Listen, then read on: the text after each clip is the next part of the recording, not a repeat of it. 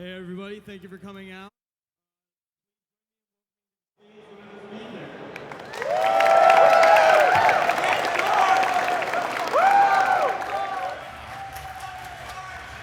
Alright, hey everyone, welcome to Super Smash Con 2017. We're Rivals of Aether, and we got some exclusive goodness for you guys today. So this is actually our third year at the convention. So we've been here since it started. This is also our biggest time at the convention. We have over 150 people in our singles bracket, which starts today. And today we're going to be revealing something awesome. So I'm Dan Fernacey. I had a little bit to do with the development of Rivals of Aether. I'm Trevor Youngblood. I'm the programmer. I'm George Rogers. I'm the community manager. I'm still George Rogers, and I'm the community manager. Yeah, George. All right, so without much delay, let's get in and see what we got.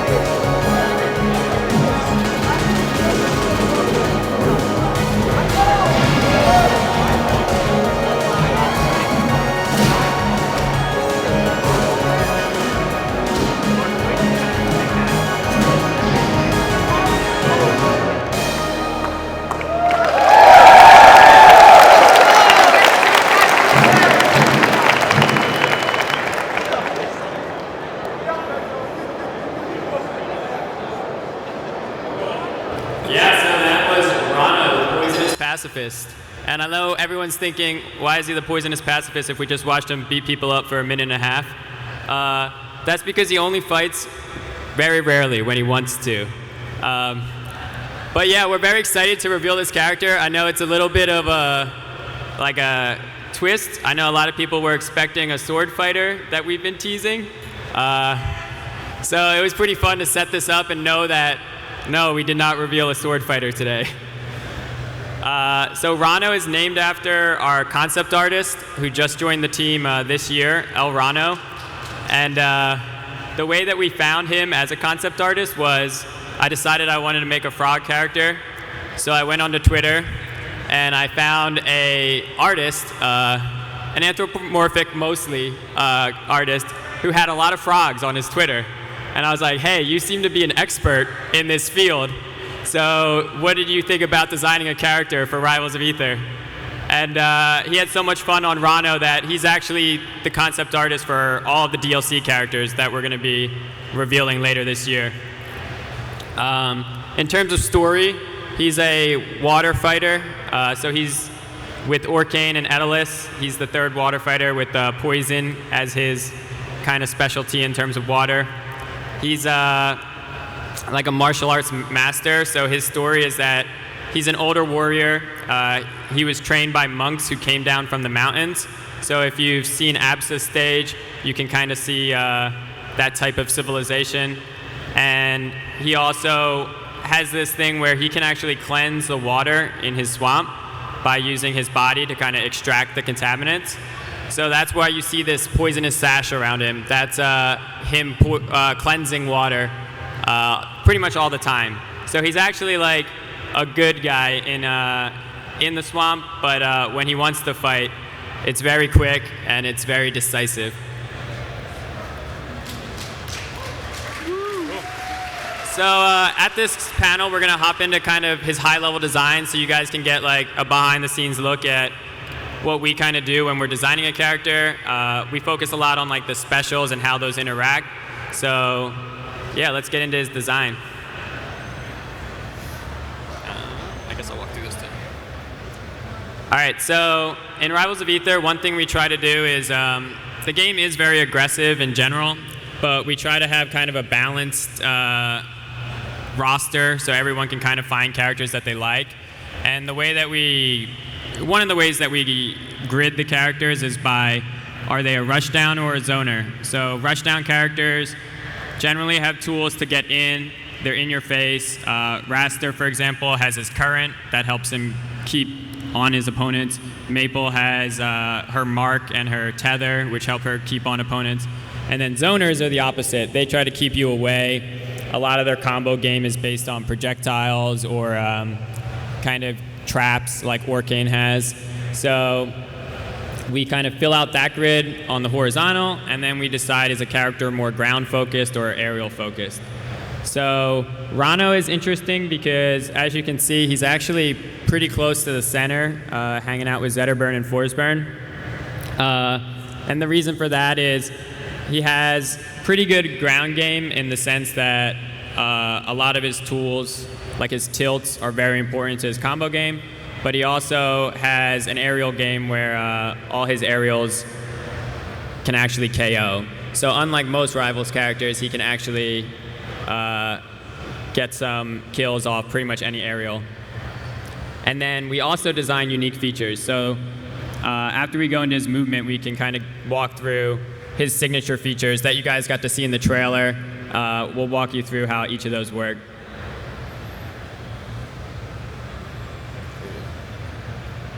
All right, so his movement, he's definitely like kind of in the middle of the road in terms of Rivals, which means he would be a pretty fast character in most other games. He has good horizontal ground speed. He's slower than Maple, but he's faster than Zetterburn on the ground. But his max speed in the air is actually pretty low. So what that means is for his combo game to work, you kind of have to consistently land to combo. So that kind of fits his motif of being a frog. We want you to basically land and jump to do your combo game. He also has low gravity compared to other Rivals, so he's able to string a lot of aerials together. A bit like Raster in that regard, but his aerials are faster, so you'll see a lot of his combo game is stringing multiple aerials in one jump. And then finally, he actually has a new mechanic that we added for Rano to kind of fit his frog motif. We gave him a super jump. So if you crouch and then you full hop, you actually get a third height of jump that's even higher than a full hop. And if you look in the bottom example here, you can kind of see him do it at the very end with the up air. Normally, you wouldn't be able to reach that high in like a full hop. So that's something that he has because he's a frog and he likes to jump. Do you want to say anything about movement? Nope. All right. One time I just do this. All right. So his passive, this is something that, oddly enough, when we design characters, a lot of times in a game like Super Smash Brothers, you wouldn't really, most characters don't even have what you would call a passive, but I think like half the Rivals characters do have passives. Something like Zetterburn's Fire, for example, was the first one we did, where a lot of his specials light his opponent on fire. We also have Maple's Mark. Trying to think of others. I guess like Forsburn Smoke isn't really a passive, but it kind of is. Just things like that where kind of all of their abilities feed into it. So Rano's is Poison. I guess he's most similar to Zetterburn in the sense that he's putting his status on his opponents. So his specials, his strong attacks, and his jab combo all apply poison stacks. And poison can stack up to 4 times. So his forward special is his darts. They apply 1 stack for each dart. His up special also fires darts, and that's 1 stack as well. His strong attack, each of his strong attacks apply 2 stacks. So if you did a combo and you put 2 strong attacks in it, your opponent would be full on poison immediately.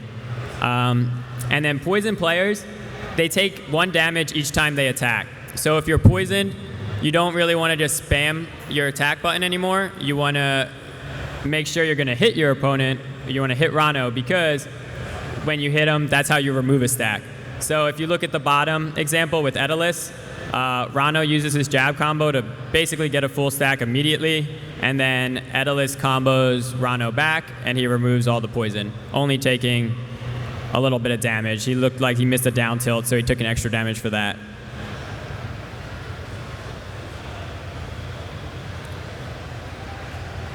Cool. And then the neutral special, this is his zoning move, so this is why you wouldn't necessarily place Rano all the way on rushdown, because he does have a trap, kind of like Orcane.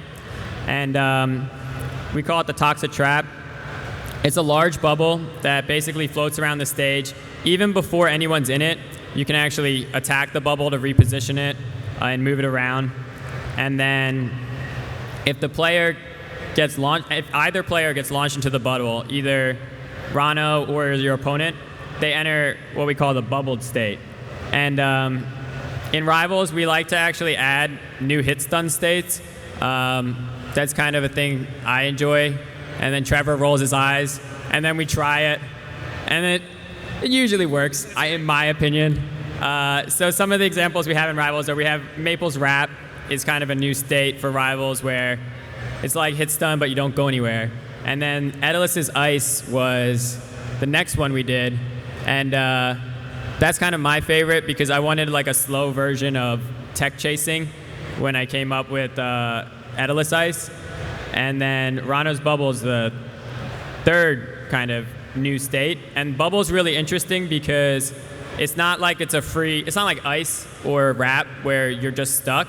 The person in the bubble has pretty good control of where the bubble is going to go. And they also have DI on every hit that they get. So you'll see, as most of the video clips we have are of sweet combos, but there's just as many clips of the person in the bubble just being really tricky and basically dodging everything Rano tries to do, but just barely, like just out of range. You're just like a little bit too far away. And that's a kind of fun mechanic that you would only get on Rano, in like the way that you have to dodge when you're in a bubble. And then the final thing about the bubbled state is the length of it is determined on how many poison stacks you have. So if you have no stacks and you get launched into the bubble, it's not really that scary. If you look, Rano gets launched in right there with no stacks. He's not in it for very long. But if you have 4 stacks and you get launched in the bubble, you're going to take a lot of damage, because you're going to be in there for a long time.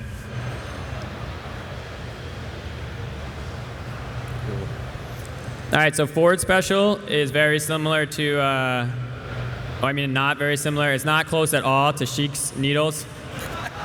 But it's kind of Sheik's Needles. So the only difference between it and Sheik is, unlike Sheik's Needles, when you fire all of them, when you fire them charged, we actually have them spread out, kind of like a shotgun effect. And it's really cool to use on the ground, because when you fire them on the ground, 1 fires in a straight line, but 4 fires in a spread going up. So you can actually catch jumping opponents with that. And each dart applies 1 stack. If you're fully charged and you fire at someone right in front of you, you can actually get all 4 darts to hit, and basically get a full poison stack immediately. And then you can also press dodge to stop and store the charge, just like nothing like Sheik does in Super Smash Brothers. It's not like that at all. But yeah, that's actually probably my favorite special on Rano, because it's a great combo extender. We don't really have a lot of moves in Rivals that send diagonal down at this angle. So if someone DIs out and gets out of the combo, you can often fire a single dart to make your combo even longer.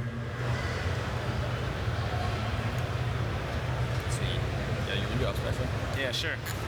All right, I'm going to talk about the up special a little bit. It's called Poison Spin. So you might have seen in the trailer, there's a couple of different things you can do with this move. Just by itself, it's not the strongest, because the recovery distance and the speed is kind of slow and you don't go very far. But it gives you a couple of mix-ups. So the first clip we show the spin version of that. And you can do the first half of the up B and go into the spin, and this puts out a bunch of poison darts. You can't aim the darts, but it's kind of deceptive because they actually cover a lot of space. So like this Force Burn's trying to approach, and it stops him. And that also gives you stacks, so it sets you up for a combo. The other thing you can do with it is press down special during the lunge to dive kick, and that gives you a really fast downward hitbox that's good for recovery also. So you can see that in the second clip. Go ahead. Yeah, so the down special kick is nice because it's a dive kick in Rivals, but you can also ledge cancel it. So not only is it useful for recovery, but I like to use it on stage to try to get sweet ledge cancel combos, which means when I do it, I basically miss the ledge cancel and don't get any combo. But it looks really sweet when you do because you can basically get instant aerials immediately after hitting it. I think it's also one of our first attacks to actually hit below the platform. So if you dive kick on top of a platform, you can hit someone below it, which is pretty sweet. Yeah, it's kind of like Game & Watch in a lot of the Smash games where you can put his key like under the platform. Yeah. I think that's it on this, right? Yeah, I think that's it. Yeah. Cool, that's up special. The Toxic Tongue is one of my favorite moves. So this is one we saw in the trailer a lot too. He spits out his tongue. It has a hitbox on the end that grabs anyone and pulls you into Rano. He eats you and spits you out as a bubble. And like we talked about the bubble state a little bit before, that depends how many poison stacks you have for how long it's gonna last. The move is great in a lot of ways just because of how slow it is and how long it lasts. Like you'd think, oh, these tether moves like aren't very useful in competitive play, but a lot of times we catch people when we were playing, at least between us, like people parry or they do like a roll and it just lasts so long and it goes so far that you grab them and you can start a new combo. It also goes diagonal in the air, so diagonal down again. So that's another coverage option he has, how we talked about the darts too, that you can do. It freezes you in the air too, so it gives good coverage. Yeah, and then the last thing it's really good for is movement. So I think we might have a clip there where he uses his down special on the ground, and anything he hits with the tongue he'll pull him towards it, and he keeps that momentum. So you can even do it on the side of the stage to get back to the stage as a mix-up. You can do it on the stage to like rapidly approach someone, and they're not going to be expecting it, and it just gives you a lot of movement options. Yeah, so the tongue is a really fun movement option because it's kind of like a new one we have in Rivals that it's a bit of a high-risk movement option because when you're getting pulled in, you're basically accelerating towards the ground. And to get the kind of best hop out of it, you want to double jump right before you hit the ground. So if you mess up and you go into the ground, the friction kills a lot of your speed. So you want to like get these perfect hops by like basically hitting it the frame before. And it's kind of fun because while you can mess it up, when you do get it perfect, it feels really good to like just fling yourself at somebody and catch them with like a forward air. Because Rano's forward air, like you can see in most of these GIFs, it's really good. It has a horizontal kill box at the front, and then it also has a spike hitbox at the bottom.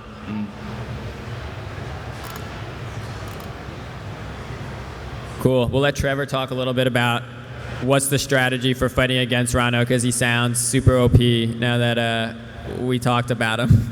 Yeah, so this character is very light, a lot like Maple. And his recovery is really exploitable, so what you really want to do is hit him off stage and keep him there for as long as possible. He also doesn't have disjoints like at all, besides the tongue. So if you can keep him out with disjoints or just outrange him, it's really useful. You can use your own poison state to bait him into coming in to attack you, and it's just really useful. He does have a really good projectile, so trying to out-zone him can be bad for you if you try to do that. And then he has a lot of mix-ups in his recovery, but none of them are individually strong by themselves. So as long as you cover, like you can wait out and cover them pretty easily. Yeah, so pretty much every one of his specials can be used off stage to kind of delay his way back. But if you watched his gameplay, his up special isn't very far. So if you just kind of wait for him to have to use up special, you can usually punish him there. I know I played the Rano versus Rano matchup a lot, and this character edge guards himself so well. Like, once you get the other Rano off stage, you have like 100 options you can do. I like to like just throw darts and get him fully poisoned while he's off stage, and then you bubble him, and then you knock the bubble back off stage, which is pretty fun. Because when you're in a bubble, you can actually get KO'd. You don't go very far from every hit, but if you get sent into the blast zone, you can still die. So it's not always smart to like drift super far off stage. Sure, you might get away from the Rano comboing you, but you could also get forward aired and get taken out. Sweet. So yeah, that's Rano. He'll be joining the game later this year, so we don't have a release date on him yet, but we're working on a new character for each element that will be coming in 2017. So Rano is the first of those 4, and he's, like I said, he's the water character. We're super excited. He's actually going to be playable here at Super Smash Con. So, yeah.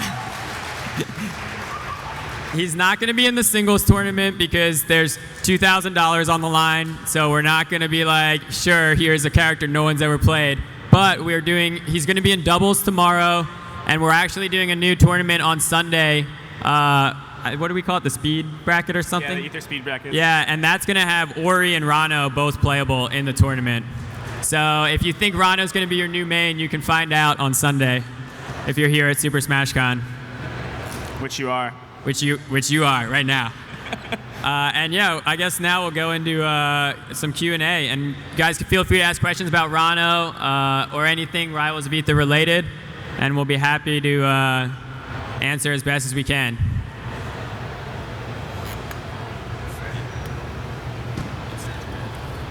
Is there someone with a mic? I don't know how you ask questions though. Yeah. Just yell it at me. I guess just approach us. Approach us for a question. All right.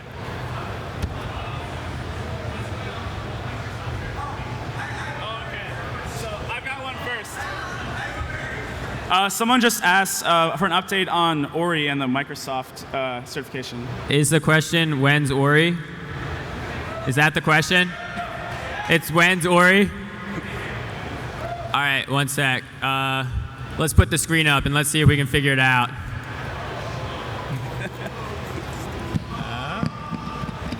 don't want to wait. I don't want to play it. Oh, yeah. That's good. All right, let's see.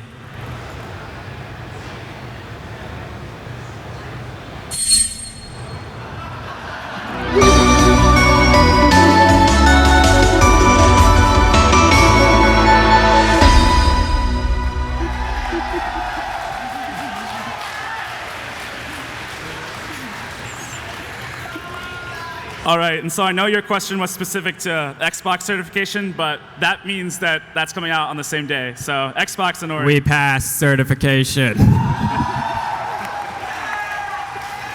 Barely, very barely. We had to get a bunch of exceptions, but it worked.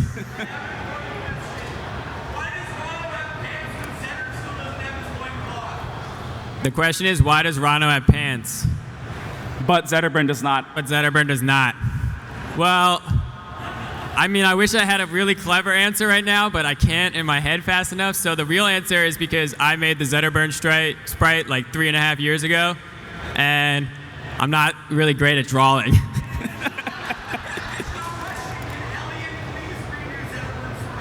All right, so we actually did think about redoing Zetterburn completely, and we've talked about it, but one of the reasons we haven't is if we had Elian do it, it takes just about as long as a new character. So we'd rather him be focusing on new characters. We do have another artist who's working on rival sprites now, so maybe we'll do Zetterburn, but I think we get a lot more bang for the buck right now making new characters, since they're pretty cool. Yeah, sorry about the loincloth. For all you fans of Zetterburn's loincloth.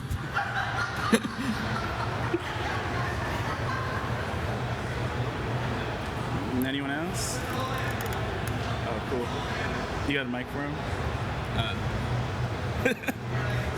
Sorry, we're just trying to direct the stage help with the microphone. All right, so this is sort of like a follow-up to the whole Ori release date and everything. I know you said that the new character you showed off today was the first of 4, so the other 3 are just going to be like completely original characters, right? And like on that note, are you looking into any other potential, guest characters in the way that Ori was revealed? And I know that brought up a lot of hype and a lot of attention in this game in particular, just coming off the hype for Ori and all that. Yeah, so the question was, are we looking into other guest characters? And I assumed the other 3 are original. So yeah, so right now our order is we're working on 3 more original characters. They're up next. We're pretty far into the second one that we've done after Rano. And then we have 2 more that are designed but not sprited or anything yet. And then after that, we are planning on doing 1 more guest character. And we're already talking to some indie game developers about who would be the best fit. So yeah, just hit us up on Twitter if you have recommendations that aren't Carr from Rocket League. Because I have already gotten that recommendation like 100 times, I want to say. And I just don't know if it's that great of a recommendation, honestly. But thanks, AlphaRad, for that one.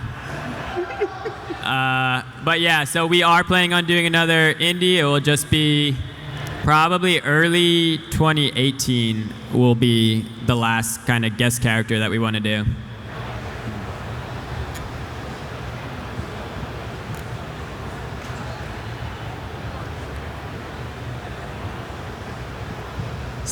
Is there ever going to be like a Linux port? Linux? All right, so the main reason we don't have Linux and Mac right now is because we don't have netcode for either of those platforms. So eventually we do want to have both of them on Steam because we said we were going to do it, and also because we want everyone to play it if they buy the game on Steam. But we have to either decide, can we get a netcode solution, or are we just going to release a local only for both Mac and Linux, which is a little bit lame, but it might be our only option at this point. So I would say as we finish up DLC, we're going to either bite the bullet and just release local, or we'll hopefully be able to get, like I said, an online supported version. So wait until probably early next year would be your best bet for having either of those platforms.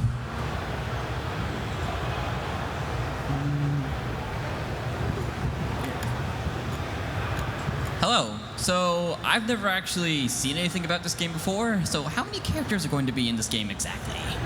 Right. So he hasn't seen the game, so he asked how many characters are in Rivals. So we launched with 8 in March on Steam. There was 2 for each element. So we have fire, water, air, earth. And then, for example, fire, we have a Zetterburn, he's fire, and Forsburn, smoke. And then in June, we revealed Ori as our first DLC. So that's was a guest character. So that gets us up to 9. Then we're going to do 4 DLC that are original. So that's 13. And then 1 more indie guest. We'll wrap it up at 14 sometime next year.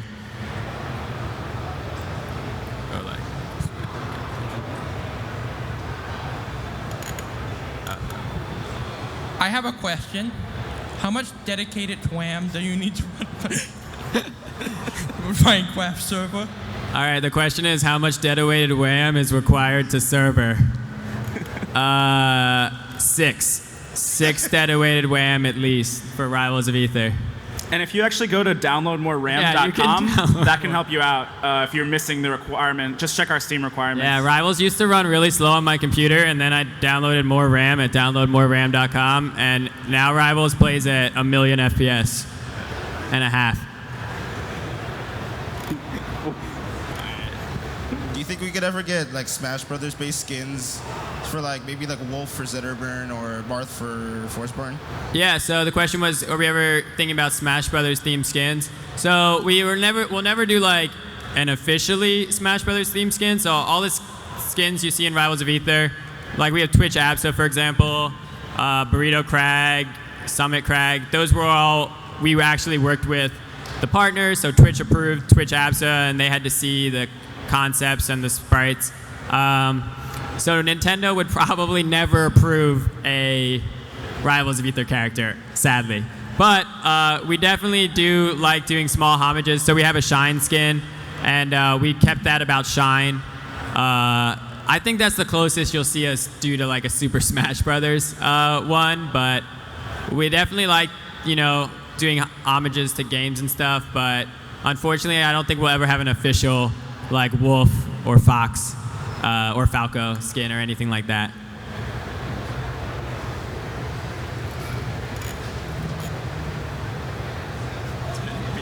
Will there ever be a sword character? Yes. So I'll let Trevor answer this a little bit. I said before that I wanted to give Trevor a character to design because he's been asking for a simpler character, kind of like Zetterburn, for a long time now. So I gave him the sword character. But then after he worked on it for a bit, I looked at the design and tried to complicate it because that's what I do.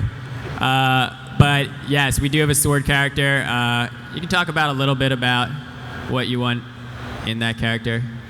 Yeah, so what I really wanted was another simple character, like he said, something that's not like managing a puddle or like worrying about smoke charges, stuff like that.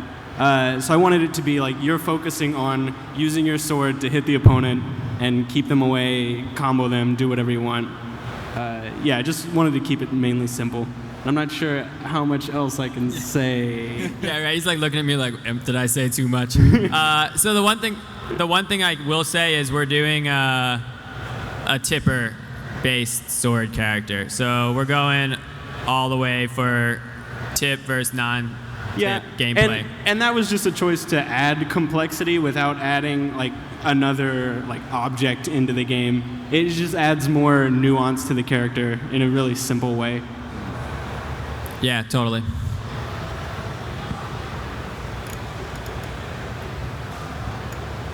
Do you think you're going to... Are there any plans for some sort of interaction with Steam Workshop? Yeah, so the question is, do we have plans for Steam Workshop? So, sort of, we want to, but we haven't actually put a lot of resources into it. So ideally, it would be awesome to do just characters on Steam Workshop down the road. The struggle is going to be how much work that is to get it set up with, we use GameMaker Studio, so some things are really easy in GameMaker and some things are incredibly difficult. We do know that other GameMaker games do have Steam Workshop, so there's definitely like a path, but our challenge will be none of us are really experienced in it, so we want to do it, but we probably would hire like another GameMaker dev to like come in and set that up for us, and that would be once we're done all the DLC, we'd focus on that, not till we're done filling out the roster the way we want.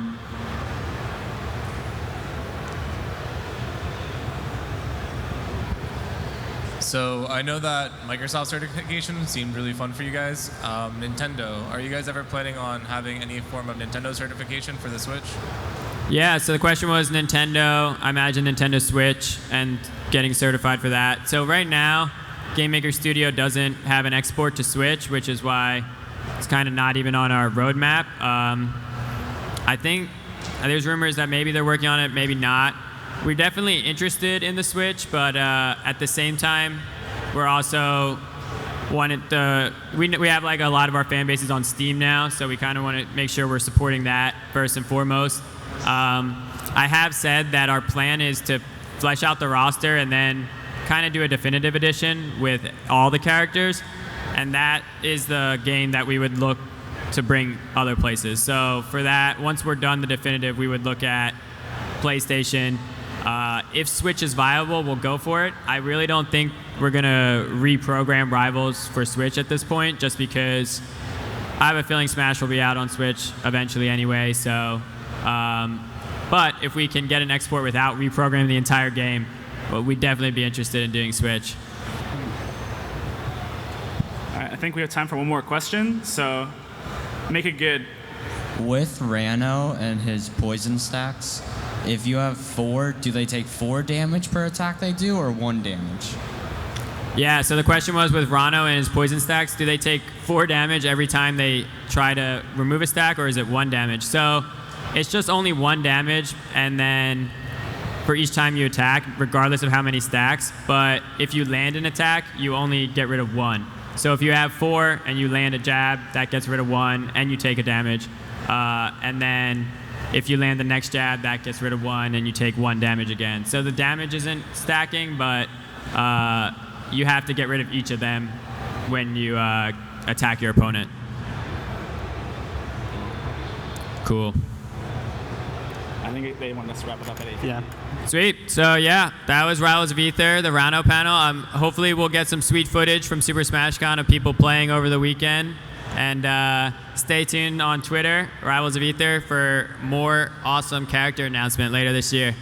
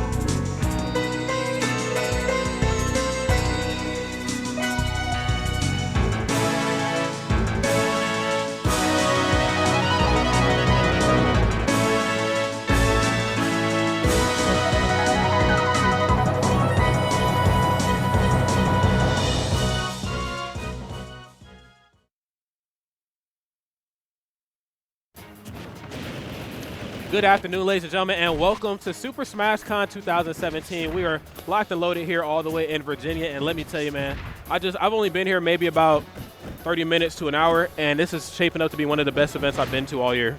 Yo, this venue is crazy looking. There's so many setups like all over the place to play games. Yep. And not to account for the booths everywhere. There's like tons of stores selling all sorts of like Nintendo fan-based merchandise, fan art, key charms, paintings, whatever you want. Yeah. And they also got some games. I saw that they have some tournaments going on outside of Smash. You know, they got Brawl Outs, Assault Rivals of Aether. Yeah. So just like celebrating like the platform fighter genre. That's what Super Smash Con's all about, man. Yeah, just celebrating the competitive edge. So welcome, Super Smash Con.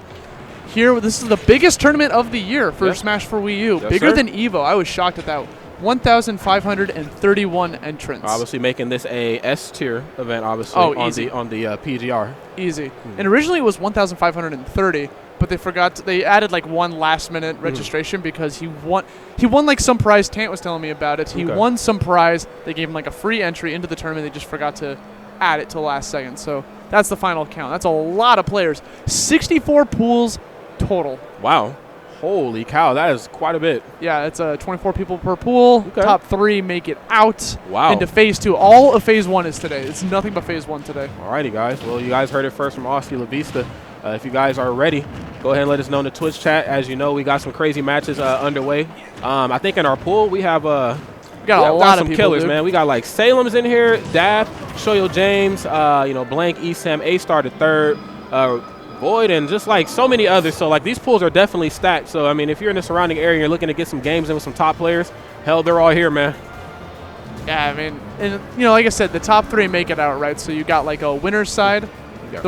So when you get to winners finals of the pools, top 2 players, win or lose, make it out into the next bracket. Like you don't get sent to losers finals in that pool. You're just guaranteed out if you make it to winners finals. So that's always like a relief off of people's,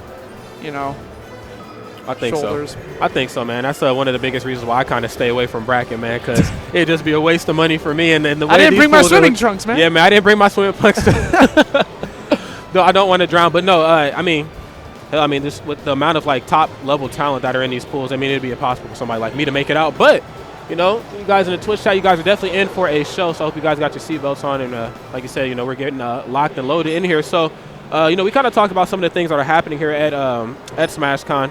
Other than like obviously the side platform events, we have I think Super Soul Bros is here. Oh yes, one of my favorite bands, dude. And I'm not exactly sure if their performance is going to be streamed, but if it is, I hope so, dude. I hope so, yeah. Great band. I was first introduced to them last Super Smash Con 2016 when they played. Yeah, they played like Chrono Trigger music really well, like the main theme, but like all jazzed up, and they added some like bars to it. And I was like, okay, let's go. Let's go. It reminds me of like the Rich Brown band. Yes, sir. It's also jazz. So there's always that as well. But it looks like we're going to be starting up our first match of the day. I believe it's going to be Equinox versus Pandemic Potato. Pandemic Potato.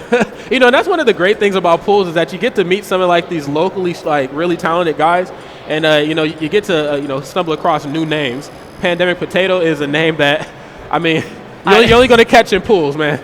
You're only going to catch a name like that in pools. No, dude, I need a top 8 Pandemic Potato, man. Like, the man plays Rosalina and Luma from the MDVA area. Okay. And his opponent, Equinox Cloud from Pennsylvania. So, a little bit of a travel. Still an East Coast match. Yes, sir. Just Tri-State versus the MDVA. So we'll see who comes up on top of round 1 or 2 of this pools. Yeah. Now, I have a question. Rod, who do you think is going to win this tournament? I know that's a loaded question that gets asked all the time, but who are you feeling? Put my money on Salem, man.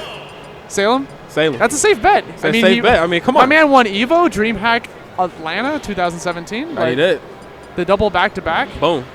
He's definitely on the rise. The Salem Witch Hunt trials, they're... I knew you were going to say that. I knew you were going to say that. I read it online. Come on, man. All right, you got it, man.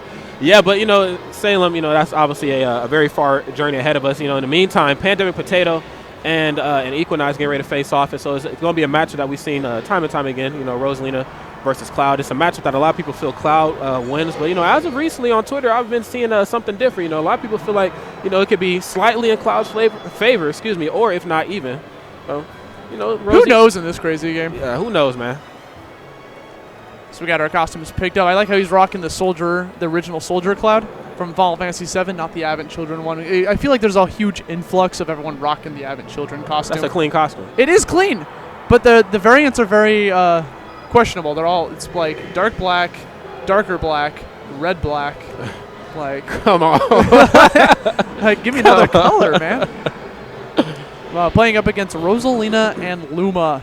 Now, these pools are going to be best 2 of 3 today, so you only get like 2 games and you're out. Yep, that's it. So I hope they got their big boy pants on because I tell you, there's a lot of money on the line here. I'm not exactly sure what the pop bonus is, but I'm sure there has to be one in order for this to be obviously an S-tier tournament. So there's quite a bit of money on the line, but this is just pools. They got a very, very long journey ahead of themselves. Right. So I think they're looks like they're waiting to get like the go-ahead. Mental counter pick here. Yeah, they're thinking this hard about what stage they want to counter. All right, let's go. It looks like they got the okay. Starting on Smashville. Bread and butter, no warm-ups here today. I saw the fist bump. We are diving right in. Alrighty. Cloud versus Rosalina. Alrighty, and fresh out the gate, Pandemic Potato doing what a lot of Cloud mains like to, just go for like that quick charge and see how, it kind of gets in your opponent's head. They kind of want to see how long the opponent will let them do it. And Cloud's going to be able to have that tool of having a disjointed hitbox with the Buster Sword. Yes, sir. Of being able to just kind of smack Luma up with that attack. It's such a large hitbox. Able to, even if it hits the shield, it's still going to hit Luma. Cloud has so many tools to deal with just knocking Luma off stage. That he does. Oh, okay. Trying to sneak in an up smash there. Equinox kind of playing that one smart, as you know. Rosie, a very strong character, especially, when you're especially when your feet are off the ground and you're trying to land. So I like the fact that he used this dare to try to give himself some coverage. Oh, my God. That shouldn't be enough to do it, but definitely enough to send a message. I mean, Equinox saw an opening, so he just decided to let that cross slash rip, sending him off stage. Pandemic without a Luma. What the heck? Just challenged him with that down air, sending Pandemic Potato to the blast zone. Oh, come on, man. Now, you knew better than that. You seen it coming. He threw it out right when the match started. He was hungry to get some pressure with those up airs. Rosalina and Luma just is able to pressure their opponents by keeping them above them with a constant barrage of up airs. But now we see Equinox feeling himself, catching him that landing with a forward smash. Yeah, turnaround forward smash at that, man. His reads are very much through the roof here right now. Equinox kind of dancing around him. Oh, but finding a few openings here. It's the triple up air, one and done. Luma is out of there. Trying to connect that neutral air into a combo, possibly a dash attack, but just a little bit too much damage for it to connect. There it is. We could see a turnaround situation. I like the fact that he stalled out with this normal cross slash there to kind of, try to snap a ledge or possibly get up underneath it. But speaking of getting underneath, Pandemic Potato with the up air. It was surprising to see Pandemic go for that again. The first stock that he decided to attempt that with, Equinox challenged him with a down air, spiking him. But my man shows no fear, coming back pretty strong. But he's off stage against Equinox, but he still has Luma on deck. Uh-oh. Okay, trying to reset a very good situation there. Oh, slightly mispositioned there with the forward smash and trying to cross him. Oh, my God. He is hungry for that forward smash, throwing it out constantly, fishing for a kill, because if he lands it, that will be the game. Yeah, he's hungry. A Pandemic chilling on that ledge, possibly timing him out. Oh, no. Oh, no! Wait, he back threw him against the stage, and then just bada bing, he's gone. The heck? Equinox had so much control that entire game. What happened? It's just, I'm telling you, just one false move, and that is the game you play versus Rosalina and Luma, man. She will just turn a negative situation to a very positive one at the drop of a hat. He got greedy. He was sitting on that platform, baiting him to approach him. I felt like Equinox was just kind of hungry to get the kill over with, get the game over with when, Pandemic was just chilling on the ledge, waiting for Luma to spawn back in. It's like, oh, you're going to approach me? I'm going to shield, grab, back throw, back air, done. Well, Equinox played a very slow-paced, game. He kind of played, the Pandemic Potatoes like him, but once he got that spike, it kind of seemed like he got a surge of momentum. He was just like, you know what? I got this. I can do it. Then we started seeing, like, the Randall, forward smashes. He started dancing around him with the, the back airs and things and such. Just got a little bit too aggressive and kind of played into Pandemic Potatoes' trap. Slow and Steady is always going to win the race here going up against a Rosalina and Luma. You're never going to catch an aggressive one, really. Okay. Already catching him with that up air, but Equinox responding in kind with a down air. Still on the ground. Nice catch with that cross slash, dealing an easy 19 damage. Uh-oh. Just slid in with that down tilt, just like underneath Luma. Slid for home base. Okay. Man's playing for home team. He gets hit by that dash attack. Nice up tilt, catching him on his landing. Okay. Attempting to juggle him up above him. Definitely had a pretty interesting trade right there. The down air for Rosalina's up air. Uh-oh. Oh, bad read. Oh, and then reads the roll backwards. I like what I'm seeing here. Don't touch that platform. Again, I told you not to touch it. Everyone wants to approach their opponent on that platform, but then they're leaving themselves wide open for a huge punish. Yeah, he wanted to go for possibly a shield grab forward throw, but it was a little late on the trigger. Sorry, still has a lot of life left to live. But right as I say that, though, almost falls victim to a dash attack. And I noticed that Pandemic was trying to catch that landing because Equinox did use his double jump, and he managed to hit him off stage with no Smashville platform there. Could lead into an easy edge guard. And that was some questionable DI coming from Pandemic. Still living, though. Yeah, barely, though. Okay, not able to connect that time with the down tilt. Really? Oh, my God, and it's the last hit that counts. Catching that, I mean, that option covers so many different ledge options. Covers the normal get up, the ledge jump, ledge attack. I mean, the only thing that's going to be safe is pretty much ledge roll, or just letting go of ledge itself. Oh, yo, you're dead meat. I was actually surprised that we didn't see, like, because what a lot of Rosalina and Lumas go for, they go for the fall off and then they throw the up air out right on the ledge to kind of give himself that overhead covers, but he actually I guess he was really confident there. And Equinox hungry for the forward smashes again. He's starving for them. Yeah, get this man a sandwich. Okay, Luma looks to be out of the picture here just for a little bit, but that's not to say Rosalina can't combat on her own. Okay, Equinox learning this time, chilling back, but letting Pandemic come back to him. Throwing out some Blade Beam, neutral Blade Beam just to apply some more damage, but he seems to be insanely hyper-aggressive against him. You got it. Okay, gets in between Rosalina and Luma. Oh, my God. Like, that was a spike hitbox, and now he's sending him off with a forward smash, catching the landing start, launch start. I tell you, the things Luma goes through for Rosalina. Oh, slightly mispositioned there on the finishing touch. Interesting. Now, you mentioned that Equinox needs a sandwich because, my man, it needs to be a ham sandwich because he is going ham with that finishing touch. He very much is. He's at 96%, tries to get the spike, but you know what? He got Luma. 13 seconds of Luma-less might be the edge he needs. What are you going for? Again, another turnaround forward smash. This man is going for a lot here. Okay, again, I like the stalled out recovery there using the cross slash. Didn't want to go for a high recovery, not versus Rosalina and Luma. That's never a safe bet. Oh, that actually, what?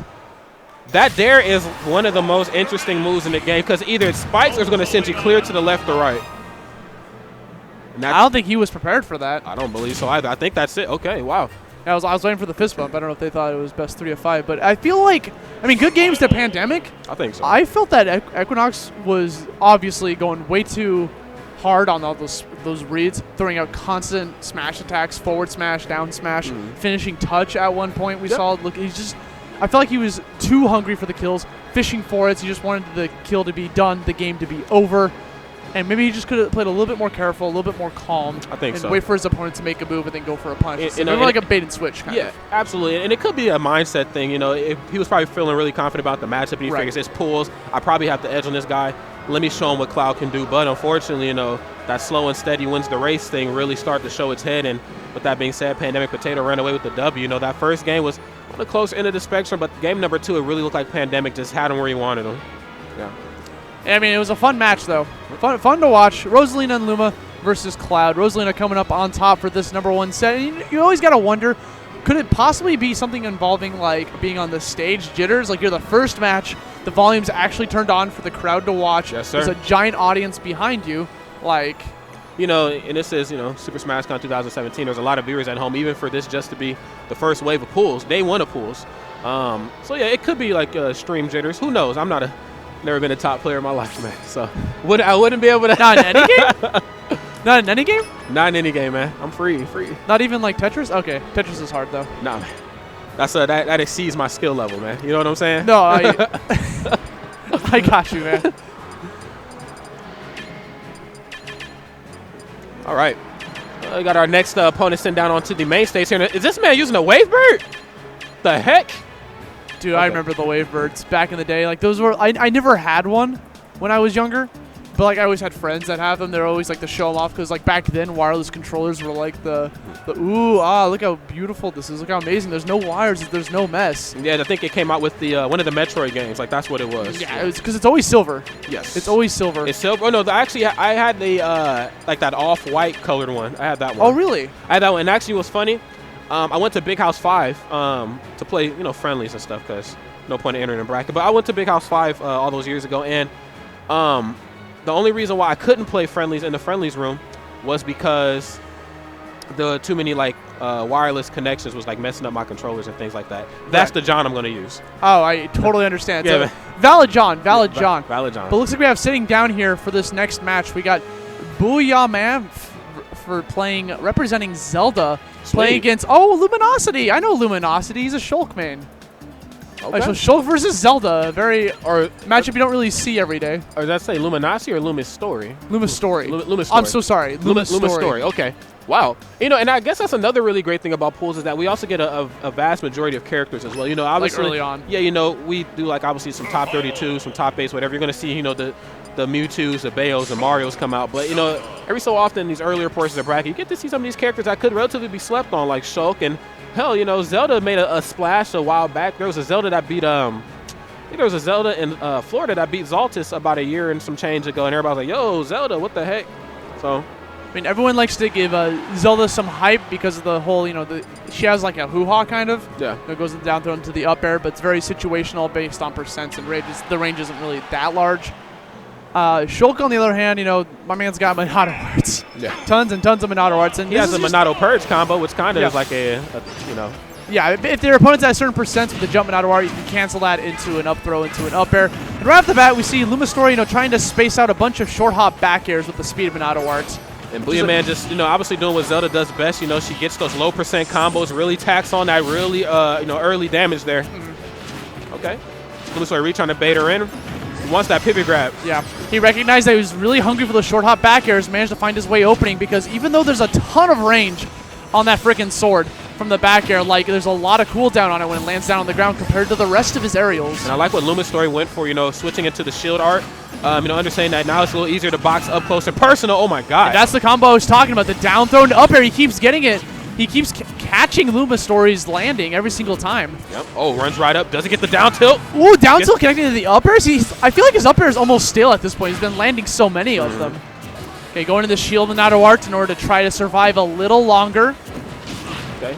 Up throw, interesting. Try to sneak in an up tilt there. I like it. Trying to cover those lackluster landing options that she sometimes has. Yeah. Oh my backslash! Right in the back, Austin. Yo, I need a back scratch. What the heck? My man is gone. The simple down tilt into up air conversion. We're back to 1 stocks apiece. Easy come, easy go.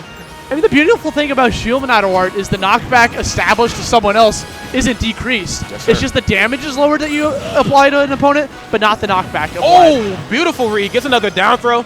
I like the low percent combo he's going for this time. Oh, he gets another one. He's starting to become super obvious with his landings. He's going back into Shield Monado Art and try to find some ground. What's funny, Booyah Man was actually trying to implement walking, when the match starts, but now he's going for this try. Oh, gets the dare. Up tilt. He waits. My man was in Shield Monado Art. Where'd he go? What the heck? I've never seen us tossing like that. What the heck, Austin? He got slapped up. Oh, no. That is what Zelda does, ladies and gentlemen. She gets in on you, and when she gets in, she stays in sometimes. She's like that freeloading roommate you can't get off your couch. Oh, my God. Wow. And these are just pools. These are just the matches to kick off the day. If this is anything reminiscent of what top 8 is going to be, I'm in. I'm in. All right. Let's move into game number 2 here. Let's see things play out a little differently for, Lumistory. Yeah, we see the battlefield counter pick. Obviously, Lumistory wants some platforms to work with. Able to get a lot of good combos right after off of that pivot grab. They played a very similar game, when the match first started in game number 1. They were going for a lot of pivot grab reads, a lot of just fall away back airs and things like that. Really trying to bait the opponent in, but it just looks like, Booyah Man had to play a little bit harder since he physically gets outranged by Shulk. And I tell you, man, it looks like he wanted it. Seeing a lot more spacing coming from Lumistory, trying to keep his guard. I mean, that was a pretty good vision coming from Lumistory. He tried to, catch the forward air that Booyah threw out. Yes, sir. Okay, gets the down tilt. He's thinking about the smash Monado Art because he's at pretty kill percent. He wants to rock vanilla. Okay. There it is. Oh, gets hit by the second swing. Okay, he switches out of that very quickly. As you know, the smash art does a ton of damage, but, you can fall back into a lot of knockback. Yeah, so in the smash Monado Art, you receive a lot of knockback when you're getting hit. It doesn't really affect damage. Now we see him off stage at 130%. Tries to catch the roll onto the stage with that forward tilt. Oh, my God. Okay. I like that. Not going for the second slash there. Really wanting to snap ledge. That was a good call out from Booyah with that forward smash.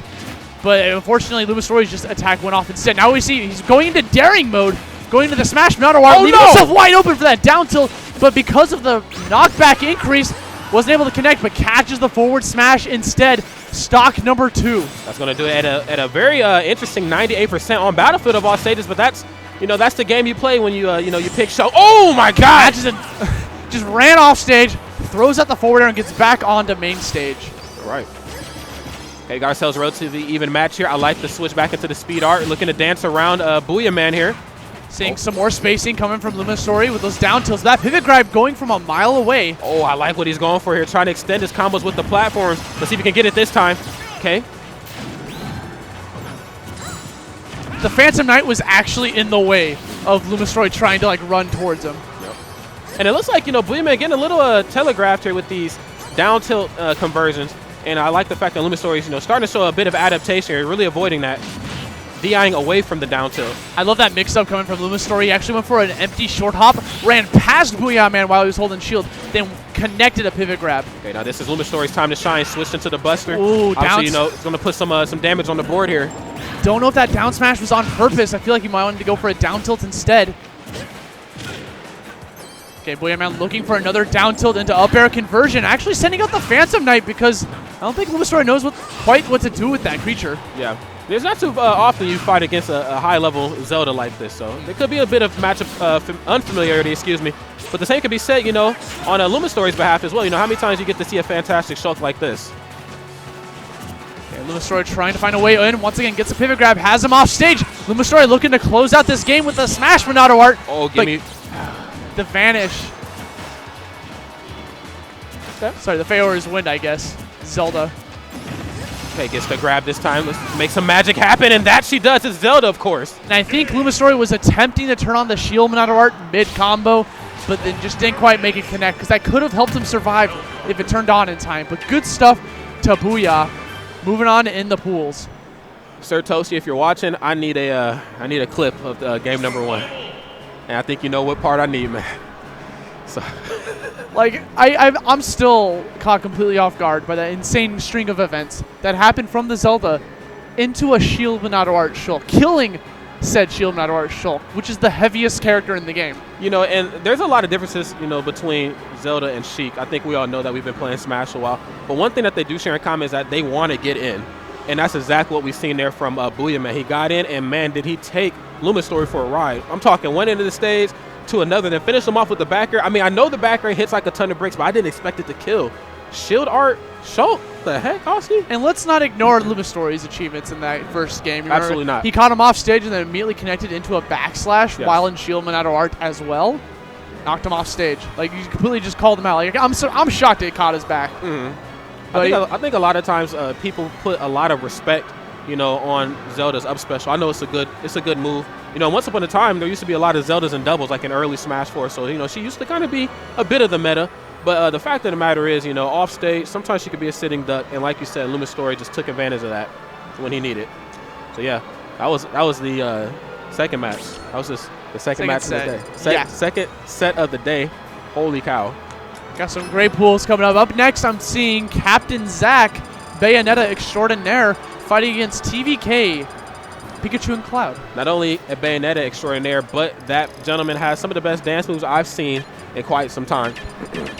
If you look on his Twitter profile, he used to be claimed as the best Bayonetta because once upon a time it was a true statement. Yeah. But ever since the rise of Salem, winning EVO, winning DreamHack, Austin, that title has been relinquished. Yes. So he actually changed his Twitter profile to best Bayonetta dancer. And he did it, without much hoopla over it, because one thing I've come to appreciate about the Bayonetta community, but regardless of how they, how the rest of the Smash community feels about Bayonetta, the Bayo community, they're very supportive of each other. They're tight-knit. Every time Salem or Saj or anybody's playing, you can bet your bottom dollar that there's going to be another Bayonetta. JK, or hell, don't even get me started on JK. That man gets hyped. That is supportive embodiment. Yeah.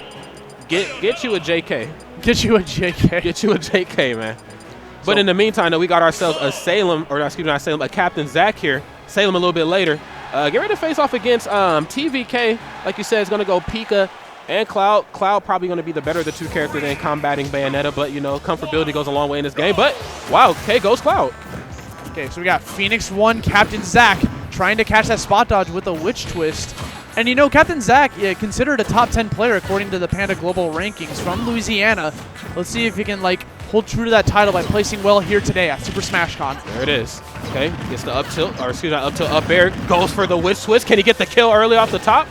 Okay. He tried to go for it, but the Witch Time will connect. Captain Zack has the get you up above me. Didn't quite get the kill because it's a little bit too high in the air, but goes for an amazing read with that up smash. Yeah, you got to remember, you can't get too aggressive versus Captain Zack because he just closes out stocks just like that. Okay. Down tilt, trying to start up the combo again. I like what I'm seeing here, and I love the patience from Captain Zack. You know, a lot of times people, you know, they tell us, you know, he's so aggressive, X, Y, and Z. I'm seeing patience here. Where is he going? Hello? The heck? Afterburner kick to afterburner kick? I thought we nerfed that. Lord Sakurai. Wow. That was a very quick game one. TVK opting to switch to his Pikachu in order to try to mix this up. What can he do against Phoenix 1 Captain Zack? Oh my God. You know, there's some whoopings you got to take with a grain of salt, and then there's a whooping from Captain Zack, man. Golly. Okay. A little bit of a better start there. Can't quite get the Witch Time out early on. Yeah, TVK getting a very early combo from the starting of up tilts. When you're fighting against someone at low percents, up tilt's a very good option for combo starting. Beautiful patience. Yes, sir. Beautiful patience there by Captain Zack. You know, waiting out the air dodge. Started back up there with another down tilt. Okay. I'm noticing the good patience from TVK myself. He actually waited for that Witch Time before connecting that down air into the ground. But as I say that, another Witch Time is connecting. No way. He tried to wait for that tech in place. Okay. Pikachu has a little bit more HP than that, all right? Okay, afterburner kick fresh off the ledge of the stage. I like what I'm seeing here. Go. Captain Zack's style of gameplay this set I'm noticing is definitely heavy read-based as he sends it back down to the ground and kills himself for just to make sure that he dies in the process. Oh, Zack. Okay, couldn't quite get the sliding heel kick, but still gets the combo. Wow, and Captain Zack is just all over this man, TVK. But TVK, though, still standing his ground there, challenging this. Oh, the sliding heel kick. Yeah, again, you know, connecting that quick attack into a Witch Time. Was that all you got? Down to himself, couldn't quite sneak in the forward smash. You know, and TVK, you know, I really like the fact that he's sticking to his guns. Understand that he couldn't quite play as aggressive with Cloud because he has that disjoint and he's easy to Witch Time. So he figures, oh, let me go for a quicker, a nimble character, a character that's harder to catch. The afterburner kick into the back air is not going to be enough to do it. TVK does have some rage, but he's got to tack on some percent against Captain Zack in order to bring this back. But yet another Witch Time. You see how stale it is. When you activate Witch Time that many times, it's barely going to last afterwards. And I think Zack is very much on the up and up about that. At this point, he's just kind of playing with this food here. He's trying to send home a message. He's like, you got to stop throwing out attacks. Okay, can't quite get the grab himself that time. Again, catches him with another Witch Twist. TVK getting eaten up here by the ABK. Okay, again, another afterburner kick that time. You don't want to give your opponent that glimmer of hope that they might be able to bring that one back. Again, is he going to mash? Do we mash? I definitely sense that whole playing with your food thing coming from Zack right now. Yeah, Zack is very much playing with his food. This man is not hungry. All right, up throw. That's going to do it. Okay. Okay, Zack. I think Zack is wearing Saj's hat, if I'm not mistaken, too. Maybe that gave him like some extra Bayo powers, like now a fusion dance or something. Yeah, that definitely. I was expecting the dance, pop off afterwards, but didn't quite happen.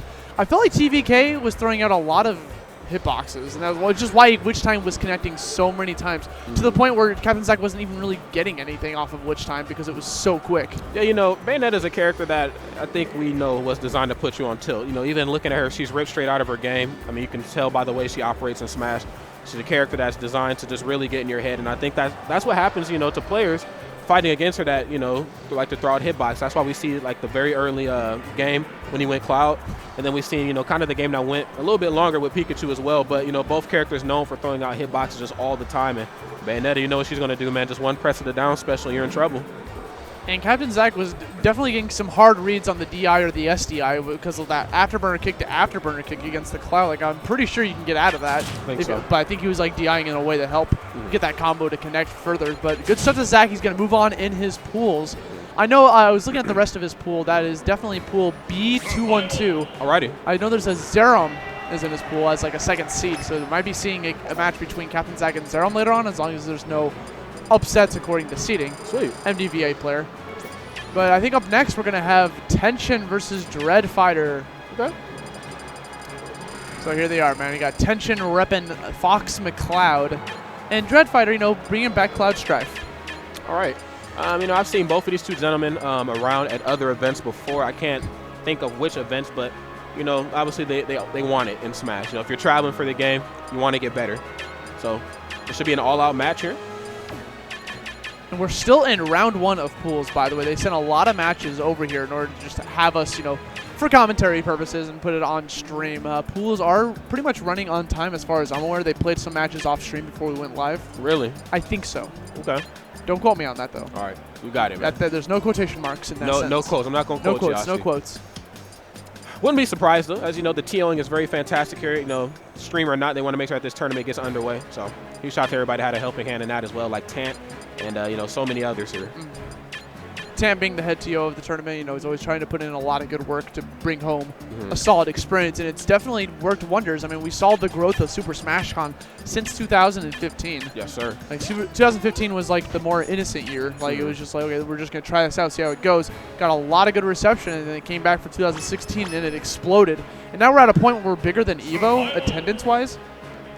You know, for a tournament, anyways. You know, there was a talk on Twitter about, you know, the tournament meta, and SmashCon definitely had something in mind that first year that's carried over very well here into 2017. You know, they're pushing the quote-unquote tournament experience. You know, this is very much more than just a tournament. It's a convention. It's very much a convention, you know, but it almost feels a little bit more than that. You know, it feels like this is what Smash is about. Right, and people always talk about how Super Smash Con is like the tournament for newer players to go to. Like they're very welcoming. I don't know how many people say their first tournament they ever went to was Super Smash Con because it's so beginner friendly. It's so, because once you know, if say you're very new at the game and you lose 2 game sets and you're already out after like playing for like a little bit, tons of friendly setups, tons of booths to explore. But that's not what we're doing right now. We got a match: Dread Fighter versus Tension. Let's go. Alrighty, man. And I can feel the tension in this match. I can cut it with a knife right now. Both of these two guys really looking to draw blood first here. Hit, yeah. There it is. And Tension, the first one to do it. Oh, couldn't quite punish the dare that time. Good turnaround from Tension, recognizing that Dread Fighter was going to hold on to his shield. I tell you, man, Fox sounds like he's in some real pain when he gets hit. All right. Okay. Really trying to bait Tension in. I like that fall away back here. Can he punish? Oh! Okay. I was going to say, can he punish the Fox and lose? You know, he was able to kind of, you know, smack Tension around on stage, but off stage, though, that's where you really want to stick it to Fox. Wow, just throws out dare right into neutral. Crazy. Little misposition there for the limit cross slash, though. He was definitely trying to catch that landing from Fox. Tension managed to get back down onto the ground, but he gets grabbed and thrown off stage. You know, he just goes for the side B to get back onto the stage willy-nilly and tries to reclaim some stage control. There it is. Now he has a bit of damage on his side. Let's see if we can kind of turn that into some magic here. You know, 104%. Still goes a very long way here in Smash 4. Oh! Yeah. Oh, nice patience there, catching his landing there with the up tilt. And Dread Fighter starting to reach that magic percent where Fox can start comboing into a kill option. Managed to get the right move. Like an up tilt or a Fox illusion could lead into some up air action. Maybe just even a raw up smash. You know, it's on the counterpoint of his mind. Yeah, but, you know, even as easy as that is for Fox, he still has to make sure he's safe, because if he whiffs anything or if he's like slightly off the mark with an aerial attack, he's going to eat a dare. Just like that, man. Just short hopping out of shield down air, completely destroying Tension's first stock. Yeah, there it is. Oh, there's a down tilt. I like it. Playing the floor is lava. The up airs are coming out here. He's really struggling to land. And he's out of jumps. He's running out of utility to get back on there, but opts to go off stage and grab the ledge to recharge his double jump. Uh-oh. Turns the situation around. Has to burn the limit. Okay, walks out, comes back in, gets the grab. This could be an opportunity, but no punish. Oh, I feel like on the fall down from Dread Fighter, Tension could have gone up and down smashed. Yeah, he could have definitely, turned that into something there. But, let him live to fight another day. That could be, his his biggest mistake here in this match, you know, not capitalizing when needed. Especially because he's about to overlap him in percent, 7% away from doing so. Roll that jab, gets a nice punch with a forward tilt, pushing him off stage again. Tension looking like he's going to lose this first game. Jumps over. Wow. That was so smart. Caught him empty hopping over the limit neutral special there, but okay, catches his recovery there. Yeah, Tension letting go of the ledge and opting to go for a Firefox to re-grab, thus getting rid of his invulnerability frames when he re-grabs the ledge, leaving himself wide open for a dash attack to take the kill. Very interesting, you know, game number 1 there. You know, Tension, first one to draw blood, started out pretty strong, but, you know, he kind of played to his strengths, but he kind of left his weaknesses very, very open. So it looks like we're going to Garden of Hope here. What a great match we got here on Pikmin. Shoutouts to Hey Pikmin, just came out on the Nintendo 3DS. Yeah. Never been much of a Pikmin fan myself. I always thought they were fun. Like the 3D games. I know that Hey Pikmin, the 3DS one's like a 2D game. I saw DeBuzz tweeting about it. Oh, He was really? also at this tournament. Wow. Okay. Well, if anybody knows anything about Pikmin Olimar, it's DeBuzz. You know? Right, so we're going straight to the town and city. Now, if this goes anything like the first game, Dreadfighter's just going to try to hit Tension and get him above him and then keep continuously keep him up in the air, camp his landings, and just enforce his will upon him. Yep. Yeah, you got that right. Same could be said there on you know, both of their ends. You know, both these two characters here are really good at punishing landings. I think, you know, Fox's, oh, nice, using the down special here to kind of stall out his landing. He's just really struggling here to land either on stage or on a platform, for the love of God. All of the overhead presses of these up airs coming from Dreadfighter are just shutting out anything that Tension tries to do to get back down onto the ground. You know, right as I say that, though, you know, this match still staying relatively close. The situations have turned around now. Okay, he has Dreadfighter off the ground. Okay, that dash attack, tried to get the punish afterwards, but didn't quite read the air dodge correctly. Here he goes again, dash attack opening him up, putting him up into the air, just goes for the raw F smash, pushing him off stage, forcing him to burn that limit. I mean, that was good coverage with that cross slash. Tension saw it coming, so he back rolled away. Yeah. Very, you know, safe and defensive read there. Okay, couldn't quite get up underneath him like how he wanted, but that back air is going to close out that first stock there on Tension's behalf. And I'm noticing this habit of Tension going for a Fox illusion into the ledge every single time, and I guarantee you that Dreadfighter might go for an opportunity, but that kind of a whiffed climb hazard just went onto the stage. Instead of opting to go for the ledge, left himself wide open for an up smash. Very uncharacteristic, you know, like you said, more clouds. More times than not, they'll try to go for the ledge. But if they see like the pressure might be a little too thick, you know, on that ledge of the stage, they might actually, you know, try to go for the high recovery to kind of, you know, knock the opponent away. But, you know, Tension just didn't really have any damage for that anyway, so. Okay. It's a regular cross slash, 1% differential. Oh, catches the Fox illusion, gets the down throw. Now he has him right where he wants him, above him. It's back down to the ground, limit break, ready to go, giving him that enhanced speed. Dash tag, nice, gets the short hop up air. Are you looking to put on some percent here? I like what I'm seeing. You know, and they are, you know, him, Dreadfighter, you know, just kind of rolling around. And it looks like Tension's starting to kind of pick up on that. He's starting to catch his rolls with, you know, the 1-2 jab, which, you know, can convert into, you know, bigger opportunities. Every single time he opens him up with that dash attack to combo into an up air, Dreadfighter's been air dodging every single time. He's trying to wait for it, but he actually lands down onto the ground, gives him the drill twister from the down air, and connects that into a kill up smash. We've seen that combo work time and time again over many different iterations of Smash, and it hurts all the same here in Smash 4. Yeah, at least drill shines like. God, man. Yeah. I'm glad that's not in this game, man. Okay, we're going into game 3. Cloud's counter pick going straight to Dreamland 64. Okay. Very similar to Battlefield with the tri-platforms, just a slightly smaller ceiling. And also, you know, we got Wispy Woods in the background blowing some wind every now and then. Yeah, don't get me started on him, man. You can be as comfortable as you want on this stage. But if you don't know the Wispy matchup, you're going to be in for a world of hurt. Just stick to being a first boss of a Kirby game, man. Right. Okay. We're seeing a lot of dancing around on the platforms here. Gets out of it, attacks on a clean 19 with that cross slash. Okay, kind of air dodged into the ground, you know, leave himself wide open. I guess that was kind of a panic option. Possibly. Okay, again, you know, his utilization of a jab here, you know, something so simple, but yet, you know, it just opens up so many doors for you, but speed again opened up. Tension opting to go for the Fox Illusion to escape combo. Okay. Good tomahawk there. Couldn't quite catch the landing with the dash attack. You know, even despite, you know, Cloud with the limit, a little faster on, I want to say foot, but he's kind of just like flying towards the opponent. Faster run speed. Okay, catches him holding his shield. Gonna Fox Illusion into the ledge.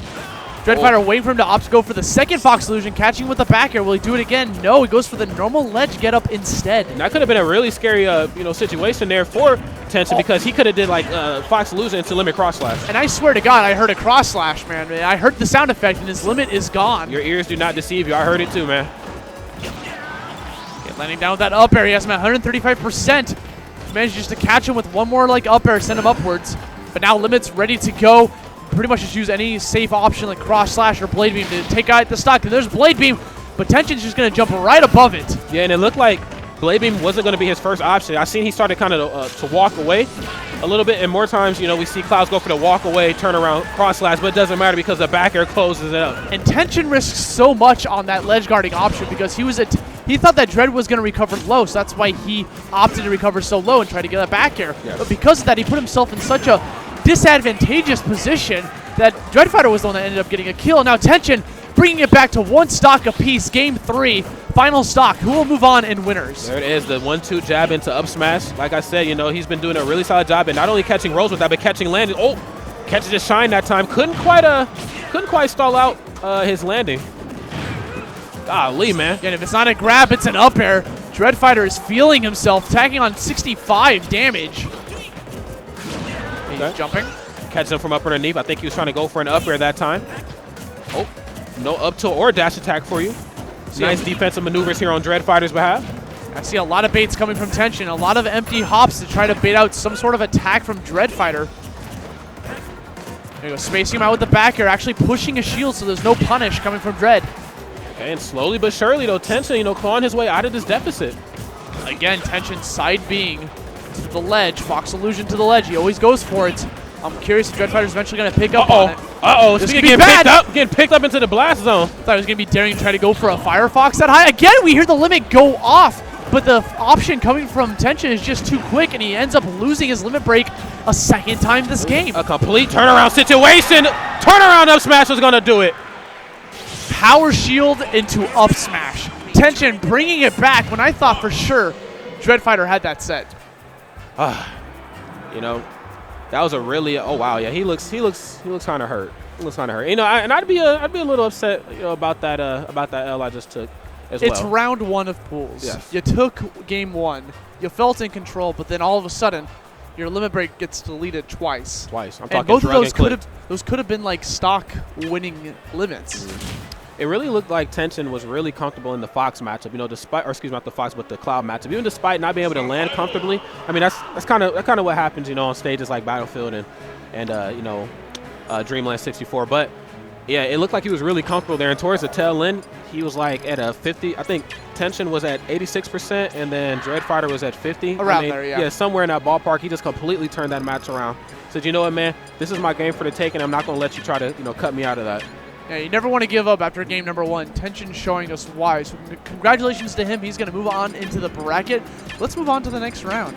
Let's do it. Who do we got? Looks like we're going to have up Squigs versus Crisis. Okay, Squigs, a Fox, Falcon, and Samus main. I'm not exactly sure which one's the main and which one's the pocket, so I'm just going to be safe and say he mains all of them. He mains all 3, baby. Yep, there it is. Playing against Crisis, a Mario and Falcon representative. Alrighty. Captain Falcon. Okay. You know, some early Captain Falcon representation. It's Fatality here, speaking of Falcons. Fatality is indeed here. There we go. So we're going to get a lot of Falcon this weekend, I guess. Not in this pool. Not in this pool, though. Somewhere else. One of the other millions of pools out there. 64 pools to be exact. For those just tuning in, please welcome to Super Smash Con 2017 here in Virginia. Yep. And if you guys are liking what you're watching, make sure you guys hashtag SSC17 on Twitter. You know, keep it with the conversation. Build yourself some notoriety. There's a lot of top people in Smash here. They're joining in on the conversation. It wouldn't hurt for you guys to get in that as well. And I'm so sorry. Well, I guess we're not showing Squigs versus Crisis. That match must be happening off stream because up instead is the one and only Juice Max Ketchum, commentator and player extraordinaire, playing up against Cam Koopa, a Meta Knight. All right. You know, Max, probably, you know, one of the best commentary player duos, you know, in the game. You know, he might be He might be the best. Him and I have never played, but I've seen this gentleman's results. I think at one point in time he was even ranked like what? Like a little bit under 12th. top 10. He was like 12th or 13th in New Jersey. Yeah, so, you know, he definitely knows what he's doing. A Brawl legend looking to carry over that gameplay here in the Smash 4. Started off with Captain Falcon, switched over to Cloud, and now finalizing with Lucina, the waifu. Okay, I like the perfect pivots. Oh, wow, gets the jab right into the forward air. Low percent Kung Fu coming out. But I tell you what, though, Meta Knight has quite a bit of that of his own. Max catching that dash attack. A lot of the neutral coming from Meta Knight's probably going to devolve into either, am I going to run in and dash attack or run in and grab? Oh my God, resets the combo with the up tilt. Yeah, you're absolutely correct, though. Okay, both of these two players really playing this bait play style. A very safe play style at that, you know, really trying to get the opponent to come in aggressively so they can punish accordingly. We'll try to get that shield breaker. Cam Koopa just going right off. If you manage to land that neutral special shield breaker, that actually does exactly what the name entails. It breaks shields. It leaves your opponent completely open for any attack you want to do.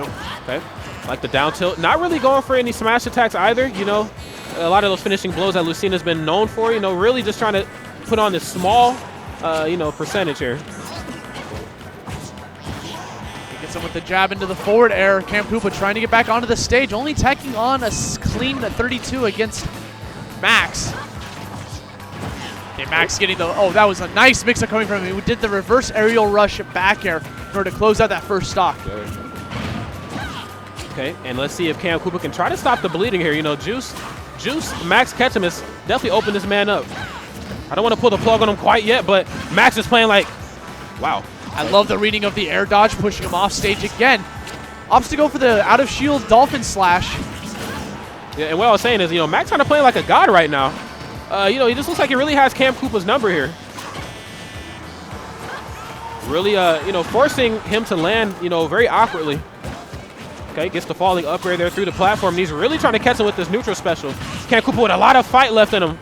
Yeah, he's definitely pushing this advantage against Max, attempting to get an edge guard, but Max just air dodging through to get back onto the stage, safe and sound.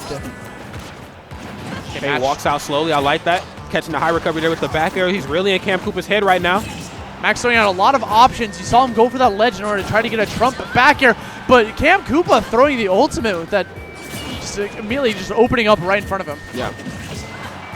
Last hit of the up smash, still not going to quite be enough to do it. Max right now with a lot of gas left in the tank, but right as I say that, he runs out on E, but he still has another stock to play with here.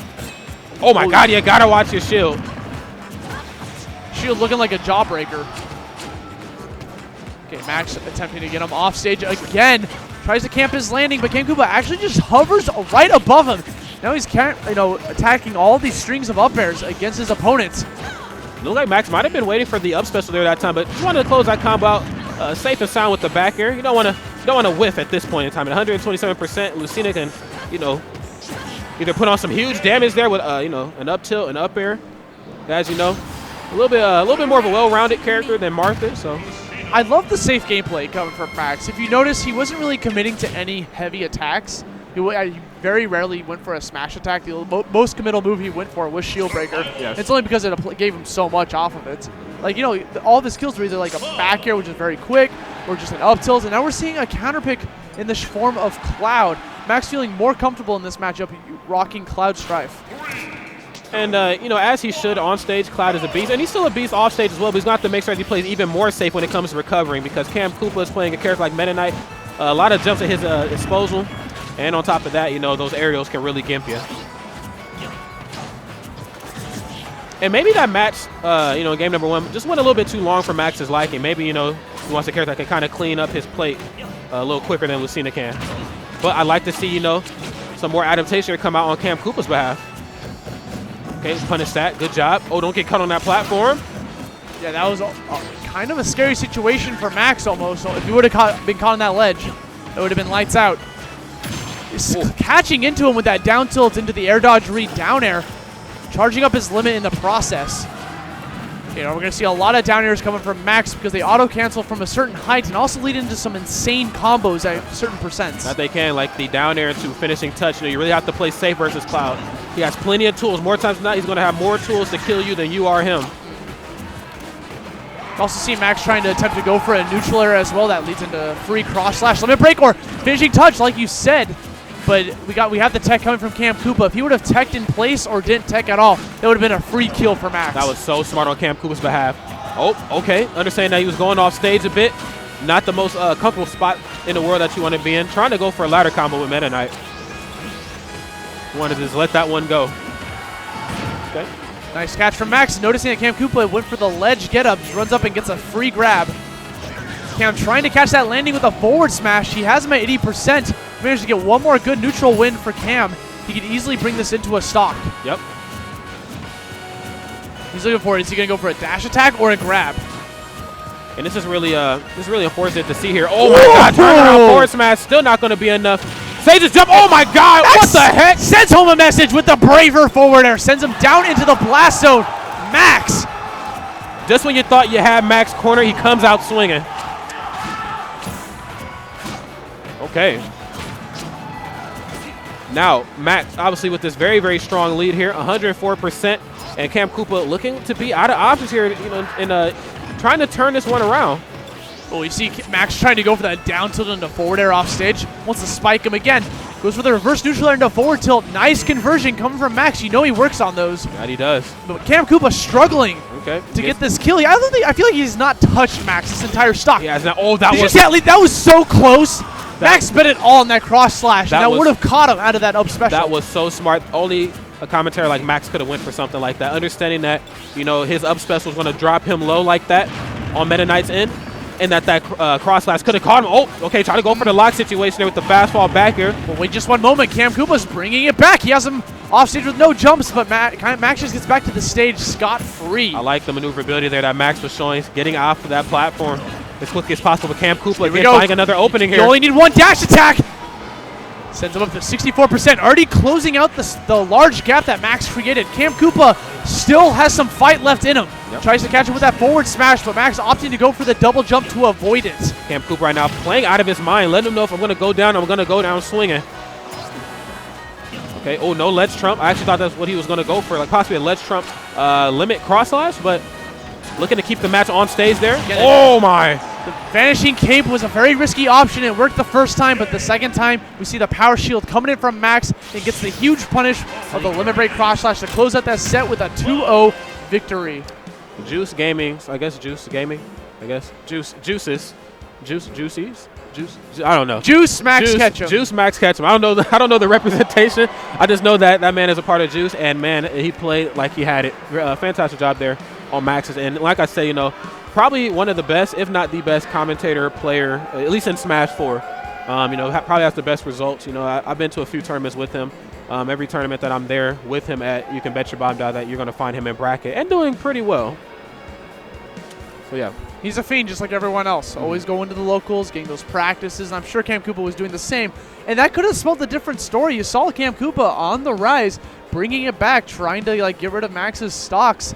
But there was that one moment where I thought it was over when he was off stage, limit break cross slash, and almost caught the up special. You know, the switch to Cloud could have been because, you know, when he was playing Lucina, he was just, you know, the match just went on a little too long, maybe for his liking. As you know, his Lucina at least, very good at boxing you in the neutral. You know, we've seen a lot of jabs, mix-ups into what could have been forward air, or like we've even seen a reverse back air a few times as well. But Cloud's a character that can, you know, find early kills very, very quickly.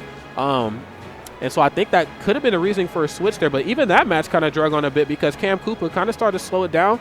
You know, and we started to see a bit more of adaptation, close that gap that you kind of spoke about during the set. So huge, fantastic job there too, Cam Koopa. Not exactly sure where he was from, but, you know, maybe they got a lot of Clouds there. Well, congrats to Max. He's going to move on in the bracket. And up next, I'm seeing kind of a fan favorite, Supergirl Kels. Yeah. Playing against Natro. Now, Supergirl Kels recently left Bot Empire. Okay. And as I'm not sure what the exact specifics are, but is involved with Red Bull Gaming in some fashion now. Well, we Smash 4 could definitely use some of that. You know, Leffen, you know, has his hands in Red Bull on the melee end of the spectrum. So I'd like to see some of our players, you know, kind of follow that same path. So Supergirl Kels, huge shout out to her for that. Yes, being one of the best Sonics coming from Canada. Been traveling to the States a lot to make a name for herself. I know she did very well at Get On My Level 2016. I believe she got 5th place. Yeah, she did. Yeah. Meanwhile, you got Nature over here rocking, I believe, Captain Olimar. Olimar versus Sonic. Now, I actually saw this matchup a lot in the Brawl days, but in Smash 4, can't say I've seen it too often. Yeah.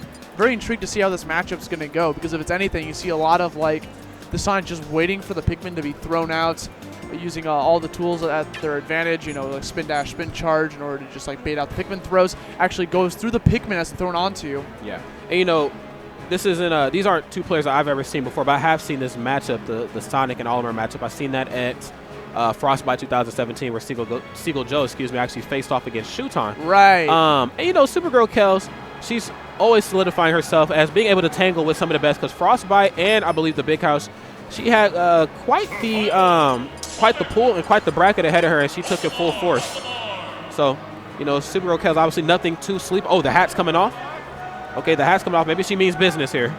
You know, she's going to get that power up soon with Sonic Mania coming out Tuesday. You know, so many Sonic mains out here are usually huge fans of the Sonic games, the Sonic franchise. That's why they represent the character. It's just always nice to see, like, the Sonic apparel. Did Nitro just hit her with a mix-up? He might have hit her with a rock, paper, scissors mix-up. You know, I didn't see it. What happened? The whole, is it on shoot or on 3? And then, like, you obviously do the wrong one on purpose to see what she goes for first. And then the mix-up. The mix-ups, man. There should just be a universal rule for that. Like, it's always on shoot. Always on shoot? Always on shoot, man. Really? I'm a on 3 type of guy, man. That's crazy. Because there's a special place in hell for people like me, though, man. No, hey, Rod, come on, man. I throw paper first, man. Yeah. Anyway, we'll get to the match. Game 1 on Smashville. Nitro versus Supergirl Kels. Let's get right into it. We see a very aggressive Kels coming right off the bat, charging, not letting Olimar set up any of his Pikmin. Absolutely not.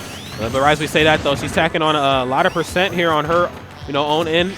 She's having a bit of an issue, getting in between Olimar and his soldiers here. Okay. Olimar right now just with the, looks like he just has the white. Oh, but he does have a purple. Okay. As we know, that purple one does a ton of knockback. And it wouldn't be Supergirl Kels if she didn't attempt to go for a spring jump ride. Yep. When you go for a spring jump right below an opponent, your opponent actually gets affected by the spring jump as well and is carried to the top, and it's really good for, like, surprising your opponent. And Supergirl Kels goes for that in almost every set I've ever seen her play. And something else she always goes for is, like, that pivot grab. The fact that she can get, past the well, that's the just Pikmin. good. Yeah, the fact that she can get past the Pikmin barrage and Olimar and still find access to a grab really speaks about, her play style. Well, I'm noticing that Kels is definitely just taking the Pikmin hits and just letting them wail on her, so that she ignores them and focuses on the neutral. But she has to pay attention to the purples. The purples will impede her approach. Yeah, she's already blue. You don't want to be purple. All right. There it is. Gets the up air. Oh. Tries to go for the down air mix-up, attempting to get that air dodge read. Okay, and it looks like, Nitro really struggling to get in. As you know, the purple ones, do a lot of damage, do a bit of knockback, but they don't have the most range. Down throw. Okay. Tries to gank that into an up air. He has a Kels off stage. Opts to go for the spin dash jump in order to get back onto the center stage. Okay, Nitro has a blue at the ready. Blue being a very great Pikmin for getting grabs into kills. Connects the back air off the purple Pikmin and taking away stock number 1. Oh, and then Supergirl Kels comes down with a very strong read there, looking to catch a roll with with that forward smash. People kind of sleep on Sonic's forward smash. That move has a bit more range than people expect, but oh my god, the up air. The range on that scissor kick, dude. The kick went off so far to catch Nitro. All right, and closing out that lead very, very quickly here. And Kels used homing attack and hit the Pikmin. Intriguing. Her utilization of this character, it's through the roof at times. So this is why she's one of the best Sonics in the game. Okay, the Pikmin barrage doesn't stop here. Seeing a lot of spin dashes in the air coming from Kels, trying to mix up her approach. Manages to land the pivot grab off of that neutral air. Uh-oh. Nitro just trying to touch home base. And it looks like Nitro really trying to find an opening here with that dare. As you know, her the up special Olimar has doesn't really have a hitbox, and sometimes he can be a sitting duck. So he really has to watch how he lands, and that dare was looking like his saving grace there, but his Supergirl Kels is closing it out. The purples are back up. Meanwhile, you have the white one that Nitro threw away because he doesn't really need the damage currently, I guess. Oh, maybe he was so expecting Kels to come off stage instead. Yeah, and it's like he's trying to get rid of the red one, probably wanting the blue one here. As the blue one really opens up opportunities for more grab options and really puts on more damage, especially now that she has the double purple, or he has the double purple, excuse me. But why as I say that though, Supergirl Kels cares not about your Pikmin uses at all. Has a very strong lead here. And some of the reasons you'll see double purple more often is because of the nature they just have more health compared to the other Pikmin. They can take a little bit of a beating before they go away. Yes, sir. Okay, the white Pikmin being very good for tacking on damage against Chaos. We see that triple purple has come to life. And this is going to be really good for Nature because, like I said, the purple Pikmin's really good at just impeding any sort of spin dash or spin jump away from Chaos, deleting her approach options. And speaking again, deleted. We deleted one of the purple ones, but, you know, does have a red one here. And Chaos attempting to get that grab. Goes for the reverse forward tilt. Where is he going? No, oh no! Okay, he knew exactly what he was doing with those winged Pikmin. He threw away all 3 of his normal Pikmin in order to try to get the most height out of his up special. Yeah. Okay, and as you know, Supergirl Chaos is not letting up on stage and for damn sure not letting up off stage as well. Oh, okay, I like the up air there. 127%. One grab can really, you know, be a difference maker here on both of these two characters, you know, and Nature still needs a little bit more damage before he can start thinking about kill options. Meanwhile, he got Kels. Managed to get like a possibly go for a grab near the edge of the stage or reads a forward smash. But for now, she's going to be playing it safe. Once again, you know, going for the spin dash cancel into a shield. In order to try to bait out all the Pikmin throws coming from Natro. But the longer she stalls out, the more Natro can get into place what Pikmin he has in his arsenal. yeah, and right now he has 2 of the scariest Pikmin he could ever have. He has a blue one and he has a purple one. The red one's going to put on some very small damage here, but that purple and blue one, that's going to be your go-to. I love the camping of the landing coming from Kels, connecting that forward tilt. Natro struggling to get back onto the stage. Okay.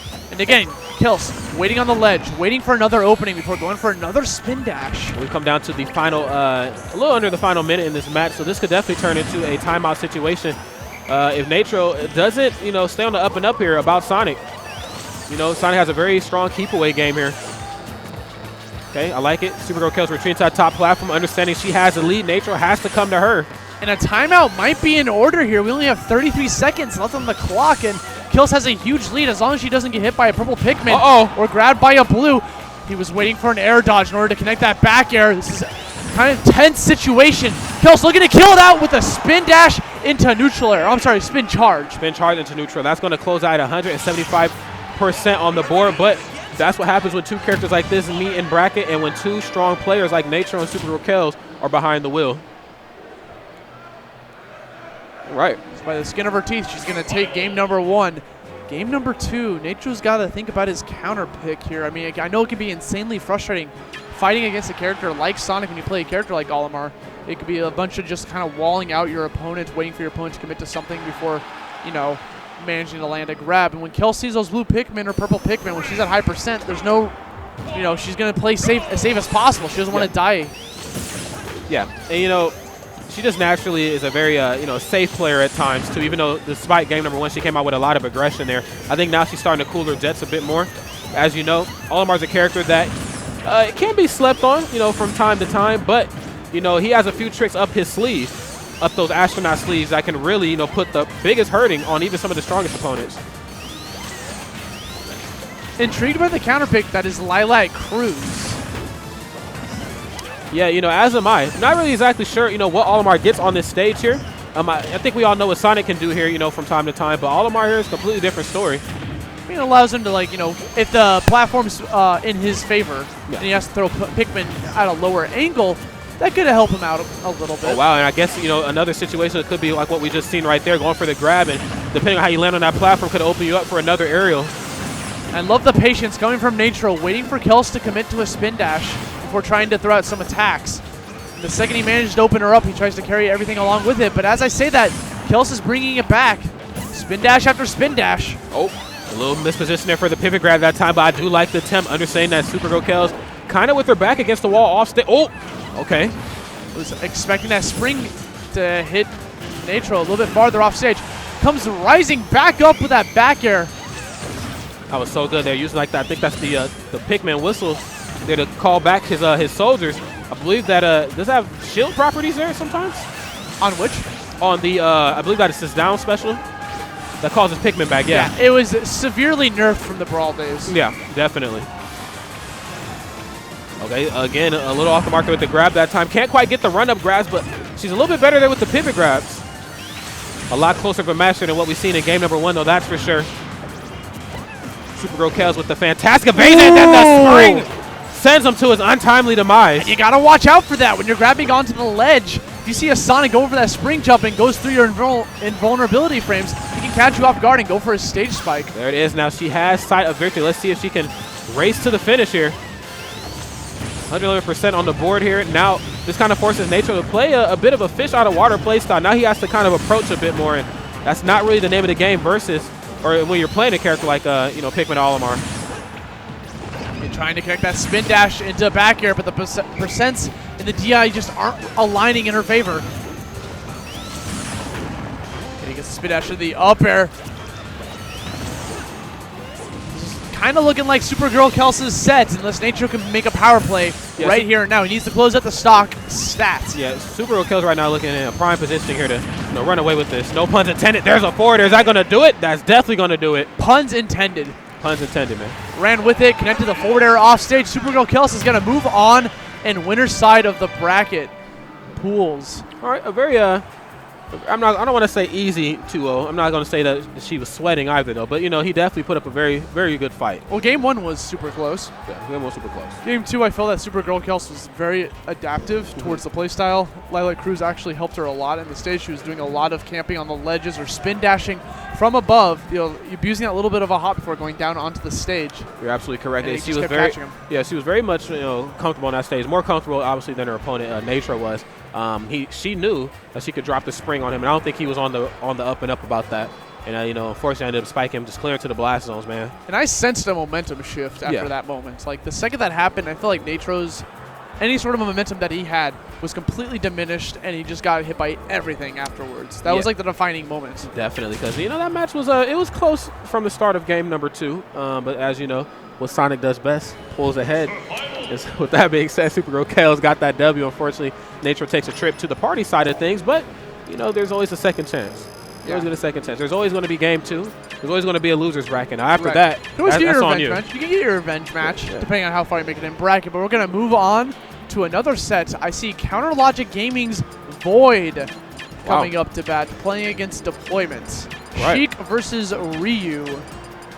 Now, as you know, throughout the history of Smash 4, the Sheiks feel a type of way about the Ryus, and vice versa.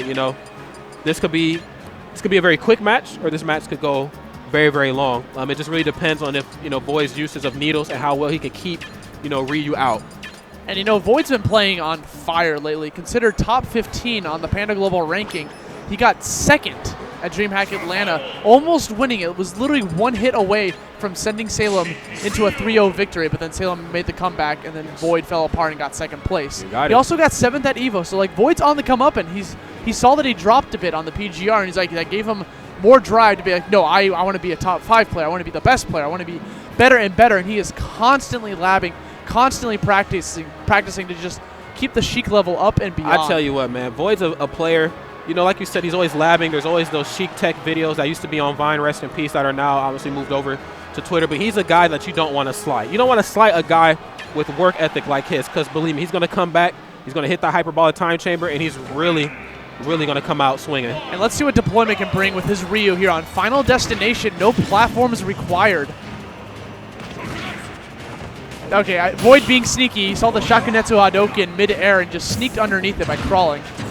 I can dig. Okay, there we go. Gets the grab into some forward air chains. Oh, this is where he's going to get majority of his damage, waiting for Deployment to commit to an option before getting a grab. Oh, my God. I think he was looking for a footstool. I mean, and he was just floating right next to him there, just staring danger right in the face. It's scary. Now he has him off stage connecting all these bouncing fishes. Deployment without a jump has no choice but to go for the Tatsumaku Senpu kick to get back onto the stage. Austin, you're a god. The fact that you pronounced that whole thing, you've moved up a few tiers in my book, my friend. I'm just standing as I call him, dude. Yeah. Now I see him trying to catch with that up air, landing down onto the stage. Okay, interesting. Goes for the 1-2 jab. Understand that he didn't quite get the pop out he was looking for. Oh! Ooh, the elbows coming in. As you know, Sheik's a very easy guy to combo. And this is how these matches can go. Void just complete control in the beginning, but the second he starts losing any sort of edge against Deployment, Deployment can easily turn it around with that much rage. I would say 2 more hits and he's at kill percent. Definitely. This is exactly where Deployment wanted to be. I think he was starting to pick up on Void's approach options. He ran right up, And, Boyd usually goes up, runs right up, aggressively shield, gets the punish. But that time, understanding that he ran right up, shielded, and he was going to find an opening for a grab. And Boyd was just spacing out that down tilt beautifully to connect into an up air afterwards. Again, connecting 3 up airs. Can we get a 4th? He wanted it. Expecting him to fall off stage. It continues the combo from the right side to the west coast. There it is, man. Taking that man left to right. Got to move side to side, if you will. Okay, nice. Using the focus attack there to, kind of cushion his landing a bit. But as you know, there's multiple hits on that upper, so it's going to chop right through that. Okay, again, Void being very sneaky with those down tilts, spacing them at the very edge in order to connect into some great combos. Forward tilt also being a great combo starter to connect into a kill, which is up air. The percents align. Oh, okay. I like the crawl in and out. Really, almost a shimmy, if you will, here in this game. Oh, and the up air is going to close it out. The same way the first stock ended. Down tilt seems to be Void's move of, of choice against Ryu. Austin, I was wrong, and that's something that. What were you wrong about, Rob? I thought the match was going to go long because Void was going to allow it to go long because it's Ryu. You're going to see a lot of needles. You really want to keep that guy out. I mean, Ryu's a world warrior. He knows how to defeat anything. But that time, though, it was actually really quick on Void's behalf. He's the one that just kind of, finished it out. He didn't want it to last. He wanted, okay, it's Ryu. It can be kind of scary, so I'm just going to close it out as fast as possible. Combination all of these attacks into a kill option, and then move on to game number 2. Okay, Deployment landing some attacks of his own, landing his own down tilts into a Hadouken conversion. But Void again, the second Void gets an opening. You gotta watch your double jump. I know a lot of players want to spam that double jump button to try to escape the combos, but what that does is just puts you into a worse position against someone like Sheik because then you lose an option, a recovery option when you're off stage. Oh my God! This could be good. Okay, playing Street Fighter V out here with his down tilts. Yeah, I said Ryu's better in here though. Okay, trying to use that focus attack. Okay. Now, I thought he was actually going to go for, you get caught in those up tilts on the ledge of stage. More times, you're going to see the Ryu try to fish for like a dare or something of some sort. But he actually goes for a Hadouken that time. Oh, needles. Goes for the fair. No bouncing fist. Oh, but there it is. I don't think the bouncing fish would have connected at that position, so Void opted to go for the safer option, forward air. That was so smart of Void. He crossed him up with the back air, pushing the shield against the ledge of the stage, and then connected it into a forward smash. Void just knowing what he's doing in the smash. There it is. Goes for the turnaround smash attack, and something that we don't really see a lot from Sheik. The smash attacks just in general. I mean, we might see a down smash every so often because it did receive a slight buff, but forward smash is a rarity. Deployment is hungry for the Shoryuken, and Void is recognizing that. Tries to punish the Senpu kick, but then Deployment just gets back onto the stage, actually kicking Void off stage. Manages to finally land the Shoryuken, the 1-2-3%, the 1-2-3 punch. There it is, ladies and gentlemen, and with only 33% on the board, he has a lot of room to work with here. Okay, approaches pretty aggressively there, throws out the dare of all things. Oh my God. And I feel like every single time that Deployment throws out a Shakunetsu Hadouken, it's always mid-air, and Void sees it coming and tries to duck underneath it instead. I tell you what, when these two characters meet in bracket or in pools or whatever you want to call this, it very much feels like a match ripped straight out of like FGC. We start to see like the focus attack cancels come out on Ryu's end, and we start seeing a lot of shimming come out on Sheik's end. That dash attack sent Void? Only at 35%. It connects the down throw into the up air, uses the platform to try to continue the damage, but opts to play safe, reads the ledge roll instead with the grab. Pushes him off stage, connects the bouncing fish, but he's still living. 104. Nice, using that focus attack there to kind of stall out his recovery as well. Yeah, and Void was expecting Deployment to recover high. Uh-oh. Okay, again, goes for another Hadouken combo. Very interesting. Not exactly sure if that's the finish he's looking for. Okay. Getting repositioned there due to the Vanish's win box. Kind of pushing him back. Oh, no! Shoryuken catching Void, landing on the stage. The heck? Void getting deployed into that blast zone. Is this going to be our first upset of the day, Austin? I don't think so. You don't think Honestly, I bet it all on Void. I definitely 100% believe in Void coming back, game number 3, with a 2 stock. Okay. I bet he's gonna be empowered by that loss. Bring him back to Smashville, which is a great stage for Sheik. As we all know, the platform allows her to extend forward air combos to get very absurd kills if the placement's just right. Yeah, and very interesting start here. Deployment just coming in super aggressively off that top platform, but right now Void playing that safe play style. I thought he was going to go for it in game number 1, but it looks like we're not really going to see it here until the final game. Oh my! That's the platform I'm talking about. That's the platform I'm talking about. He was trying to connect that bouncing fish afterwards, but Deployment, narrowly escaping death, gets back onto the stage. Okay. Fine, looking for some openings here with that up tilt. As you know, that can make some very big plays happen on his end. Okay, Tomahawk, very good. Gets the nair. Try to go for the reverse back here that time. Very interesting. I thought we was actually going to see some more forward airs, but Void even hit me with the mix-up. That's Void for you, though, I tell you. And I love the double back air, you know, hitting the focus attack, and then the second one actually pushing him off stage. Yes, sir. The Void going for the bouncing fish in place, trying to attack and approaching Deployment, but he's just playing safe and calm. Okay, looking for some platform pressure of his own from up underneath and even throwing out that Hadouken, but Sheik has some very fantastic maneuverability. Needles, oh, he said don't even try to hit me with an aerial. He was waiting for an air dodge. That's absolutely what he was waiting for, but now we see the elbows Oh, connecting! No! He wants to show you can so badly. The crowd is starting to come alive at the thought of an upset. There it is, the crowd definitely at the edge of their seat, and there's a lot of electricity flowing here through this venue, but the down tilt into up air still not going to be enough to do it. And Ryu, with that much rage, is insanely scary for Void. The back air sending him so far, he has to get this kill ASAP. Void right here now with the safe recovery options, just kind of staying on that ledge of the stage, not doing anything too aggressively here. Oh, and then Deployment just jumped right out of the face of danger. Up air being a good tool against focus attack. Hits the back air, but he's still living. 157, finally closing it out with the back air. Stuffing out the approaching Tatsumaku Senpu kick as we approach stock number 2. There it is, and if at first you don't succeed, try again. Okay, finds opening for a grab here. Yeah, this is where Void's strong. Uh-oh. Oh my God, getting taken from one end of the stage back to another. Finishing off with a point-blank Needle Storm. Seeing a lot of ducks coming from Void because he's either fishing for a down tilt or expecting Deployment to throw out a higher attack. Yes, sir. Just trying to actually be evasive with the ducking. Okay. Oh, and it just throws out the shore. He said no more of this jumping around. I got to close this out now at 81%. This is where Ryu gets a little scary. Wake Up DP is real. What game are we playing? Austin? Super Smash Brothers for the Wii U. Alrighty. This isn't Super Street Fighter Con. I think. All right. Okay, Void bouncing, fishing away from that scenario. Uh-oh. Okay, focus attacks away. I like that. Void right now retreating to that top platform. I like what Deployment's doing, not getting too aggressive. You know, you don't want to get caught up there. Could be an opportunity of you being thrown off stage, and of course, you know what Void does to opponents out there. Uh-oh. The Shakunetsu eating away that shield. Multi-hit hitbox goes for the up air to go through focus attack. That's gonna do it. He closes out the set. Counter Logic Gaming Void narrowly on the verge of being upset.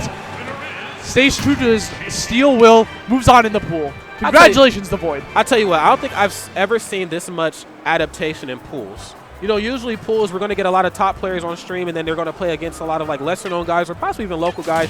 You know, they're going to kind of get done away with. But this tournament, though, we're starting to see a lot of adaptation. You know, these lesser-known players aren't letting themselves get washed. Not this early in bracket. And if it is a wash, you know, at least it was close. I mean, it was insanely close. I couldn't believe the amount of call-outs that Deployment was bringing to the stage. Like, he just kept using raw Shoryuken over and over, and it just kept connecting because he knew exactly where Void was going to be, punishing the jumps, which is what Shoryuken was originally designed for in Street Fighter, punishing jumps. Carries over pretty well in Smash 4, don't you think? Yes, I do think. Yeah, I know. You know, one thing I do want to kind of touch on, though, there was a few combos he was going for, and one in specific was the combo that ends in Hadouken. I'm not exactly sure what that was about off stage. You know, Void was off stage. And I know Sheik is a very hard character to deal with off stage, whether that means you're trying to hit her or she's hitting you. But, you know, I just felt like there could have been a slightly different option, but who knows, man. I mean, you're still in the loser's bracket. You still got time to, you know, figure things out. But that's why I kind of wanted to touch on that. It was pretty interesting. Yeah, but good stuff to counter Logic Gaming's own Void. Moving on to the pools. Can't get sent to losers this early, especially when he has these eyes on the prize of winning Super Smash Con. Yeah. Void, you know, he knows a thing or two about winning. Obviously, from the SoCal region, ranked amongst the best in Smash 4. So no surprise that, you know, we've seen him get that W. But that's neither here or there anymore. Let's go ahead and move right into the next match. Oh, my God. Is that a familiar face I see? Yeah, ADHD, the Brawl legend himself, still repping Diddy Kong, playing against his father, Donkey Kong. Not really his father. I think they're like nephews or something. I actually don't know Donkey Kong Country canon. They're each other's nephew? That's crazy. No, I'm joking. They're either nephew or best buddy, one of the two. Whatever the instruction manual says back on the Super Nintendo. Regardless, it is Planet of the Apes here in this match. ADHD. I think this is my first time commentating this Legends match. So I'm really excited. Oh, ADHD, really? Yeah.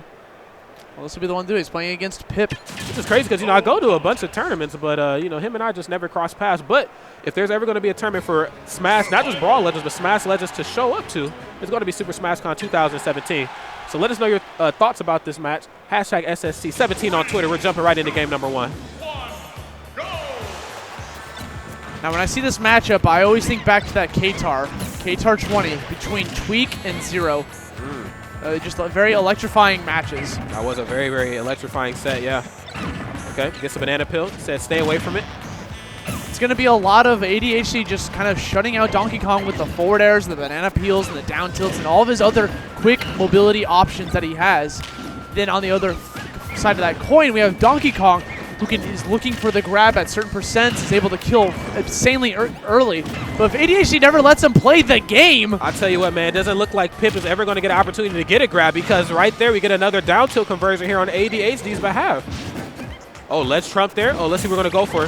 Oh, my God. Smart wake up on ADHD. Actually got the trump. Instead of trying to go for a back air afterwards, he just went back onto the stage, threw the banana peel against him, forcing him into a slip, and just overall dominating that first stop. ADHD right here with the really pretty movement and the really pretty play style here. It's beautiful. And this is winner semis of this pool. Yeah. So the winner of this will move on to the winners finals of pool, guaranteed to be out in pool side. They have to fight to see if they're going to be winner's side or loser's side for top 64. Yes, sir.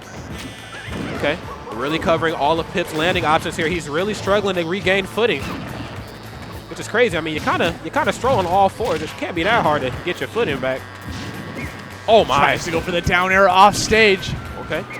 Pip starting to open up a bit more here. Catches him. Are we going to get the combo? Yes, that we are. Do. Yes, we do. And that's exactly what this matchup devolves into. When you have a raged Donkey Kong, it can be really scary once you get like Diddy at like 60%. Like he can be done for in one grab. And ADHD has to be super aware of that. Right now, Pip has a bit of damage to work with here. The punch is charged up all the way. Has him right. Now let's see what he can do. Not going to quite be enough to do it. Oh! Donkey's a big boy.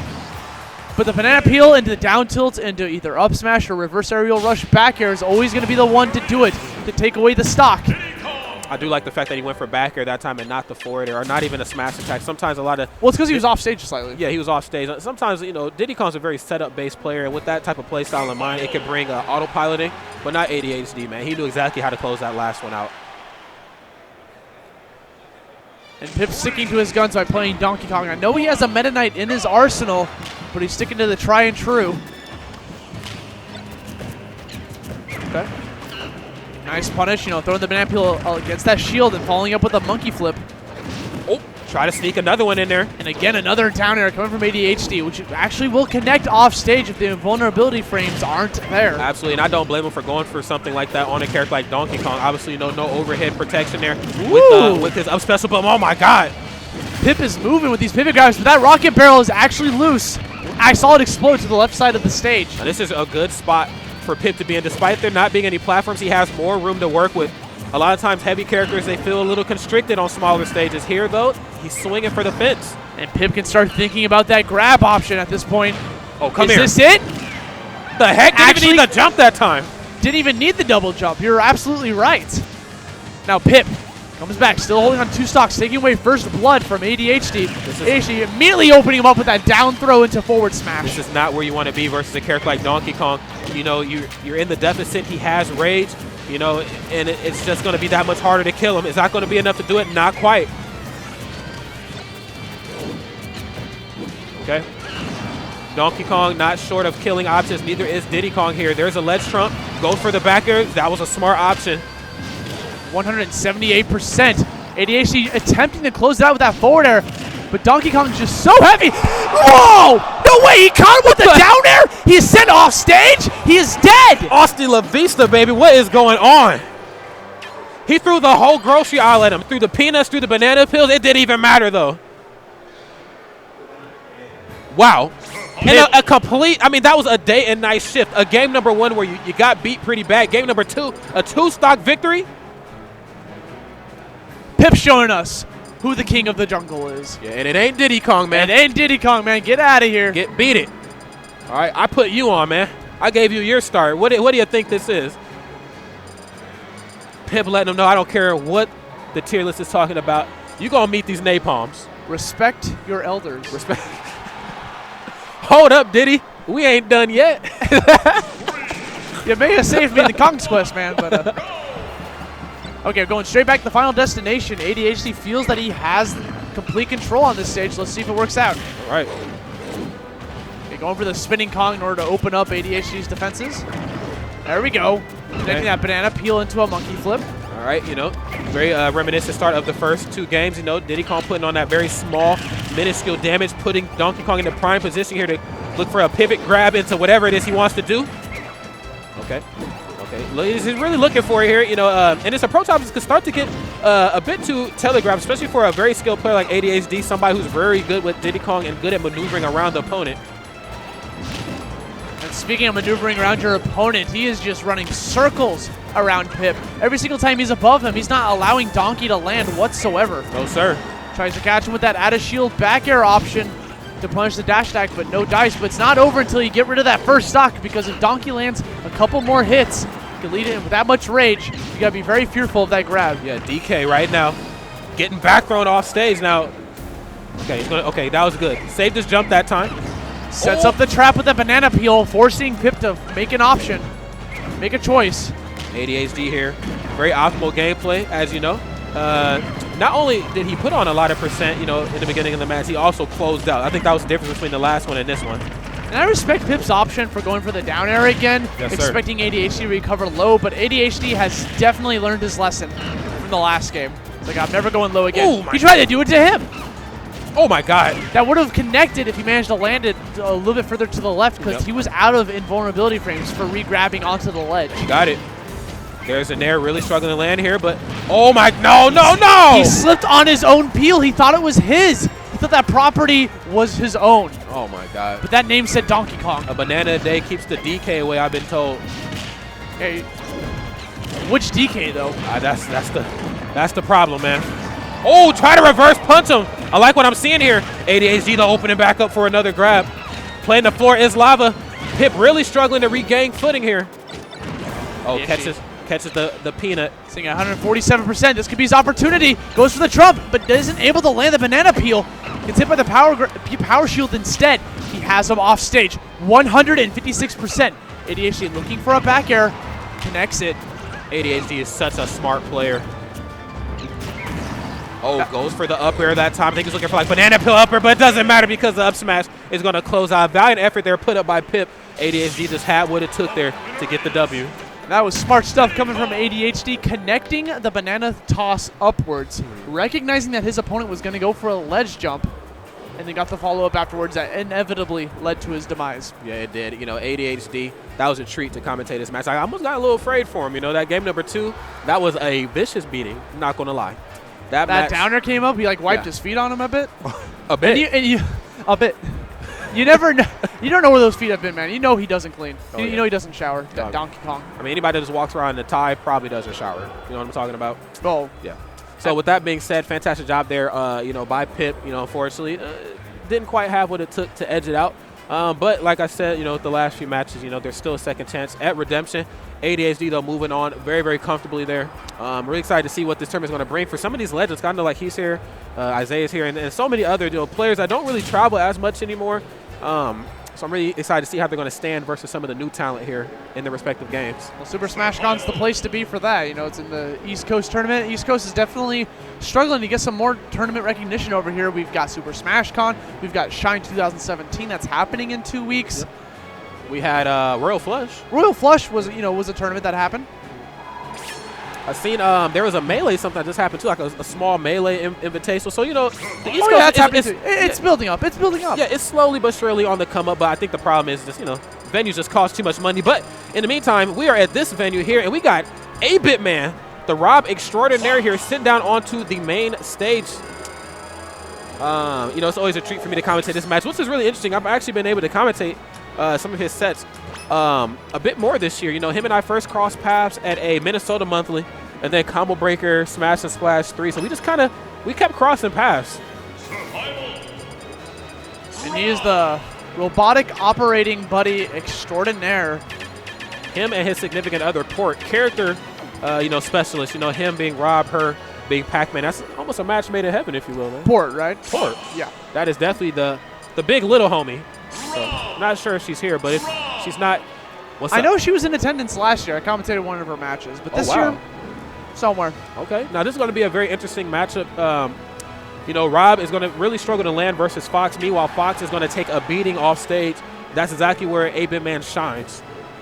Yeah, and this is tension coming right back up. You know, he earlier took that win against Dreadfighter in a very close set. This could have been Dreadfighter playing up against him, but brought it back. So yeah, Fox versus Rob. I feel like Fox has the ability to just kind of once Rob has the ability to just set up a wall, right? He's going to set up a wall with the gyro and the robo beams and just throw out all these projectiles at Fox, forcing Fox to struggle to get in. But once Fox breaks that zone, he's just going to go ham on him with all of his quick moves. Yeah, definitely. You know, Fox is a character, you know, you give him an inch, he'll definitely take a mile. You know, one dash, something as simple as just a dash attack or a jab just gives him a lot.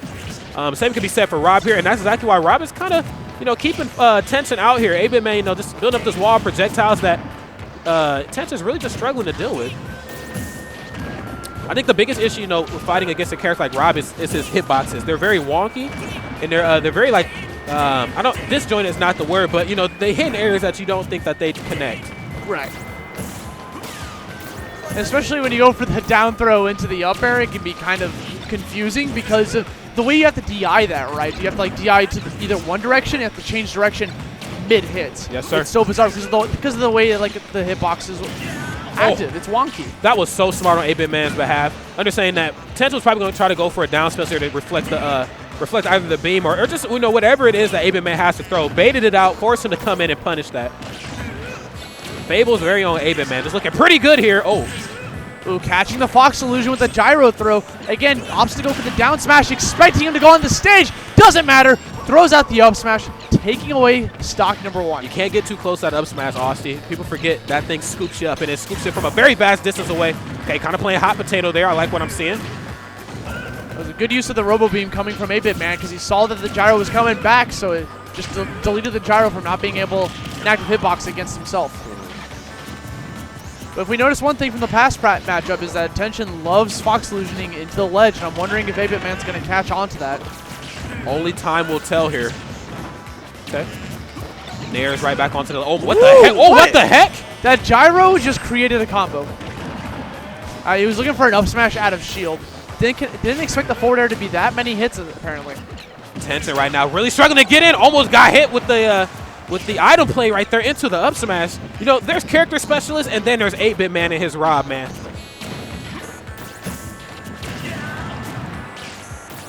Neutral can be kind of a funny move to work again. Oh! Austin, that's it. I'm done, man. Where did he go? I'm out of here. I'm out of here. Wait, Rob, where did he go? Nah, it doesn't matter. Do you want to explain to me what just happened? And now it matters not. I want to know. Because the audience deserves to know, Rob. What happened? Now only exists in our memory. It doesn't matter. No, I'm joking.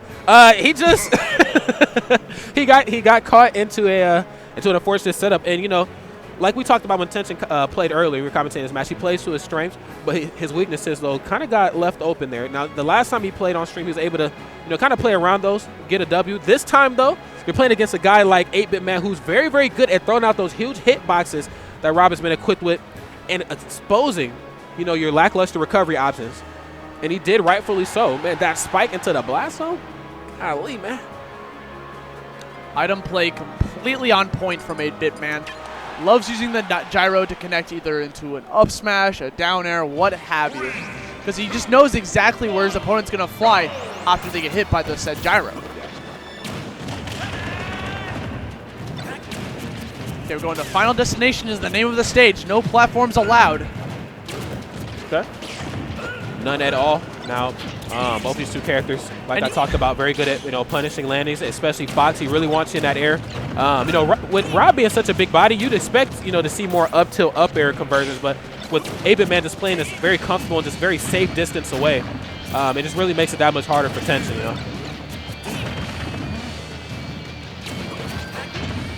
Tries to get that back air, but we see a spot dodge in effect coming from 8-Bit Man, trying to mix him up with how he's going to throw the gyro by throwing it down first, re-grabbing it, and then throwing it forward. Yes, sir.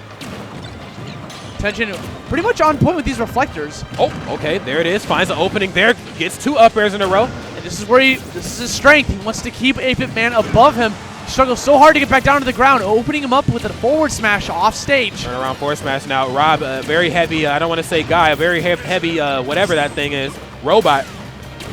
And so just that forward smash wasn't quite able to, get the job done. But, Fox, like I talked about, not short of killing options as well. And with the up smash, closing it out. Great tech read coming from Tension. Noticing that he was going to roll to the right, ran up right in front of him, connected the up smash, and brings him to stock number 2. Yes, sir. Now, Tension right now with this very comfortable lead here. Let's see how well he can kind of chip away at 8-Bit Man. 8-Bit Man a little forced to play out of his element here. Now he has to look for a few approach options that he didn't really have to in that first game. Because I'll tell you, man, when Tension gets a lead, he keeps it. That's one thing I really appreciate about his play style. This is very reminiscent of his match against Dread Knight earlier. No! Like he lost game number 1, but he's bringing it back, connecting all these up airs, overlapping him in percent again, and just running amok. Look at that dash attack into up air connection. If he lands one more dash attack, that could lead into a kill. A dash attack, a Fox illusion, a down tilt, or just a raw up smash, Rod. Just a raw up smash. He knows how to fight Rob. At first I was like, maybe he's not really comfortable with this matchup. He wasn't comfortable with the 8-Bit Man matchup, but he very much knew how to fight Rob, though. And with that being said, understanding that after he threw that up air out, he had him right where he wanted him. Fantastic job there by Tension. Phenomenal. Wow. Phenomenal. That was one of the meanest closeouts I've seen all day. Wow. Game number 3. 8-Bit Man stage pick. The platforms can come back if he so chooses. If he so chooses. You're absolutely correct. Tension completely dominating with that 2 stock. Game number 2. Destroying all sorts of momentum that 8-Bit Man had towards him. What do you think 8-Bit Man's going to have to do in order to bring this back for game number 3? Well, on a stage like FD, we didn't have any platforms. And so now we got a chance to see Tension, really display Fox at his highest power. The fact that he was finding a lot of those up tilt, up air conversions really made all the difference. Now we do have some platforms to work with. We have a bit of distance as well, obviously, in between both fighters. I like to see 8-Bit Man build up that wall again, really make it difficult for Fox to come in. We didn't quite see that in game number 2, and that really made all the difference. And this is winners finals of this pool. So the winner of this will move on to winner's side of top 64 tomorrow. Got it. Okay, good get up attack there. Oh, that belongs to me now. Okay, that there in the, as he was trying to land there, very interesting there. That really opened him up for a lot of big damage. Ooh. Okay, he was looking for the run back there on the item play into the spike. And Tension's got to know this matchup from, being an MDVA. Mr. Eric used to live there, so he's definitely probably fought against a Rob in the past. Just had to wake up a bit after that game number 1. This is a very close match, 88 to 89. Well, as we say that, though, 8-Bit Man starting to pull away just a bit. Can't quite get the gyro into the up smash. He tried to go for the second read, too. You see that second up smash to the right. He was expecting him to roll right. Ooh. They're both trying to rely on these tech reads or lack thereof. Yeah, and I tell you, 8-Bit Man really looking for the scoop, but can't quite get the sprinkles, if you know what I mean. Okay, gets the dare. Oh, does he get the B-boop? Okay, good job. Now, too high a percent. He's able to double jump away from that scot-free. Dash attack, nice job there. That gyro keeping him at bay. That could have connected into an up air if that gyro was not there. Smart placement from 8-Bit Man. But now Tension has it in his grasp, and maybe he has no intention of getting rid of it. Effectively annihilating one of his setups. Yeah, there's a lot of characters in this game that are very good at their item play, and they don't really need it per se, but Rob's a character that he definitely needs it. Wow. Let's talk about Magnet Hands there. Kind of hugged the bottom of Town and City there. Was able to snap right away. 8-Bit Man, I do like the attempt, though. Was probably looking for a dare of some sort. Tries to land back down to the ground, but there was a gyro waiting for him. Great trap placement coming from 8-Bit Man, but Tension does not fall for it. Speaking of placement, Tension really trying to place those back airs, the best way possible. But, it's such a scary situation when you get in between that gyro and Rob. You just never know what's going to happen. Okay. Oh, he's being sneaky with these down throws, throwing the gyro down. This could be a big grab for 8-Bit Man. Big damage there. Turns into a big stock deficit there on Tension's behalf. 8-Bit Man looking in prime position here to try to run away with this. Tension trying to rep MDVA. Connects. If he didn't have that gyro, that could have been easily an up smash. For sure. Okay, empty hop back air is gonna do it. The 1-2 buckle my shoe. He literally went for the jump empty, jump another empty move, then finally connected the back I say air. that was the 1-2 buck your shoe, but let's see if one of these two guys can get the 3-4, shut the door. To move on to the phase number 2, you know, they need it. Oh, okay. Gets the item gameplay here. I like what I'm seeing. You know, people a lot of times don't feel like Rob can box up close and personal. He definitely has the tools needed. You know, like down tilt into jabs. You know, he can find them, sell some openings like down tilt into a grab as well. But speaking of openings here, 8BitMan getting opened up with these up tilts. Oh, that was so good. Woo! Attention again, hitting him with another back air, catching 8BitMan's recovery. Okay, hasn't quite touched the stage yet. You're going to have to get on. Okay, gets the 1-2. Oh, it doesn't even go for the 1-2 jab that time. You know, that was a tool that he used a lot in his earlier set. Actually just going for the full rapid jab animation. Oh, my.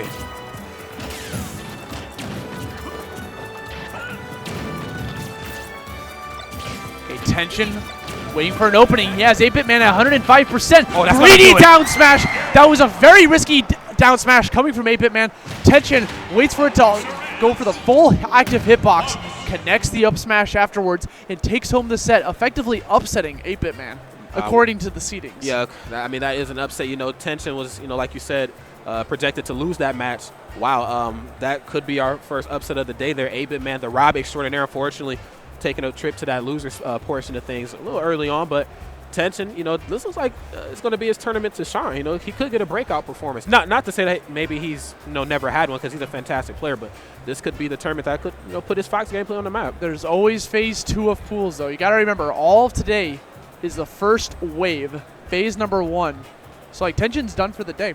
So is 8BitMan. 8BitMan also proceeds on to phase number 2. He's just on loser's side. Unfortunately, on the party side of things there. Wow, fantastic, you know, finish to that set. You know, one thing that I see a lot of Robs go for when they're out of gas, or when they know that they're going to get their landings punished, they start going for like the back air to try to change their trajectory back onto stage. Tension had the right presence of mind to catch those, like with the runoff back airs off those platforms. Tension, man, I'm telling you, I've become a fan. I'm definitely a fan now, man. I mean, you gotta watch out for those foxes. There's a lot of hidden bosses out there that we don't really know about. Not saying that Tension's a hidden boss because he's prominently in MDVA where VG Bootcamp is always streaming, but there's always foxes out there just waiting to be seen, or other characters. But we're going to move on to a different matchup. I see a Sonic versus Duck Hunt. Okay.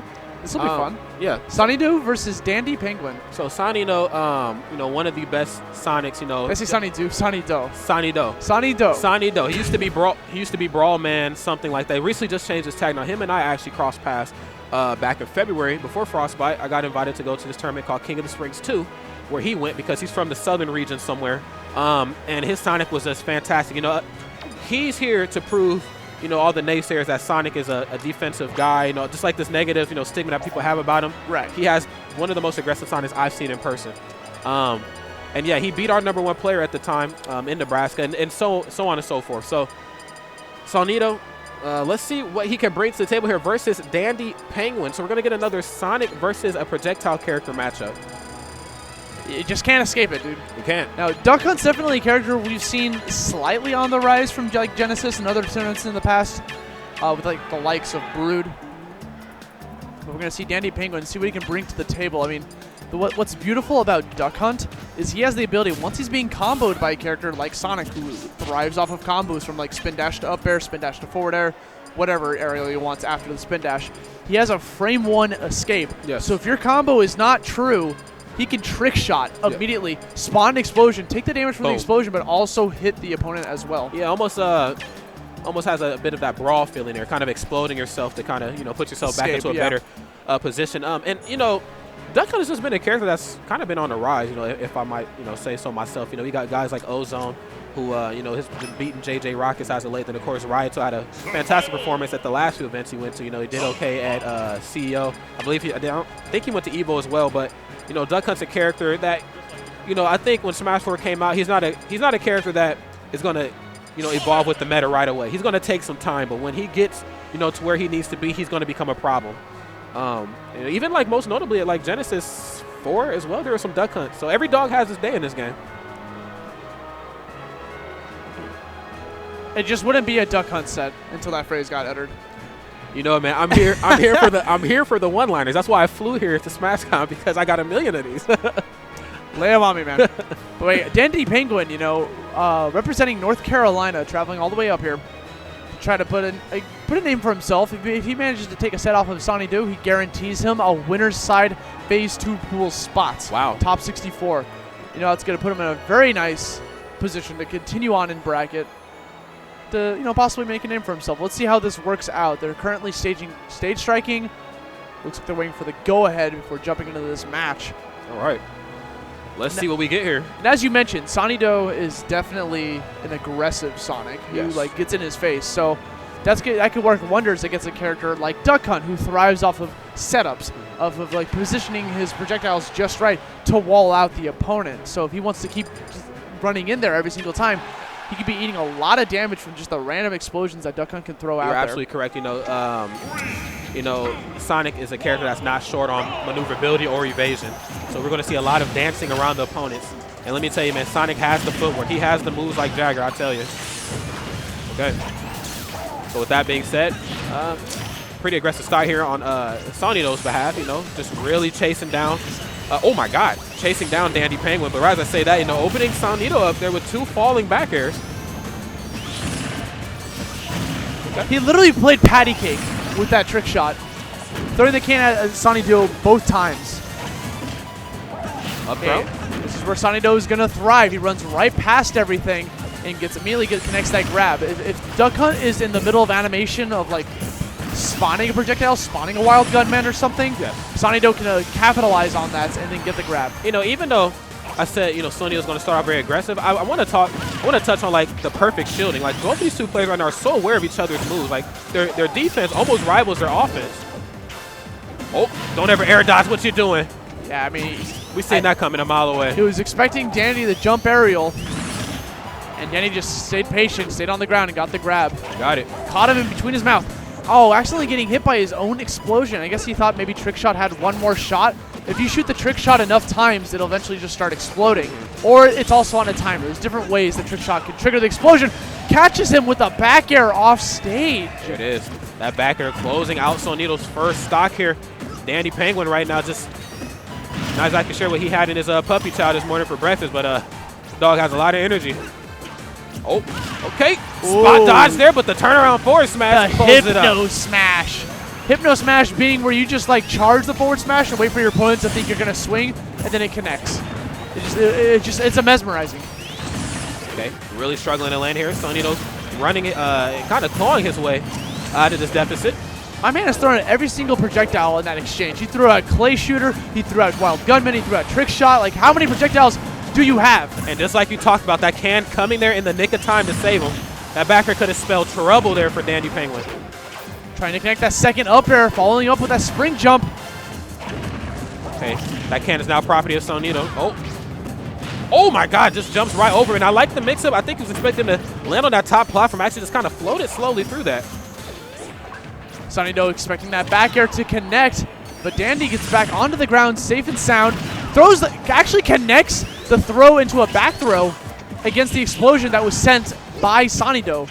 Great awareness coming from Dandy Penguin. They try to get the run past, turnaround forward smash. Again, it's going to take a little bit more than that. As you know, Dandy Penguin has that very projectile-heavy playstyle where he just kind of keeps the opponent out. So I don't expect him to approach unless he really has everything in order.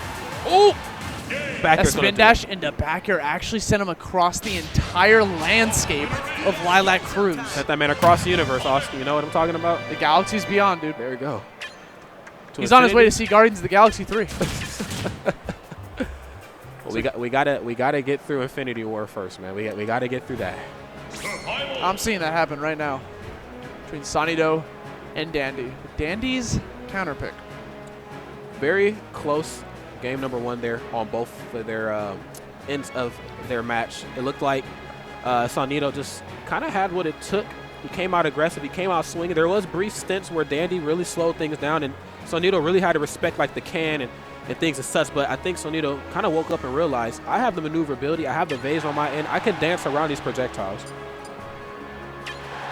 That's exactly what he has to keep doing. We're going to a smaller stage for Blast Zone-wise anyways. Town and City. These platforms are going to be also great for Dandy Penguin. He's able to just like chill on the ledges. Oh, what the heck? Nice conversion off of the Wild Gunman shot into the grab. Okay. Try to read his dash back into the stage there with the turnaround grab. I do like the patience, but that patience was just a little bit too telegraphed. So Nito was able to escape pretty thoroughly there. Okay, again, we see him connecting the Wild Gunman into some more attacks, whether that be an up air or a trick shot. Wild Gunman's also good at like sending the can even further that try to catch the opponent off guard. Yeah, you know, Duck Hunt character full of mix-ups. Really keeps you on your toes. Okay, I like the clay shot into the forward air. Pretty simplistic Duck Hunt combos. Oh my! Ooh, he knew exactly where he was gonna fly. That trajectory from that explosion, knew exactly where it was. Connected the up air and almost getting a kill. Beautiful, yeah. There's a follow away forward air. Oh, nice. There's a can. Dandy has so much momentum, dude. He fell off of that platform, connected the back air, sending away the first stock, and only has 23 damage. Wow, the setups are real here. Okay, throws it there right into neutral, converts right into the jabs. You know, ate up the shield, but didn't quite get the connection he was looking for. There's the up throw, though. Just pecking him with that duck. And Danny, again, I'm noticing Danny's being insanely patient when Sonido tries to land. Still stays on the ground, doesn't jump after him, waits for him to land before connecting a grab or explosion. Yeah, I think, you know, game number one, he was trying to match Sonido in aggression, something that she's not going to be able to do. Woo! You look at Slick with that forward smash. I see you. Okay, try to catch the high recovery with the up air there. Sonido back is against the wall here. A very unfortunate situation to be in. Again, the back air, that was just almost an anticlimactic back air when you think about it. That was actually forward air that time, but yeah. Absolutely. Oh, forward air, yeah, I'm sorry. Yeah. Regardless, sends him away with a very dominating game number 2. Right. And this is what I was talking about before the set, is that Sonido, being an aggressive Sonic, can start running into hits because he's so desperate to break the zone. He wants to be a zone breaker. But Dandy has the setups just right. Absolutely. And I think that time, you know, he had a bit of room to work with on Town and City. We had some platforms at his disposal. That really made all the difference. But, you know, again, going to another platform-based stage and another stage where both players can really show, you know, their I guess, their defensive play styles. You know, we got platforms, we got room to move. So Sonic now, his evasion just goes through the roof. Same can be said for Duck Hunt. You know, he can stand on one side of the stage, but hell, even get on top of a platform, just pelt you with projectiles. So, you know, it kind of goes back down to the age-old saying, you know, offense, you know, it sells tickets, but the defense is what's going to win the game here. Exactly. You can say that in like any sport out there. Yeah. Now we see Dandy once again setting up all these cans against Sonido. Sonido's struggling to find a way against the trick shot. So much control, so much offstage pressure coming from Dandy by just like trapping him at the ledge. Like he places the cannon just in the exact position, forcing Sonido to recover a certain way. Then he gets the recovery, and again a forward smash calling out Sonido. Those smash attacks have a lot of cooldown. They have a lot of range as well, you know, and reading that roll option back onto the stage was the best option that Dandy could have went for. Don't touch me. Don't touch me, he says, but Sonido is touching him indeed. Goes for the up throw, tries to connect that up air, but he's at too low percent for that to actually net him a kill. Okay. Good forward tilt there. Okay, punches the can. Gets the can out of there. Dandy attempting to go for a neutral, expecting Sonido to charge in. But then once again, the big blast zones of Battlefield kind of saving Dandy currently. That they are. Oh, try to go for the tilted down forward smash. Looking to catch him with a, what could have been a 2-frame situation. Will never throw back air on my shield, though. Ooh, oh my God. Double forward air into placing a can. That could have been a huge punish, but he accidentally ran right through him with the grab. Again, more low percent combos here coming out on Dandy's behalf. You know, we're getting the throws into what could be back airs or forward air opportunities. Connects the Wild Gunman into a forward air. Nice. Sonido struggling. He needs this kill right here, right now. Neutral air? Not enough. Oh! What? Oh. Hello? Sometimes you just off yourself, I guess. Ended up actually meeting the blast zone there with a one-way ticket courtesy of his own can. Right. Well, I guess that just breathes new life into Sonido. This could be the momentum shift that he desperately needs. He's sitting at 113% against this dang dog. don't know why when you said that just reminded me of Eustace from Courage. I'm sorry, man. I was thinking I'm two-man. sorry. I was thinking two-man, but that's exactly what Sonny Doe was thinking. Stupid dog, it makes me look bad. He's gone. Congratulations to Dandy Penguin. Moving on, winner side, phase 2 of pools. Wow. And could that be considered an upset, too? I'm not exactly sure how both According those to two guys seeding. Seeding. Yeah, Sonny Doe was number 1 seed in that pool. Dandy wow. Penguin was number 2. Wow. Alrighty, well, the upsets just starting to roll out here as we move into the next wave here at Super Smash Con 2017. Ladies and gentlemen, that has been all of our time here at Rod the Dutch and also La Vista. If you guys have been liking what you're hearing, make sure you hashtag SSC17 on Twitter, man. Keep up with the conversation. We'll be on Twitter, of course, VGBC, and so many other helping hands. And making this tournament great will be active as well. But don't go anywhere. We got some more exciting matches coming here shortly. Ladies and gentlemen, keep it locked. We'll be right back right after this. Survival. Diddy Kong.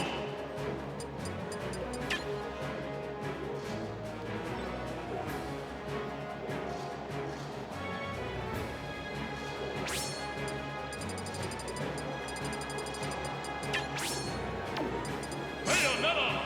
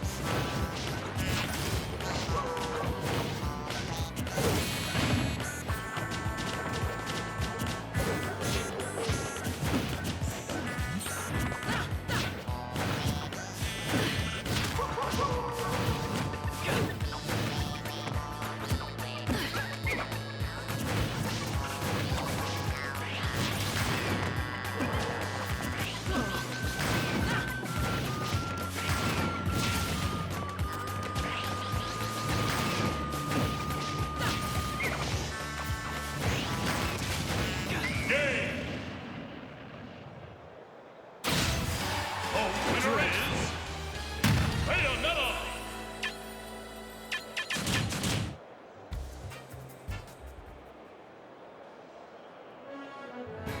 Survival!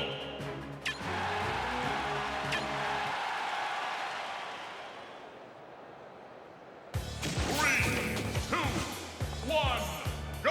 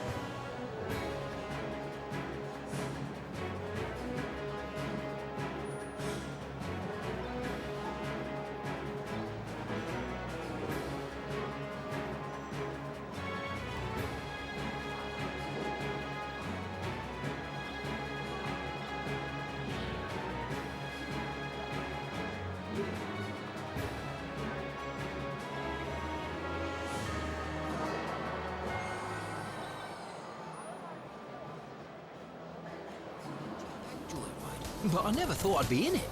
Oh, hello there. You know, you could save even more coins by switching to Geico. Probably easier than this, mate. You're gonna wear yourself out. Geico. Switch, save coins. What is up, everybody? I know you've been waiting.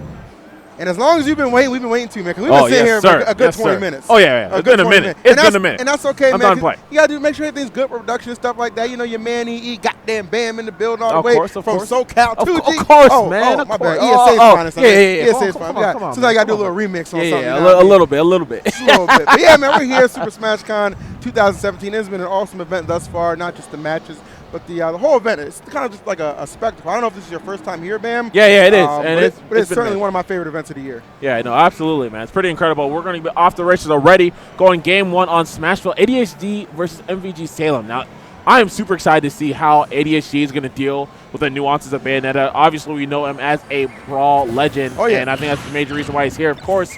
But I want to see what he's going to be able to do with this character Diddy, man. Dude, I think, you know what? I talked to him just a little bit before, and I actually did speak to him. I'm not just saying that to say that. That's not a commentator trope. Yeah, I actually right. spoke to the man, Yeah, right? I know. And he told me he expects to get completely owned in this matchup. And I was like, come on, man. You know you're somebody, man. Yeah. At least when you come here. You're somebody, man. This might be a different game, you know what I mean? But you've shown before that you are capable of taking out some big names. He's a guy who owns a couple victories over the likes of, I think, Nairo one time in the past. Vinny on that list as well. So this guy's definitely shown he can get it done in Smash 4 as well. But it's all about how you adapt to this particular matchup because obviously Bayonetta is one of the strongest characters in the game. Yeah. And he's looking a lot better than Zero did in that last game at Evo right now. I'm saying, man. Own it down right now, man. I was watching, man. Own it down, man. I mean, honestly, this is the major thing, right? A lot of people talk about Brawl, and they talk about the game is all about the neutral, right? It's all about these pokes. Right. And ADHD, so because of that, ADHD has that in spades. And we're looking at now the major things that advantage. Oh, my gosh, are you dead? Don't lose like this. That's OD. You know what? Products on sale, man. I appreciate that strong start you have, player, but no. Yeah, actually. That's crazy. Yeah. Well, but that just goes to show you the resiliency of Salem. Like, there's a reason this guy has won like the last 2 premier events, Evo and DreamHack Atlanta. Like, he is certainly no slouch. Yeah, I mean, no Bayo was doing that until him, man. Let's just say that. Oh, wow. Oh my God. Okay. That's honestly, not that much of a surprise. He had plenty of time to react to it. ADHD coming straight into his face right there with no fear, but maybe should have had a little bit. But Salem has taken back this lead with authority. Yeah. So this is kind of actually the thing that I was most afraid of.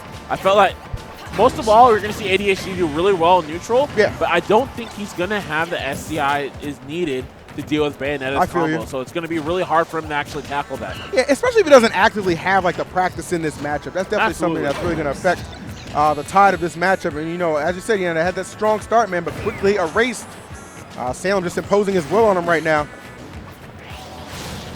Yeah, smart on that delay right there. Oh, goes high, too. I like that. Yeah, I was going to mix it. Oh, my Duffed.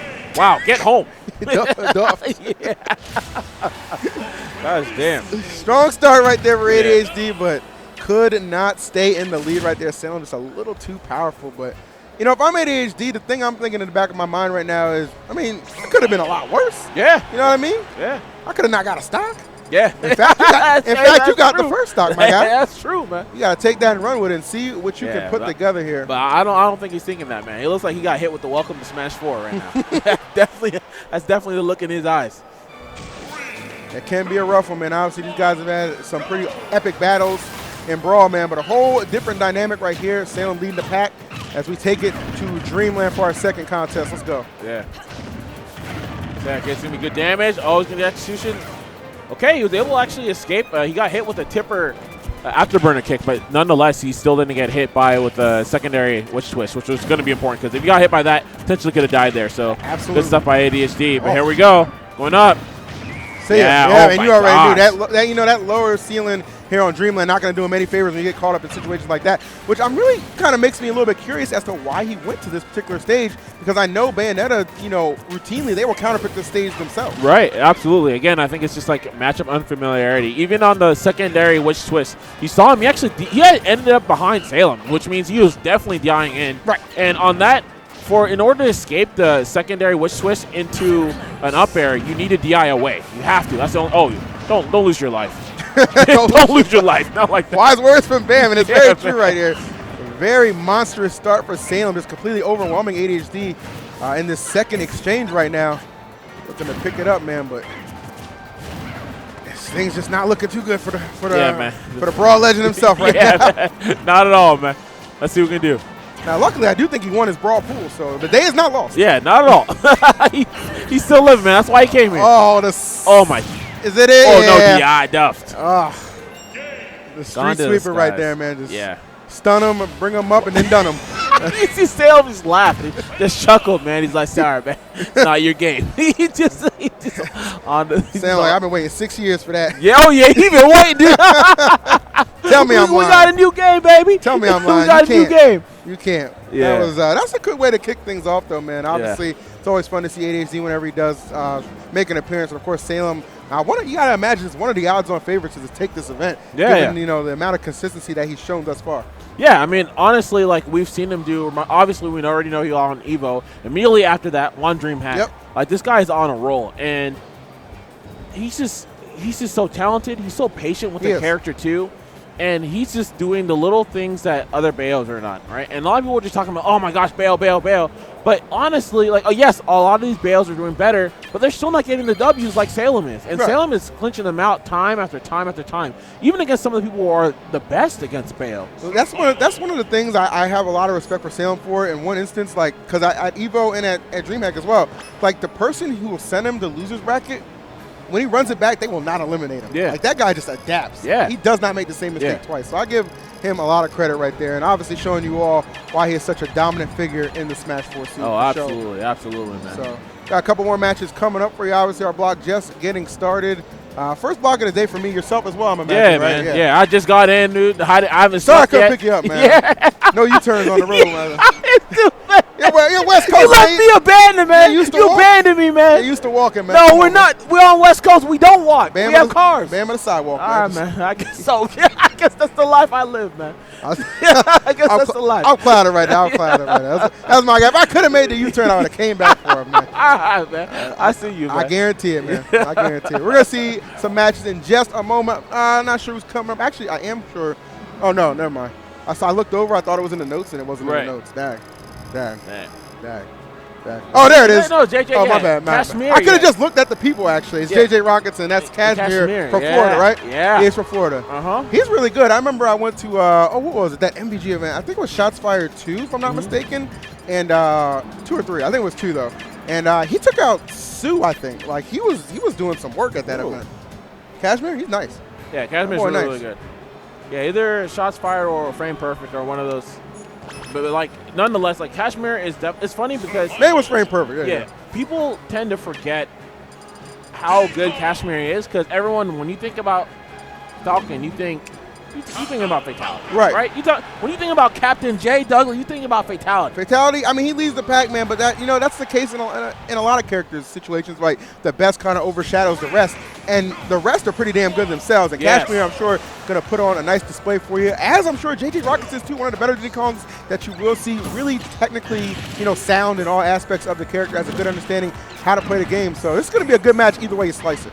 Yeah, man, I'm excited for this one. Of course, like I said, like probably the second best Falcon going up against one of the top level Diddy Kongs we have to date. So let's see what's going on, man. Game 1 on Smashville. Yeah, game 1, and we see JJ already in the lead here. Though, don't let that fool you, man. Captain Falcon is just such an explosive character, and it's instances like that can really just get the train rolling here. Of course, you see JJ looking to derail it right now. Yeah, doing a pretty good job with the stage control. Yeah, as I'm on the ledge play, doesn't really get anything there, but not too bad. Good back air drop down from Cashmere. Being a good place. Got rid of Banana too. It's going to be really important. Now, this is going to be always one of the scariest things. When you have a character like Falcon who's going to be hefty and he has a great combo game, they're the characters who are just going to bring it back on you in an instant if you're not prepared. Yes. Very much so agreed right there. Ooh, Banana giving JJ a little aid right there. And Cashmere hanging in here despite this high percentage right now. He doesn't care. And it's not going to take too much to get that stock off of JJ, but he's not going to allow that to be the case. A quick conversion will enter that stock. Pretty lengthy stock, though, for Cashmere, man. He definitely made up that deficit he was facing. Yeah, absolutely. He's still, despite all this little damage right now, we see him at 16%. He's in a really good place to actually just kind of get that revenge stock. Oh my gosh, damn, that was revenge. Build him up just to sit him down. Lord have mercy. That was something special right there. Great timing on the part of Cashmere. Yeah, crushing dreams, man. Oh, JJ right there, a little overzealous. Not going to pay for it too much, though. Both these guys back on the stage here, resetting that neutral. Yep. Okay, I love that. Going for the monkey flip kick. It's the damage. All right, goes for the grab this time around. Good setups here from JJ Rocket. This is kind of going back to what you said, right? He's just like a very sound Diddy Kong. He's got these neutral traps on deck, so he's gonna get that standard damage. The question is gonna be, is he's gonna be able to kill Kashmir in time? Right. I've never found JJ to be the most flashy Diddy Kong, but he's just so effective where it counts. Yeah, what he does, it works. It just works. All right, gets back safely right there. Just a monkey flip away, out of danger here. Even with this percent lead, gotta know Falcon is always headhunting. See, oh yeah, there was a dash grab, but of course that's going to be thwarted by the banana once again too. Woo. All right, trying to get something started here. Creeping and crawling.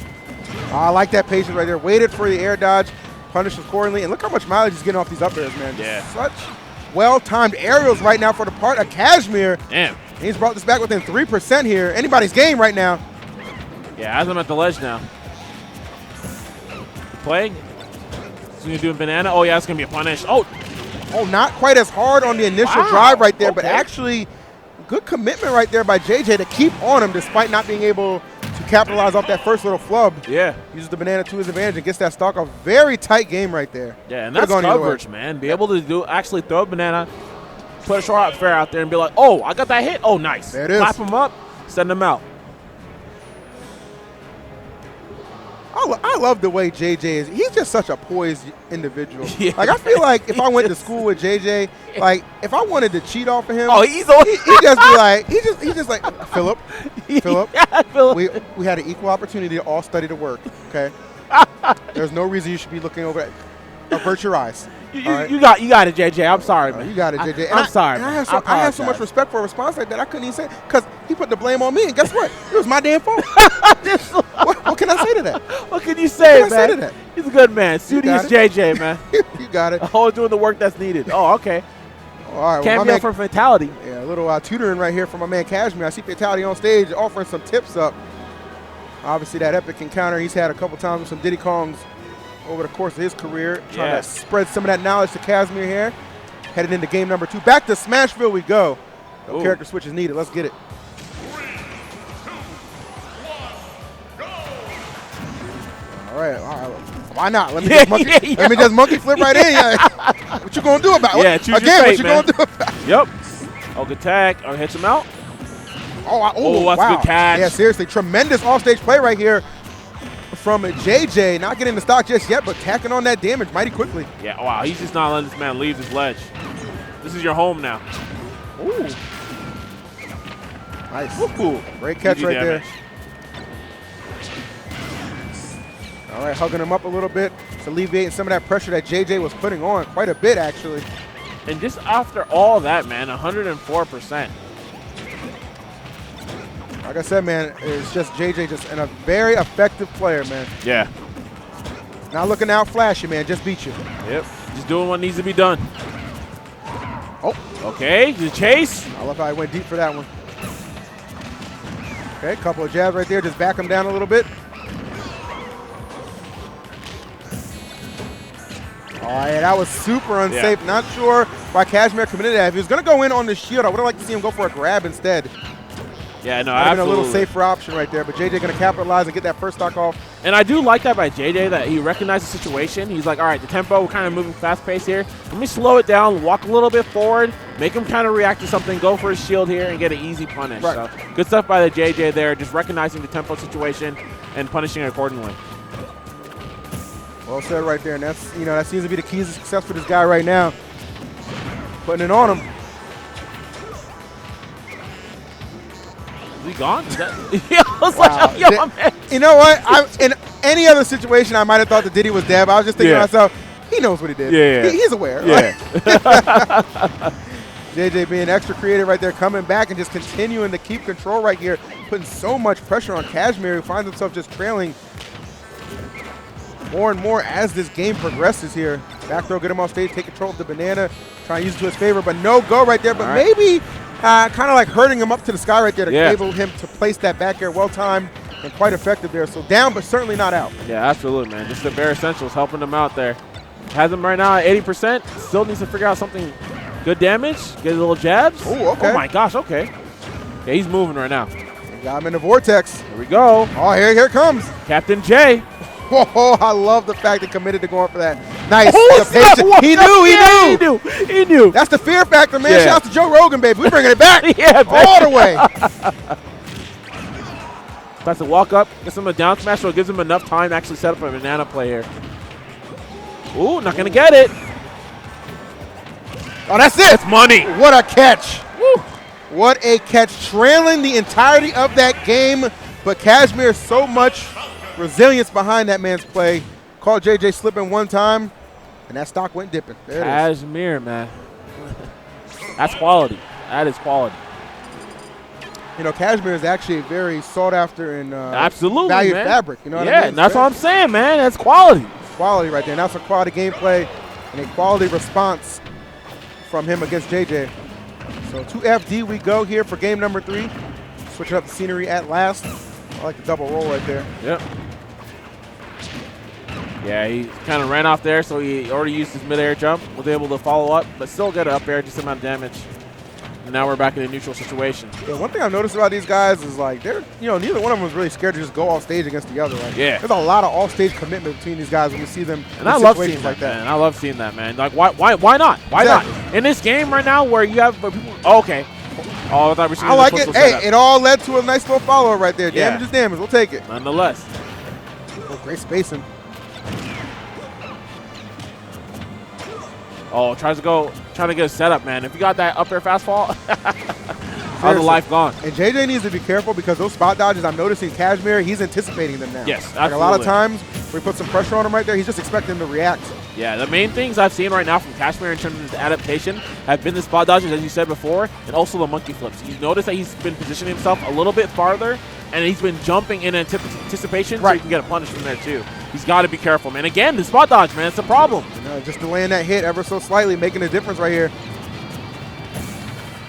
Trying to find his way in. Very tight games between these guys. Roll back, getting punished a little bit. That should be a forward throw. Yes, it is. Yep. No banana in play.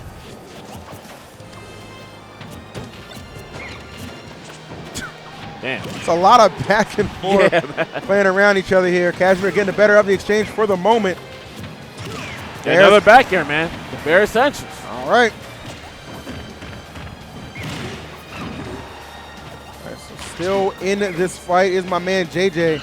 Really just one good Diddy conversion should be enough to get rid of the stock. I mean, 131. Absolutely, yeah. Obviously not a very favorable situation for any character to be in. Catches the back hit of that, but not on the right side, sending him to the right, in fact. He's going to allow that stock to be extended. What a trade right there. Wow. But still, he does not fall. And this is important, man. This might get a little bit scary really quick. He's at the percents now where if we do see a grab from Kashmir, then he should get a good amount of damage. Yeah. He's got to be careful here. Oh, okay. Kashmir picking it up right now. Oh, great catch. Oh. I'm actually surprised he didn't. I guess he didn't anticipate to put him in that kind of situation. Yeah. But I definitely like the fact that Kashmir he's playing like he's at 88, not 188. You know what I mean? Like yeah, exactly. He don't care. He is just absolutely fearless here, relentless, putting all this pressure on JJ. Okay, it's going to be a good grab. Still shouldn't be enough to kill Captain Falcon, man. 201 for this Falcon right now. If you're JJ, I mean, frustration at some point has got to be setting in. Oh, absolutely. That should be a catch right there. Yes. Catch. All right. Yeah, really clean stuff right there by Kashmir. Being able to avoid a lot of Diddy's options. Oh, tries to go for a footstool setup there. Potentially get a kill. Not going to happen. Good dash attack. All right, terrific play right here. Oh, I hear some calls already, man. The people want it.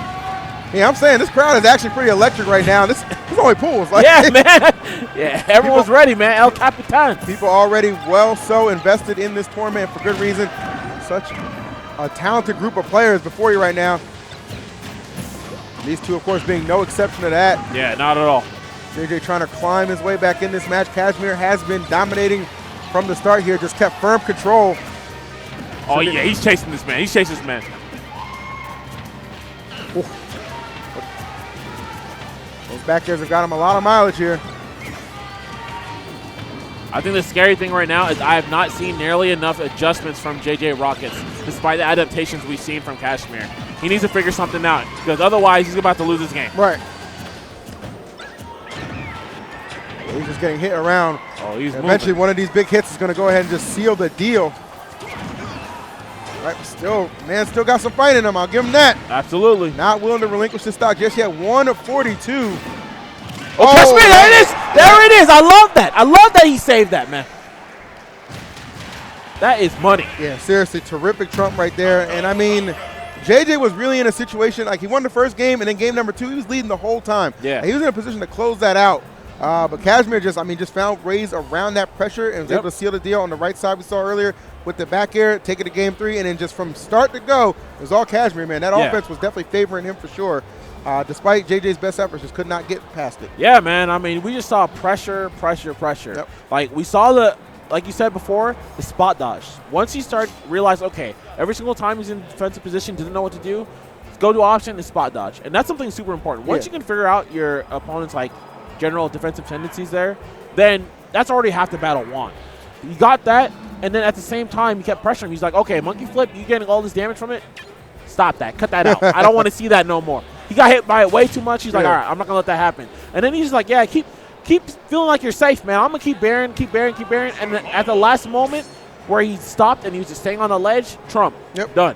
And we hadn't seen him really try to pull that option out too much throughout that set, so that's definitely, no pun intended, like his trump card for sealing that away. Yeah. So it definitely got him the job done. Donald J, man. So much respect to Kashmir right there, showing up in a big way. Yeah, absolutely. So, I mean, that was dope. Like I said, dude, this guy, not enough people look at him. He's so good. You gotta know, man. You gotta know. There's a lot of killers out there that don't get their just due. You know what I mean? And I'll even give credits to Fatality right there, because we noticed after the game 1, he came in and coached him a little bit. Yeah. So definitely told him something. I know a big gripe and a qualm that people have against Diddy Kong is that monkey flip can be so annoying. Obviously has the hitbox, command grab. It's just annoying all around. Yeah. And once you figure out a way to play around that, as we see people tend to do, like in situations where you see somebody like have a close set with 0 or whatever, it's because they figure out how to play around that monkey flip. Oh, That's yeah, a big all design day. factor right there. I don't know how many games, how many sets I've seen 0 lose because of bad monkey flips. Yeah. Right? So the move is amazing. But once people catch on to it, especially if you start using it as a defensive option, you can get blown back. I've heard people some people kind of refer to it, some Diddy Kongs, it's just like, well, I just do it because it's generally a safe option and it gives me some time to think of what I'm going to do next. And I'm thinking to myself, well, it's not like Peach and Melee where you can just down smash and be completely safe. You know what I mean? That's Peach's specialty. Oh, yeah, all day. I need some time to think. Yeah. Let me put that stick down. A little harder in Smash 4 with Diddy Kong just flipping all over the place. So yeah. A little differences right there. But nonetheless, that was a terrific match we just saw. That was good stuff. I hope you guys enjoyed it. Definitely high, fast-paced action. Got 2 more competitors coming up to the screen. Get their names for you momentarily. Ooh, and who's that? Is that Phoenix 1 Captain Zach? Is that Zach? That's Zach, baby. How the hell did he get that trucker hat from? I never seen that trucker hat in my life. My boy's making moves, man. Making fashion statements. I guess so. My man danced into a duty-free shop. Yeah. All right, you got it, Zach. Doing what he can, man. Switching up the game a little bit, man. Switching up the game. I do like the design on it. Looks like that's a rose. Yeah. That's pretty crisp. All right. So that is indeed Captain Zach. We were talking about Bayonetta earlier, man. A lot of these Bayos out here stepping it up. Obviously, Zach's been, sailing at the forefront. Zach has been right behind him. You got JK, you got Mistake. A lot of these dudes, Lima doing a lot of big things for the Bayo community. Definitely sparking some interesting debate, especially on Twitter lately, about rule sets and, character, legality and stuff like that. But I mean, let's be real, man. They just want the witch dead. I tell you, they want the witch dead. I tell people all the time, you want to complain about a character that should be banned, should have came to Smash Con and entered Brawl. Okay, we got 2 characters for you that'll make you think twice before you stop complaining.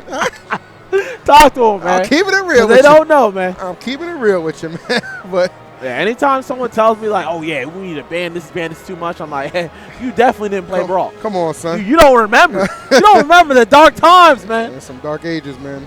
Our Unity rule set committee that damn near tore the community apart. Oh man!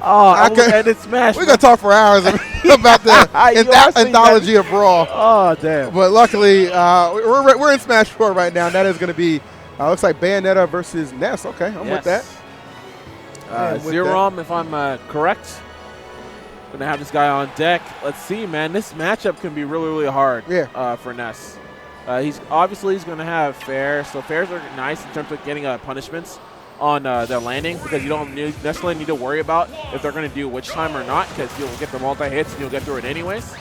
But at the same time, when he's trying to recover, Bale gets a really, really easy punish via witch time. So Oh, that's absolutely. gonna be really rough. All right, so we shall see what Zach brings to the table here. That's my man Zeram. I like that name, actually. Yeah, man. There's a lot of bad tags in Smash lately, but that's not one of them, man. Yeah, absolutely. That's not one of them, man.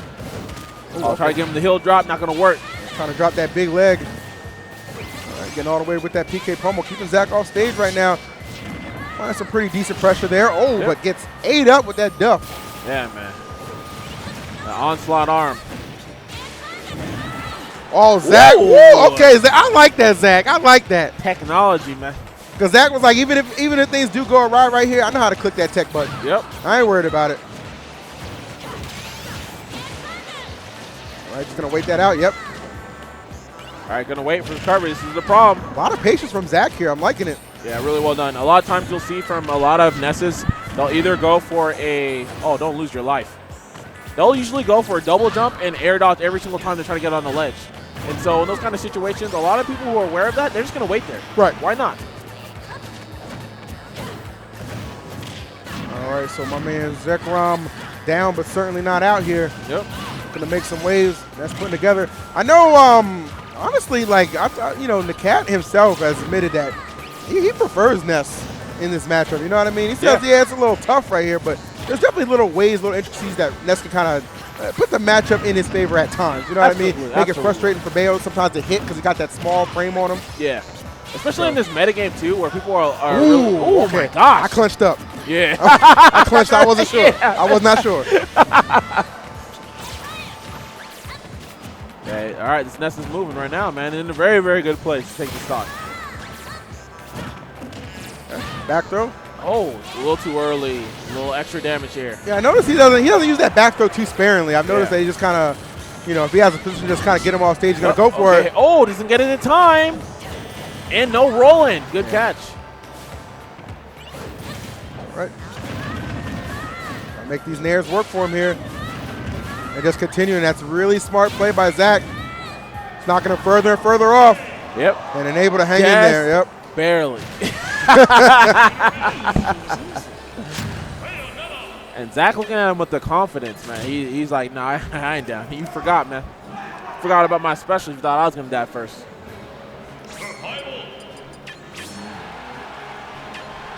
All right. Off to game number 2 we go. Now let's see if we're going to see Zeram actually kind of maintain the pace that he had. A lot of times you'll see is when you see other players that are lesser known, game 1, you may see sort of a close game. Yeah. And then you just see body bags, straight body bags. So I mean, that's a fair point. You know what I mean? If somebody, as you said, isn't as well known, they can surprise you at first, man. But it's almost like the novelty factor wears off, after the first game. And I'm not saying that as a slight against Zeram by any means. You know what I mean? I've seen this guy before. Yeah. What I'm saying is, lightning doesn't always strike twice. Yeah, absolutely. But okay, but he's moving right now. Let's see what he can do. I'll tell you what, man. We've seen some crazy upsets before. I never count out anybody, and this Ness has been pretty effective. I like his neutral game too. Definitely not afraid of approaching and attacking Bayonetta. That's one thing that you got to have is a lack of fear for this character. You got to pick your spots right there, but maybe pick it a little more cautiously there because Captain Zach had the perfect punish waiting with that up smash. Yeah, that was a beautiful 50-50 right there. And that's the scary thing about Bayonetta, man. This character, when you have so much guaranteed damage and people are afraid of your guaranteed combos, people are going to try to air dodge. They're going to be mashing that button all day. LR doesn't matter. Bro, I was so afraid I didn't even show up to my pool. Man, you ain't making me your highlight video. Nope, not at all. Not today, shawty. Speaking of. I was going to say, I don't know if I can say the same about Zach. Yeah, we saw that classic double jump air dodge again, Nice. but hey, Zeram gets away with it this time. Yes, Going to he get that back does. throw, close the stock out. Yeah, Zeram is down right here, 67%, but still with some fight in him here. Not throwing it in just yet. Zach looking poised here to get the 2-0, but still got a stock, still got a chance. See what he can get going here. trying to break through. I actually like that PK fire. Yeah. Pretty unexpected right there. Oh, and just landing with the aggressive options here. Okay. And now just stunning Zach here as he just keeps him above. Oh, this is money. Yeah, getting some damage. Uh-oh. Oh, really? Don't let it happen to you. Okay. I actually respect that. I really respect that because Bayonetta obviously has to press buttons in order to get that recovery, right? So may potentially extend her hurt box, may get a kill there. Didn't work out though. All right. Flinging that neutral air out there right here. Zach put on a lot of good pressure. Oh, but maybe tried to do a little too much right there. Did not get the witch time he was likely looking for right there, but Zeram will get the stock. Gave her the quickest of fades, man. Wow. Clipped her up, that's it. Literally just stood her up right there, man. Yeah, that's Ness be like, I had to wash my hair. Yeah, welcome to Tinder, man. Keep swiping, man. Yeah, keep on swiping. All right, game 3. This time around, we're going to go to Battlefield. So, Raw, man, be able to pull that one out. And again, like it didn't seem like he actually like faltered anyway. It wasn't like, yes, that was a really oh my gosh, okay. Is Zach angry? Oh, you're done! You're done! He's dead! You're actually done! Oh my, could this be the first major upset of Super Smash Con here in Smash 4? Barring anything else, I'm not on Twitter right now, but oh my gosh. This would be a tremendous defeat here if Zeram is able to get the job done right here against Captain Zach. Okay, this is actually major. Zach needs to clutch this out immediately. And the thing about it is because of the floatiness of Ness, and is that going to kill? Nice, okay, nicely so that's done right major there. because he has not been able to get a very consistent combo game to actually kill Zeram. Yeah, this has definitely been a struggle right here. Very impressed with what I'm seeing here from Zeram.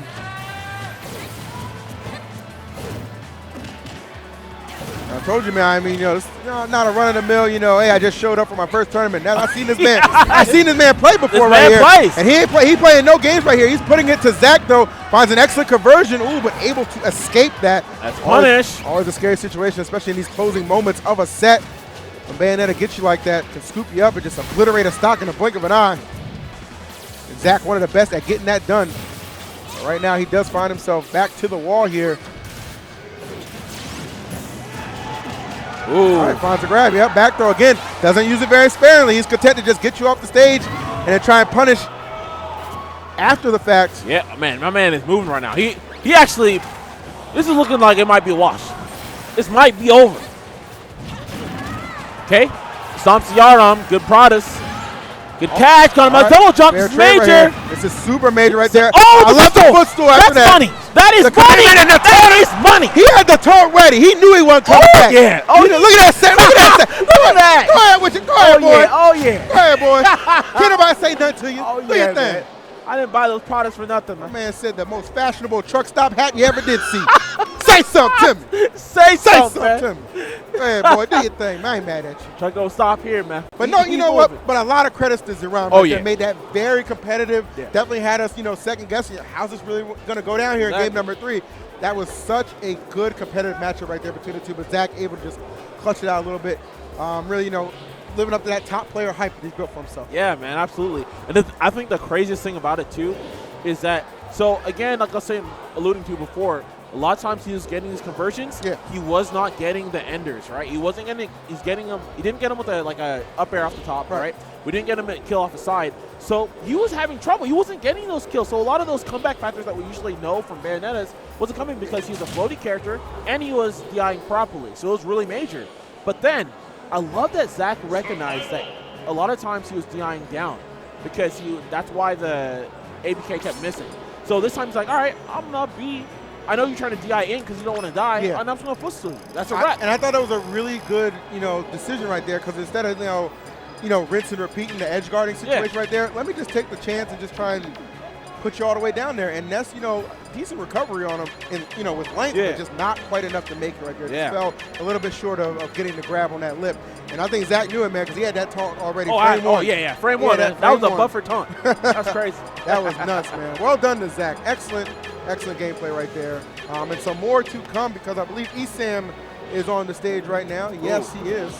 Against Rod the Dutch's illegitimate brother. I don't know Yeah, I was about to say Mr. Clean versus Rod the Dutch. Man. I don't know who that what's brother going on. is, but he's family if you ask me. So come on down. So we got to play the ribs for you. Yeah, man. Don't worry about it. Don't think twice, my man. Oh, damn.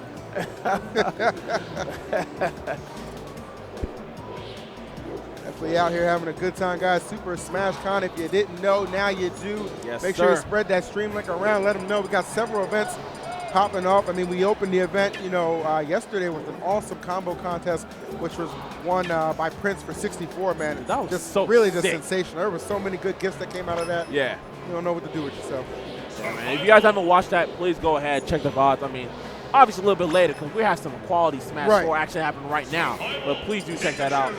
Prince combos, man, were just absolutely insane. And the reactions on the people, man. I saw some of the reactions from Kaboom fan, D1, Hungry Box ran off the side of the stage. I didn't know where he went. It was just ridiculous. And, that was legitimate, hype for H-Box, not his just usual theatrics. Oh, Zay started the third.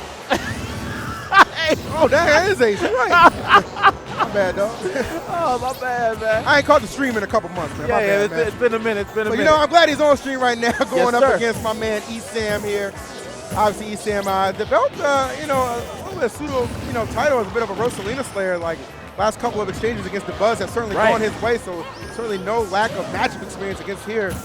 So we'll see what Ace can bring to the table. Definitely going to have to come with that ferocity, man, or E-Sam going to shut you down. Yep. Looking to shut down those attempts to return right there, but Ace able to get his way back here, get his Luma on deck, try to bring the fight. Yeah, but now after taking all that damage, they're 68%. Now we see E-Sam pack on a little bit more.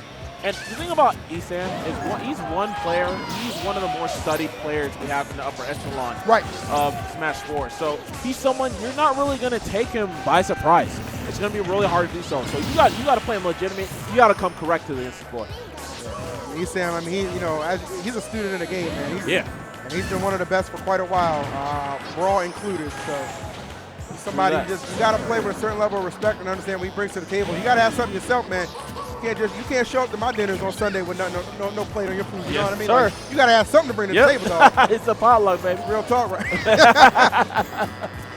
Potluck indeed. Might need a little bit of luck here for Ace. He is definitely on the struggle train right now. Looking to land a back air, gets the job done. E-Sam, one good hit away from sealing it up, and that's going to do it right there. The Thunder Explosive. The opera, man. Rosalina, every time she tries. Yeah, see Ace. Start of the third, having definitely some problems there, getting a little combo game out on Luma. That's going to be a wrap. All right, one hit leads into 3 or 4 right there. E-Sam so consistent at just bringing them together here. Yeah, and even though he's not actually getting a kill here, every single time he's just getting damage, that's the scary part. He's so good and so proficient at that. When you're on stage against E-Sam, expect, especially a floater like Rosalina, expect to take a good deal of damage right there. Yeah. He is very relentless. Yep, and that's going to be a wrap. Yeah, that's going to do it right there. Ace star to third. Man. He's got a nice YouTube channel, though. He definitely does, man. Shout out to that. Channel clean. Channel is damn clean, man. All right, so going to go ahead and switch it over a little bit, bring out one of his waifus in the form of Lucina here to combat very game E-Sam, very dominant in that first exchange. Let's see if the second outing could be a little more favorable for this young man. Let's see, man. One thing I do like, man, I love the tag that he's repping right now. Always hope.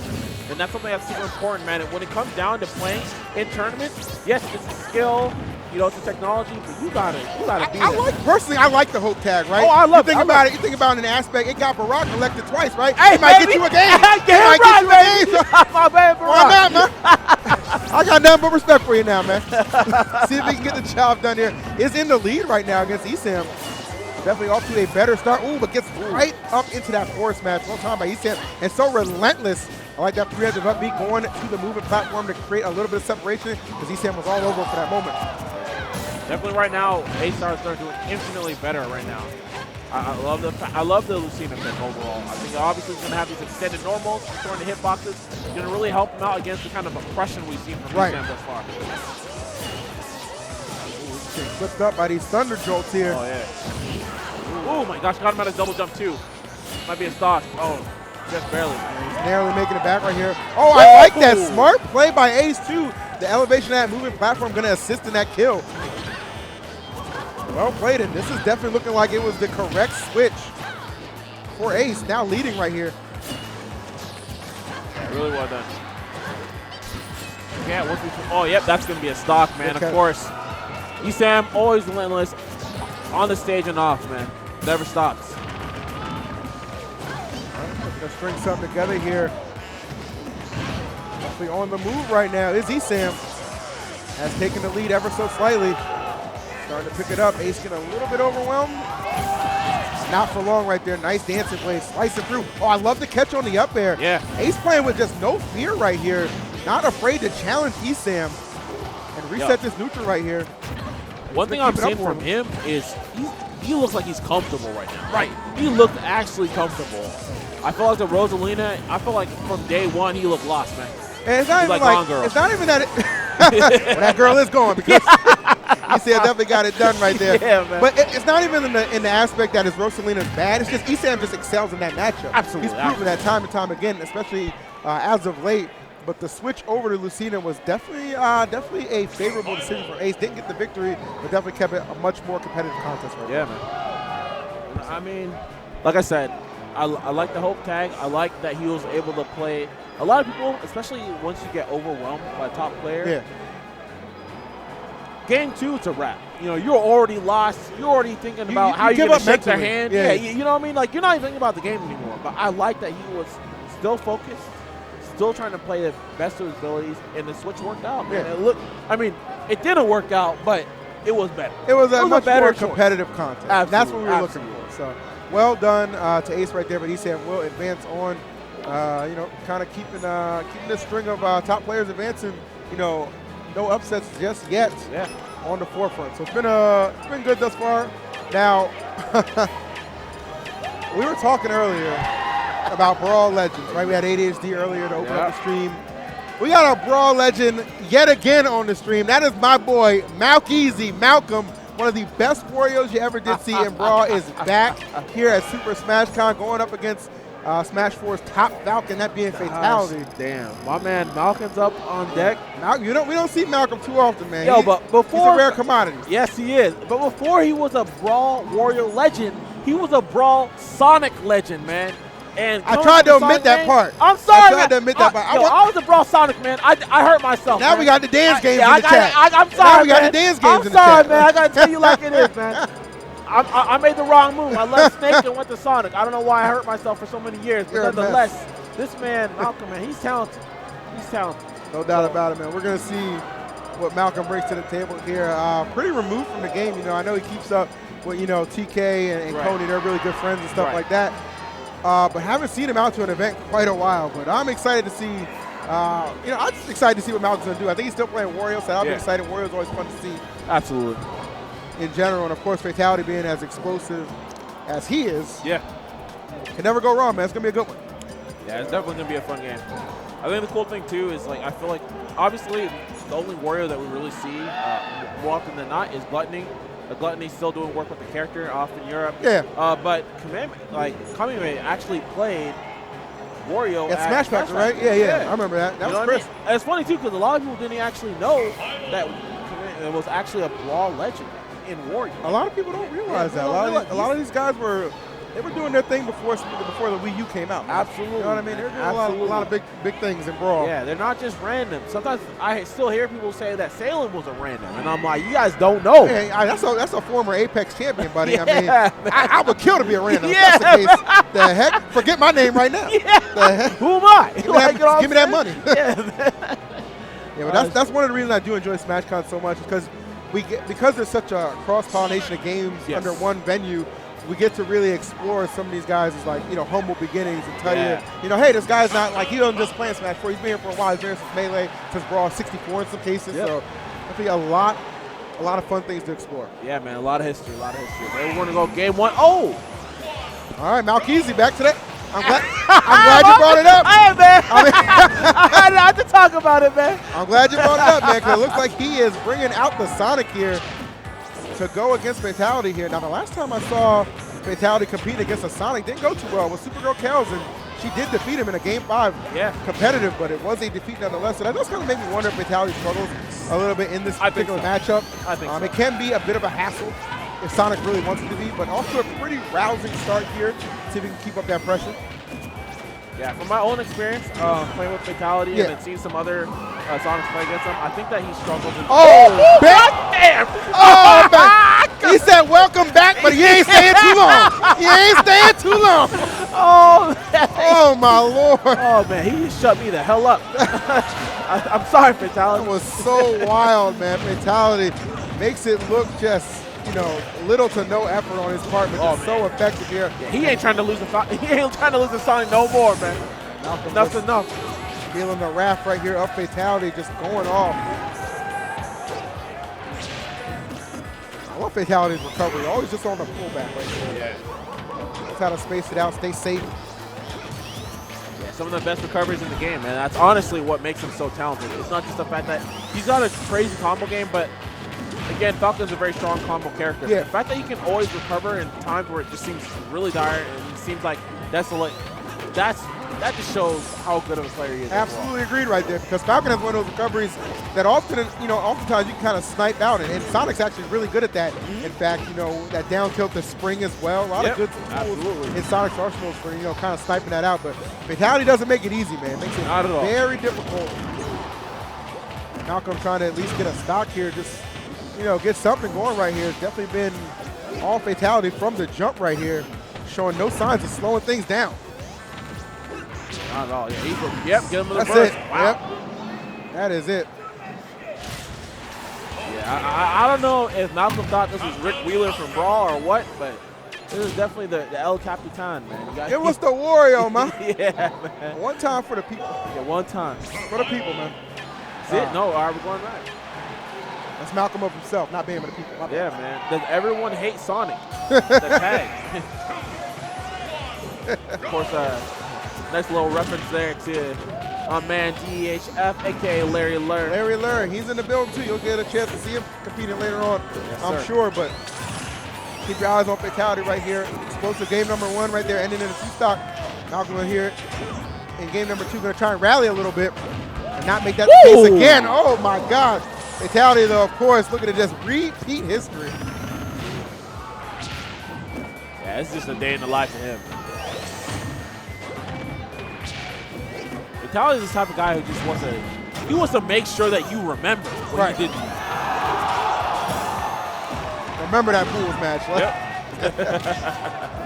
right, flipping him a little bit there. Okay, dude. You need to calm down. All right. What you need to do is calm down. I get it, man. What did I say, man? I get it, man. Oh, man. Captain J. Douglas, man. It's just man. It's like, if he hit that, it's like, what do you even say? Yeah.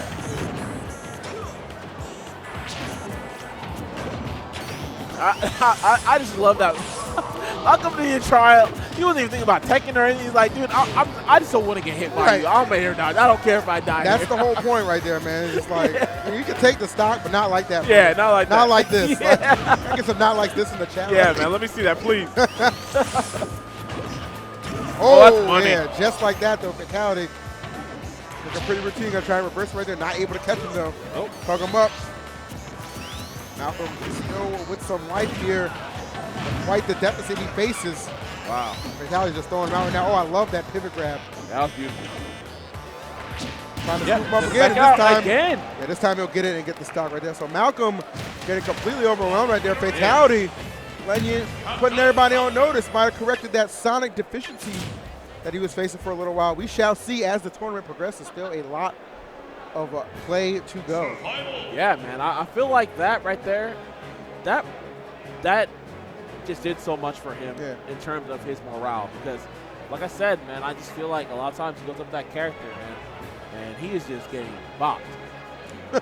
I'm just gonna be real, dude. He just gets clowned on. I'm like, damn, I forgot. Aren't you Fatality? Like, what happened, man? There's nothing wrong with being honest and keeping it real, guys. Yeah, man. But I think that does well. I mean, and it actually showcases that some of the things I saw him punishing there, he wasn't punishing before in the Sonic matchup, and that's major. So it is. If he does run into a Sonic, which he potentially could, right? In this bracket. There's a couple of them here. I mean, we got Kells, we got Static Manny, Seagull Joe walking around. So there's a lot of talented Sonics in the venue right now. So keep an eye out for him, man. Keep an eye out for this next young man coming up. I believe he goes by the name of Lotus. No, Locust. Locust. Locust is his name.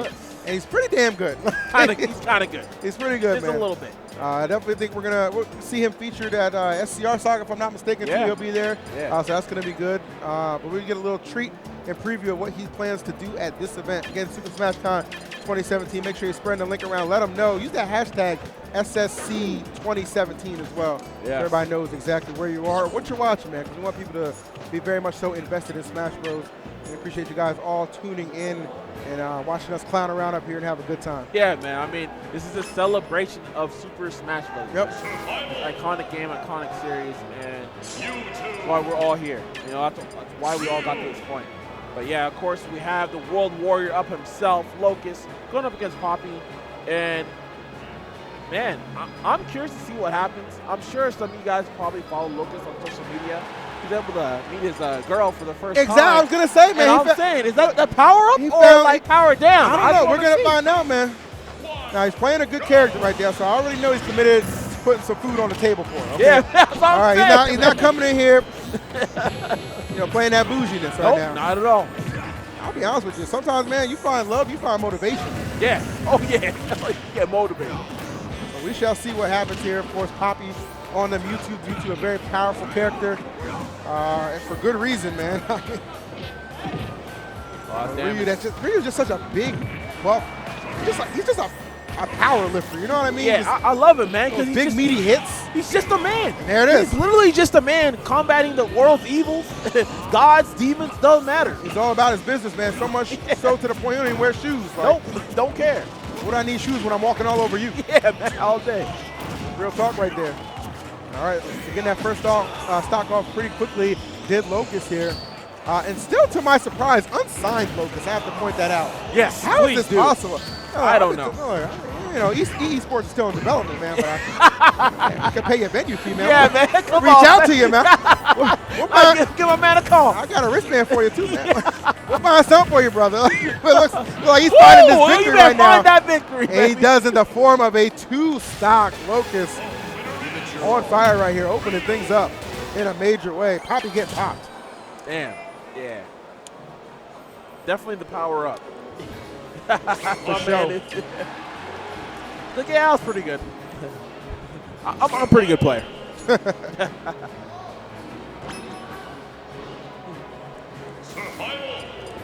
Locust hailing all the way from Canada as well, man. Like, one of the best Canadian representatives you'll find at any Smash event. Absolutely. Kind of surprised too because Mewtwo is actually a character who's you're going to be floaty, which is going to be kind of dangerous.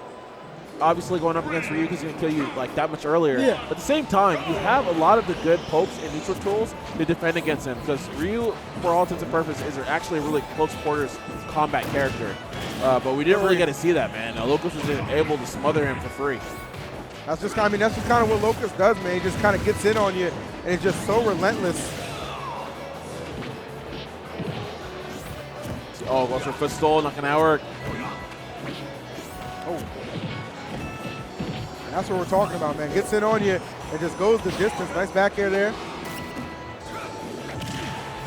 Okay, good catch. Yeah, that's going to actually be the punish. You're going to still go for up tilt. Seeing more of a fight here in Poppy, though. Oh, but that was a little overzealous. Really was no reason, I don't feel like, to go for that up smash right there. Yeah. Kind of left yourself pretty susceptible because it does have to complete, and it does have a little bit of delay there. Absolutely. I think in that kind of situation, you got to chase, man. You got to make sure you get right under him. If you just sit there and be like, fall into me, if they just weave in and out, all of a sudden you lose your life. Oh, you're ducked? Oh, my gosh. You talk about those feet, man. He got a whole dose of that. That is a... Did he even play? Come on. Oh, man. Did we get a chance to commentate? Come on, man. I feel like that sentence was under construction. And yeah, he's like, yeah. Oh, Locust man. just shut it down. Yeah. That's definitely... So you need a permit to finish this sentence. He ain't got no chance today. Yeah, no chance. Oh, my goodness. That I'm sorry, that was just crazy. Like I was ready to dive in and take the reins off that sentence. Yeah. Like when you were done talking, and Locust was just like, nah, Actually, we done playing. I'm done. Yeah. All right. There you go, man. That's how quickly Ryu can handle his business right there, and in the hands of Locust, man, he pilots that character to a lot of good success. So. Yeah, man. Congratulations to Locust and his girl, man. I mean, she was definitely cheering. Power up, yeah. You definitely got that power up. That's all I'm saying. I'm with it. I'm with it. I respect it. So, good game right there. Again, still here, Super Smash Con 2017, jamming it. EE, Bam. We don't get to commentate a lot together, man. That's, man. It's a crying shame, man. Yeah. But I had a little bit of pull at this event, and I was like, well, who do you really want to work with? I don't mind working with anybody, you know what I mean? I love my fellow caster. Yeah. But make sure I get a spot with Bam. You know what I mean? I don't get to commentate with Bam as much as I want. I love this man's style. I love his energy. And I feel like together we could do something real successful. That esports life, man. There it is, man. There it is. Had to clean that one up a little bit. Yeah, absolutely. Now, man, let me ask you something. Obviously, your first Super Smash Con. Did you happen to enter anything at this event, or are you just chilling? No, man. I was just like, I just want to come out and just kind of view the event for what it is. Yeah. I think that this is. You mean scout the event, as Jabali would say. Hey, man, I'm always scouting. Man, you know what I'm saying? I always got to take, man. Even if people think I'm good, I got to take from Those you. guys are ridiculous. I might go over to Gamer and snatch his headset, man. Why not, man? Why not, dude? I have to take everything. I heard the HyperX Stingers, the best headset for under $50. Get that shill in, man. Yeah, right. Chill it out. Chill it out. But no, you didn't enter anything, just chilling? Yeah, just chilling, man. I mean, there's just so many events. I love just like the vendors that we have here. I mean, I love the whole kind of stages set for, Smash acts. Yeah. The combo contest. Like I said before, this is really a celebration of the Smash Brothers. So I wanted to take it all in so I could just enjoy the tournament. Probably next time around when I come, I'm going to probably enter some stuff. I might enter probably Smash 4 and some Brawl. Dude, I always want to enter Brawl, but they're always just like, you got to have the 10 a.m. pool because, to plan around commentary. Right. I'm just like, well, if I didn't go on at 2, why can't I just do 12? Exactly. Well, the pool might run a little long. Exactly. I'm like, it's not going to run long. Yeah. Now, look, it ran long. Like, all right. Somebody made the right call. Okay. All right. But damn it, I could have shown up and left. Yeah. I mean, just saying, man. Come on, man. I'm just saying, man. I'm not trying to step on nobody's toes, but take a chance, man. Hey, you talking truth, man. As far as I'm concerned, you talking truth. Talking truth, man. Speaking of truth, man, I got to tell the truth right here. We have a very talented Fox from my region. My man, ZD, is about to be on deck right here. Very, very intelligent player right now. Yes. But he is up against somebody, I always pronounce his name wrong, Raide? The Pikachu. Yeah. The Pikachu from Florida. He's really, really good. A lot of people say, like, in some cases right behind Esam as far as Pikachu goes. So, you're not going to get a good match out of those two either way you slice it, man. Yeah, again, I feel like the same fate falls along in terms of like the Falcons. Yeah. It's the same for Pikachu. I think even more so for Pikachu because Esam has just been such a household name ever since Brawl. Of course. And then now in Smash 4, everyone's just like, oh, there's only one Pikachu, and it's always going to be Esam in terms of Brawl and in terms of Smash 4. Not so much the case, man. You have Captain L from Canada who's so talented. At one point in time, even like Larry, he believed that Captain L was actually the best Pikachu. Captain L is nice. Yeah, he is nice. crazy, man. His beauty stuff is like out of control. But even like you said, I'm not sure necessarily how to pronounce the name, but Radia, like he's very, very talented. That's one thing I do know for a fact. This man is talented. Definitely. So I'm really excited to see this one. Fox versus Pikachu. We already know how volatile that matchup can be. So, I mean, we saw what happened to Larry, man. I mean, I'm going to tell you, man, that hurt my heart. Did it really?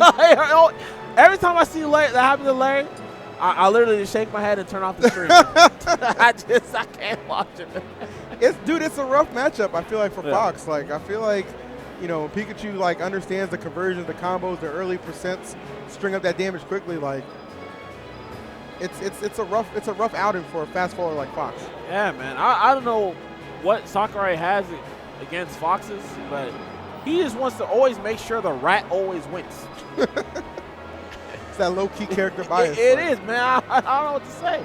Every single time, man. Fox can never turn into base. That's what I'm saying, man. All right, man. You got it. I'm saying, man. You got it, man. I'm just saying. Oh, my God. This guy, man. Oh, we got some matches, man. We got some Smash 4 here. Some quality Smash 4. I'm about it. It's always quality, man. It's always quality.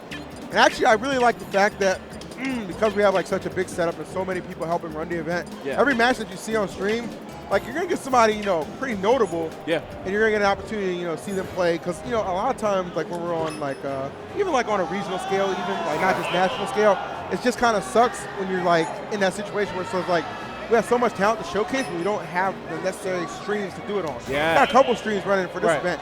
And a couple of events themselves as well. So you got to get a taste of everything you're looking for at SmashCon, again, which is kind of the purpose behind it. So Absolutely. we out here, man. Absolutely. And I think we've filled time long enough for you guys. Yeah, I mean, I don't know what else they want from us, but I think we're about to start the match Yeah. at last. ZD and Ride. Both these guys look like they don't want to be here.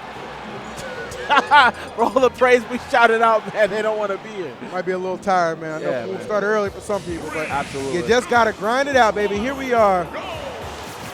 Game 1, man, Smashville. Yeah, Ride versus my man ZD. Now, I'm interested to see how ZD approaches this matchup because here in MDBA, we don't have any premier Pikachus, right? There's no premier Pikachu to kind of draw too much matchup experience on, but, you know, ZD's pretty well studied here. You know, this is a guy a lot of people don't realize, like, he's got some pretty good wins, even as CEO Dreamland. He was the one who actually put Mentality in losers bracket. So Right, keep that in mind. Yeah. This guy is definitely no stranger to success. Okay, so he's gonna take that damage. Not really too much of a problem there. Didn't see really Rodeo trying to actually take him to the blast zone either. He got him with the up air, but didn't really kind of pull him forward, and that's kind of the most scary thing in this matchup for Fox. Oh, nice. Put it Ooh, up good there right catch. there. I love it. I like the pressure right there because he's on that platform. Force out the air dodge, have the up smash waiting, even if that up air doesn't connect. Really just kind of 1-2 punch right there. Yeah. I always love that air dodge trap, man. That's one of my favorites. Go on the platform, air dodge, and eat a backflip. There it is. That simple. ZD leading right now. I'm not sure where he picked up this Pikachu experience from, but I'm sure he's pretty happy about it. But finds himself jumping right into that thunder. Yeah, that's a pretty important one, especially as we already talked about beforehand. Pikachu can definitely get that damage up fairly quickly, so still within the realms of doable for the Yeah, of ZD course, doing man. pretty Yeah. damn well. Oh, again, wow. the traps! Right? Again, on that platform to the up smash. Doing him justice right there. ZD, pretty commanding win right there. JV2, if I'm not mistaken. Yeah, man, no rats allowed. Beautiful stuff there by ZD. Like you said, man, like there's not really that many Pikachu, there's not like a prominent Pikachu in the region, but despite that fact, playing pretty remarkably well. Yeah. And I think one of the cool things too about Fox, Fox is a character where in terms of his conversions, there's very few characters that you either air dodge or you don't. That's really what happens against Fox. So when he puts you in that blender, when he puts you in that vortex, you gotta hold it. It doesn't matter what character, I don't care what, if you're from Space Animal, I don't care if you're a rat, I don't care if you're a human being, it doesn't matter. So that's kind of one of the great things about Fox overall. So I hear you, man. We're seeing one of the great things about Pikachu against Fox, man. Those early percents was able to string together so much damage and then just getting that thunder in right there. Really tight window to get it in, but if you, man. if you can time it right, man, it comes out. Yeah, it's a beautiful thing. Fairly nice interruption tool as well.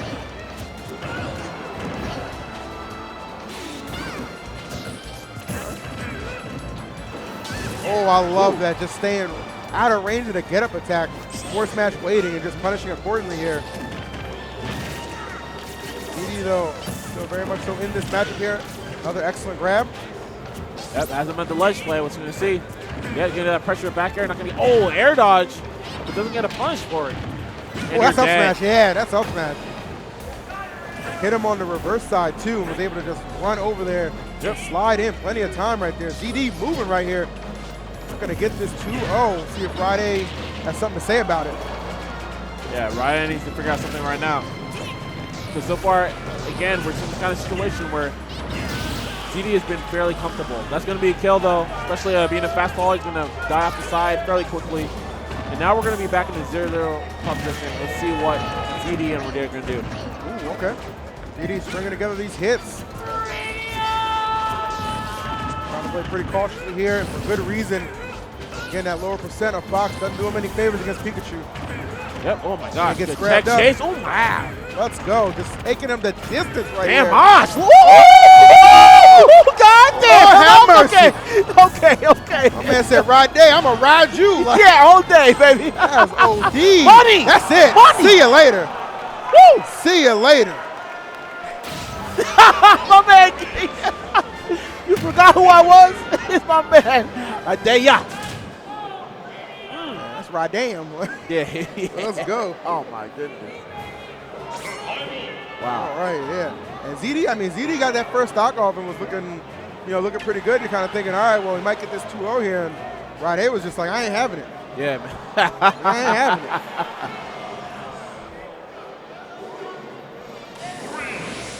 All right, so back to FD we go.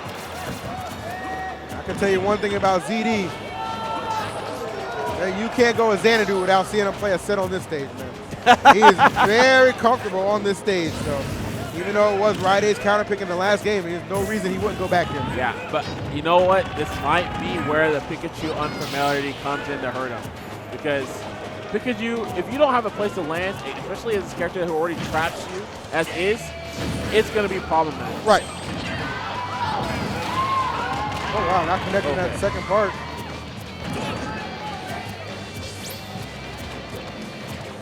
Okay.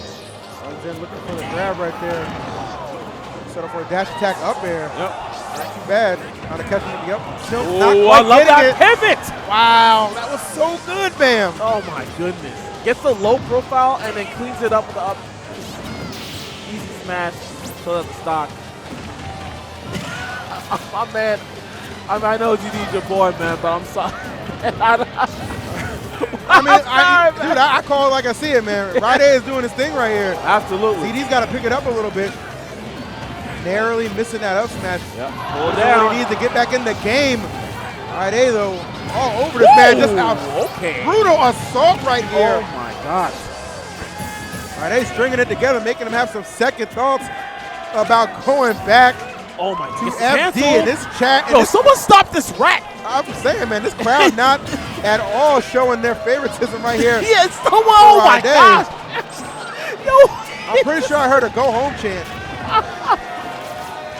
Yo, I feel like this is OD right I feel like I'm rewatching Prince on the combo contest, man. What's going on, dude? This ain't Prince Star though, man. We live and direct right here on FD. Yes, sir. But I'll tell you what, you watch him play, you Oh, couldn't tell. oh my gosh, You where did couldn't he tell. go? Where did he go? Look at E-Stam. Get this man out of here. Hey, look, get E-Stam out of the shop, right man. now there's an APB out for ZD stocks, all right? Yo, the helicopter overseas, man. They look at this. Someone help. Wait, what's he waiting for? It's not best of 5. Wait, and he's just looking at him too. Wait, what? Wait, are they they're actually zooming the camera to get ZD out of focus because he's staring him down right there. I gotta say, maybe he's just run it back. I guess. Run it back. Is that the plan? Look, in MDVA, we call that's just an extended hand warmer. Oh, damn. All right, that wasn't even the main event. Damn, that was, there was nothing extended about that, man. That was quick work. Yeah. After that first game, Rade was just like, all right, we out. Yeah, all right, man. Well done to him, man. That's a talented Pikachu right there. I look forward to seeing a little bit more of him as this tournament progresses. That was a good showing on his end. Wow. And the worst part is, too, because Pikachu has the electric property. The electric property in certain instances prevents you from teching. So, so there's certain situations where it's just like you just get wrecked. I know it's like a very small window, but I think like when you're close to the stage in those kind of situations, and also if you're grounded in certain situations, then you just can't tech. You just got to hold it. So he actually disappeared, and there's no chance in hell he's coming back. Yeah, I mean, that's exactly why you saw him be so aggressive off that stage, knowing that in the back of his mind, he's just like, there's not too much ZD can do right here. I'm going to take this gamble, man, and I'll take this man to a craps table with me anytime. Real talk right there. So, well done to Ride, advancing on. We're going to switch over to our next competitors coming up. I believe it's going to be Dill and Maloney. Yes. All right, Maloney. I think Dill plays Sonic? Not Sonic, Fox. If I'm not mistaken. Don't quote me on that, guys. I He might know- be Rob. It's either Rob or Fox. I do know that he does. I've seen him play Sheik for the most part in Smash 4. I'm not sure if he has changed. Oh, maybe since it then. is Sheik. It's been a I know while. he's out the House of 3000 Yes. camp. Yes, so man. I get those guys mixed up sometimes. But either way, I know Dill out of New York as well. Very talented player right there. So you're going to get a good showing either way you slice it on that one. Yeah, man, he's always been a very solid player. I think that the one thing that's always held him back is because he's not been able to actually experience other events for the most part. He's not outside of that general well regions. traveled. Like, Yes. you know, we'll see him go, you know, from time to time he'll be at events, man, but he's not as well traveled as like True. a lot of people. So True. Which, you know, that can hinder your growth a Yeah, little yeah. bit too, because Definitely. I really do feel like having the opportunity to play around in other regions against other competition really dictates how far you can go. But you know, this guy's come down to Xanadu before, man. He's certainly no slouch. Yeah. Yeah, but nonetheless, this guy's really skilled. Funnily enough, I first really kind of like started talking and interacting with him and the Buzz through PlayStation All-Stars back in the day, man. That's really where I was able to kind of meet up with him and Devin. Yeah. So I know he's very, very strong in that. And then kind of after he kind of was able to blossom in that game, I think that he kind of came back in this game with kind of repurposed, and he started doing really well again. Still needs to travel a bit more, but he's always been a very solid player. So I'm really excited to see what he's going to do here. And of course, he's going to go up against Maloney. But as far as we tell, Maloney plays Cloud, and that is actually going to be, if he can go ahead and play the Sheik, that's going to be a very rush up matchup for Maloney. Oh, he's going Diddy Kong. Oh, Diddy Kong, all right. All right. Man, got a couple surprises in the tank right here. Yeah. That'll be fun to see. Cloud versus Diddy, always exciting contest. I mean, I know you guys checked out Low Tier City last week. Tweak vs. Zero certainly did not disappoint. Not at all. So always one of funner, more entertaining matchups you'll see in this game. Yeah. So let's get it on to Smashville. We go for game number one, Dill versus Maloney. Yeah, so of course one of the main things you're going to see in this matchup is overall who's going to be able to control that air-to-air space. You're going to have a slight edge going with Cloud because he has very good in terms of like the size and range of his disjoints. Yeah. But at the same time, Diddy Kong just has a lot of quickness to him, and he has a really great dash as well. Not as great as Cloud's, but overall still really good. Has a really terrific shield, and of course he has a banana on deck as Of well. course, So man. And one, you know, perhaps one of his greatest assets in this particular match is the fact, you know, once he gets Cloud off stage with no limit, I mean, that's pretty much a dead Cloud in most instances. Yeah. He's very easy traps, and then like again, because he has very solid air-to-airs, he cannot deal with Cloud just trying to abuse his air mobility to kind of get back on stage. So that doesn't really necessarily work against a very well-rehearsed Diddy Kong. Right. So like Dill, pretty well rehearsed right here. Oh, tried to charge up that forward smash, was not to be right there, but still in firm control here. So Maloney with the limit on deck, keep that in mind. Could it be the difference maker? Yep. Oh, and he was trying to wow. make it. So I like that. He had a good anticipation Yeah. on the landing. It's just the execution just wasn't there. Yeah, it looked like he, if he had potentially done that a little bit earlier, that could have been, oh my gosh, I could have been stock there too. Not gonna work. Oh, great catch on the back end, but doesn't get the stage strike he was likely looking for, but he'll set up for that down smash, send him right back off, almost has his limit charged up, and there she is. Yeah, that's one of the actually nice things for Diddy Kong. You're not gonna get a stage spike once he's in barrel form, so good DI right there by Dill to actually get onto the stage and avoid that kind of situation. And now able to get a stock off, put himself in a good place to take this game one. Oh, wow, that spot dodge right there, both hits missing.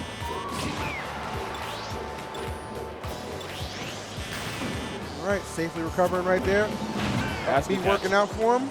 And he had another limit on deck here for Maloney. All right, here it comes. Lucky up here. Nice catch. Oh, the forward air right there. That's pretty bold right there, too.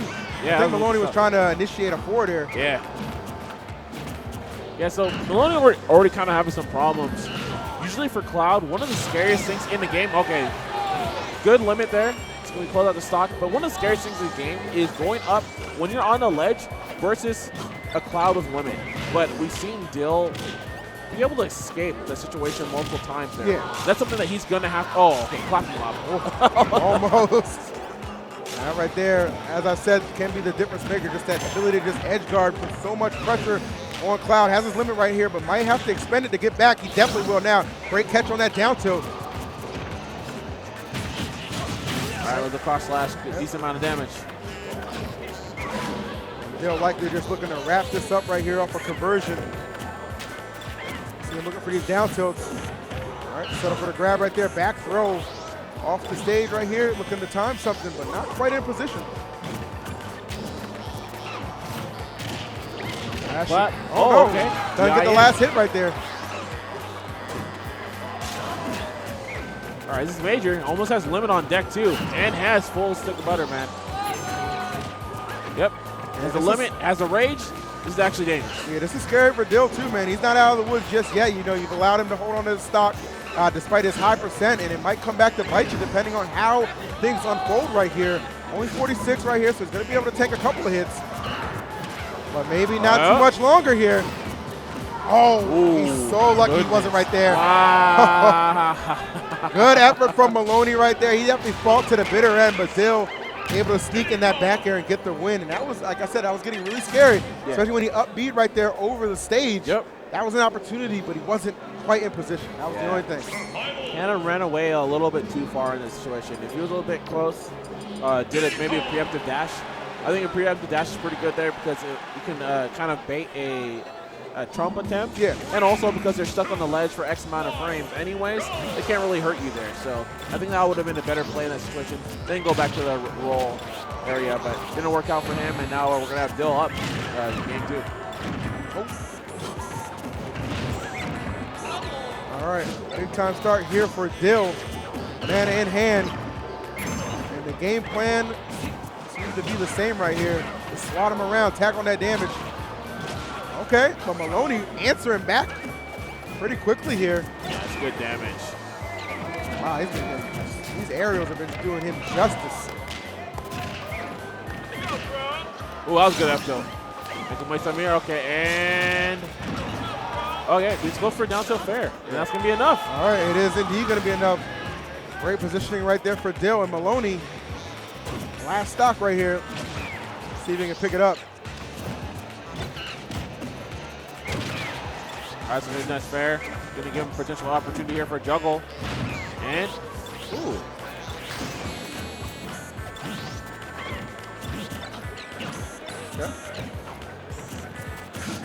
Yeah, I'm actually surprised he didn't go for like a down throw or something in that position, or some kind of mix-up. Yeah. See, yeah, it doesn't. Okay. Oh, hit him with the mix-up, man. That's like the Zero classic. Seriously, epic roll tactics right there. Like. Oh, and catching him running in right there. I love that use of the limit cross slash. Not going to allow him to run rough shot over him forever. Yeah, man. Easy slice, man. They're able to close out that stock. And again, putting himself in a good position where he can potentially bring this one back and take this to a game 3. It definitely is a possible situation we could be facing right there. Set up air out, and now a couple aerials to follow here. Yep. There we go, man. Soldier first class. Oh, I would have gone for it. I would have finished touch that light.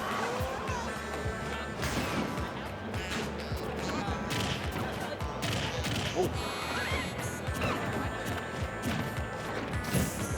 I gotta say, you should be careful on these rolls. Yep. You're only gonna take one good read to put that stock in jeopardy. All right. Up there, keep him high right here, and then just create some separation. Limit's already on deck, so don't need to put too much pressure on him right now. In situations that are not gonna be too safe. Okay, opens now him up. And this will be a big change of tide if he can get rid of the limit there, but he could not force it to exhaust it just yet. Okay, this is big. Shields every hit right there. And yeah. Oh, again we see him able to escape, but not on the second right there. Just runs it back immediately and gets it off. Valiant effort right there from Maloney. Fought hard to the end, but Dill just a little too solid in his efforts to finish off that last stock. Yeah, man. Well done by Dill. A lot of situations you'll see people I do like the fact that we saw him go for down tilt, and then Maloney was DIing in, which is really good because if they go for dash up smash, DIing in can make the final hit whip. So really good plan there. But then Dill just like, all right, well, I'm just going to run it back roll up smash, and you can DI in all you want. That mix-up's not going to work this time around. So that was really good stuff. You had certain situations where I felt like Maloney could actually closed it out, but he just wasn't solid enough and consistent enough on the ledge play. Like once he had sat Dill there, especially with limit, like when you're Soldier First Class and you got that limit on deck, like that, if someone's on the ledge, make them regret it. yeah, they should regret it every single time. Like that should be you lose. Yeah, but you lose. Dill won, man. You so said no I don't ifs, know what ands, to or buts say. about it. You Yeah, can't ifs, be ands, or done. buts. So I'm with it. Well, either way, excellent showing by both those guys. That was a fun one for sure. So next up, checking the docket, looks like we got Colonies versus Orion. Ooh, that's going to be a Fox Bayo matchup from what I'm seeing. All right. this is one of the most volatile matchups. Yeah, seriously. Ask Larry about that, man. Yeah. It's interesting because this matchup, depending on how it's played, can be scary on both ends. Again, once Fox gets Bayo in those kind of positions in the 50-50s, there's certain situations where it would normally be 50-50 in certain characters. Bayo will actually just be completely trapped because what will happen is she'll trigger Bats Within, and then she'll eat some of the damage, and then Fox still has enough time to get the up tilt afterwards. So you can just continue up that repetition, and she literally just has to accept the damage. The best thing is accept the damage and then get hit, and then try to deal with the juggle situation from Fox. I hear you. So there are certain situations where Fox can get a lot of damage from it. That's why you'll see sometimes. I know a lot of people talk about the moments in which Bayo just wrecks people. You talk about situations where Larry got like 3% on Salem. A lot of people still don't talk about when Salem got him to Game 5 that very same tournament. On the loser side. Yep. People don't talk about obviously Larry was able to defeat Salem earlier on at Evo, but then Salem was able to run it back. So you have a lot of those kind of situations there. That matchup can go very up and down. It really comes down to who has the matchup. I like the way you just articulated that because it really just goes to the point that, often, more often than not, people will highlight the negatives of a matchup and just kind of ignore the positives. You know what I mean? It's not all cut and dry. You know what I mean? It's beyond just flow charts and matchups and 7-3s and stuff like that. Yep. So you got to know the whys, man. Spouting out numbers doesn't mean a damn thing. Right. Numbers need to equate to something, otherwise it's nothing. That's why I used to tell my math teacher, and I still failed. But she's just a hater, dog. She's just a hater. She don't know. She wasn't ready yet, man. She didn't want to hear the truth. The heck? It's cool though, man. We made it. It's a lot, man. You here, man. Nintendo knows my name. Yeah. Maybe not for the right reasons, but damn it, they know. They know your name. They know your name. Game number 1, man. Colonies versus Ryan. Let's go. Bayo versus Fox. As Bam just highlighted, it'll be a back and forth, but definitely an exciting one. Ooh, okay, here we go. I actually like that nice little opener there from Ryan. You wasn't able to get any extension from it though, so I mean, it's still good damage. We're sitting here at 50, so still sitting pretty. But definitely could have been even more dangerous, especially the way that we saw Colonies actually behind there. I like Ryan's movement right now. Really just not staying in place, just kind of all over the area, making it difficult for Ryan to really get a beat on him. Oh, that was a great. Yeah. Oh, and back air, another back air. Oh, didn't get there. That was a great witch time right there. So I can tell you right now, I think this matchup is actually going to be a wash. Okay. I can tell you right now, there's a lot of things I'm seeing from Colonies.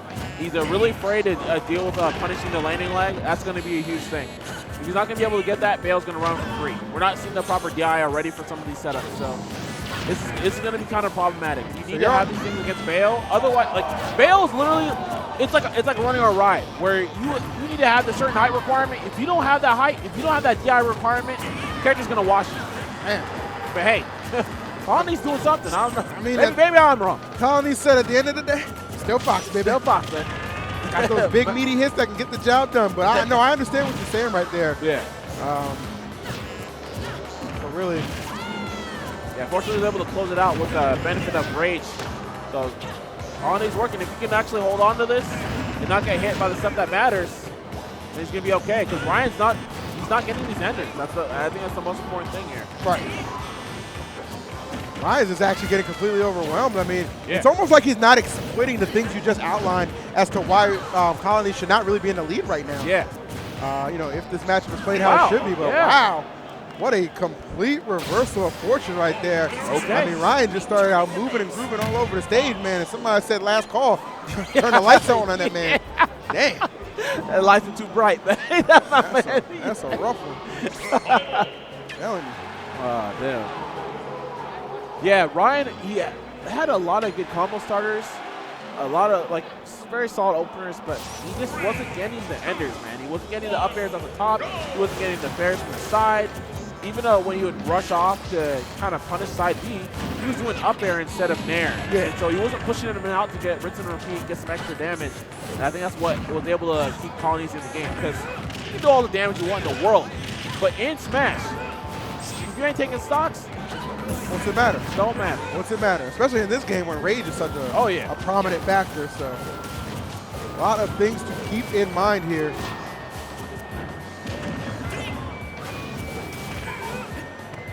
Okay, right now we're seeing kind of a similar echo to what we saw in game 1, where Ryan is kind of really setting the pace here, getting a bit of damage here and there. Again, still not seeing enders from him, though. That's a problem.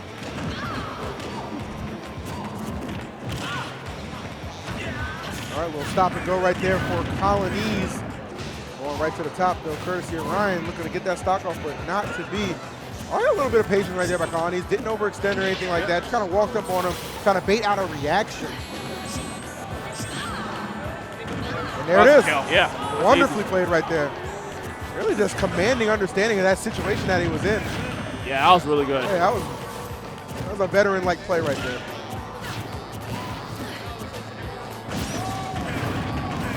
Yeah, this is looking really hard for Ryan, because we're not seeing a lot of the secondary witch twists come out of once he gets an ABK. And that's the one that's going to bring you up to the last zone, and then you can potentially get a kill there.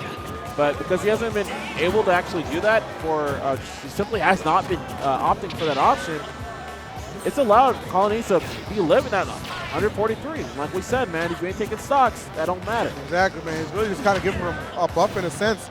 If you're not taking it off, you're just giving him more firepower behind those hits. But an up air is able to do it. So Ryan still fighting right now, trailing 45%, but nothing that Bayo cannot make up routinely. That witch time's certainly going to be a good starter, but not able to connect the up smash. No, not going to work.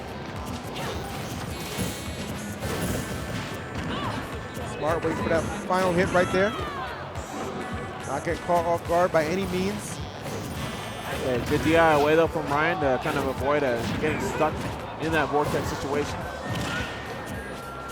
Colonies, man, still putting in this work.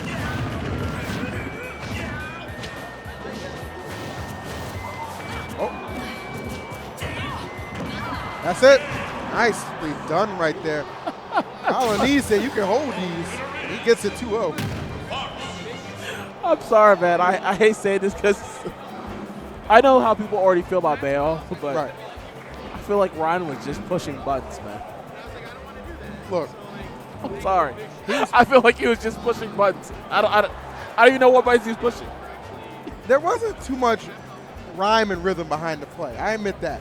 He was just kind of like, well, I mean, I can't defend that, man. Salem did it. Yeah, he did do it. Yeah, he did it a little more. Yeah. In a constructive manner. Yeah, yes, so, yes. Definitely a bit more methodical. Yeah, right? just a little bit, man. Yeah. But great showing right there for Colonies. You know, we were, correct on what you said, like as far as DIing out those combos, but it didn't matter because he couldn't finish anything. You know what I mean? Just pressing buttons, as you said, and never really found that one kill confirm one. Couldn't quite get it there. So he was getting the hits in neutral, but again, man, the power of Bayo is the fact of the conversions. Yep. If you're not having the conversions on deck, then you might as well throw that character to the side. What's the point? No doubt about it, man. Yeah. What is the point, man? Yeah. Got to have it on deck, as he said. Well, thanks for having us on deck. I believe, according to the graphic, that was our last match for our block right there. Yeah. So that's going to wrap things up for us. EE and Bam, it's an absolute pleasure to cast for you. Make sure you stick around. We have some more talented casters on the way for you. You'll see all of us a little bit later on as well with some new partners and some new matches for you. Keep things exciting. But yeah, again, make sure you keep it locked here. Twitch.tv/VG Bootcamp Super Smash Con 2017, baby. Just getting started. Just getting started, man.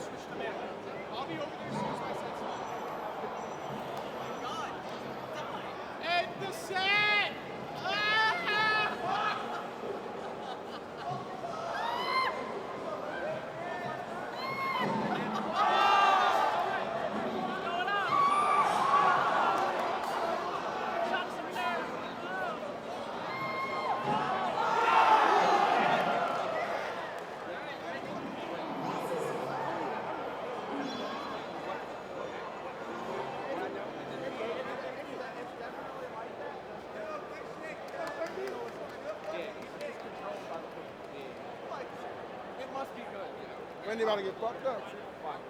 Oh, you got That's not ours? Yeah, that's crazy. None of those say EA Sports. It's not ours. Good job. Wow. Wow. You didn't talk to me. Great. No, you did it. Yes, I did. No, you didn't. Yes, I did. You know what happened at dinner yesterday? You got sun because I told you to stop fucking making decisions. Yeah. I mean, it's all up. Like, I'm telling you like it is. I gotta stand straight up and that thing. I'll be short as hell. Maybe get my posture right. I don't like being Walmart is right there. I know. I mean, like. I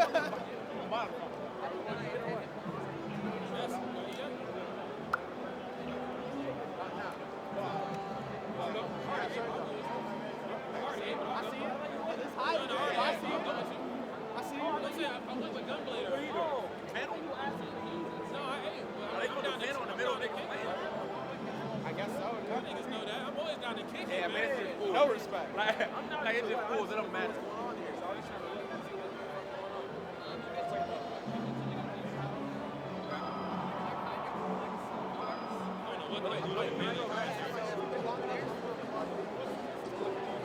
Get up. I'm hitting with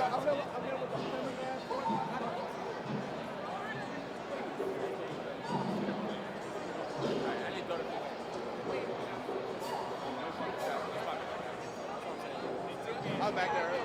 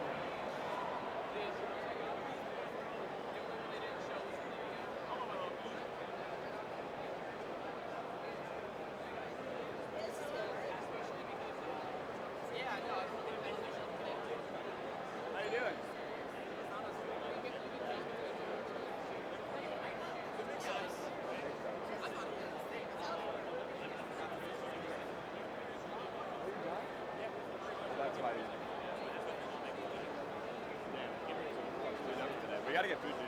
Yeah. You hungry? Yes, actually. I'm starving. You want to get something? Yeah. How's it over here? Oh, shit. Yeah. And the line is. Oh, the line is. Yeah, we have about 4 or 5. Let me see.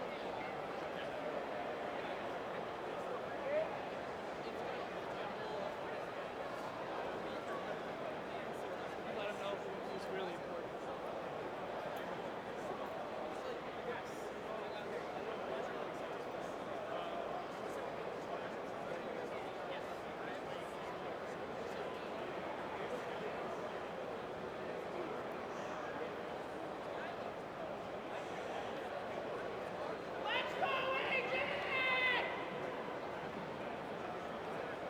Hey guys, so in about a minute here, we're going to have Alpha Routes panel.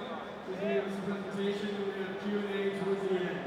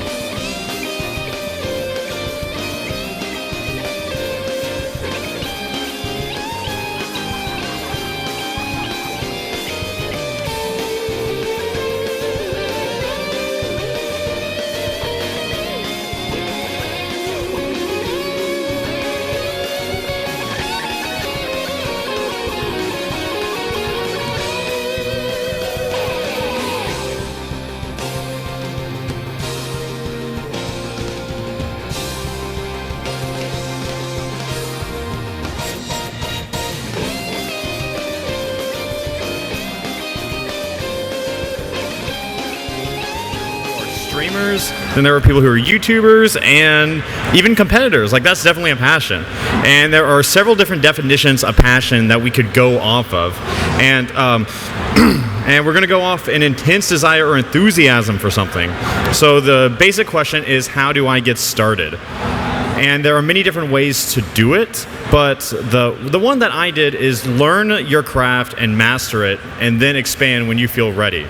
So you have to understand that each field, whether it be competing, casting, making content, you have to realize that you need to understand the basics. And I think the biggest learning curve as far as YouTube goes is editing, because a lot of people don't understand the basics of editing, because an old saying says audio is 51% of your final product. A lot of people like to overlook the audio portion, focus on making flashy visuals or something that looks cool, but there's so much more to it.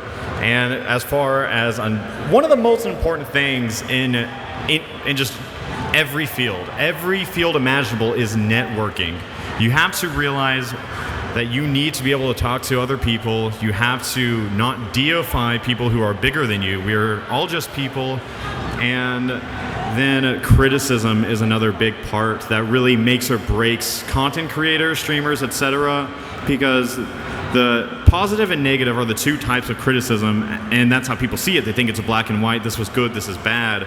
But criticism that says this is bad really sticks to people for some reason, and I don't understand it, because if someone says this is good, it's just as constructive as someone saying this is bad. There's nothing to go off of. Knowing that this is good and this is bad does not help you as a creator grow. But if someone does offer specific criticism, regardless if it's negative or positive, it should benefit you in some way. You just need to learn how to separate things. And there are many ways to get started, as I mentioned. And if you guys can see right here, this is the wrong way to go about it, which this happens a lot. So how do I get started? As I said earlier, you have to understand YouTubers, streamers, etc. People who have a bigger following than you should not deify them. They aren't gods nor goddesses, and you just have to be confident, present yourselves in a confident manner. We are people, you are people, I am people. And if you want to collaborate with someone, a lot of people who try to reach out to me and say, I want to do this with you, they don't bring an idea. When you say, what would you like to do together? The answer is usually, I don't know. What do you think? If you want to collaborate with someone, which goes back to the networking thing, you have to bring something to the table. It's like you're making a business offer, because when it boils down to it, that's what it really is. You're trying to appeal, you're trying to advertise yourself on another person's channel. And obviously there's exceptions. Some people just want to make videos with their friends, but that's kind of exempt from networking. That's more being friends with people already. But if you come to someone who is bigger or smaller or the same size as you, having an idea at hand is usually very useful. And how did Alpharad get started? Short answer, being a one-trick pony. I pretty much picked up on that no one was really making montages in a comedic fashion very early on, and that's what I did. That was my market. And then since then, a lot of other people have tried to do similar things, and the thing is, this is how you do it. You have to find your niche, because anyone who's got big from any scene had a niche that was untapped. Because from me, I had my comedic montages from Ouija the God, who's in the front row now raising his hand. He had commentary videos that were unrivaled at the time, and Relax-A-Lax had a niche that no one else got even close to touching, educational yet comedic videos. But being a one-trick pony is how you grow your craft. This is where you make your channel. And of course you branch out later, but the thing is, this is what you do.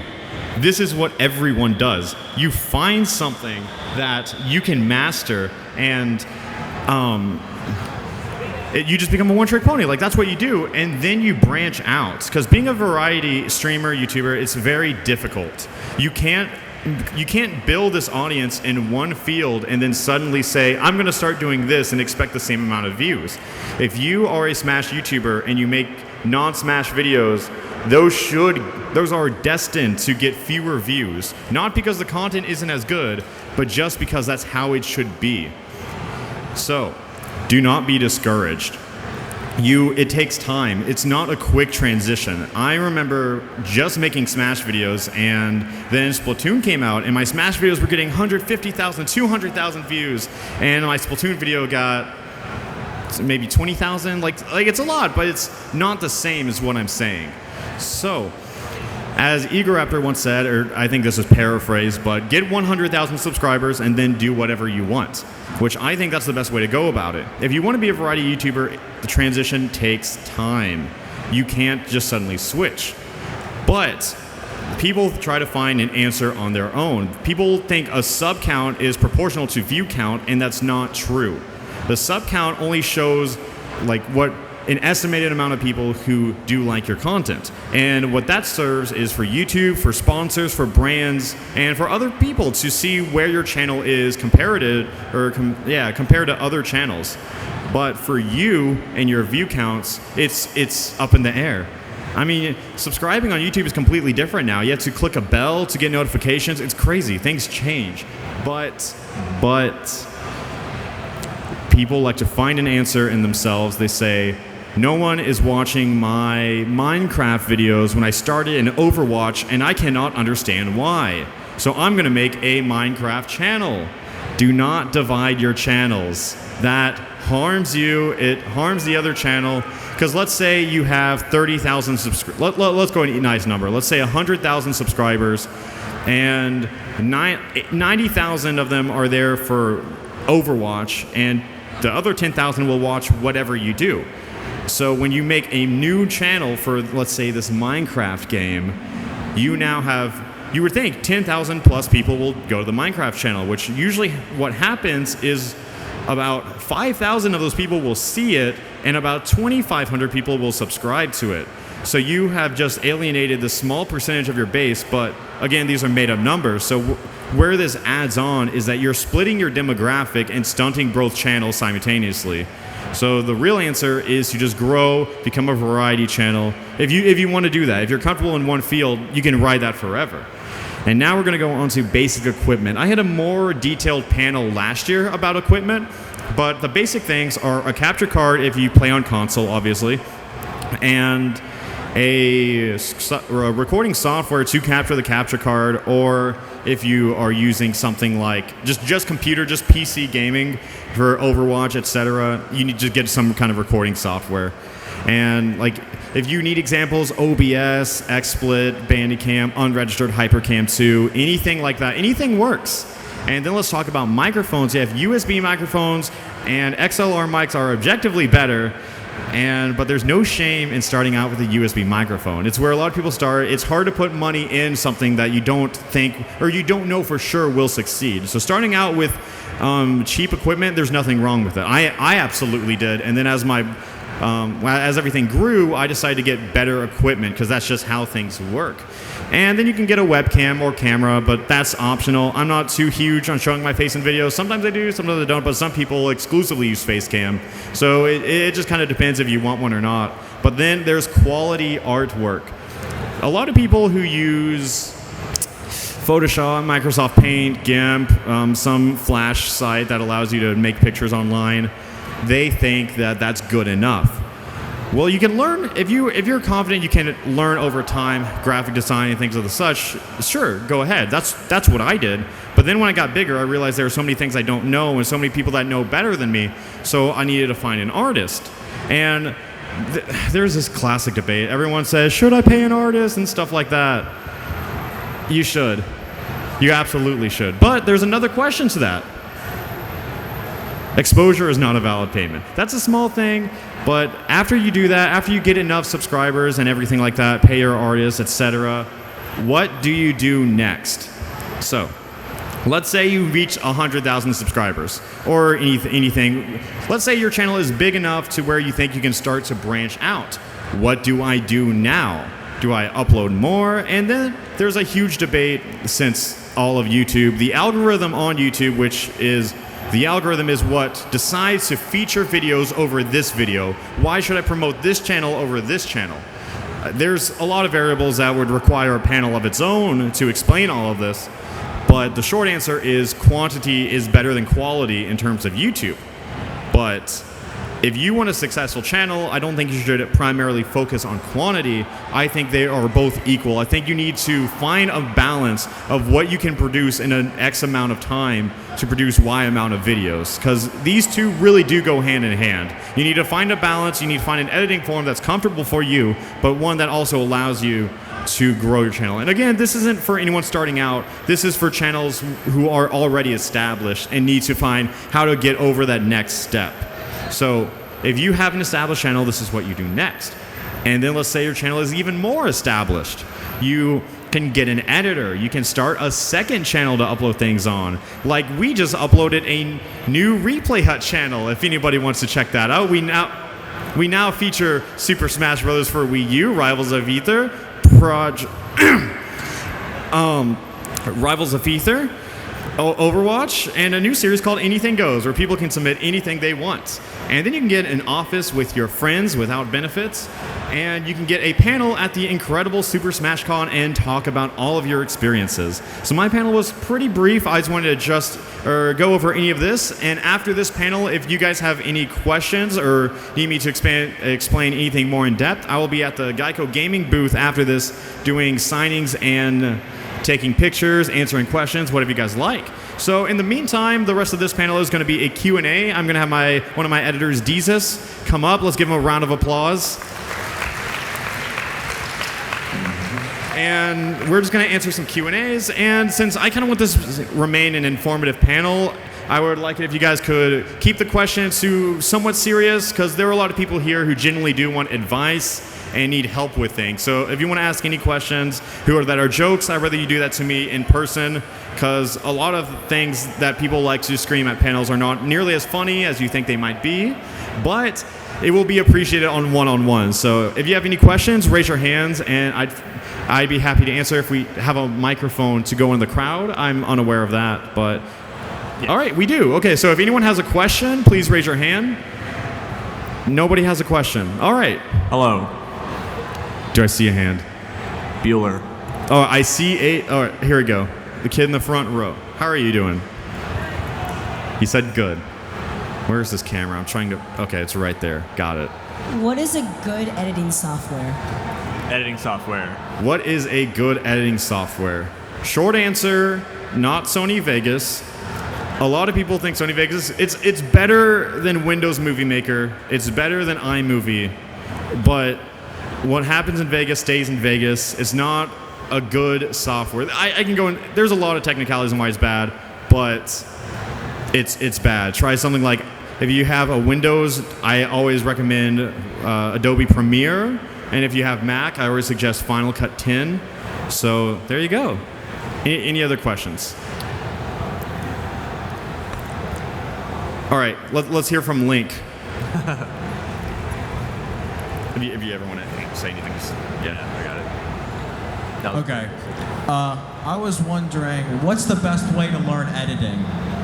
What's the best way to learn editing? Well, I've honestly been editing in several different softwares my whole life. I started in Windows Movie Maker making Super Mario 64 videos with unregistered Hypercam to Scott Manjohn's songs.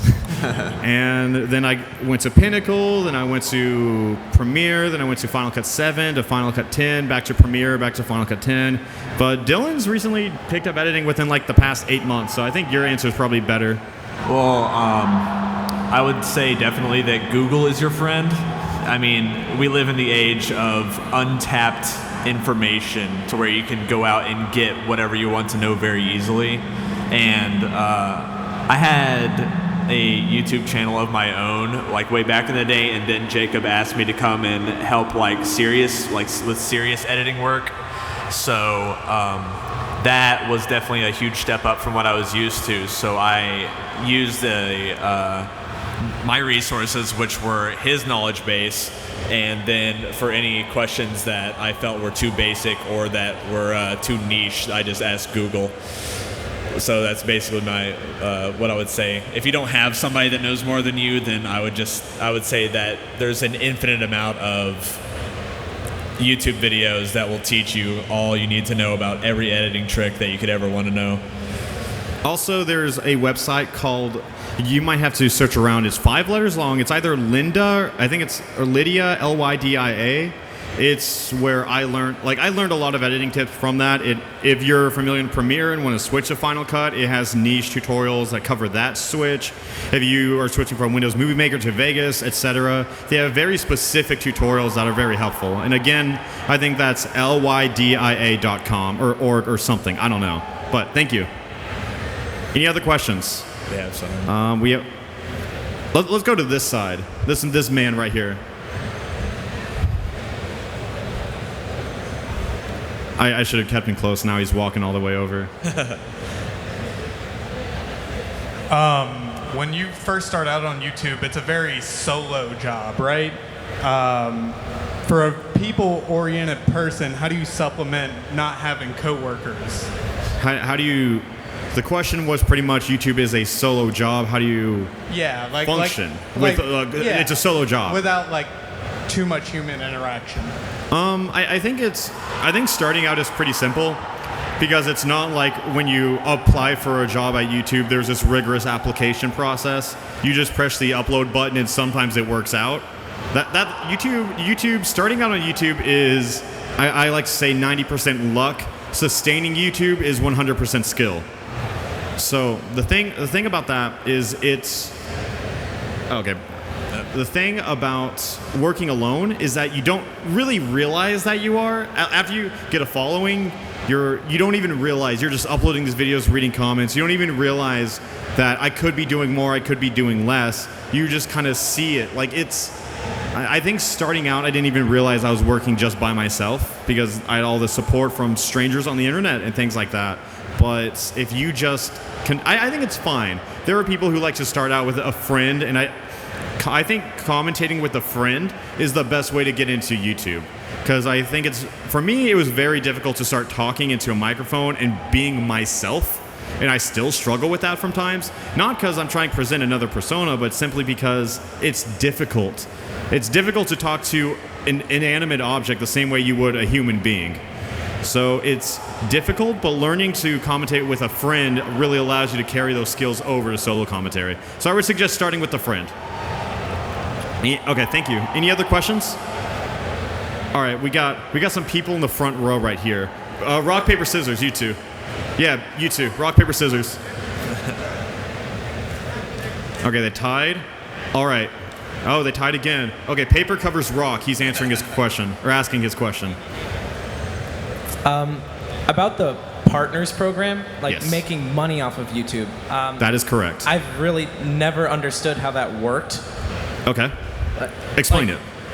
Right? How do you make a deal with do you make a deal with a company or do you make it through a third party that puts advertisements on your videos? First and third party. Yeah. Okay, so he is asking how do you make money on YouTube? Is it a third party deal? Well, it's making money on YouTube is a first party deal because you are making a deal with YouTube. It's no real application process. They've recently changed their monetary rules. Your channel now has to have 10,000 views and go under review before they can be monetized. And people say that's robbing smaller content creators. You're missing out on $20 about. So I don't think it's a huge issue because if you can hit 10,000, you're gonna do great. You're fine. But you just sign up for YouTube. Once you hit 10,000 views, you go into your settings and your channel is under review. Then you can monetize your videos. I should have mentioned this in the panel that you start to get networks to ask you to join, MCNs. Do not join networks until you're an established channel. Not like there are scam reasons, and I'm currently going an international lawsuit over one, which I'm winning, so don't worry about that. But the thing is, don't join a network unless you have a bigger channel. If your channel is over 300,000 subs, at least you can start to join networks because that's when they can actually benefit you. But before then, they're just trying to scam you. So don't buy into that. Yeah, for established YouTube channels, they have some benefits. But for instance, there are many different companies that will just reach out to any and all YouTubers. So they'll go to Joe Schmo, who has 2,500 subs, and say, "Hey, we noticed your content." And then Joe Schmo says, "Oh, oh wow, somebody notices my hard work, I need to take this offer. Where in actuality, they'll try to rip you off to where they'll put ads on your channel, they'll coordinate that, and then they'll take 40% of the split, which is honestly just robbing you blind. So Yeah. I will say for aspiring YouTubers, be very careful about signing any network deals. If you want to be on a network, because I think the biggest perk is you get paid via PayPal instead of like getting sent to like the Google AdSense process is tedious. But if you just want to get PayPal, go to Curse. Like they're known as Liquid now, but like they still have their Curse network up. They offer you a 90-10 split if your channel's over 1,000 subscribers, which is the best offer you'll see anywhere. And that's pretty much the only network that's just kind of there to help smaller YouTubers. So go for that. So, and then you have sponsors. Once your channel gets big enough, they will come to you via email and say, hey, I will give you X amount of money if you do this, feature my game, etc. And you just work a deal out that's all dependent on the company, yourself, and videos, your style, whatever. Yeah. So that's how you make money on YouTube. All right. Thank you. Anyone else has a question? Okay, the loser of rock, paper, scissors. Here's your consolation prize. You shouldn't have gone rock, bud. Wait, I did go rock. Yeah, Anyway, you went. Yeah, anyways. you went rock. He went paper.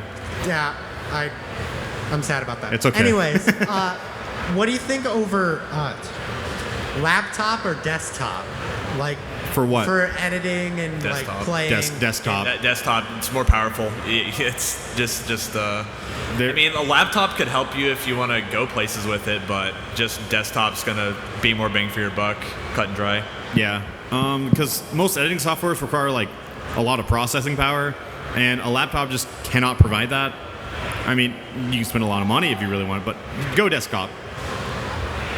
All right, any other questions? That's a short one. We haven't gotten anyone from this far left side, so this man in a blue shirt. Yeah, you. You mentioned the like Linda thing earlier. Linda? Yeah. Yeah. I don't have a question. I just want to clarify. It's LinkedIn Learning now. My mom works with it. Wait, what was it? LinkedIn Learning. It's owned by LinkedIn. LinkedIn Learning. LinkedIn Learning. That wasn't the website I used. It changed its name. Oh, okay. It changed its name. Cool. Well, I haven't used it in about 2 years, so thank you. LinkedIn Learning is the website I was talking about. All right. Right here, you with the red and white hat. Having a characteristic feature on you is very easy for this. Just a little funny question. What's your favorite kind of pasta? Favorite kind of pasta? Here, Both of you. Let me pull up this slide again. Let's see if. But chicken Alfredo. What about you, Dylan? I'm a spaghetti boy. Wow, people really like their spaghetti. All right. All right. You waving your hand. There you go. Congratulations. The motion got me. Does pineapple deserve to be on pizza? No. All right. Next question. You're what are you holding? Bowser? Is that Bowser? Or are you gonna ask a pasta-related question? I don't think he is. I hope not. Hi, so my passion is in animation, and I know animation on YouTube right now is pretty limited Rough. because of like... It's pretty dead, yeah. Yeah. Pretty rough. Is Patreon, like, if you want to make animations on YouTube, do you think Patreon is a good idea for that? Yeah. Absolutely, yeah. Yeah, Patreon, I think for most YouTubers who can take advantage of the YouTube, aka gaming YouTubers, can only use Patreon to really supplement their income as more of a virtual tip jar, if you will. But I think artists, animators, skit, comedy creators, they kind of need to live off Patreon because YouTube does not favor that in their current algorithm. It's very hard to make a video every single day over 10 minutes of animation. For those who are unaware, the current YouTube algorithm favors longer videos. They want you to stay on their site longer, so they want you to make longer videos. Exclusively over 10 minutes is their standard. So that's why if you see YouTubers with a bunch of 10-minute and 1-second videos, precisely, there's a reason for that. So that's why animators have a very rough time, because it's very hard to make 10 minutes worth of animation versus 10 minutes worth of gameplay commentary, for instance. And if you guys really want to know how drastic it is, I had a video called Absolutely Not Overwatch of me playing a Chinese bootleg. I did not think it was going to become successful, so I made it about 7 minutes long, and that video got 1.5 million views and made the same amount of ad revenue as my 20-minute video with 100,000 views. So that's not always the case because ads differ. Sometimes you get good ads, sometimes you get bad ads, but that had the same amount of value. So it's a little weird how that works. Anyways, next question. That's a frantic hand. I was looking over here. You're next, but the motion caught me. Hello. What are you holding? That's my question for you. Oh, it's a Kirby. Okay, cool. Anyway, my question is, what's your favorite dinosaur? My favorite dinosaur. Yes. I don't know any of them personally. I wasn't really around, but I don't really think I have a favorite kind of dinosaur. I'm a little uneducated on it, I will say. If you want to go with a T-Rex, I feel like that's more of just picking at the first name I can think of, but there's a suffice answer, I hope. I do not care about dinosaurs. So T-Rex? I do not like any of them. I hate them all equally. Dylan is the reason dinosaurs are extinct. Why are we clapping for that? All right. Okay. You are next.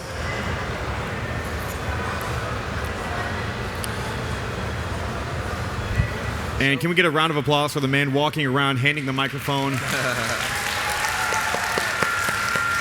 Take a bow. He is getting his cardio in for the day. Thank you so much. What would you say is your biggest regret when starting YouTube? Like, what was your biggest mistake? I'm a pretty big believer that there's always something to learn from mistakes. Because I think if I did anything differently, that was like any big thing differently, I would not be in the same position I am in now. So I kind of have a cliche answer that I don't really regret anything. I think everything went well.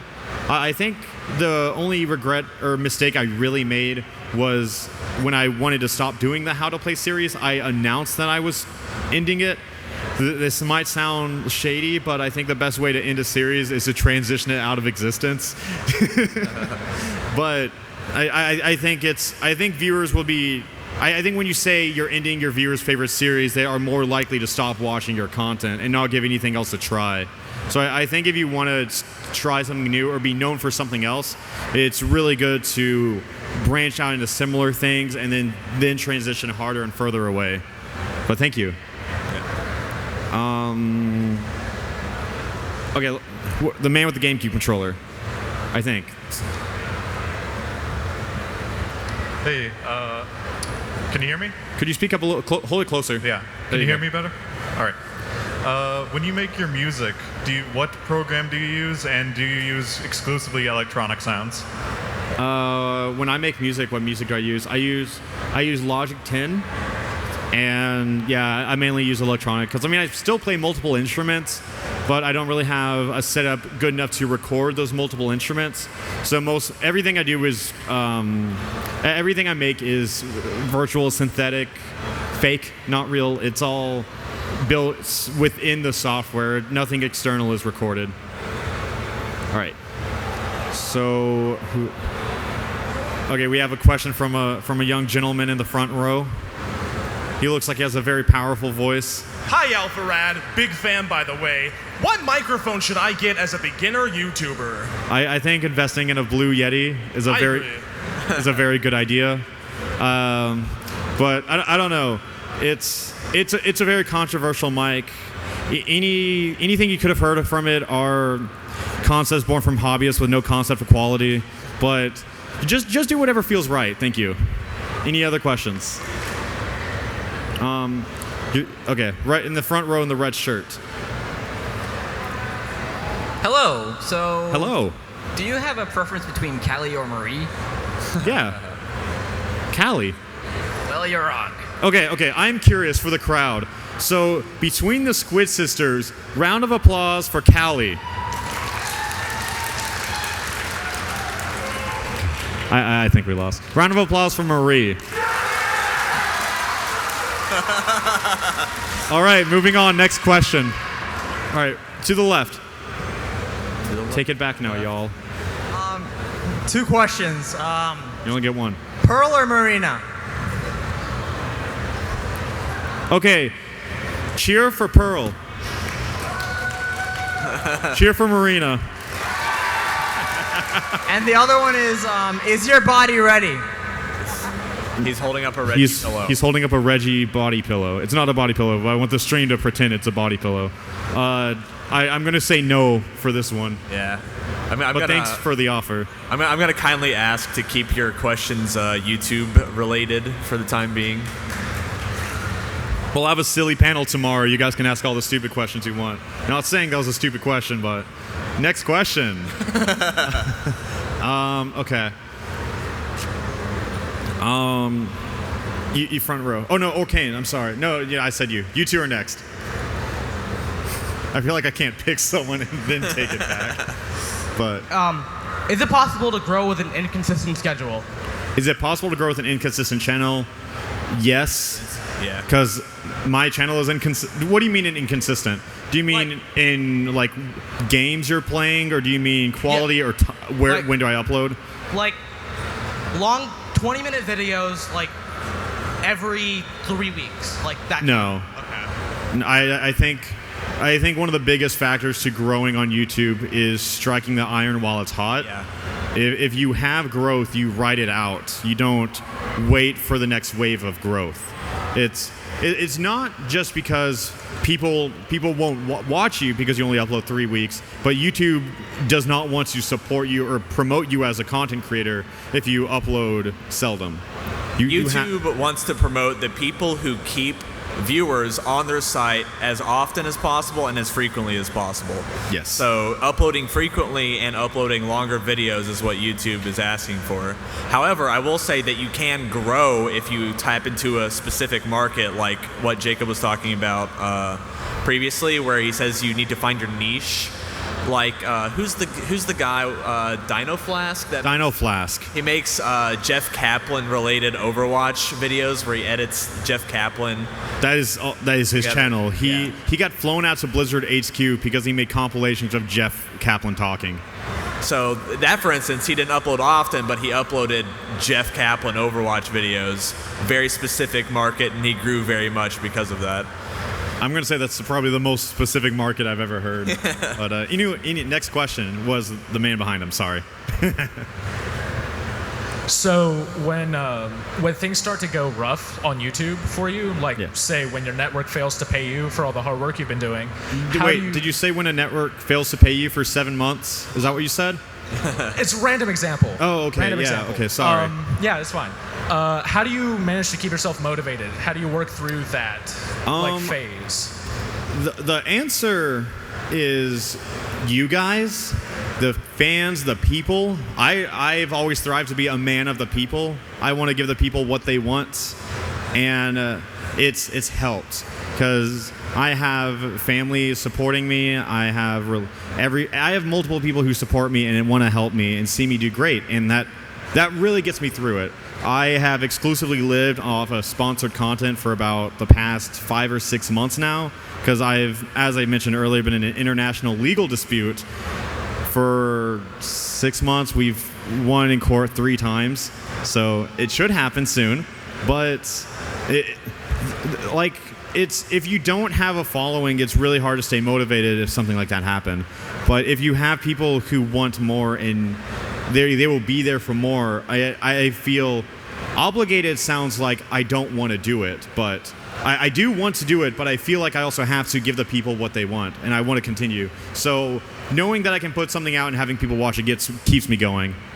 And what about you, Dylan? You're also affected by this. From the business side of things, you're motivated to keep going because you at least believe that one day you will get paid for the work that you're putting in. So when and if the channel gets paid again, it's going to be a very fat check. However, and then the other side of things is that you keep uploading because you want to maintain viewership on your channel, right? So if you just drop off the face of the site one day because like, oh, I'm not getting paid, so what's the use? Then all of a sudden people forget about your channel and then they just don't watch you anymore when you do come back because like, okay, if I'm getting paid again, let's make more content again. And then you come back and nobody watches your stuff because they forgot.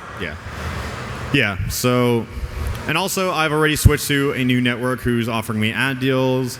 They're gonna pay me, so I should start to get paid normally again. It's just we'll see whenever that other network pays me. But thank you. Any other questions?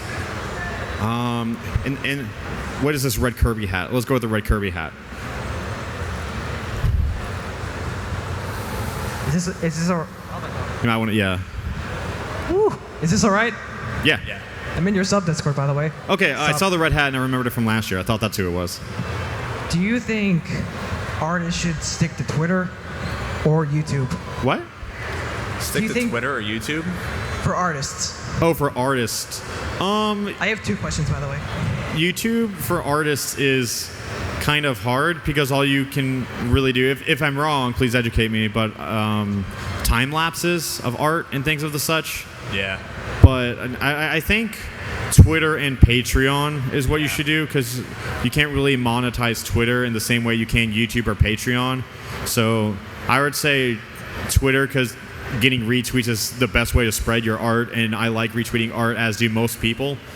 So if you have a big piece, retweet it, and also have a Patreon link in that retweet, or in that tweet. But that's probably the best way to do it. Yeah. There's certain artists that I see that anytime they upload anything to Twitter, they'll have a link to their Patreon. They'll say like, and go to patreon.com/myname for more content / like high def / what have you.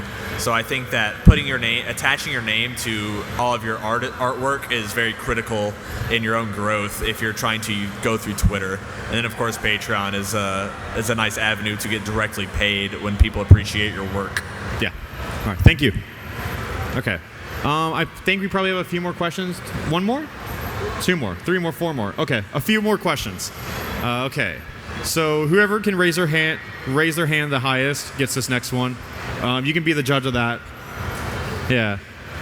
Oh, I think one of these two. This was a bad idea. This is dangerous. Please get down. Do not hurt yourself. All right. So when you start off with YouTube. Can you hold your mic closer to your mouth? All right. So I know you recently having a problem with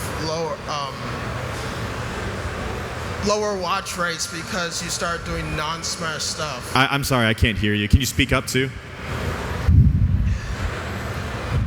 I know at one point you start having less views because you start doing non-Smash stuff, and I'm just wondering, when you started off with YouTube, because I love the game and want to start doing Smash videos, but eventually I know I want to start doing other games.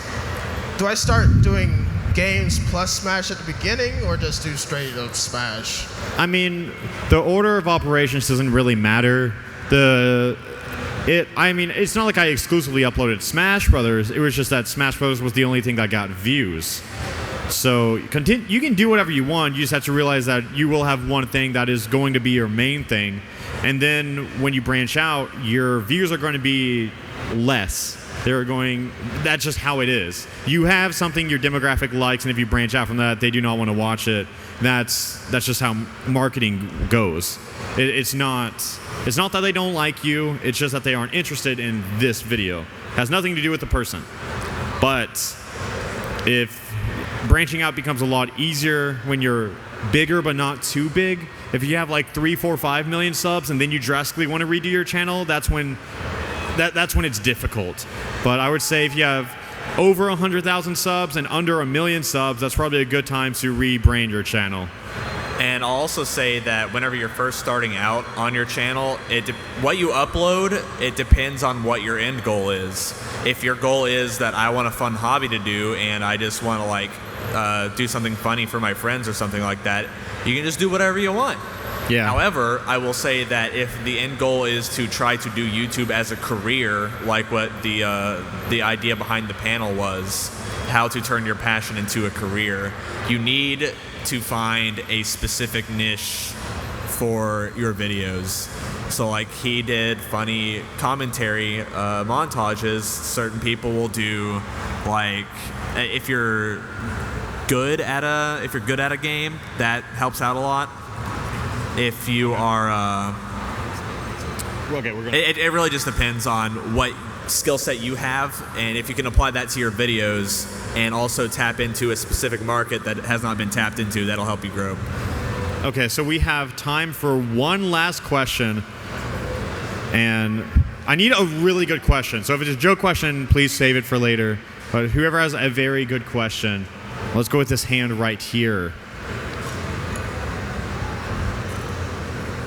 This better be a good question. It will. When uploading videos, is the time of day important, and does it have to be consistent? So let's say I upload at noon on Mondays and Wednesdays. Mm-hmm. Would that be good to do, or would it be fine if I do like 2 o'clock and not stick to that schedule? Time is very important on YouTube. There are a few different strategies to uploading when it's hot. If you're a channel like me, who I just kind of upload whatever, I don't think a consistent time is too important. I think it's helpful, but I don't think it's essential. I don't think my channel would grow less if it wasn't consistent. But I do think if you're a Let's Play channel who people are excited to watch episode 2 of this the next day, having a consistent schedule is required. So I think you should have that. If you are uploading part 4 of this, part 5 is going up tomorrow. Those should be uploaded at the same time. And as for when is the iron hot, weekdays this is Central Time, so Pacific Time. Pacific Time, I would say like 10 to 1 p.m., which is which is 12. Oh, well, did I say 10 to 1?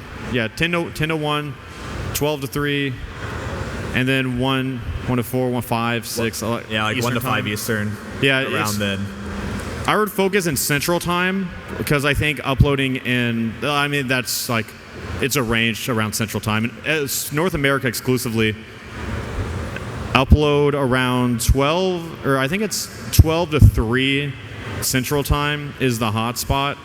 And then on weekends, you want to upload between 10 or Central Time, 10 and noon. That's when it's good. But for Let's Play channel, you should be consistent all the way around. Like my channel, I usually try to upload around 2 p.m. And for our Let's Play channel and a few others, we upload every single day at 2 p.m. Central and 4 p.m. Central. So be sure to check out Friend Without Benefits on YouTube if you want to watch more content. Let's hear an applaud for that channel because it's pretty good. We got 2 of our other friends in the front row. We got Ouija the God, and we have Dad as Heck. Yeah. So make sure to go say hello to them if you're fans. And could we end it with one last question, but for Jesus? So if anyone has a question for my man right here, feel free to ask him. Anybody at all? If you don't have a question, my feelings won't. There you be go. We got fine. 2. Pick one. This gentleman in the back, right here. Oh yeah, come up. You're gonna. Okay. They put the mic up. You got to come up now. We have lost the microphone. Run. Come We're running out of time. Come up here and be faster. Is this mic hot over here? I don't think that's what it. All right, come speak over here. Is this one? Okay, it's on. Never mind. Okay, cool. So, Jesus, I know you play a lot of League of Legends. I do play League of Legends, yes. What do you think of the current Ardent sensor and the whole thing with like the ancient coin and stuff like that? The current Ardent sensor is broken in League of Legends and should be nerfed. That is the short agree story. with you. That's probably the general consensus. So there you have it. I play AD carry, so it affects me greatly. Well, thank you very much. Okay. Hope you enjoyed All your right. question. Okay. Well, thank you guys. It's been an amazing panel. I am going to go over to the Geico booth if you guys want signatures and pictures and to ask any other miscellaneous questions that weren't suited for this panel. Thank you so much. I do it for all of you. I want to do more for all of you. So we have more content coming out forever. And we have a lot coming out this week before we queued up. And I will see you there. Thank you so much. Have a great SmashCon 2017. Thank you all.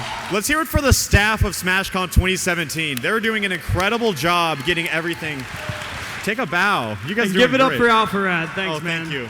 Thank you. And I appreciate next it. up is going to be the Triforce Quartet. So stick around for that. All right. Well, I will see you guys at the Geico booth. Goodbye.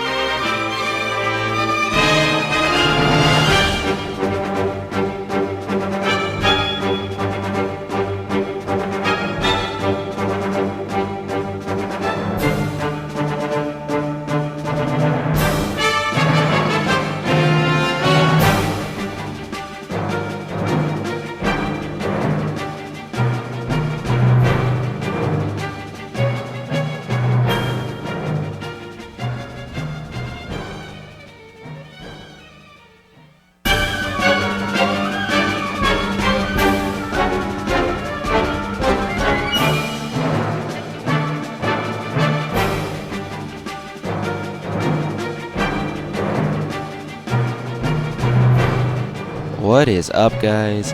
VGBC Gamer here. Make sure and subscribe to us on YouTube. That's youtube.com/VGBootcamp. All these awesome VODs will be up on there. They're uploading as we speak. youtube.com/VGBC highlights for recent highlights like Smash Factor this last weekend. Also for highlights for this event. We're going to have a ton of highlight videos for any awesome content you guys missed. And of course my channel, youtube.com/Gamer, for awesome guides. It's my lab. I like to put up some fun stuff, some cool tech, etc. I don't know how to do this. How do I do this? B? There we go. There we go. Subscribe to us on Twitch if you would like to support. We are still a community-based production company, and we do this for the passion of it. Work long hours, work hard, and through your support, we get to buy new equipment and improve our quality. We also got some cool little emotes here. I like the VGBC down emote the most. I don't think it's appreciated enough. But and then the 20XX logo. Yo, look at the 20XX emote. Let me explain how this is supposed to be used. You're supposed to get the 20, and then you're supposed to put 2 of any other emote you want. You know, to show that what you believe in, what you think the future is. I think it's pretty unappreciated. I'm just gonna keep saying all my emotes are unappreciated. I'm sorry. All right. Oops. I think I went the wrong way. There we go. Okay. If you can't afford it or you don't want to subscribe to us, consider using Twitch Prime if you'd like. Basically, if you have Amazon Prime, you get to subscribe to us for free, and that puts money in our pockets. So if you'd like to do that, please do. We'd appreciate it. If you can't, it's whatever. It happens.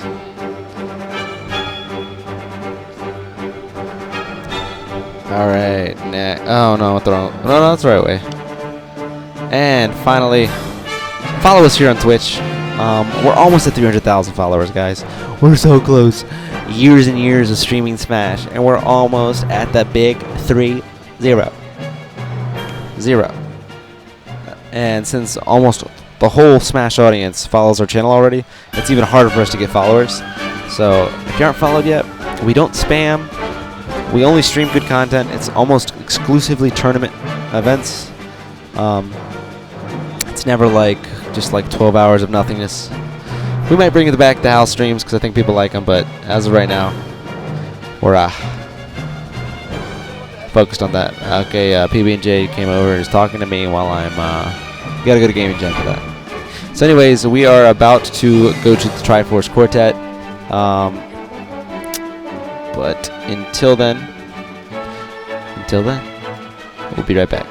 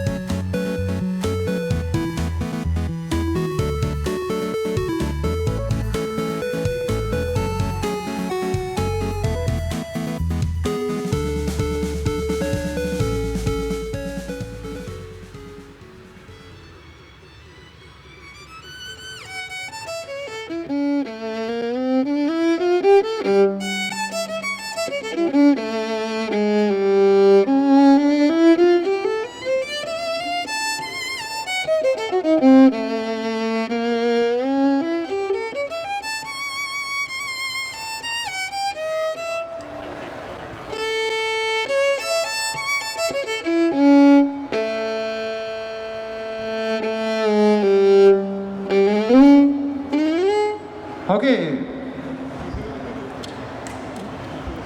Monitors down a little bit.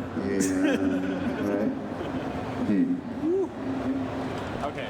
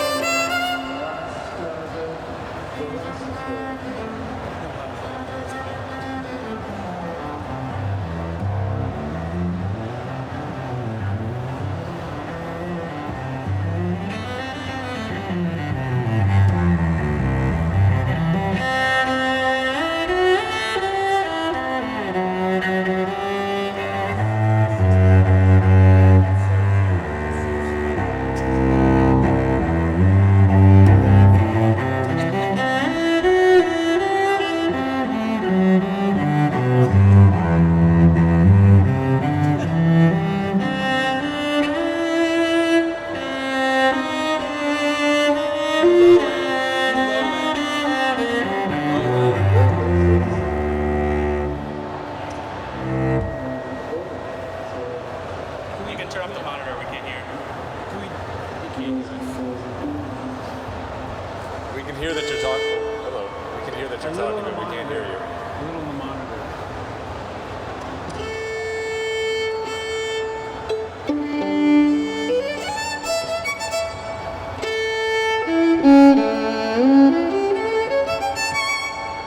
I can't hear. I just hear that. Right.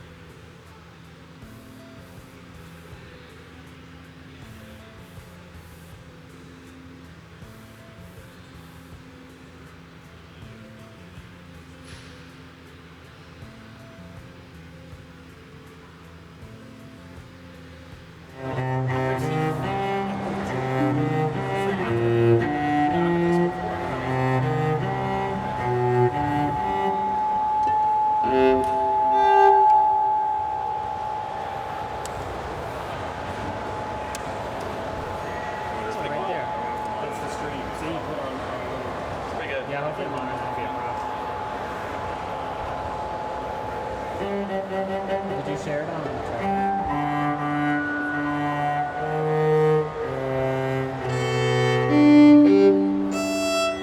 Oh, try the beginning. You can adjust.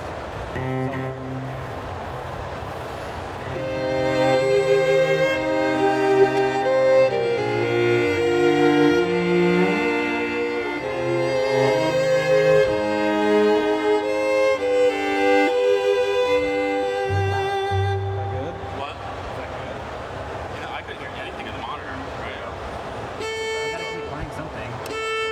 it's in there. Is it?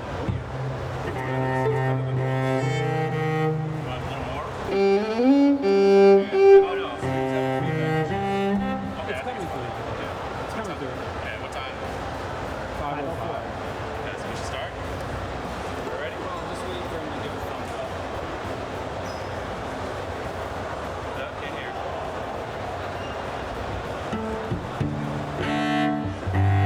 I've sent you guys into the web list so maybe play a little something and fill it out. Zelda. What?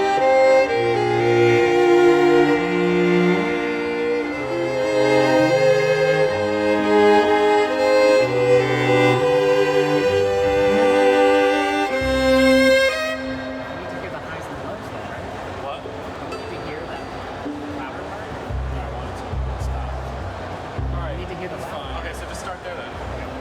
You do the beginning of Can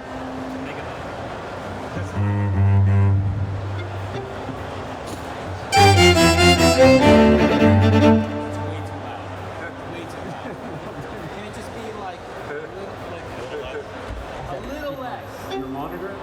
Yeah. Just everything like 10% less? Yeah, we'll definitely bring it all down. I gotta hear something. All right, let's Well, you need to do something bigger than the beginning of Zelda. just do the Zelda. What? Zelda. Just do the mini man thing. Yeah. Okay.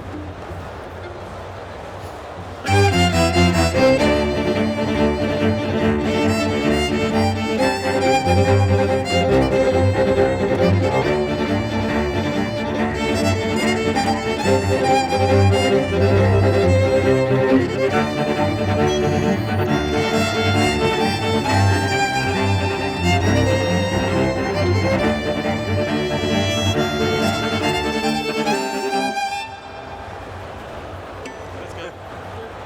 It's really loud. You guys good? Yep. We're good. Yeah.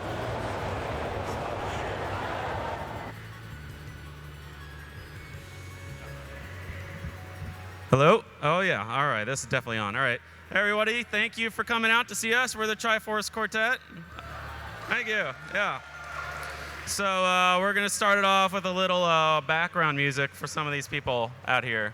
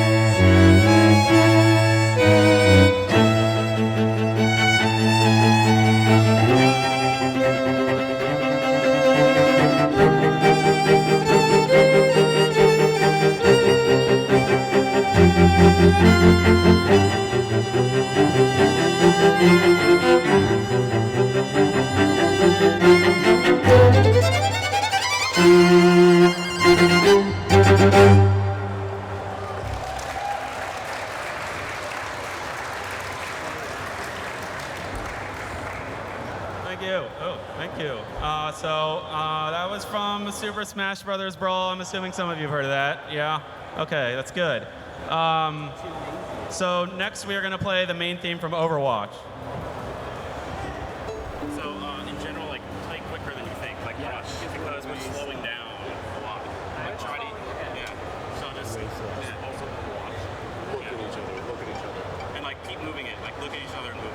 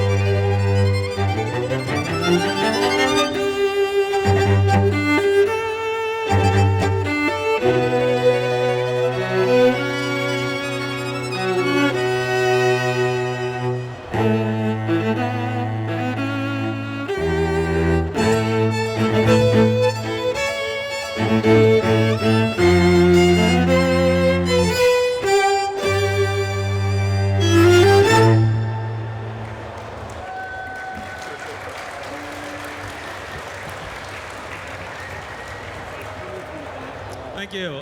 Did anybody hear us play here last year?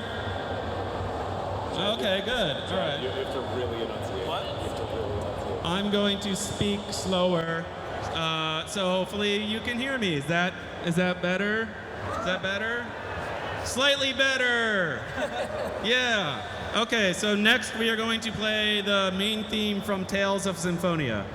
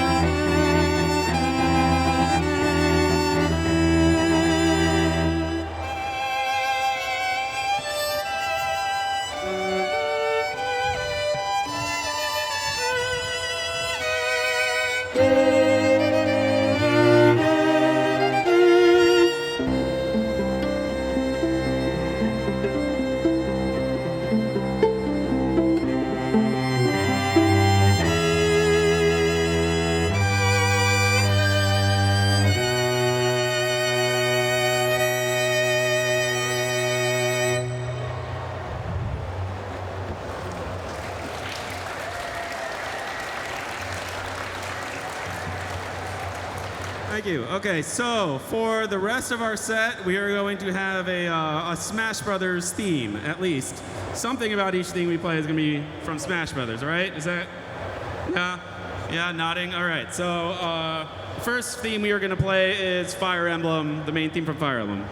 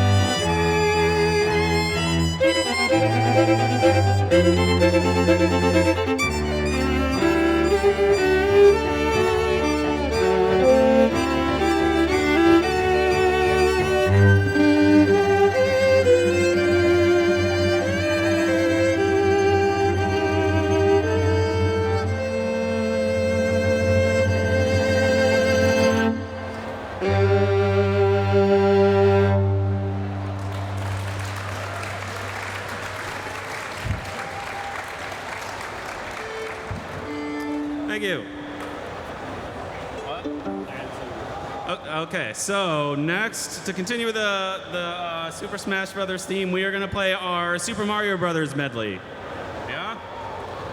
Super Mario. Yeah. He's in Smash Brothers, right? Yeah? No, it's a joke. That's a joke. I know. It's okay. Don't judge me. I play Smash Brothers. I'm not good at it. I just play it, though. I thought I was good at it. People here showed me I'm not good at Smash Brothers. So thanks. You guys hurt my confidence.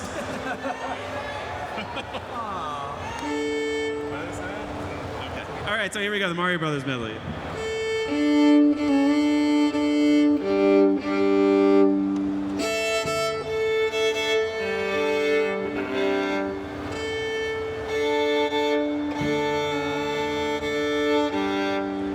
G was way out. I know.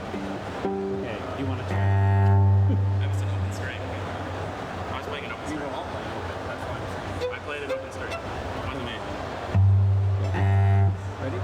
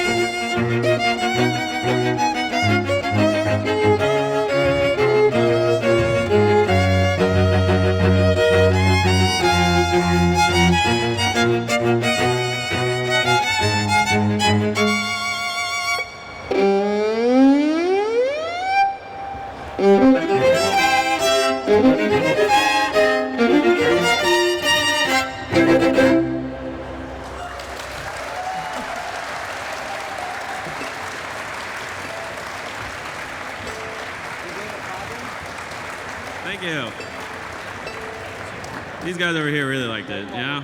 Yeah. They liked their Mario. Kind of sucks in Smash.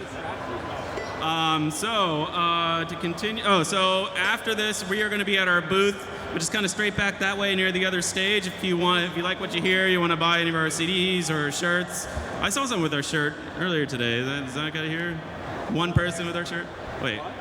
Oh, yeah, there we go. Yeah. Buy that guy a drink. Look how cool he is. I'm sure you did not mean to be called out. I'm sorry, I didn't mean to call you out. It's probably embarrassing. I apologize. Okay, so sticking with our Smash Brothers theme, we are going to play the main theme from Final Fantasy VII. Yeah? That's pretty close. That's a Smash theme. Come on, yeah? Yeah, okay, good. Yeah, that's what I thought. That's close enough. Can you ask them what's going on over there? I can't. I mean, it's very distracting. I messed up twice. Guys, if you're gonna have a conversation, please do it elsewhere. Thank you. I don't think they can hear you. Oh, we heard you. I did. Okay, both times. Yeah. Do you want to tell them about this piece? What? Yeah. Did you already tell them about this piece? Okay.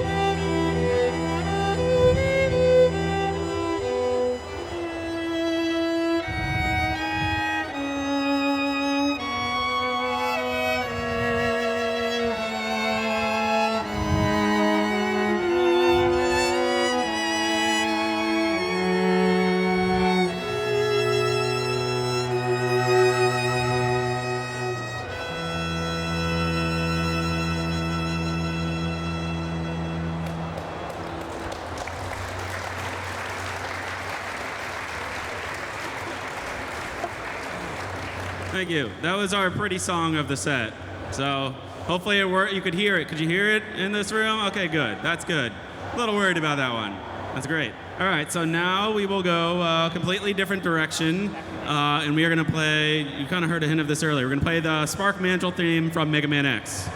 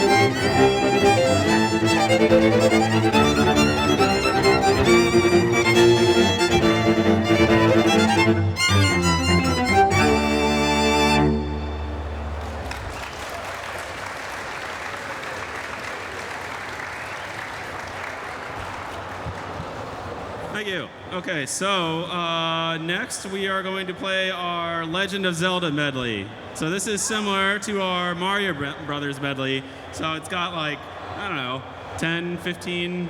I should probably know since I arranged how many, what's in it. I should probably know how many themes there are, but that's okay. I'll just assume that I remember. We'll say 12, 13, 12, 8, 15. I'm just kidding. All right, so this is our Legend of Zelda medley.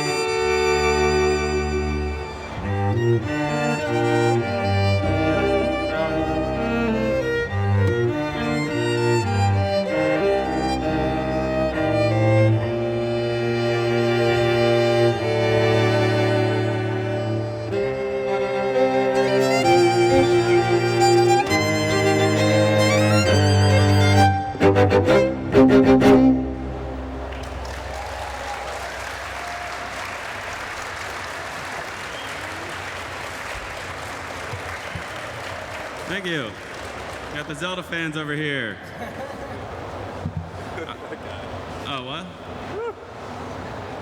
Okay, so that was our Legend of Zelda medley. Hope you liked it. So tomorrow we are going to be playing a kind of random sideshow. It's probably going to be around 12:30. If you follow us on Facebook or Twitter, we'll announce it. It's likely going to be at our booth or table over there, back near the other stage over there. So if you want some bonus Triforce Quartet, come on by. We don't know what we're playing yet. We're just going to make it up as we go along. So it'll be a fun time. Also, we do have like a PA system, so you will be able to hear us, hopefully. Not as good as this PA system. It won't be this loud. It'll be slightly less loud than over here, by a little bit. Yes, okay. So the next thing we are going to play is, I think this sticks with our Smash Brothers theme. It's the Smash Brothers theme. Yeah, it's the Wii U Smash Brothers theme.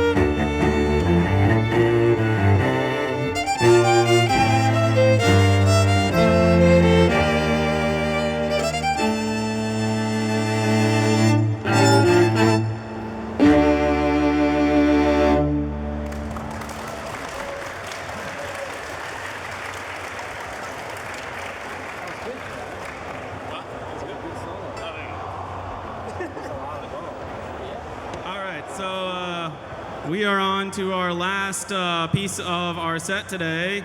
I know it's sad. You guys are sad. We are sad. So this doesn't really fit the Smash Brothers theme, like barely. It's pushing it. It's pushing it. We just like to play it. We're admitting it. We just barely got it in here. This is our Final Fantasy boss medley.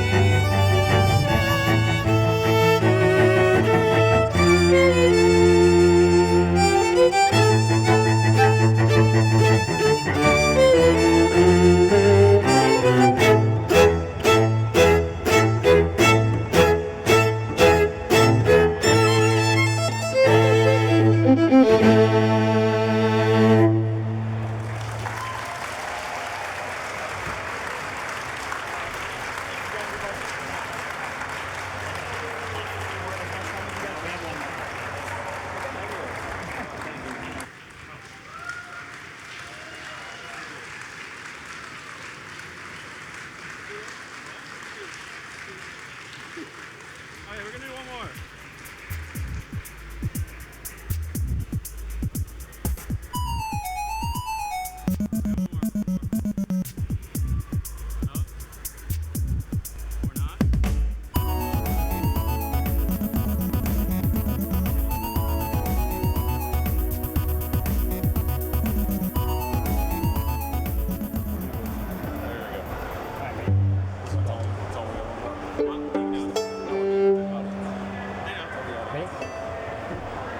Okay, we're gonna do one more real quick.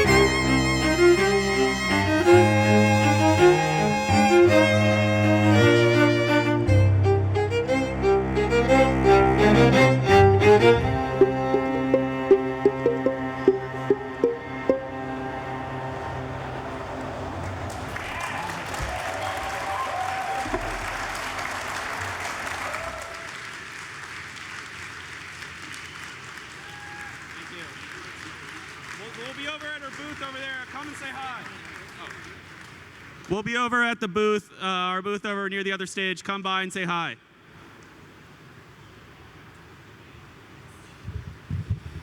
Thank you guys, that was amazing. And we'll see everybody in about an hour for Smash Masters.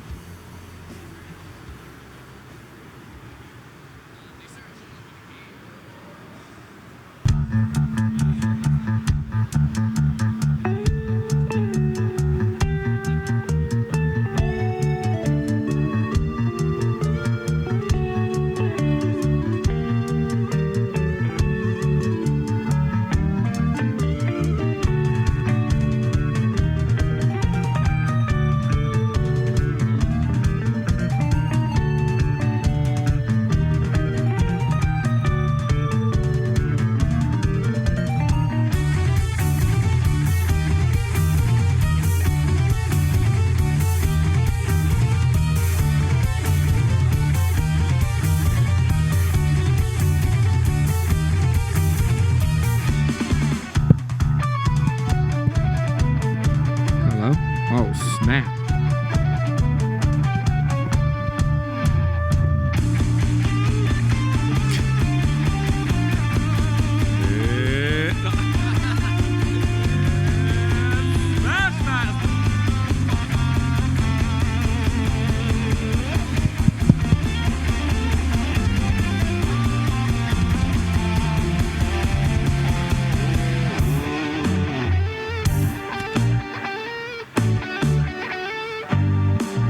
I think this one's just dead. No, wait, there it is. There it is.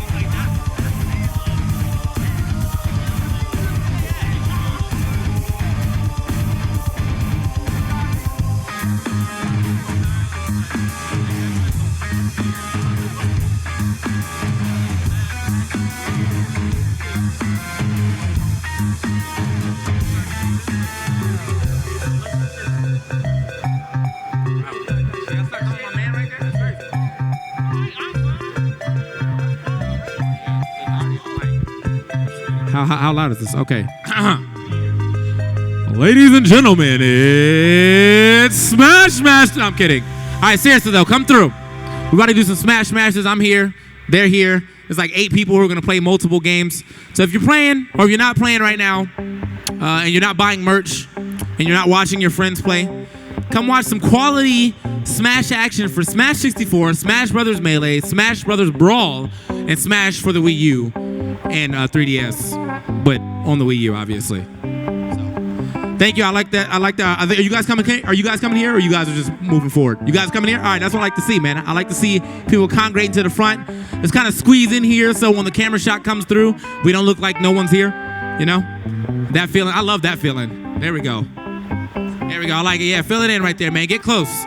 Meet a new friend. Play some friendlies after this, of course. There we go. I might actually do that intro later, though.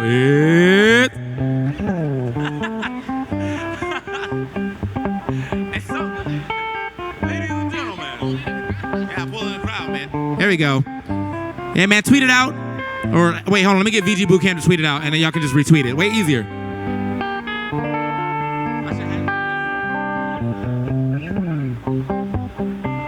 Hey, Gimmer.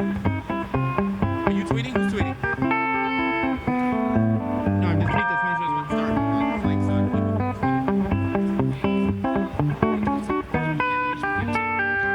I don't have the account, so I can't tweet it from VG. I asked for the account years ago. Like, y'all were like, I don't know. Let's give it to everyone else.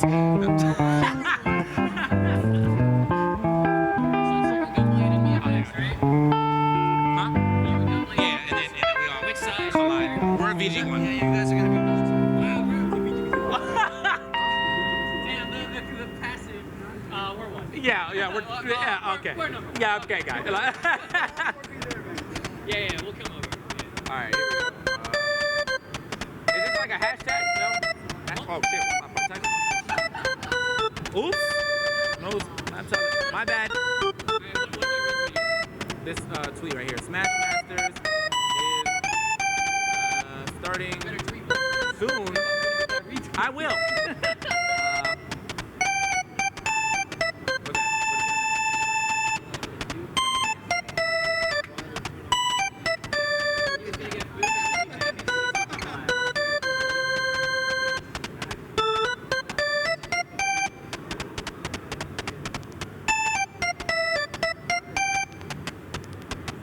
Did you see Rod's tweet?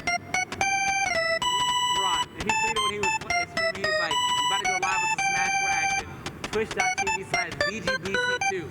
And so I was like, all right. So then I was like, it's VG Bootcamp 2. And then I clicked it and I checked and it was Melee and I was like, you're not even on VGBC2. I was so fucking excited. Oh my God. Yeah.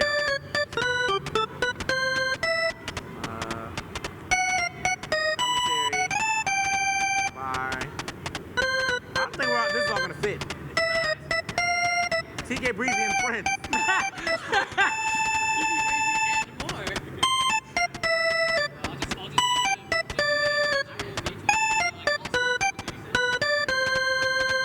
That's 7 p.m.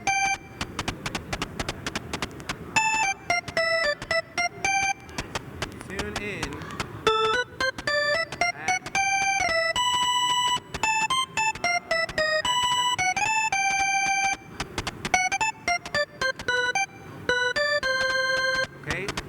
Out there, and then PM. Commentary.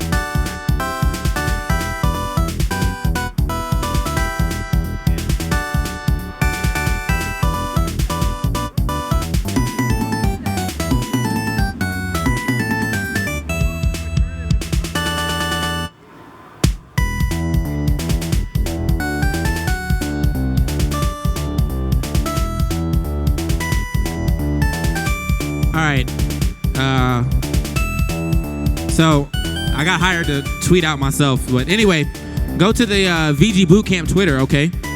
Or my Twitter, but mostly VG's. And tweet out or retweet that Smash Match is going to start. You don't have to tweet it out yourself. We've already tweeted there. It's going to be on both sides for the first, 2 matches. So there's VG1 over here, VG2, and then everything will conclude over here on VG1 with 4 commentators, which I don't know why I'm telling you that because you won't hear us. But yeah, that's the law of the land. So thank you guys for gathering up so far. Make sure you tell your friends that Smash Max is about to start soon in about 10 minutes. And yeah, that's it.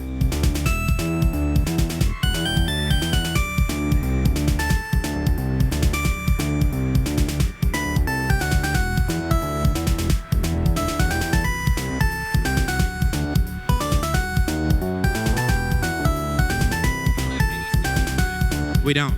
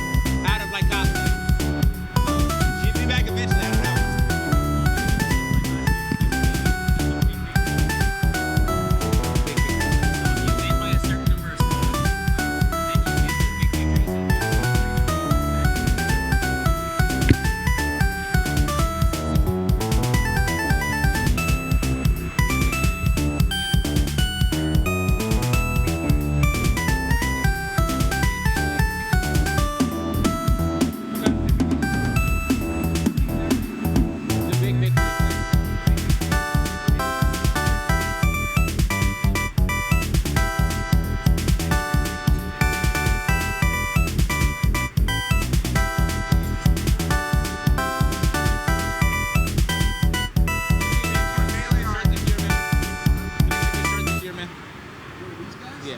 Well, I don't need the whole shirt. I just.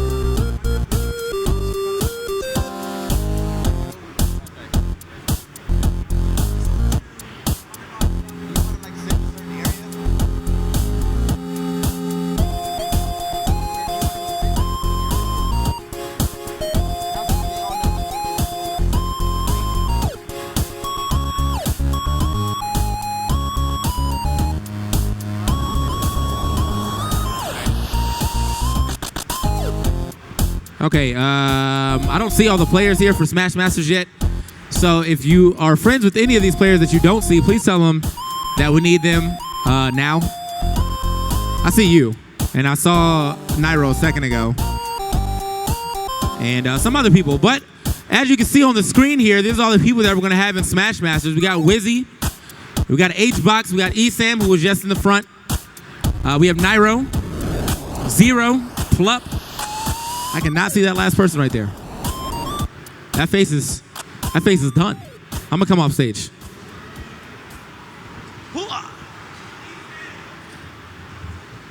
Nintendo didn't shoot at? Is that shoot? Is that shoot at? What the? All right, man. All right, so shoot at Nintendo. That's what we got. That's the last few people we have going on here. If you've seen them, or you haven't seen them, please tell them to come to the front of the stage. And if you are here and you just heard your name, please come to the front of the stage, either on the left or right, so that we know you're here. We need you to check in, so we have no DQs. All right, I see Chu. Thank you, Chu. All right, Esam, Chu, Nairo somewhere around here again. Oh, there he is. I see you. All right, you're good. I saw HBox a second ago, so I still need Wizzy. Huh? Oh, okay. I saw Chu. I need Zero. He's probably at his booth. Is Zero, if you're at your booth, Smash Master's starting soon. We'll need your help in completing the mission of this tournament. Exhibition. I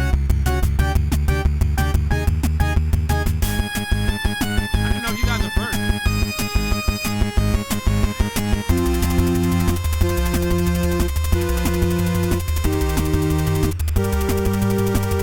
right, so I got a question. Even though they're standing right here, man, like if you had to just yell out who you think is gonna win this Smash Masters, okay? Who do you think is gonna win Smash Masters?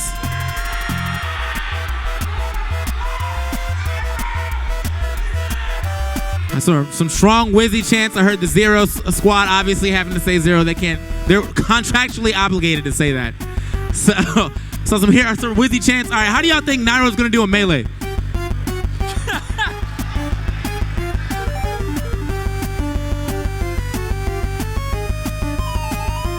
All right, what about how ESAM's gonna do in 64? You play that game? You play that game? No. All right. Well, I mean that's. All right. Well, there's always hope, man. What are you playing Nairo first round? You know, who do you even play? Pika and Samus. Who do you play in 64? I'll find out. Yeah, I'm saying that's the confidence right there, bro. I'm expecting to see a Kirby roll rap, so we'll see. But again, I thank you guys for piling in here for the Super Smash. Oh wait, I gotta do the right thing. It's this is difficult. Ladies and gentlemen, it's Smash Masters!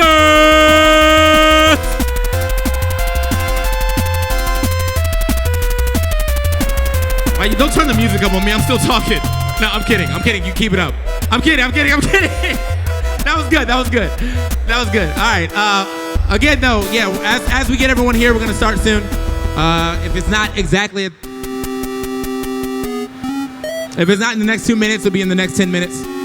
So thank you guys for piling in. Again, if you sit next to someone you don't know, make friends. Y'all might play the same game, same character. Who knows? You know? SmashCon. There's much more things to do here than play friendlies. And you should definitely get into all the things you can get. There's vendors around. You're gonna watch Smash Masters. There's some extra Smash-like games over here and icons if you haven't played that in the back. What? Oh, and buy a scarf if you're a Zero fan. I bought one like immediately. Now I'm gonna say it's $25, okay? And I know that's a little steep, but if you just don't look at it, okay, you won't notice that it's gone. Just saying, I just gave him the car and turned around, so it's whatever. But yeah, man, if you're a Zero fan, he's got scarves and all kind of merchandise. He's even got some Lucina stuff if you're a Lucina player as well. So yeah, we'll get started very shortly. Make sure you pile in. We need all the good seats in here filled. So again, when the cameraman pans to you, it doesn't look empty. You know, you gotta make people want to come here for SmashCon 4 next time. So 4.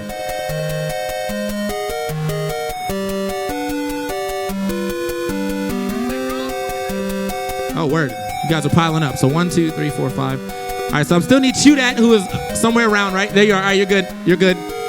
And Wizzy. Anybody see Wizzy yet? I need a crisp Wizzy.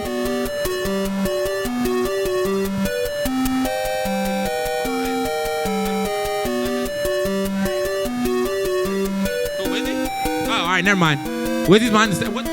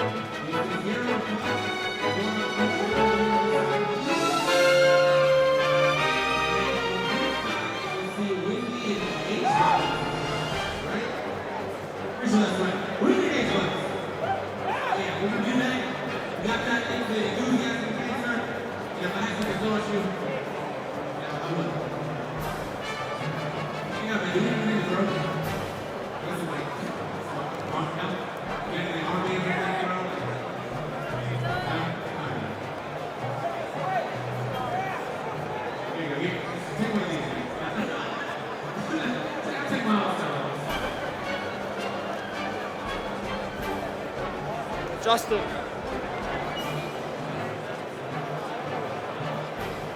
Alright, guys.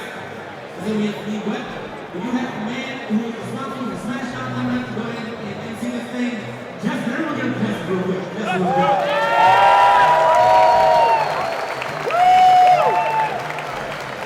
Alright guys, you guys ready for Smash Masters? Those of you who were last year know that this is the second time around. We've expanded the field to 8. And why don't we get them all up here? You guys want to meet all our competitors? Yeah! Alright. $100. First we got $100.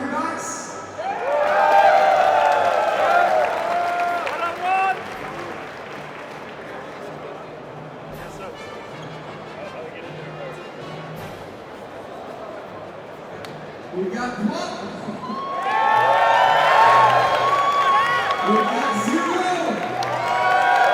We got Nairo.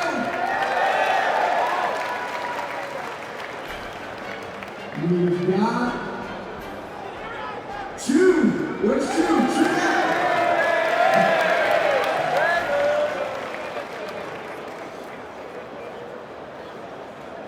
We've got warm-ups going. We've got Nintendo.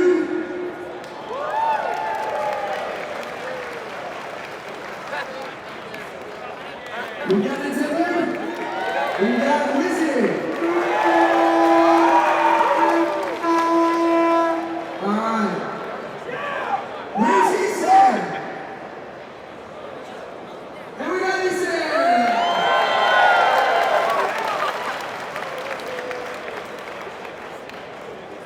Alright, so really quick, we're going to do a quick crowd poll.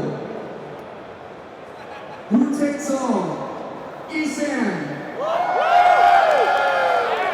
Wizzy.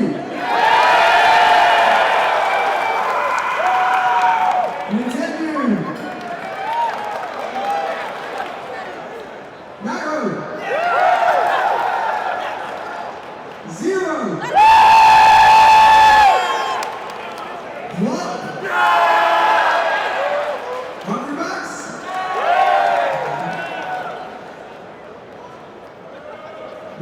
The pre-young solo. Hola, ¿cómo está? Y bienvenido a Smash Masters. Yo soy TK Breezy. No, I'm kidding. Imagine though, y'all were like, oh, hold up. But yo, what's up, man? Smash Masters here. TK Breezy joined with Gunblade for the first half of Smash Masters, by the way. When we get to the semifinals, the other side, aka the people on VG Bootcamp 2, who are Max and Resliv, will be joining us over here for some quad commentary like they did last year. Like Voltron. Yeah, it's gonna be well, we're missing a piece. Wait, how many speeds Voltron got? 5 or 4? I think it's 5. All right, man. Well, let's it's figure fine, out it's discount fine, or something. Well, Gimmer's the like the head piece, Yeah. So. But yeah, man, we're gonna get into it.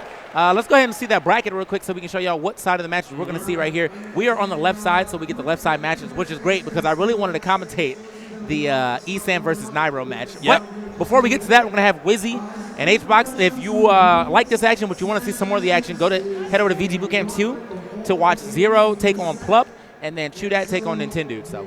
Yeah, man. So Wizrobe HBox, man, going to be very interesting. We know that they're both their main game's Melee.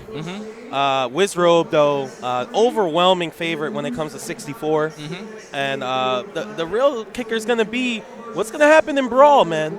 You know, HBox got some tricks up his sleeve, man. He's got the D-to-D. Early wins in Brawl with the D-to-D, man. Wizrobe, I think, played Mark last year. So, I think that's definitely Wizrobe's like his weakest game. But he's so strong in the other 3 that it's kind of like, you know, people are saying he might be the shoe-in to win this. But, you know, you can't really sleep on the competition too much. I mean, he does have a little bit of competition within Esam, who was good at multiple games outside of, you know, being 64. So 64 in this bracket in itself, the only person that's really going to give him problems, Wizrobe, is probably Nintendo. Yeah. But not a problem enough to where I think, you know, it's going to be super close. I just think if it comes down to who can take the most stocks from Wizrobe, it'd definitely be Nintendo. Yeah, you're right about that, man. Going on the down further, Esam Nairo, you know, Melee, See, the funny thing is, Nairo told me like, "Yo, let's practice melee for I gotta fight Esam." I was like, "Man, I don't play no Samus." Like this man, he's like, "What can I do to Samus?" I was like, "Man, you just gotta hit her and try and work with that." Man. I mean, weirdly enough, that's it. Yeah. You can give some more solid advice, but for the first for a newcomer like that, like what do you gotta do, Sam? You just gotta hit her, man. Yeah. Good luck. Don't try and do no crazy combos, man. You're getting one and done. Yeah. That's for sure. Going in the brawl, man, Esam can, give Nairo a little comp there, but I might give brawl to Nairo again. Yeah. He was a brawl champion recently too, so I mean, he definitely won one of the last few brawl tournaments that has been out there. So you can't take anything away from him. I think he had to take V115 out to win the last brawl tournament that I remember him entering. And then Smash 4 obviously is them playing their natural habitat game. It really comes down to how sloppy will the 64 look like? Oh man, because that's what I'm very interested in seeing. That one might be bowling shoe ugly, man. But Nairo 5 minutes before was like, "Yo, who do I play in 64 again?" I was like, "Man, you're definitely playing so and so character, which I will not tell you." Because we want to keep it a little bit of a surprise. Yeah. But gave him some advice in that. I have no idea who Esam plays in 64. Probably Pikachu, Samus. Yeah, I think he said Pikachu and Samus. So, yeah. Definitely expected. If I were to guess, if I'm a betting man, I would expect Nairo to play either Kirby or Fox. Okay. Yeah, that's my betting man right there. But I could be wrong. There's 12 characters he can pick from, so yeah. And they're all decent, especially at this low level. I mean, neither one of them really know too much of the metagame. So that tier list that comes into play for this game isn't going to be nearly as skewed. You're not going to be seeing none of that crazy extended quick attacks that you can see from Pikachu or anything like that. Unless for some reason Esam has been practicing in his off time, but who knows? It's going to be really interesting to see these guys, man, top players all throughout their respective games and such, just adjust, man, out of their element. Yeah. With the mechanics, not really that muscle memory coming through. Let's see who picks up on things faster, man. I'm really interested to see that. That's one of the great things about this event, man, is seeing the flexibility of some of the greatest players in the game today. Yeah, you might actually see some surprises from some of the way these people play. I mean, I'm definitely not used to seeing a couple of these players play Smash 4 and a couple of these players play Melee. But I remember after a while, Nintendo was actually pretty decent at Smash 4. He had a nice little ZSS for, so he probably ended up pulling that out again. I'm pretty sure it's not in practice by any means. But, if you have a natural level of skill in Smash, I mean, it kind of just transcends multiple games. You can get by a couple brackets. You won't go 0-2. If you're good at Melee, you probably won't go 0-2 in any other game ever. So and HBox be coming through with that Jigglypuff. He wreaking havoc on them For Glory tournament mode, man. Good watching that stream. Is that still a thing? I think that's gone now, right? Oh, yeah, recently I think it's out of here. Right? Good times, man. Yeah, it was good times though, man. All those people showing up to your stream for the first time just to hop into your tournament, never want to watch your stream again though. Good times. Good times. Talk to him, man. It's a rough life, man. It is, man. It is. Being a streamer commentator is definitely hard, but not the commentary we're about to be dropping today. It's going to be an easy little cakewalk. You don't be expecting too much of the all analysis type commentary. This is a fun event, so we're going to have some fun here on this mic as well. I'm trying to see. I want to see what they're starting with because I hear some sounds, but I feel like that's the other side who started. So, they've definitely started on their side. But when are we going to start on our side? Can we get the camera shot switched to see what's popping here on the stage? I want to know what's going on. I just want to know. Yeah, man. I see someone through the curtain mulling around. I think I see Wizrobe sitting down right now. Wizrobe got that the little bun going on with the long hair. I feel you. I mean, he's definitely been growing that out since he was like 6. So yeah. He's 8 now. So whatever. It's crazy though, man. These young kids, man. He's been growing older. He's older now, and I think he's like either 18 or 19, potentially. Something like that, yeah. And I still think he's like 7 to me.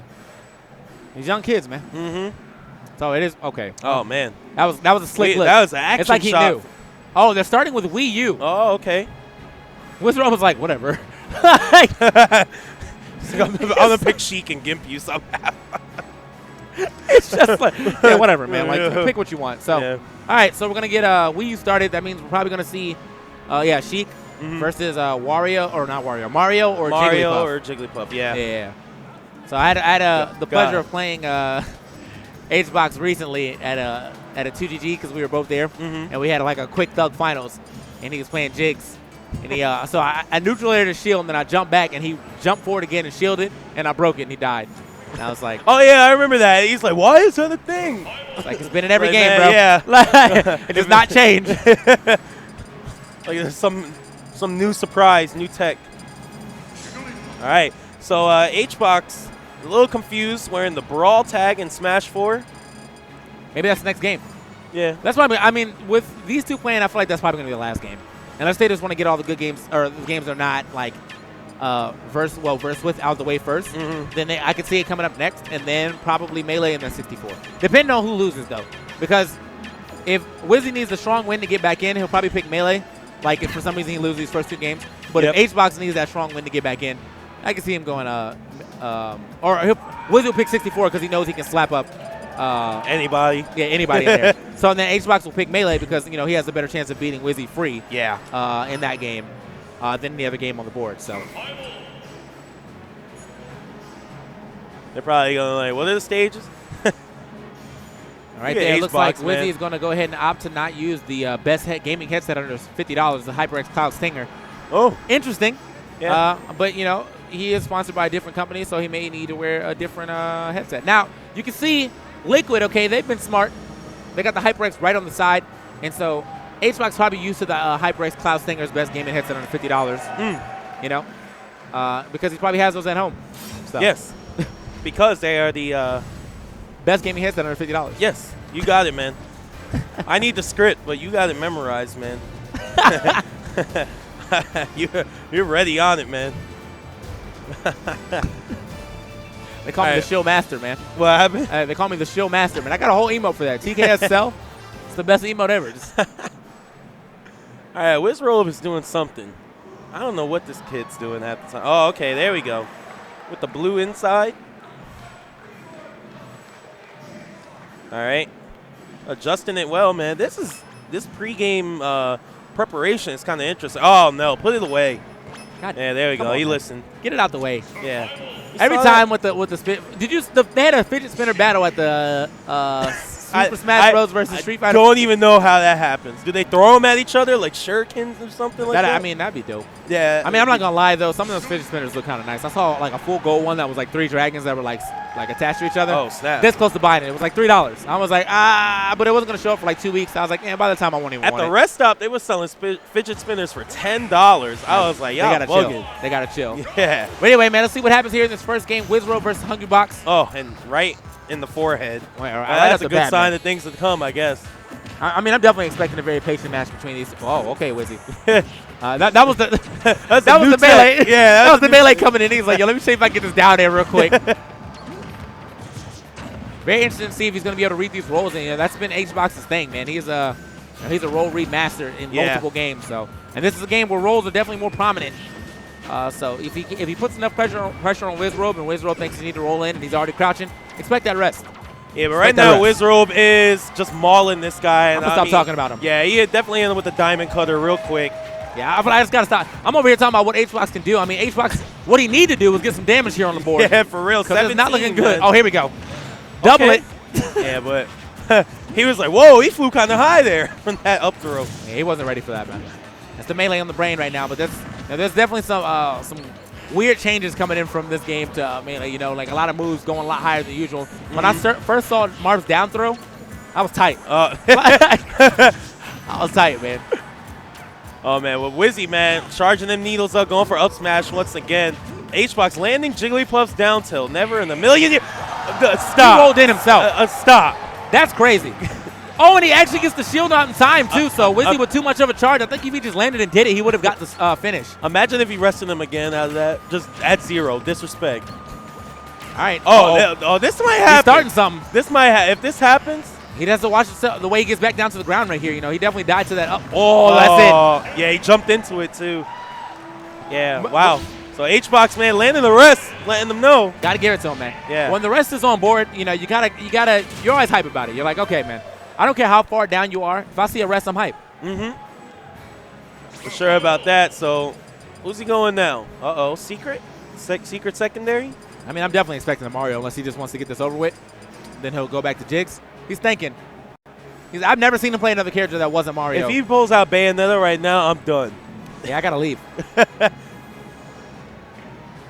Leave, yeah. There's some water back here. Not that I know of, man. I kind of got that $2.50 for this bad boy.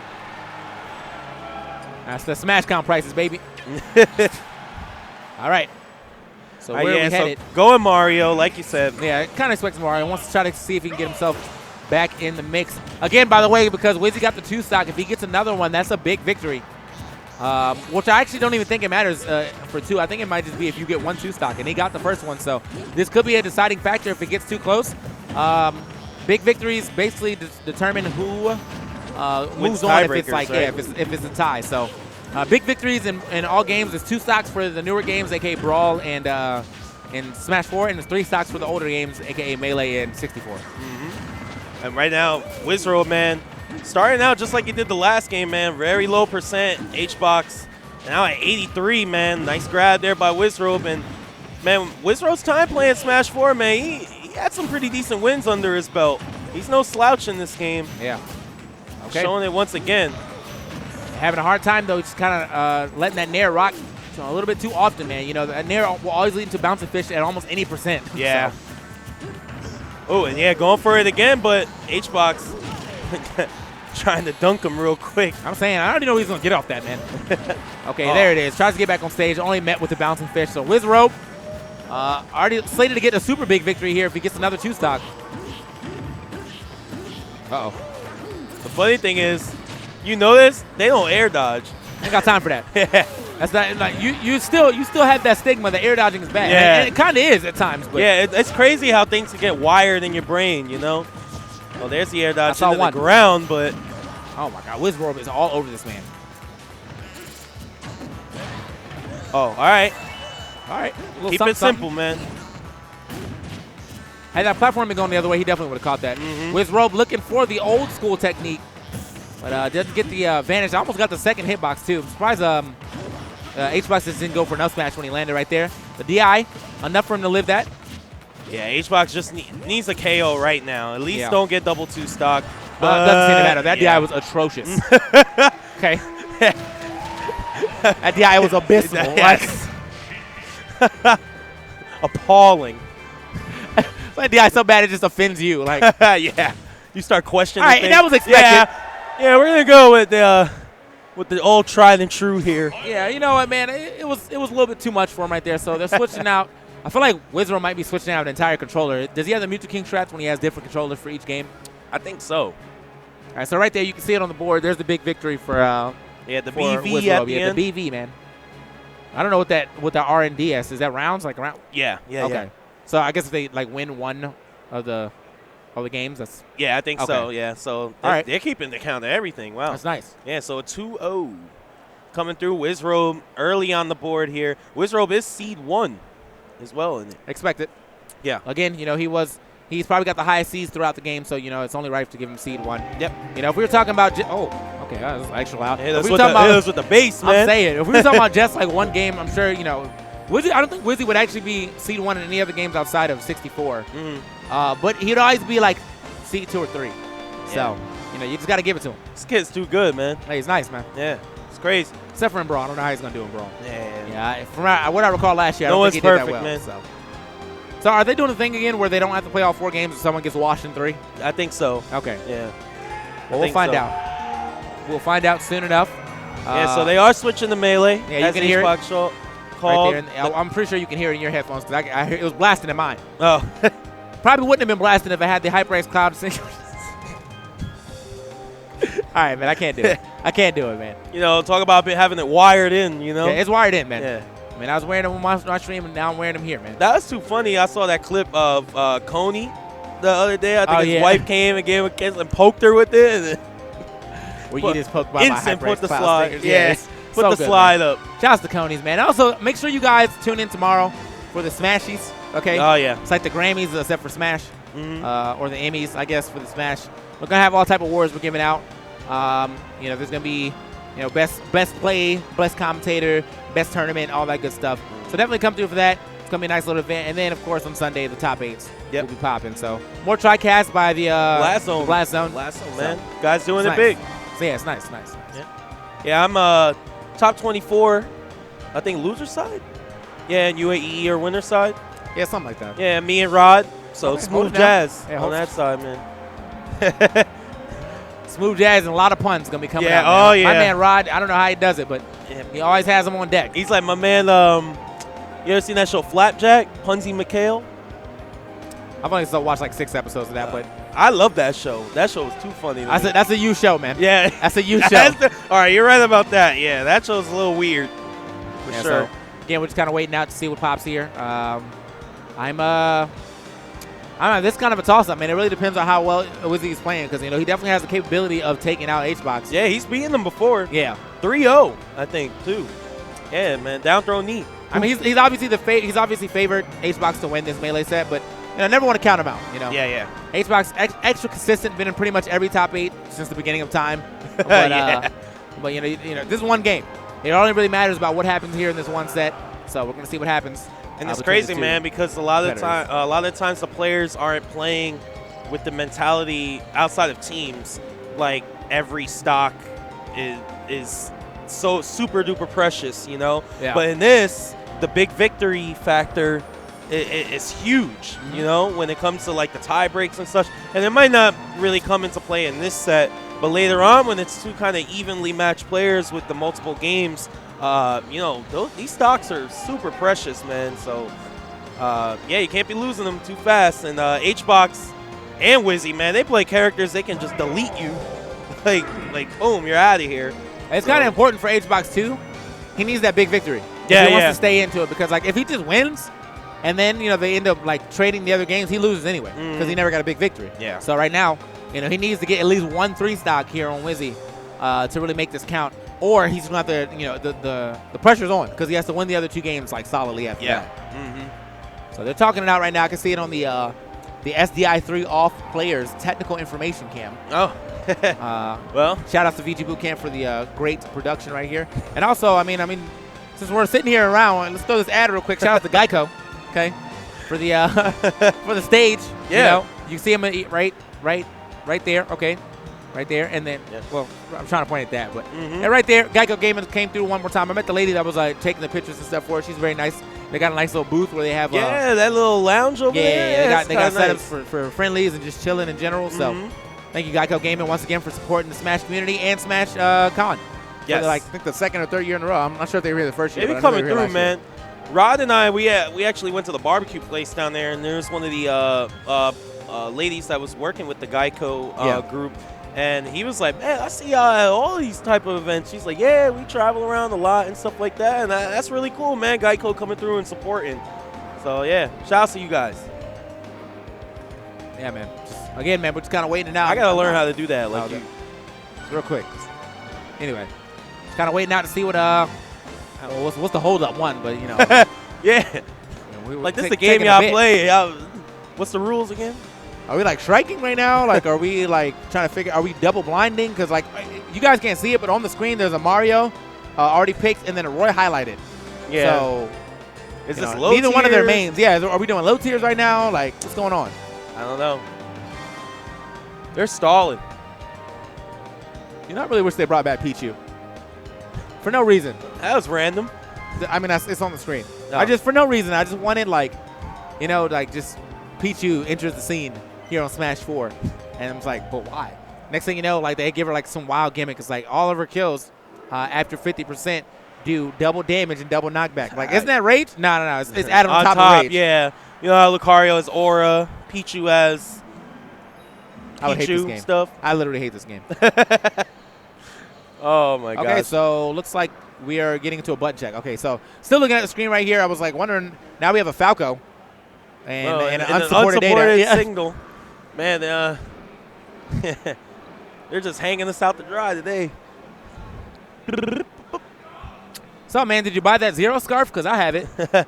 Well, they tried to get me to buy it like 18 times today, but no, I was not able to purchase it. But shout out to Zero for selling the merch, man. Yeah, he's definitely holding it down. Yeah, I mean, Zero- $25 a scarf, a little steep, but when you're balling, you're balling. Yeah. And if The fans come through, man. Yeah. Zero kept coming up to me. He's like, "Hey, Gunblade, Salem bought a scarf." I was like, "Yeah, Salem also won $8 kajillion at Evo." All right, that right there was rude. Yeah, he was but like, I was like, yeah, stop bothering me. How about that? You should know better. Don't stop bothering me. I told him, man, I was like, look, man, not that I never didn't root for you. I just, I rooted for the underdog. I was like, well, you seem to be the underdog now because everyone just wants you to lose. Yeah, okay. And I was like, and that joint sucks. You lose 2 tournaments, next thing you know, everyone just wants you to lose, or now Zero's a fan favorite. So I was like, you know what, man? There's I'll no be in rooting for you. between. Yeah, I'll be rooting for you. I was like, unless it's Nairo, I'll be rooting for you. Yeah. You and Captain Zach. People don't like Captain Zach. I love Captain Zach. I actually do like Captain Zach a lot, too. I think he pushes too many buttons when he plays, but I enjoy He almost lost to a Ness today, man. Who, Gonzalez again? I don't know if it's Gonzalez, but he went in. I can't take anything away from him, man. That guy went in. I would never expect a Ness to get that far, especially against a Bayonetta, but he did it. Yeah. So not a bad matchup. Not too bad. I guess so. It's not that bad. Yeah, Could be worse. On stage, it's not too Could be worse. You know what could be worse, though? This amount of time I'm waiting to see if this game is going to start, okay? I know. You said they used to, I've had to learn how to feel because of Chudat matches, but damn, I didn't think I was going to put on the spot. But yeah, Chudat back in the day, bro. Yeah, you he guys would take like 30 minutes. Trial through fire, man. He would take 30 minutes to counterpick. Just think it. And he knew what he wanted to go to. He was cooling you off. Yeah. You got that win, he'd be like. That's like in football when someone's about to kick a field goal, and right when they're about to hike the ball, the other team timeout. And they use all 3 of their timeouts. They just let the play clock go. Timeout. That's probably where he learned it from, man. Yeah, man. Chudat's dad was probably like a big football plan. Yeah, he icing them, man. That's he was crazy. like, Dad, why did I do this? He was like, I'm icing them. And he was like, wow, that sounds genius. I'm going to start doing that in Smash. Yeah. Worked out, a lot man. of, lot of fun, man. A lot of fun for on this side, I will say that. Man, good thing he's on the other side. For us. I mean, on the other side, it's popping, I know. They I can out hear here, all the action here They on the out other here side, scrapping so. all over, trying to see what's going on a little bit. But yeah, guys, thanks once again for joining us. We're Smash Masters. We played some Smash 4 already. Wizrobe and HBox still sitting down. They're talking something over. We can see it in the SDI 3-off/players cam. That's a good one. Hashtag technical information. Definitely technical difficulties coming up at the top because you can see Gimmer up there on stage as well. I mean, can we run something? I mean, we just here like, I'm gonna charge my phone. I'll be back, man. Hey guys, how's it going? So, I might as well play some RPS with you guys, with the chat. All right, ready? On like rock, paper, scissors, shoot. All right, rock, paper, scissors, shoot. Rock, paper, scissors, shoot. All right, who does it twice? That's the mix-up. That's the mix-up. Unconventional options. I roll and charge forward smashes. In neutral. I just roll into you and be like, I'm in there. Nice shirt, by the way. Oh, thanks, man. Yeah, this is Lombardi Co. Okay, it's right here. Okay. Okay. Lombardi Company. You can actually find them by typing that into Google. I was going to buy like 100 shirts, man. They got some nice stuff. But I didn't want to tell anyone where I got it from because, when Smashers start wearing shirts, I got to stop wearing them. Well, I remember, this is the best story. I had this Kirby shirt back in the day, right, in like 2010. Just a standard Kirby shirt. It was blue, had a big Kirby on it. Okay. I was like, all right, this is a good shirt to wear with a hoodie. 2 tournaments later, I saw Pollo with it. Never wore that shirt again.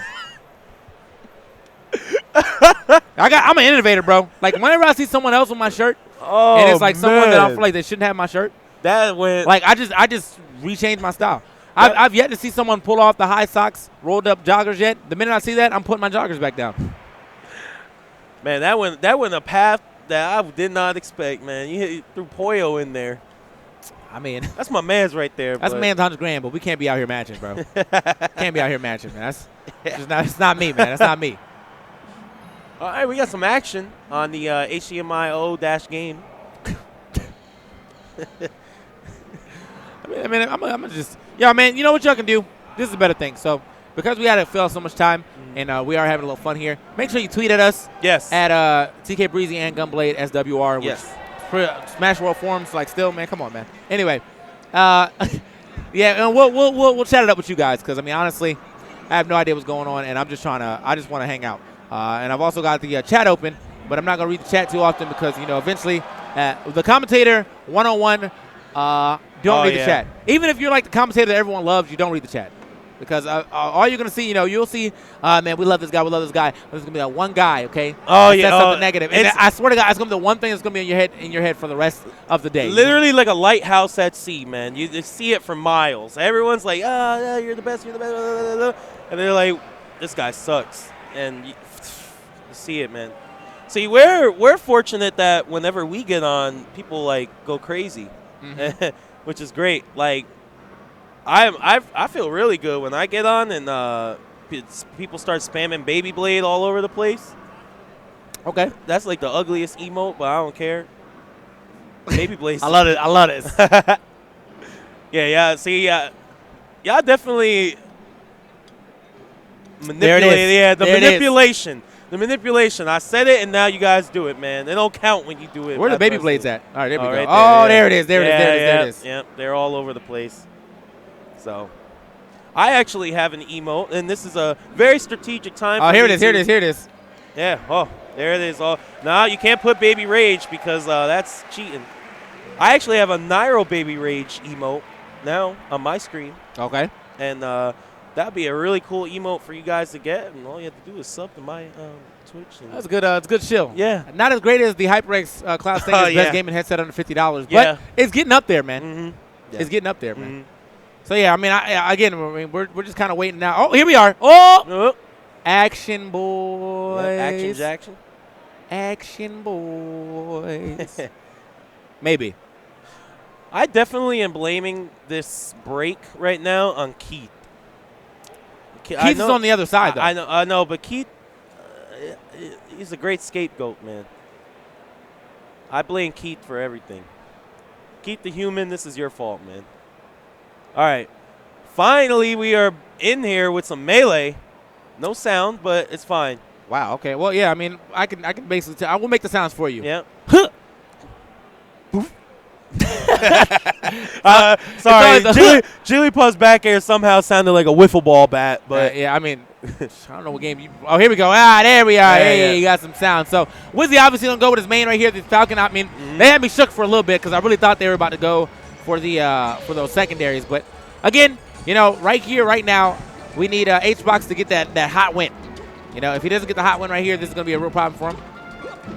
man, it must feel good to be back in the comfortable seat of Jigglypuff and Melee for HBox. Also, probably feels good to be in those comfortable seats of the DX Racer. But anyway, well, man, you are on fire today. I mean, you can't throw it to me and expect me not to chill. Anyway, I mean, yeah, good tech right Okay. there. We back. Hey, Oh, yeah, okay. Well, it was a good tech, but I mean, you're still Captain Falcon. And it takes you forever to move after you land. So, you're going against this aerial demon that is HBox, aka Jigs. And so right here, I mean, he's already on the way to getting this big victory. If he can get another stock before he loses this next one, I mean, he'll be in a very great standing right here. He needs 3 stocks, by the way, for the big victory, which will tie it up on Big Vix. Wow. So a couple of really good interactions right there. Nice back air coming out from Wizrobe. But really good stuff, man. You see HBox crouching a lot. That might take off the dash grab off the table. Also, just before we saw HBox try and get a reset here. But you see he's placing him on this platform.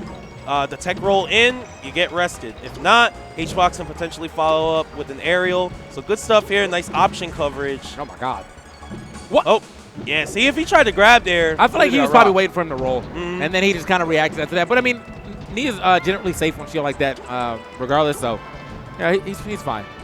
Oh, that's All so right. scary when Falcon does that to you. Yeah, this could be a problem right here. I mean, again, he needs this 3 stock right here to get the big victory, and a lot of damage here on Jigs against the Falcon. This is one knee.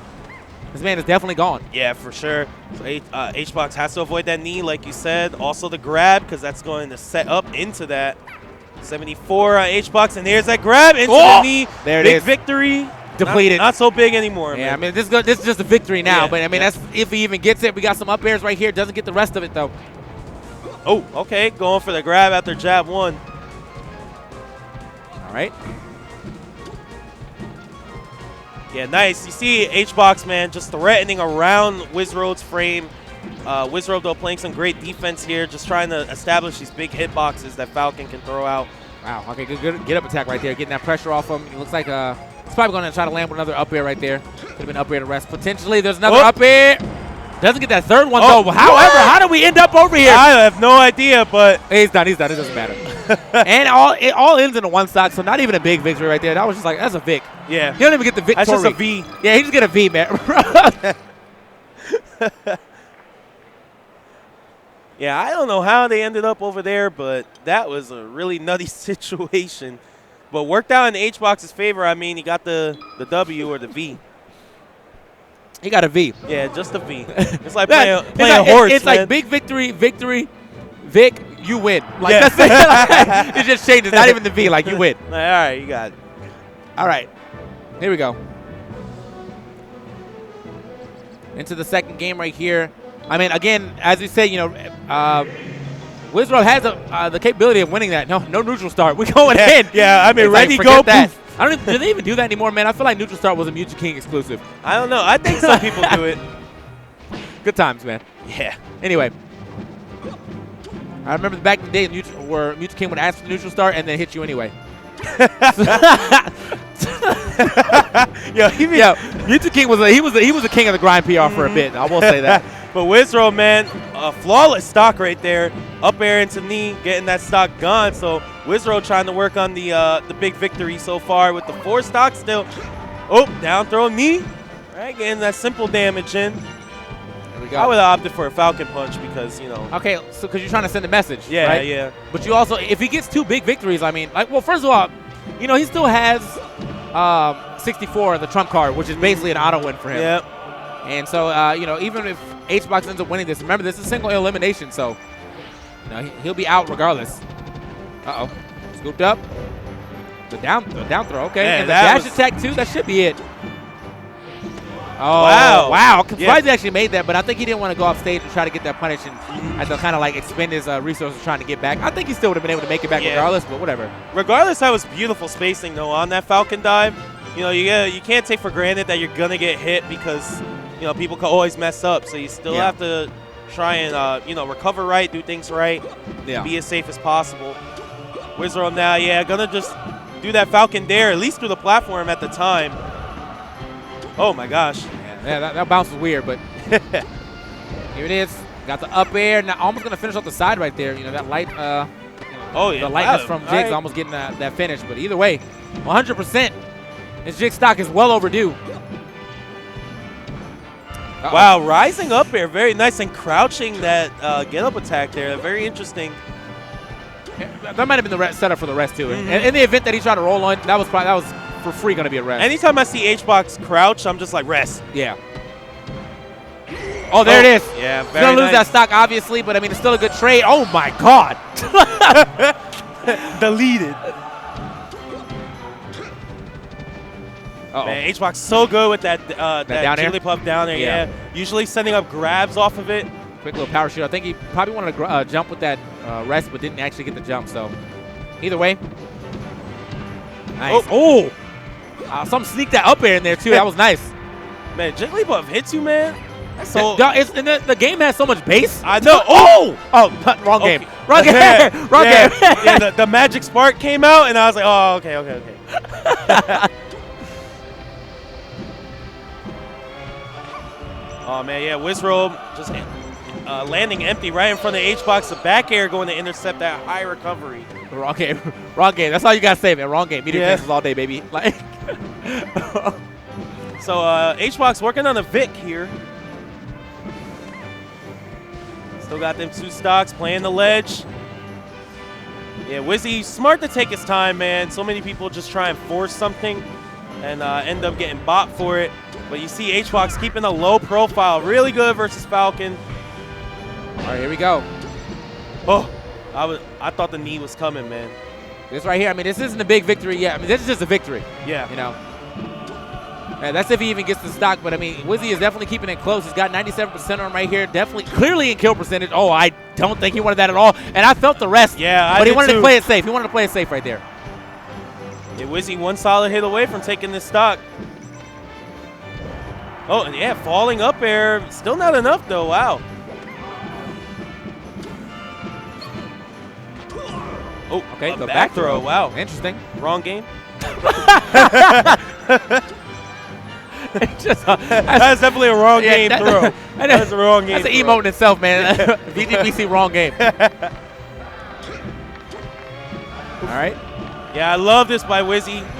Just popping that back air out because he can throw that aerial very low to the ground and stay relatively safe, especially when space. And he sees that HBox is using his low profile on that crouch a lot of the time. So looking for that big hit off of that. Gets the kill finally with up air. Yeah, we're down to V territory right here too. So, again, I mean, Wizzy's.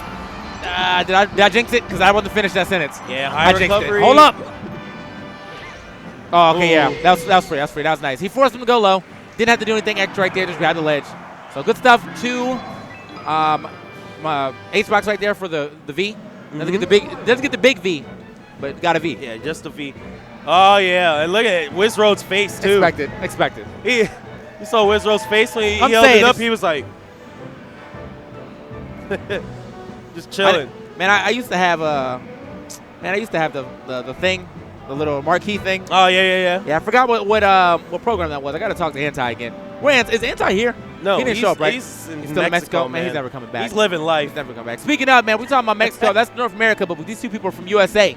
Okay, and right now we got 2 rounds on both sides, but one big victory again for the BV, man. Yeah, the BV for Wizrobe, and then we got a set here for HBox, but still needs that big V, man. That big V. I mean, obviously the game is more important than everything else, but like all this culminates to what is good right now. So we'll see what happens here. The seed again, first seed versus 8th seed right here.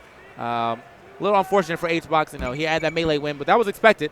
And now he has 2 more games. One where I'm sure he's about to get washed, and then I don't know what's gonna happen in Brawl, but I'm sure he's about to get washed here in this melee set. Yeah. I mean, this is actually going to be very interesting to watch.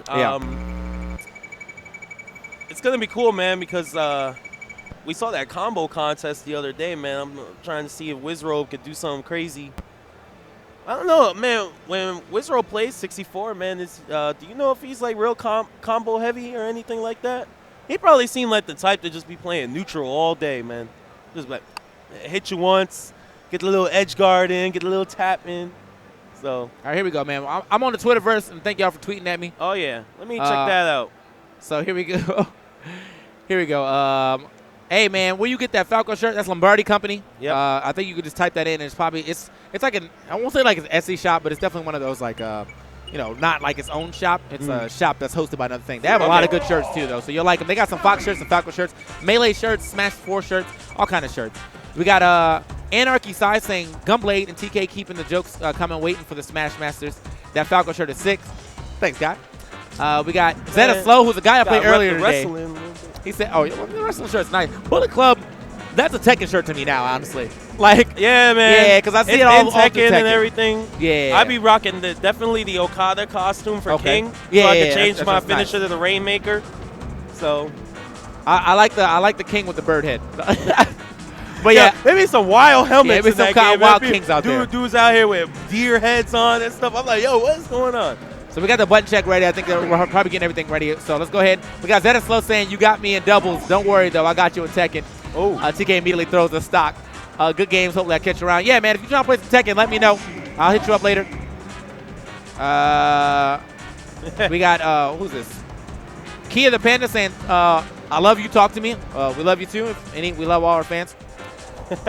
Why Dr. Mario got a mixtape on his forehead, I have no idea. I mean, he spits out fire. I mean, I got the same thing, man. I don't know. I was wearing too many hats, so I ended up getting that dark spot right here. So I gotta use like lightning cream to get it back to normal.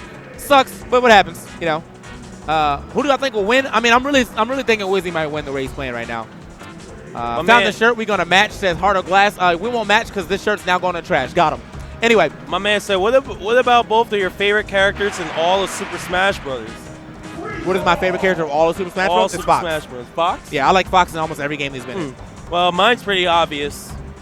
Ganon. Ganon wasn't in 64. Next. Okay. Dag. Dag, the quick. And not even was it savage, it was quick. If we're talking about like not 64 exclusive, then it'd probably be Marth. But Fox, with just 64 and everything, is Fox. But Ganon, I'll take it. All right. All right, let's say we're going to get into it, man. We got that 64. Now, again, we don't know nothing about this game, so all jokes coming out. All I know I can tell you about this game is that, I mean, it's fast, but it's not. You know what I mean? And Yoshi's neck look like it be breaking every time he do something. Look at this forward air come through. Watch, he gonna turn around and do it. Here it is. So this right here, his neck about to crack. Oh, big damage right here. It's the joust. That's why. Because the first hit obviously means stock, and there it is. HBox like, all right, well, I knew that was gonna happen. Yeah, man. So this game, in my eyes, definitely is when you're playing someone who's good. If you get hit, you die. If you block, you die.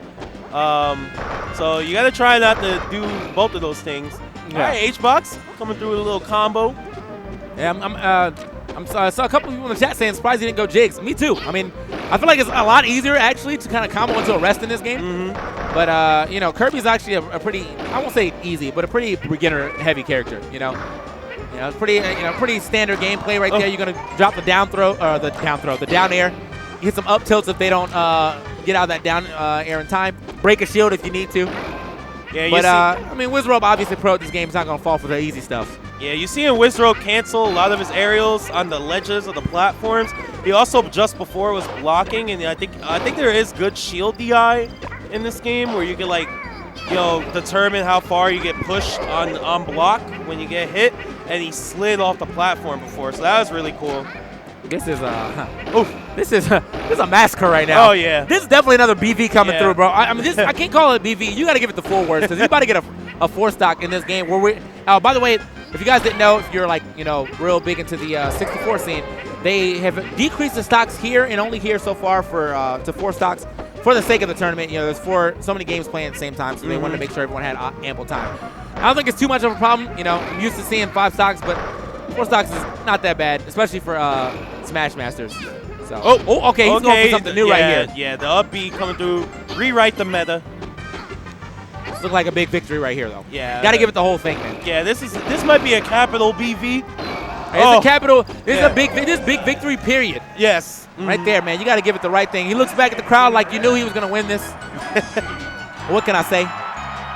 Yeah, definitely capital BV period. Might be exclamation point after this game. If he gets the double 4, then yeah, definitely exclamation point. All right, yeah, he's going Jake's Greenbow. I approve. All right. I see some BVs in the chat, man. Y'all got to give him the respect, man. That's the big victory. You got to type the whole thing out. Victory. He didn't even hit over 100, I think. There's so many ways you can get a big victory. The capital BV, the pause in between big and victory. The big. That's a big victory. Commentator tricks, man. We'll let you know. Back air coming through. I just saw a dinosaur do a drop kick. My life is complete as a wrestling fan. I mean, I need to see at least one rest. Yeah. That's all I want. Yeah, please. It doesn't even have to kill. I just want to see a rest. Again, man. Don't do it to that's him. it. I knew Oh it. my I knew it. God. I felt this. Oh my God. I'm mad it only took like 3 nairs to do it too. I'm saying, I mean, that shield didn't even look like it was gonna break after that 3rd nair, and it was just like, all right, we need to get this over with. Oh, don't do it again. Yeah, this is wild. In this game, man, I mean, shielding, it's not like the worst option, but I feel like sometimes it probably actually is the worst option. Yeah, honestly, the worst defensive option altogether. I mean, I've seen some people get away with it, but I always feel like when someone gets stuck in shield like that, it's over. Oh, he went for rest. That was crazy. Do it again. Do it again. You got to get one, man. Yeah, you need to. Dang. Are you throwing grenades at him? On the ecstasy? No. Is he going to make it back? Jake's barely keeps jumps in this game. That's it. That's a B.I.G victory. Yes. Yeah. It's an acronym for something. We'll come up with something for you, but yeah, okay. Go on, Brawl. I'm surprised he even gets a chance to play this. Like, he's got waxed. Yeah, after the B.I.G. victory, exclamation point. That's a big victory right there, bro. Yeah. You gotta give him that, man. You gotta give him both the B's right there, bro. Oh man, and what's funny is HBox lifted up the thing, Brawl. Like, all right, man, that's the last game left. You didn't even have to tell us, but yeah, they're playing it out. Oh well. It happens, bro. So anyway, man, back to the Twitterverse, man. Thank you guys for hanging out with us here on the VG Bootcamp 1. Again, there's more action on VG Bootcamp 2, so don't forget, multi-streaming. But you're probably going to get more comedy over here because I'm over here, so. Oh, yeah, thanks. No, Nah, I'm kidding. Now we're over here though. We're having a good time, man. Me and Gunblade been rocking it out. Yeah, man. hold on, We like to have fun, man. For sure. We could throw it down with the knowledge and all that, but I mean, this is a fun event. This Oh, is a yeah, fun event. yeah, I mean, we're like having fun. again, we're not gonna be super well versed in on some of these older games because I mean we all played them. This is the thing about Smash.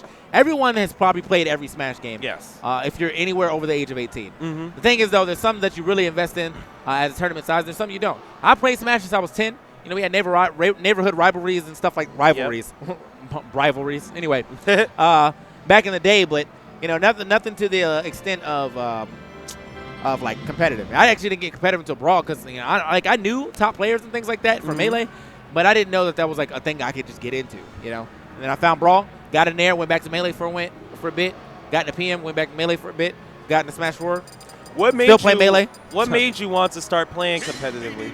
Oh, I had no friends. Oh, I moved to Maryland. Well, that turned for the worst. Yeah, I moved to Maryland, and my dad was like, "You got to come up here to go to college." I was like, "I don't know anyone here," and he was like, "Whatever, bro." And basically, that's what he said to me. Man, so I had like no friends for like a year, and I was just playing like Wi-Fi online. And then I was like, I could go to a tournament. And then I went to a tournament, and made a bunch of friends, and now here I am, man. Okay. So thanks, Dad. Without you, I wouldn't be this successful.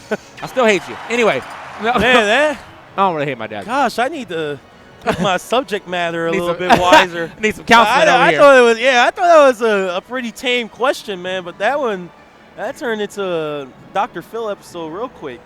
That was crazy. I was just gonna say, man, I started playing Smash competitively when I saw that Kaze no Kizu combo video, but jeez. We got the Marv Double Fair having a dad in 2017. Lord. Yeah. Yo, y'all bugging. Yeah, Yeah, I'm definitely bugging. K3 Pooch, man, you to go right now in the chat, man. I give you that. Oh, you wild, man. All right, man. Let me see what's popping here on the Twitterverse. I got a little caught up. All right, so Brandon, yeah, he said we're gonna find the shirt. What about both? Yeah, we got that. Can you turn down the for what option on your mics? I don't know what that is. Yeah, me either. So, how's the day going at SSC? Just tuned in. I've had a lot of fun. I talked to a lot of fans, played a lot of games. I went 2-2 in doubles with Malcolm. We haven't played in a long time, so that was fun. Someone said, "Don't quite remember you two commentating together. Regardless, very good synergy." Hey, man. Yeah, I mean, it's been a minute. Yeah, a little while. I actually can't think of the last time we comps because I thought it was at a 2GG. But yeah, no, I was Max. So, tell the stream about your fave Black Plague moments that you're stalling. My favorite Black Plague moments are always whenever I son EE because he needs a father, and I happen to just be a good father figure sometimes. Anyway, Volume said he would love to come to the U.S. You're the dopest commentator. Thanks, bro. I try. Kylo Strife. I agree. TK Breeze and Gunblade is the most appropriate commentator for Smash Masters. Thank you, guys. Thanks. I know when people were looking at that schedule, they were like, man, this is a bunch of Smash commentators. It's cool, man. It happens. I don't know. Why am I getting so much I don't news? know, but you definitely got... I've been stuck. Yeah, you need a mod right now. I need a mod in my chat. Anyway, man, we're going to get into it. We got this Brawl coming out. We got the DDD from HBox, which, we were talking about that earlier. He does have some DDD jank, but this is the only game that DDD was decent in. Yep, so... Oh my God. And then I forgot they brought... Oh, is that an item? Play it out. I dare you. Play it out. Play it out. Play it out. Play it out. All right, so for all you Brawl buffs out there, real quick, I won't bore you with the crazy details, but Mark likes to neutral air, double fair within DDD's blind spot, which is his forehead. He does not really have a reliable way outside of up tilt and RAR back air to cover that. Mark neutral air, very good at covering that spot. A lot of the matchup is DDD, F tilting, anti-airing, so on and so forth. Always got to block him, man. Yep. There you go. Oh, my gosh. Here we go. Yeah, see, when DDD inhales, Wizzy could literally just jump into him in there. I forgot about the Gordos, bro. Oh, yeah. Like, they're actually being Waddles, man. The Waddles were hype, man. Bring back the Waddles. Here we go. I would like Gordos in Smash 4 if they didn't get sent back at you at lightning speed when the wind blew. It doesn't matter what it is, man. Yeah, it's like the worst. Like even like a non-disjointed jab will just throw Diddy's that train Peanuts right back. can send it back. Like, what? That's kind of crazy. All right, so again, man, Wizzy showing you his prowess in like every game, I mean, it's unfortunate that he had to play against HBox had to play against Wizzy first round. This is the one person that was going to be able to best him in pretty much every game. Had he been playing like super on point for Melee. But now, when I went down the street and got that super slam and barbecue that's over there, HBox was over there eating as well. And I was like, how you think you're going to do in Smash Masters? He's like, yeah, I really think I got Wizzy's number, especially in Brawl, man. I'm really good at the matchup. I actually beat PPMD, his mark. I was like, man, that's a good win to get in Brawl. Oh, okay. But right now it's not working out. Oh, my God. How did that not tip? Yeah, that's what I want to know. That definitely seemed like a tipper F smash right there, but whatever. Oh, press down? We got those. We got those. What was Down going to do? He wasn't going to land on stage. Yeah, I guess cancel it, but shit. Even the Gordo's got to catch some. Or the Waddles. Oof. Oh, yeah, going for dash attack. All right, Wizzy. Okay. Johnson, my man is moving right now. Another. Dang. He's slicing them up right now. That's crazy. Grab the ledge. Oh, wow. No need to grab the ledge right there. Bonking his head on Smashville. Bro, this game looks so weird now, man. It does. Okay. Get back to stage right here. Wizzy with the dancing blade. No words. No words here it is. for Yeah, it. good stuff. If you got the multi-jump, might as well go as far as possible for that. That was crazy. Oh, okay, spacing? That was crazy. Yeah, you see Wizzy jumping. There's a Gordo sighting real quick. Here we go. Okay, the fourth throw. I got to get too much off of that, though, but still got the little tech follow-up. Got down here. Okay, down throw. Oh, he tried to go for the chain grab. Yeah. Can you even do that on Marth? Yeah, you can, but you have Okay. to buffer dash correctly. Okay. And then he's not able to do dancing blade. Wow. Dolphin slash out of it. Dolphin slash is pretty broken in Brawl. Offensively. Oh my God. He literally dropped the hammer on him. Forward smash connected. That's wild. And HBox, man, he's still in this, man. He stopped the big victory. Yeah, the You big needed a victory. two-stock right here, so this is just a victory. I don't know if we can give this one a Vic unless it becomes, or a V unless it becomes like last stock, last hit. Down, yo, I remember that. Yep, frame Back in the 6, day, yeah, you mad just get up good. and down smash. And there it is, man. Wizzy will be, HBox looks like he don't want to leave. Oh, wait, I forgot. That's the first, yeah, that was game one, All right. man. Well, he doesn't want to leave yet, but here we go. The jigs again. Got to try it in every game. Got to try it in every game. Yeah. I don't know why he does it to himself, man. Here we go. Here we go. Here we go. So I mean, it's gonna be interesting, man. I don't remember how good Jigs was in this game. If she was good at She's all. actually like 4th or 5th worst in the game. It was better than being the worst in the game compared, according to What's that? Smash 4. Yeah, Smash 4. She's second or first, so she only went down the tier list. Yeah. But I mean, it's the Ganon effect, man. You're only as good as the system that you're in. So Ganon's decent in Melee, but sucks in every other game because can't move. Same thing happens to. Oh, what was that? For glory, baby. Oh. Yeah, and one thing about Brawl, man, you get these miracle power shields. And there's that down smash once again. Man, down smash was busting. Mark was really good in Brawl. It's like crazy. Yeah. This character is crazy. Okay. Gets past that. We'll drill on the shield right here. Oh, my. What? The invincibility, though? That joint was extra long. He went through like 3 of those hits. Oh, I remember that, too. Oh, Yep, God. the Mark planking. Raw, baby. Yeah. And Wizzy could actually do that faster and be invincible while falling. Okay. I feel like that was probably a tip for that smash. Like a full charge one? I think he would have killed him. Well, no. Maybe not. No, never mind. He was at like 12. I'm tripping. I saw the damage after he got the follow-up, and it was like 44. He would have killed him then, of course. These dancing blades right here hitting every mark. Yep. Oh, okay. Nair 1 in the F-tilt. Now, another thing about Mark that was really, really good in this game is that you can actually buffer Dancing Blade. Oh, you are so mad. You are so mad, dude. Oh, that's only in Brawl, bro. Yo, that's wild. If you're going to go out, it's better to go out in sleeping. Oh, my God. That was power shielded to death. Counter? Nope. No counter? Hey, just get out the way. I feel it. H-Box really either just wants to rest or just a stock. He's trying his hardest. Okay, I'll take the up smash. Yeah, that was nice. That was nice. That was nice. I'll give him that.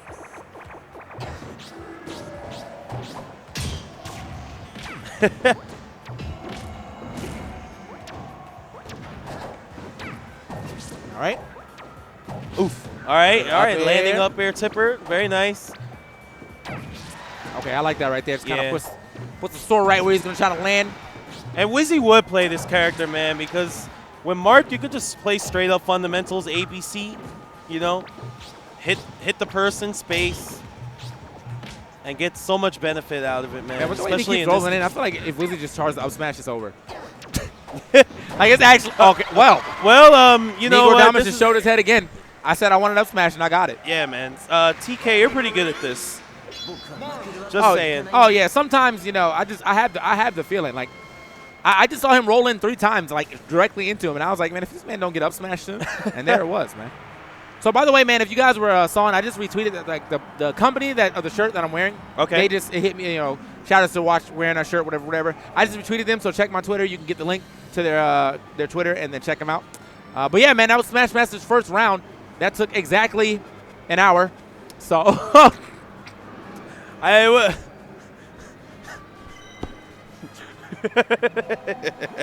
So up next, we got E-Sam and Nairo coming up. E-Sam and Nairo, I'm definitely going to be hyped for this one. I want to see exactly how they're going to play this 64, but also what's it going to look like in Brawl because, these guys actually played Brawl at top level. Yeah. So you guys are probably going to see some insane stuff because they are aggressive players.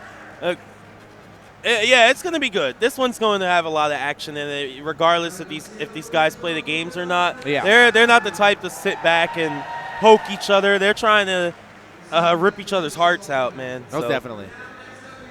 All right, so I'm already looking in here, and I see the Nairo squad in here. Can we get some Nairo emotes, please, man? Yeah, can we I get need it, whatever. You can get Baby Blades, just Nairo like Apex. in the chat, man. When Nairo's streaming, can I get a squad real quick? Can we get the Nairo bruh, Bless Up, Baby Blade, Nairo Apex, the squad coming through? Is that everyone? That's the the squad? SWR squad. We Okay, all got I'm with it, emotes. I'm with it. Let me get a squad in there.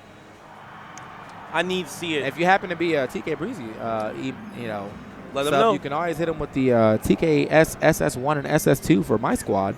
SS1. Escort Squad 1, Escort Squad 2. Oh, yeah, okay.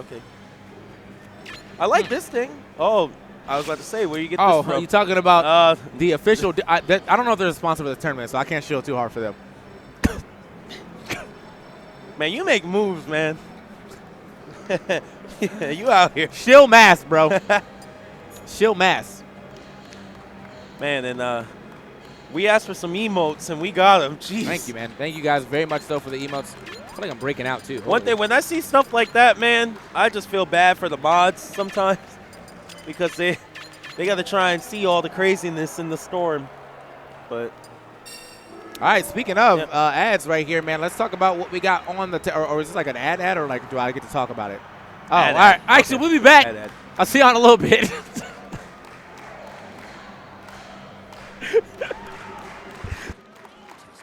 I never thought I'd be in the game. But while I'm here, I might as well let you know that you can save on renter's insurance with the Geico Insurance Agency. Because you never know when you'll need it. Renter's Insurance at geico.com. Oh, I love playing Jetpack Joyride, but I never thought I'd be in it. Oh, hello there. You know, you can save even more coins by switching to Geico. Probably easier than this, mate. You're going to wear yourself out. Geico. Switch, save coins. And here they started the Dreamland clap again. yeah, so I was ready to get up with you and go suplex somebody. Yeah, man. I because mean, if I had my mic, Mm-hmm. they need to just give me a mic that I can still talk Yeah. to the crowd over here, just in case I need to talk some mess. But yeah, man. I think very lowly of people who clap to Dreamland. Yeah, stop Dreamland clap. Most of y'all don't have the rhythm. You probably got left back. It's not even your fault. Like, honestly, it's just the way sound travels. Sounds like doesn't travel as fast as one would think. Yeah. So if you're at the back of the venue, okay, and you're trying to clap on beat to the way you hear the sound, it's not gonna you're gonna be like a millisecond off from the people who are like in the front of the venue, right next Yep. to the speaker. So then it just sounds like a jumbled Yeah, mess. it definitely But sounds like whatever. some Latin jazz Yeah, going whatever. on, like going through. Whatever, man. I don't know. I try to help people out, try to make sure they don't look dumb out here. And this is the thanks I get. So it looks like we're going to start with some brawl. They're holding up together. Both very happy to get that game out the way. That's going to be interesting because, again, we have, reigning Apex champion, a whole emote dedicated to it, Nairo. And then, Esam, he was just overall good. Oh, he's actually playing Ice Climber. Oh, okay, of course. Well, he's going for the win. I respect it. I think Esam knows his Pikachu will probably get slapped, and he doesn't want to mess with his Smash 4 Pikachu. Maybe. So I respect it. And Esam actually was like top 4 to 5 Ice Climbers out there, mains. I mean, it wasn't that hard to be a good. I'm kidding. That character was extra hard. Yeah. Okay. Against meta, character it's not was a little extra meta, hard and then like extra easy at the same time. Yeah. It's like Simple, scrub killer yet free. hard to apply. Yeah, scrub killer free. Back throw, down throw for the rest of your life. And then next thing you know, you played someone who knew how to separate them, and you were like, wow, okay, well, I don't know how to play this character. Oh, yeah, well, we got some miscommunication, the handshake pound. So Nairo's going to go to the top platform. Oh, no, going right through with the tornado. This is 2017 Nairo. I forgot. We're not see playing that match, though? We're not playing this matchup the same way. Oh, yeah, we don't have time for patience right here. Yeah, a lot of until he gets grabbed, I'm sure he's going to play this aggressive. Yeah, so if you guys aren't familiar with Nairo's Meta Knight in Brawl, he was literally the most fun player to watch. But Yo, great match, bro. Even Esam was surprised, wow. Oh, yeah, Nairo's basically the most entertaining Brawl player to watch.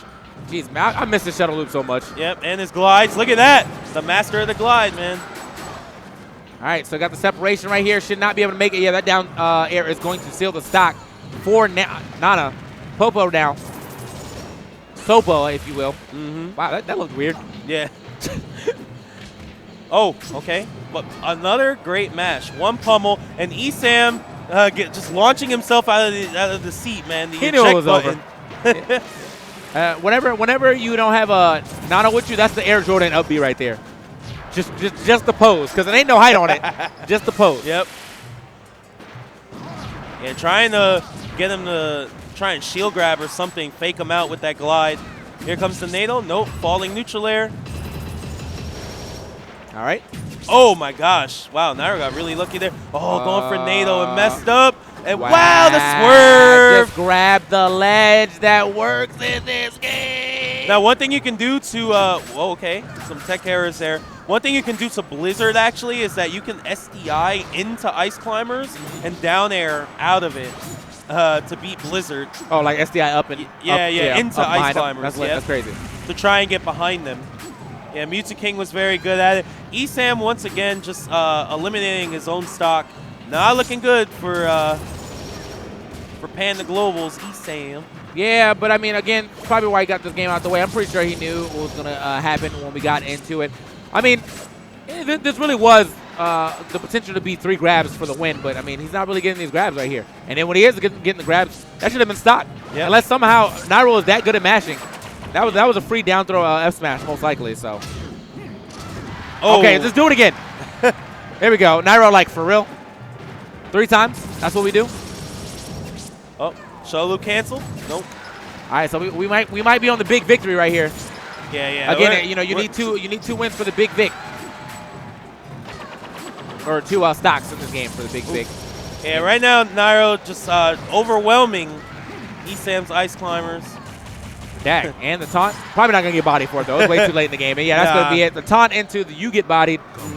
The big Vic on the first game, but he needs, I'm not sure if he needs, I think he only needs 2 stocks, so that's all that matters. Okay. So, yeah, good stuff. Yeah, here's the Pikachu. We might see some good action coming out now. Now, Nairo, very good at some of these weird matchups back in the day in Brawl, specifically like Pikachu, like CSS at top level and stuff like that.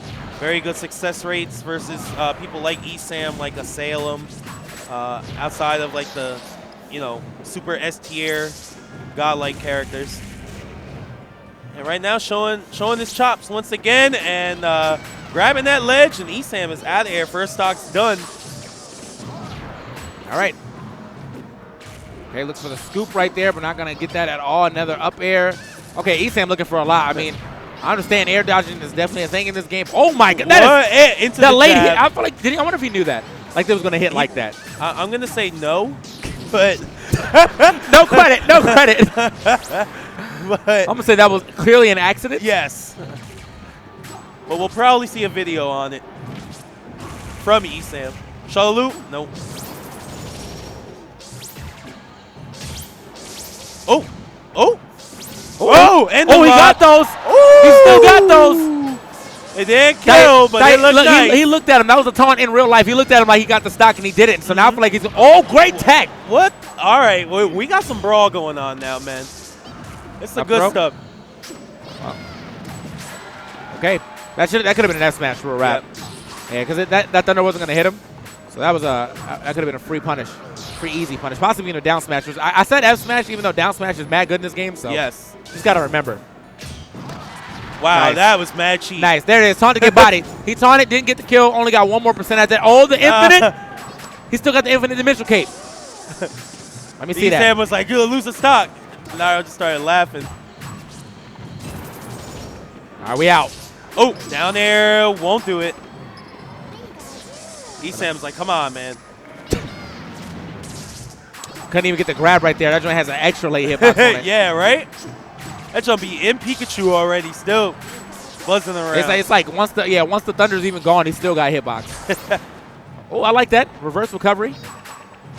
Oh, yeah, you can't do that versus Meta Knight. Oh, Nairo trying to get quick attack. I believe that. That would have been nice. Ooh, okay. Ledge cancel. Okay. Scooped him up right here. Down throw.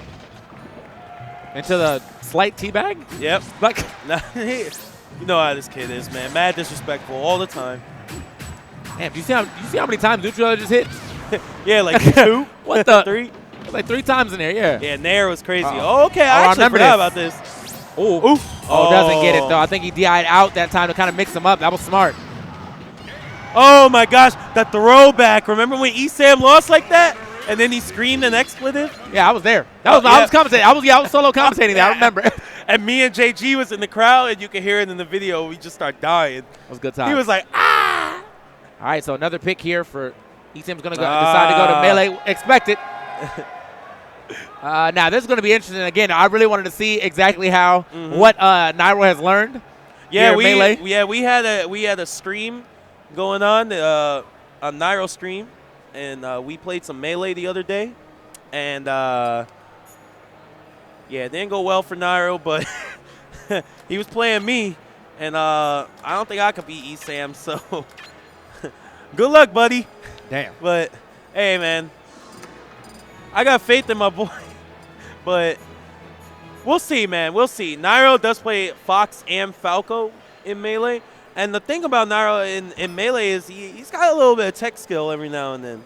So that's true. Yeah, so he can pull out some crazy stuff. But Esam rocking the Samus, and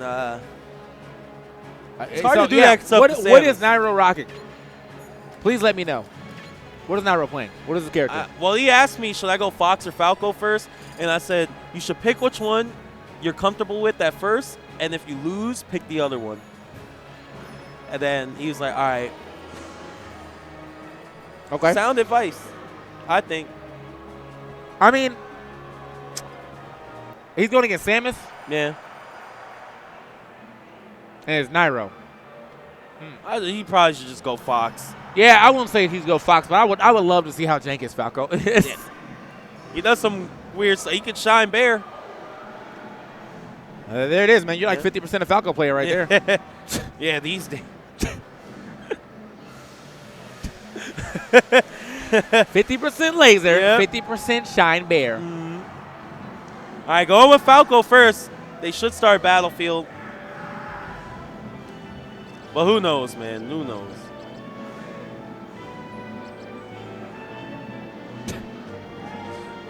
I see you getting it ready. I got to, man. This might be an actual wash. Oh, man. All right, so here we go. So Nairo starting out with the lasers. Okay. Hold up. Oh. So he's actually got a % lead right here. Yep. Okay, that down tilt. Like, that's the poor man's shine, but it seems to work out for all. If he would have spiked that, Yeah, I would have actually I got would have hyped. went crazy. Oof. Yeah, one thing that Nairo, one thing when we was playing, Nairo hated was how he could just get stuck on platforms. Like, he can't fall through the platform Yeah. easily. Yeah. For his comfort. Okay, jab one in the shine. All right. Okay. He's got the lasers on deck, though, so I mean, I got to give him that at the very least. But either way. Oh! Problem? I should be able to make this one back, yeah. Yep. Well, he actually got the stock, though. All right, let's go. right. Let's go. Let's go, Nairo. I mean, if it came down to, like, that was last stock, he would have lost because he hit the ground first. But if he knew he was going to get that stock, he probably would have just upbeat again. Mm-hmm. Oh. Exactly. Okay, got to turn that up to the round. Yeah. Oh, okay. That was Isan quick. trying to Yeah, catch that the jump. would have been a nice little snipe right there with that back air.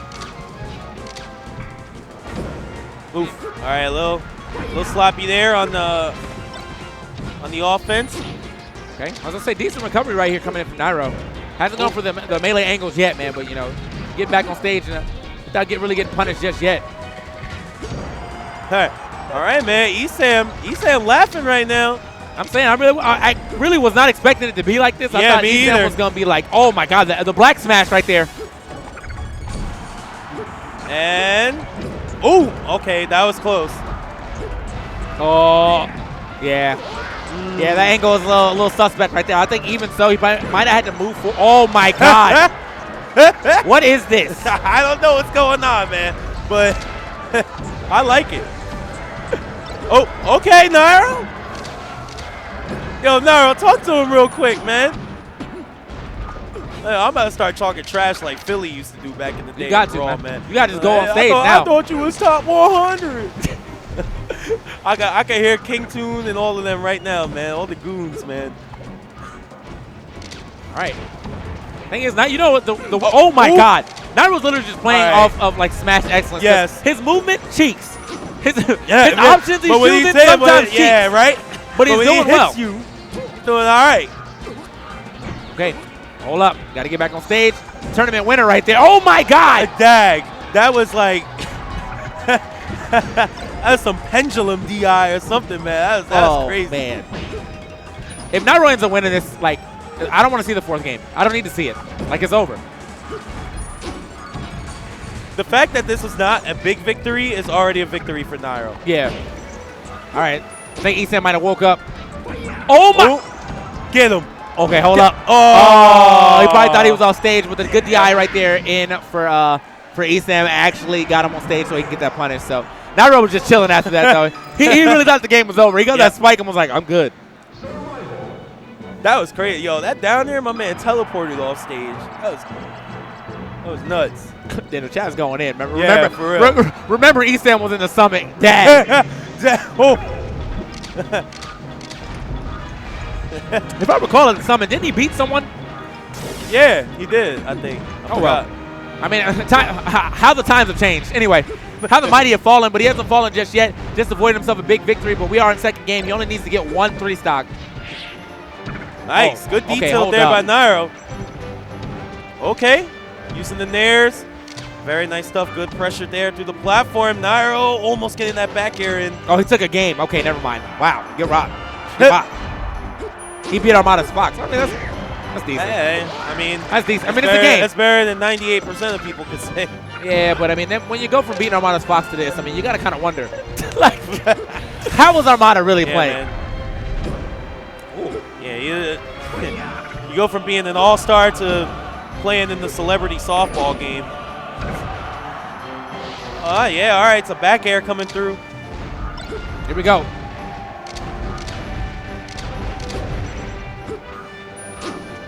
Oh, okay, got the short end through, but Esam reacting in time, and yeah, that's going to be Nairo stock. Charge shot on deck now. I mean, with the big victory still on deck too right here, but, oh, okay, my man is moving a little bit. Nice, good lasers. Oh my gosh, Wow, that he was actually point walked blank. up and, yeah, I'm saying he just walked up and did it. Oh. I feel like there should be extra damage for point blank. Yeah, yeah. Oh, my. Yeah, that was Pulls him off the stage right there with that down smash. So, again, Nairo needs to get 1 more stock to avoid that big victory. Okay. Sakurai intended reflector. Yeah, the intended reflect.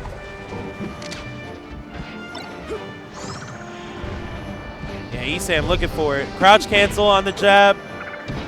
Here it comes. Badoosh. Oh, no. Surprised he missed that. A little off right there. Again, Nairo trying to get that stock, trying to force it out right there with that F smash. Yeah, I was about to say, where the forward smash is at? I just need like a shiz forward smash. Still makes it back on. Ah, That's it. tech error. Big victory yeah. on the way, too. So. Yep. Yeah, the BV. So it was a good try. That first stock definitely looked mad good for Nairo, or first game looked not good for Nairo, but did not matter. Esam manages to pick it back up, gets the big victory here. And now we're going, of course, over to 64. And 64. All right, so like I said before, this one might be bowling shoe ugly. These guys, I don't know about Esam, man, but this game's older than Nairo probably, I think. Yeah. Nairo's 20? No, it ain't that old, No, right? it's not that old. I think it came out in 99. So, pretty sure it was 99. Almost. It's 98 or 99. Yeah, almost, man. So it's They're around close. the same age. It's getting close. Yeah. Jeez. But that's crazy now to think about it, because I mean, I was playing that game when I was 10. God, old man. It was 99. Okay. Yo, I remember when I got N64. I got that joint, man. I fell on the floor. I was like, yeah. I saw the commercial. I was like, this is a must-have. Bro, that commercial, that's a good commercial. Oh, yeah, when they started messing each other up. Yeah, I was like, man, what is this game? And then I saw that first swing, that first kick, that I was trip. like, yeah, I was like, I was a little kid. I was like, oh. I'm in there. And that Oh, was man, that was good back time. when I had like mad energy. I was watching like Nickelodeon Guts all the time, wishing I was on the show. And like Legends of the Hidden Temple. I had a lot of energy to get out. And then Smash came out, man. I was on that all day. I played Captain Falcon. Okay. So if you can see right here, we got two big victories for Nairo. Okay, Yep. we got one big victory here for Esam. We got the one big victory in that melee set, but he definitely destroyed man in Brawl. So now we got two more games left, and we're going to 64, which leaves Wii U to be the last one. It could be the deciding factor, potentially. Not completely sure yet. All depends how this goes. If he gets some big victories here, but this is probably Esam's game. Okay. It's probably Esam's game. You know, I don't really know too much about Nairo and his delves into 64. If he ever delved into this game before knowing he had to play probably never. Smash Masters, but we'll find out. I mean, that melee was looking decent. I mean, that melee looked like he definitely wouldn't have went 0-2 at the very least. So,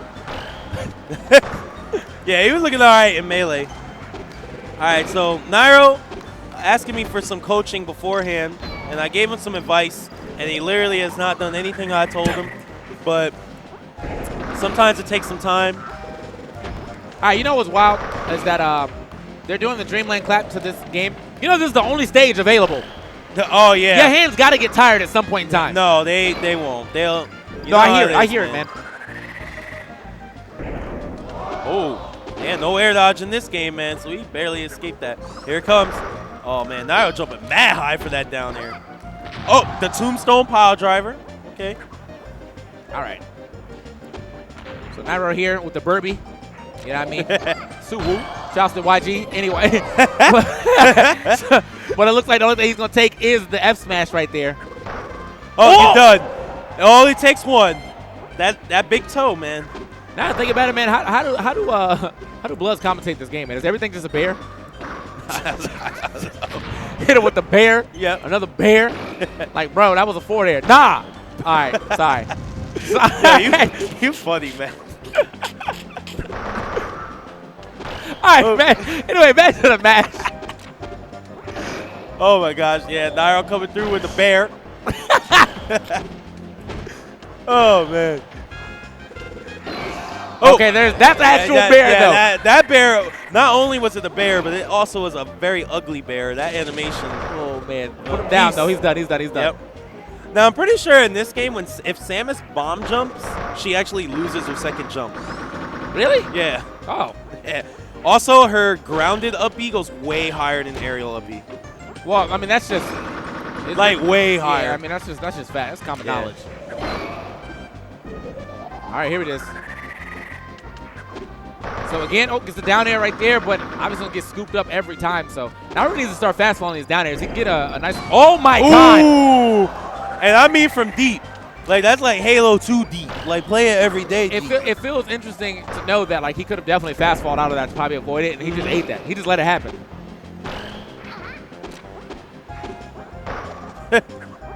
He's just jumping around. Okay, hold up. Okay. Ooh, I like it. Double down air to back air. Send him out right here. He's gonna try to. Oh yeah. Oh my! How did he do it? No idea, but he done did it. I mean, that definitely should have been oh, it's not going to be a big victory because it's 3 stock, so he at least gets the victory here. Nairo avoiding the big victory yet, but, you know, he did avoid the – oh, that's it. He did avoid the big victory first game of Melee, too, and then immediately got big victories on the second game. So yep. This is going to be a close one, to be honest, because, like, there's 2 big victories already on the board for Nairo here. Oh, snap. And then he lost Melee, and then he got a big victory on the board for Melee. Or for ESAM. So if he gets another big victory here, he could tie it up, and then it really becomes down to what happens here in Wii U. All right, so a character that I hate with all of my heart and soul, Captain Falcon, coming through. Let's see if Nairo can translate the Falcon shorts into 64. He got both hits of that up tilt. Yeah, that was. Let's go. Yeah, the foot and the kneecap behind his kneecap. All right, man. The claps are going in too, man. I'm on commentary, so it's a little muffled, and I'm okay. Rapid jab. We don't do that. Put that away. Oh, and he died from that up air. That's crazy. ESAM pulling a Pierce and talking during the game. I remember when Pierce used to do that. That was a exceptional down smash right there. Good times, man. Oh man. Nairo's like, oh my, what? It happens, man. All right, man. I really want to see some hot. I need to see some Super Boom fan combos right now. Here it is. I need to see. There's like, one. Oh, he didn't get up there fast enough. I think he needed a fast fall between that second. You sounded mad disappointed, too. Yeah, I was. He was like, oh. I believed. That's all you can do sometimes, man. That down smash, I don't know how it's sending that way. Okay, back to stage. That was a joint late like, grab, bro. That joint does like 20%, too. That is wild.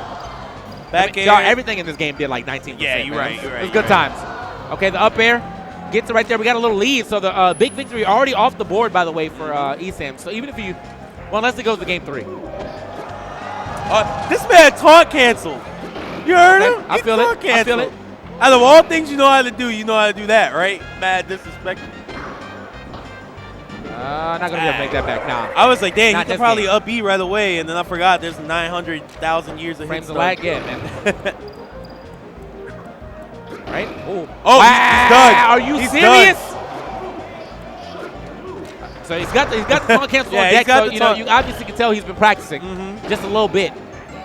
Maybe needs to practice these Z cancels right there. That could have been a huge thing, Yeah, combo right. right there. If he, I actually Z-cancel told him, that. I was like, make sure you Z cancel. He was like, what? Just like, do you not know? Oh my gosh. Stop. All right, well, he's back on stage, so we'll give him that. Might be dead here.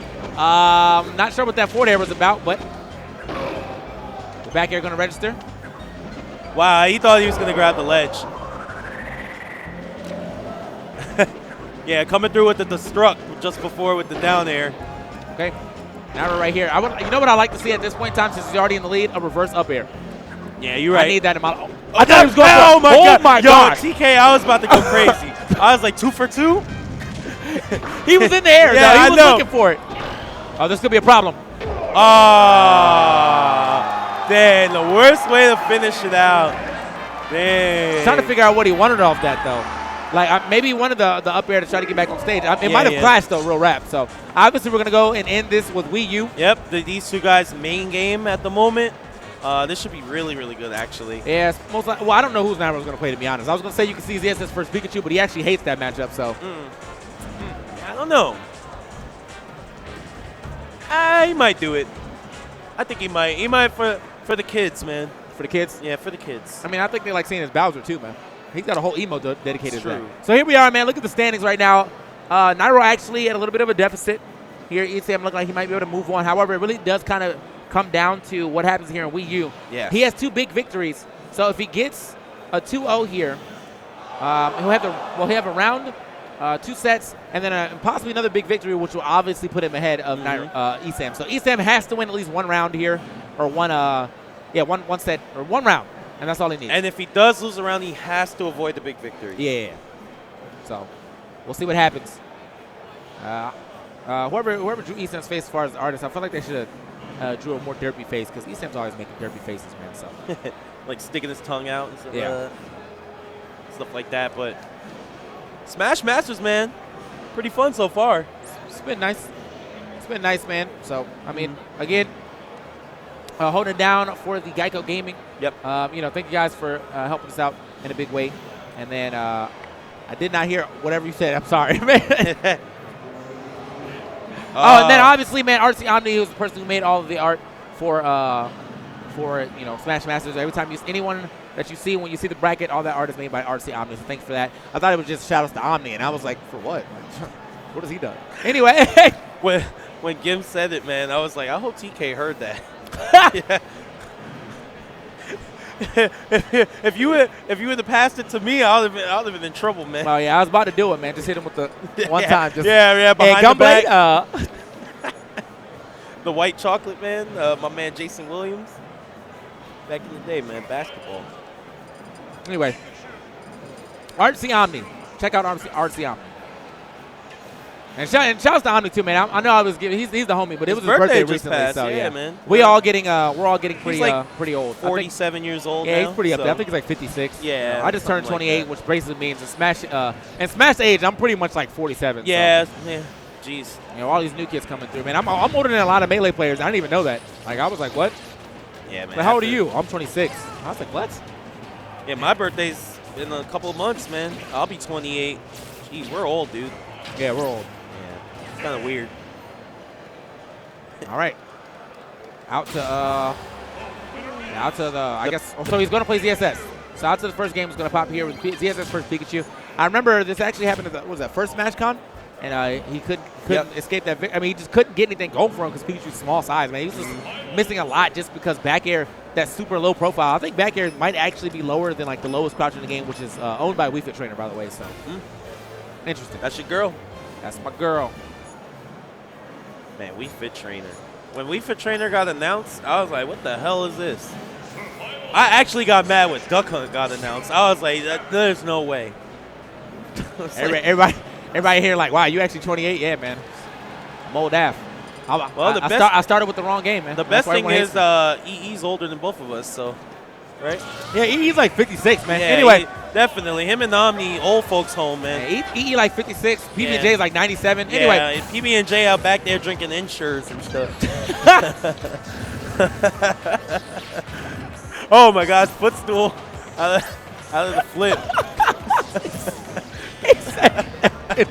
All right, so we're going to see what happens here in this first game. My grandma be tearing them up, man. Oh, man. I mean, the one game that we do know about, and I mean, yes. I mean, as I say, we kind of preface this tournament as I'm actually kind of not sure why they decided not to get like a Bish or something like going on here, but I'm having fun commentating these games. Yeah. Just because I love Smash in general. The up B is not going to finish, but a lot of damage right there. Oh, God, and he's that's done. That's it. Yeah, catching the quick attack with down smash. Nice that's it. hitbox on that. Yeah, so one of the things, man, that I know Nairo thinks that this matchup is actually even. And, oh my gosh, did he get KO from that? No, he did not.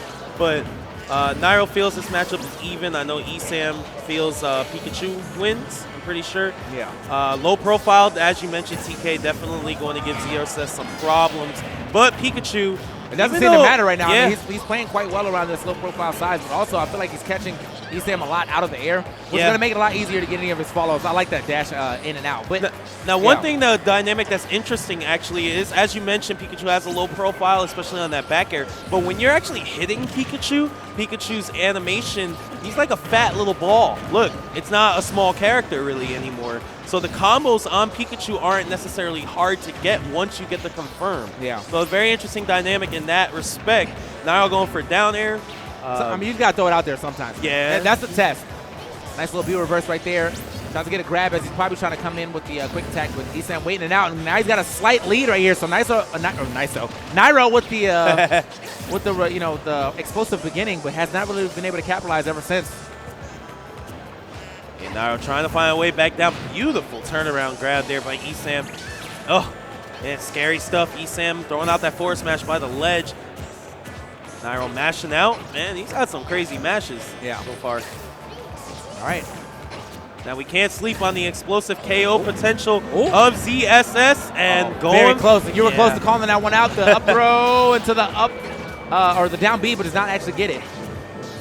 Yeah, you see Nairo going for these neutral airs, but Esam staying low.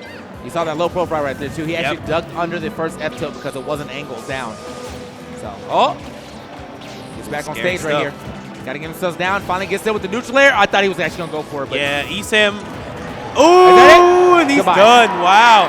And Nairo getting it done. So just before when Nairo caught that neutral air and jumped, did the raw jump, he was looking for Esam to air dodge for the back air.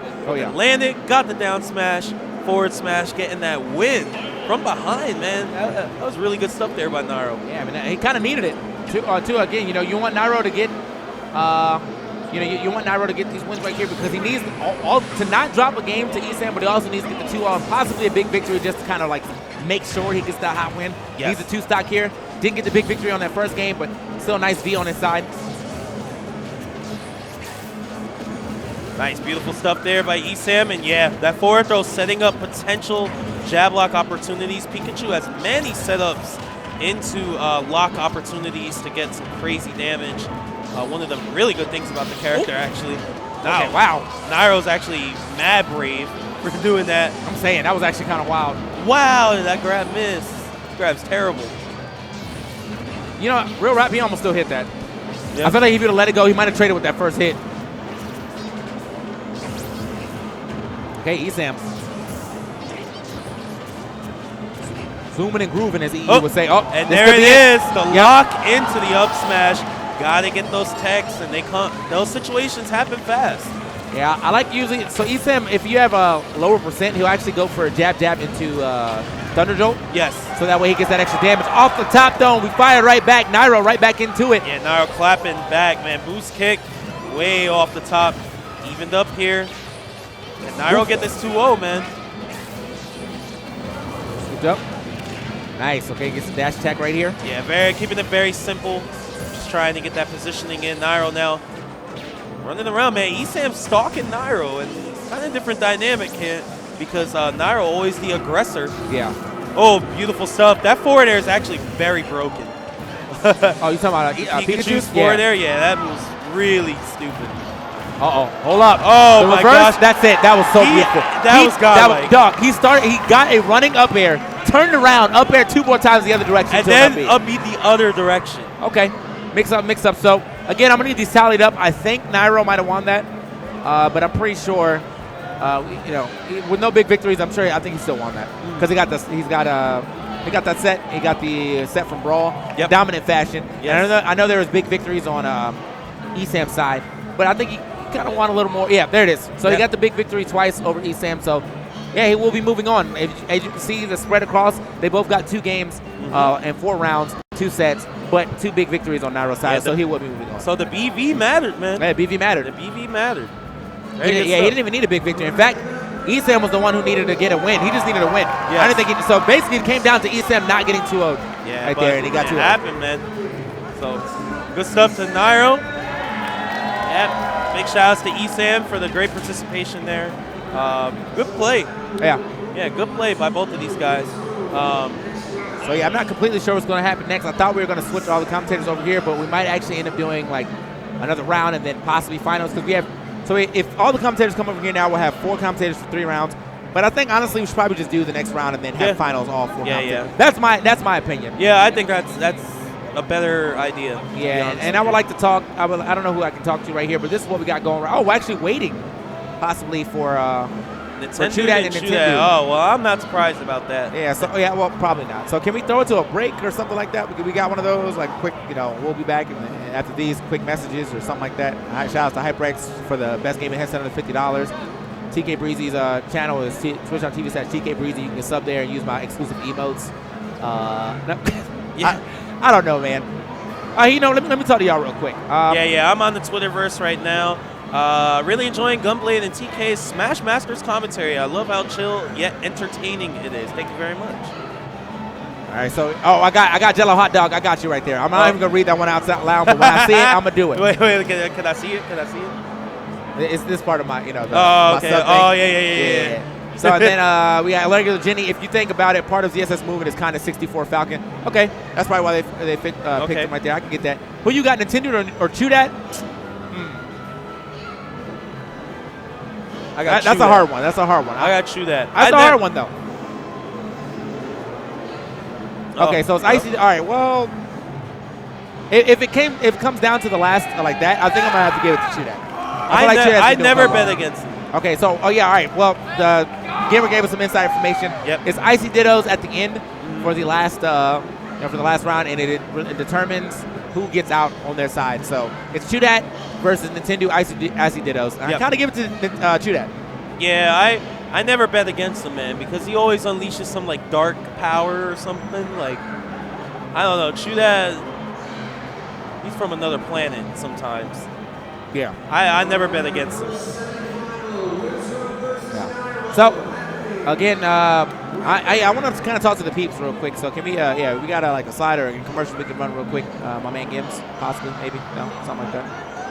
All right, we got a video coming up for you. I'll be right back with some more hot Smash Masters action. I'm TK Breezy. Yeah, man, I'm Gunblade. Enjoy the break. We'll be right back. I love playing Jetpack Joyride, but I never thought I'd be in it. Oh, hello there. You know, you could save even more coins by switching to Geico. Probably easier than this, mate. You're going to wear yourself out. Geico. Switch, save coins. When I signed up to be a game tester, I never thought I'd be in the game. But while I'm here, I might as well let you know that you can save on renter's insurance with the Geico Insurance Agency. Because you'll never know when you'll need it. Renter's insurance at geico.com.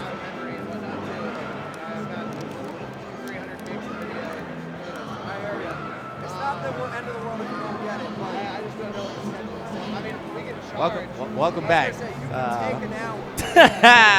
Anyway, so yeah, man, we're waiting for the other side of everything to finish out. So let me go ahead and hang out with y'all for a little bit because it's very freeform commentary, and there's a lot of downtime that we really can't control. So yep. How you guys doing? Thank you all for all the kind words on the Twitter sphere and all that great stuff. I don't know is this recording? Yeah, it's Instagram. Anyway, what's good?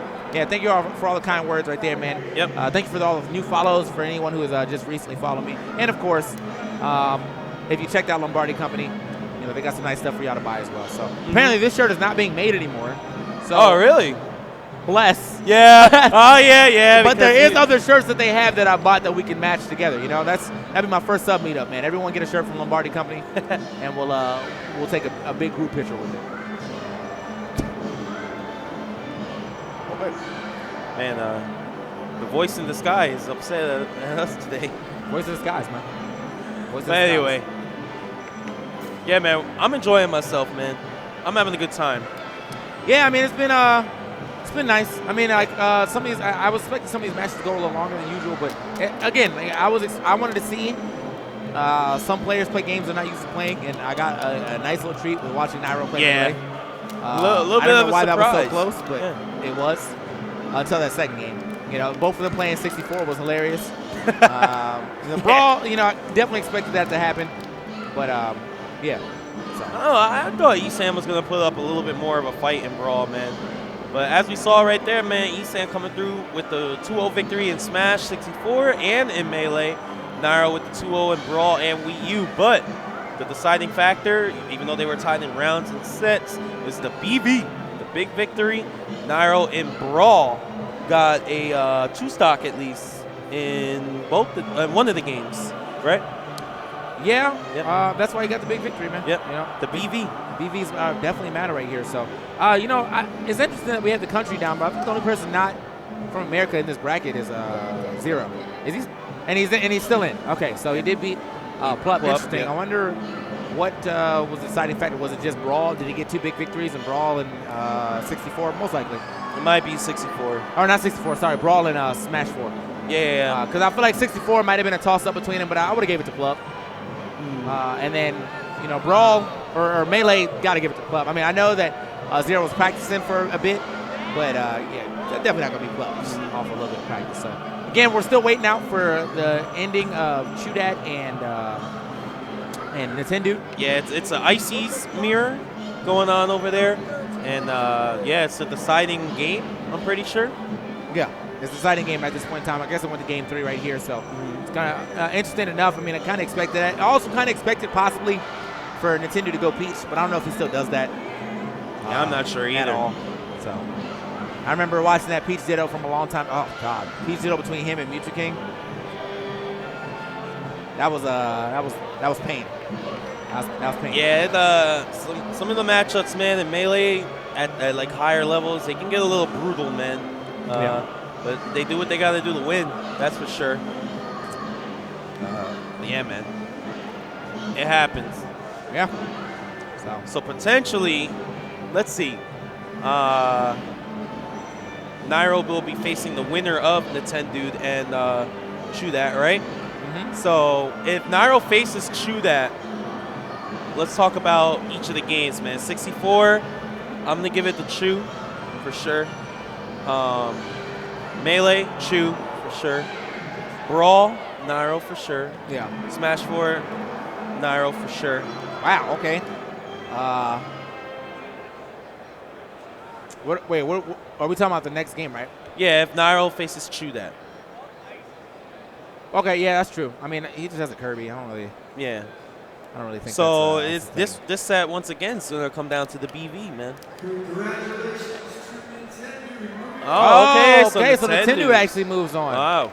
Yeah, I heard that over the intercom right there. So Nintendo. Oh, wow. So I was wrong. Sorry for ever doubting you, Nintendo. But Chudat will not be moving on here in Smash Masters. Nintendo will be moving on. I think Nintendo actually moved on last year too. At least around that first round. I don't think he got to finals or anything, but okay. Good stuff to Nintendo for holding it down. So we're gonna see what happens here in the second. I think we are gonna keep it split until the last round, potentially. So here we are. We got Wizrobe versus Nairo. It's Wizrobe versus Nairo. My apologies. Okay, so looking at this, Wizrobe has the first 2 games. Nairo has the last 2 games. But again, this might be another set that comes down to big victories. To the BV, man. Yeah. Yeah, Seed 1 versus Seed 5. And Wizrobe's actually no slouch by any means in Brawl or Wii U too. So I mean, it really does come down to how great he is playing. Obviously Nairo has the edge in those games, but the stocks matter. The disparity between how well Wizrobe will be over Nairo and 64 and 64 Melee is a lot higher than how well Nairo would do over Brawl, over Wizrobe and Brawl and Wii U. So, I like in Wizrobe's art, they got the glasses, the yellow. I like that. Well, I mean, that's his trademark style. When's the last time you seen him without him? That's a good question. Probably born with them. I mean, I don't know. Does Zero still do the Gunners as much? Oh, so we are doing it. All right, sick. It's like we're just. We're doing the fours. Just gonna hop in here. All right. All right. Why? Yeah, you guys came over here, visitors.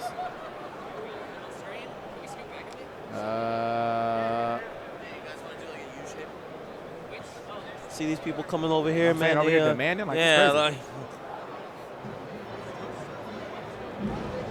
What? Oh.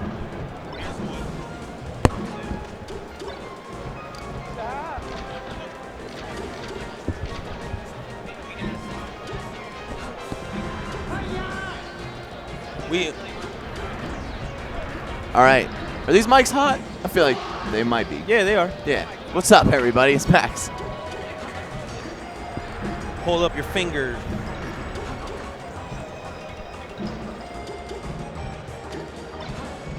I mean, that's good enough. That's good enough. You can't hear us.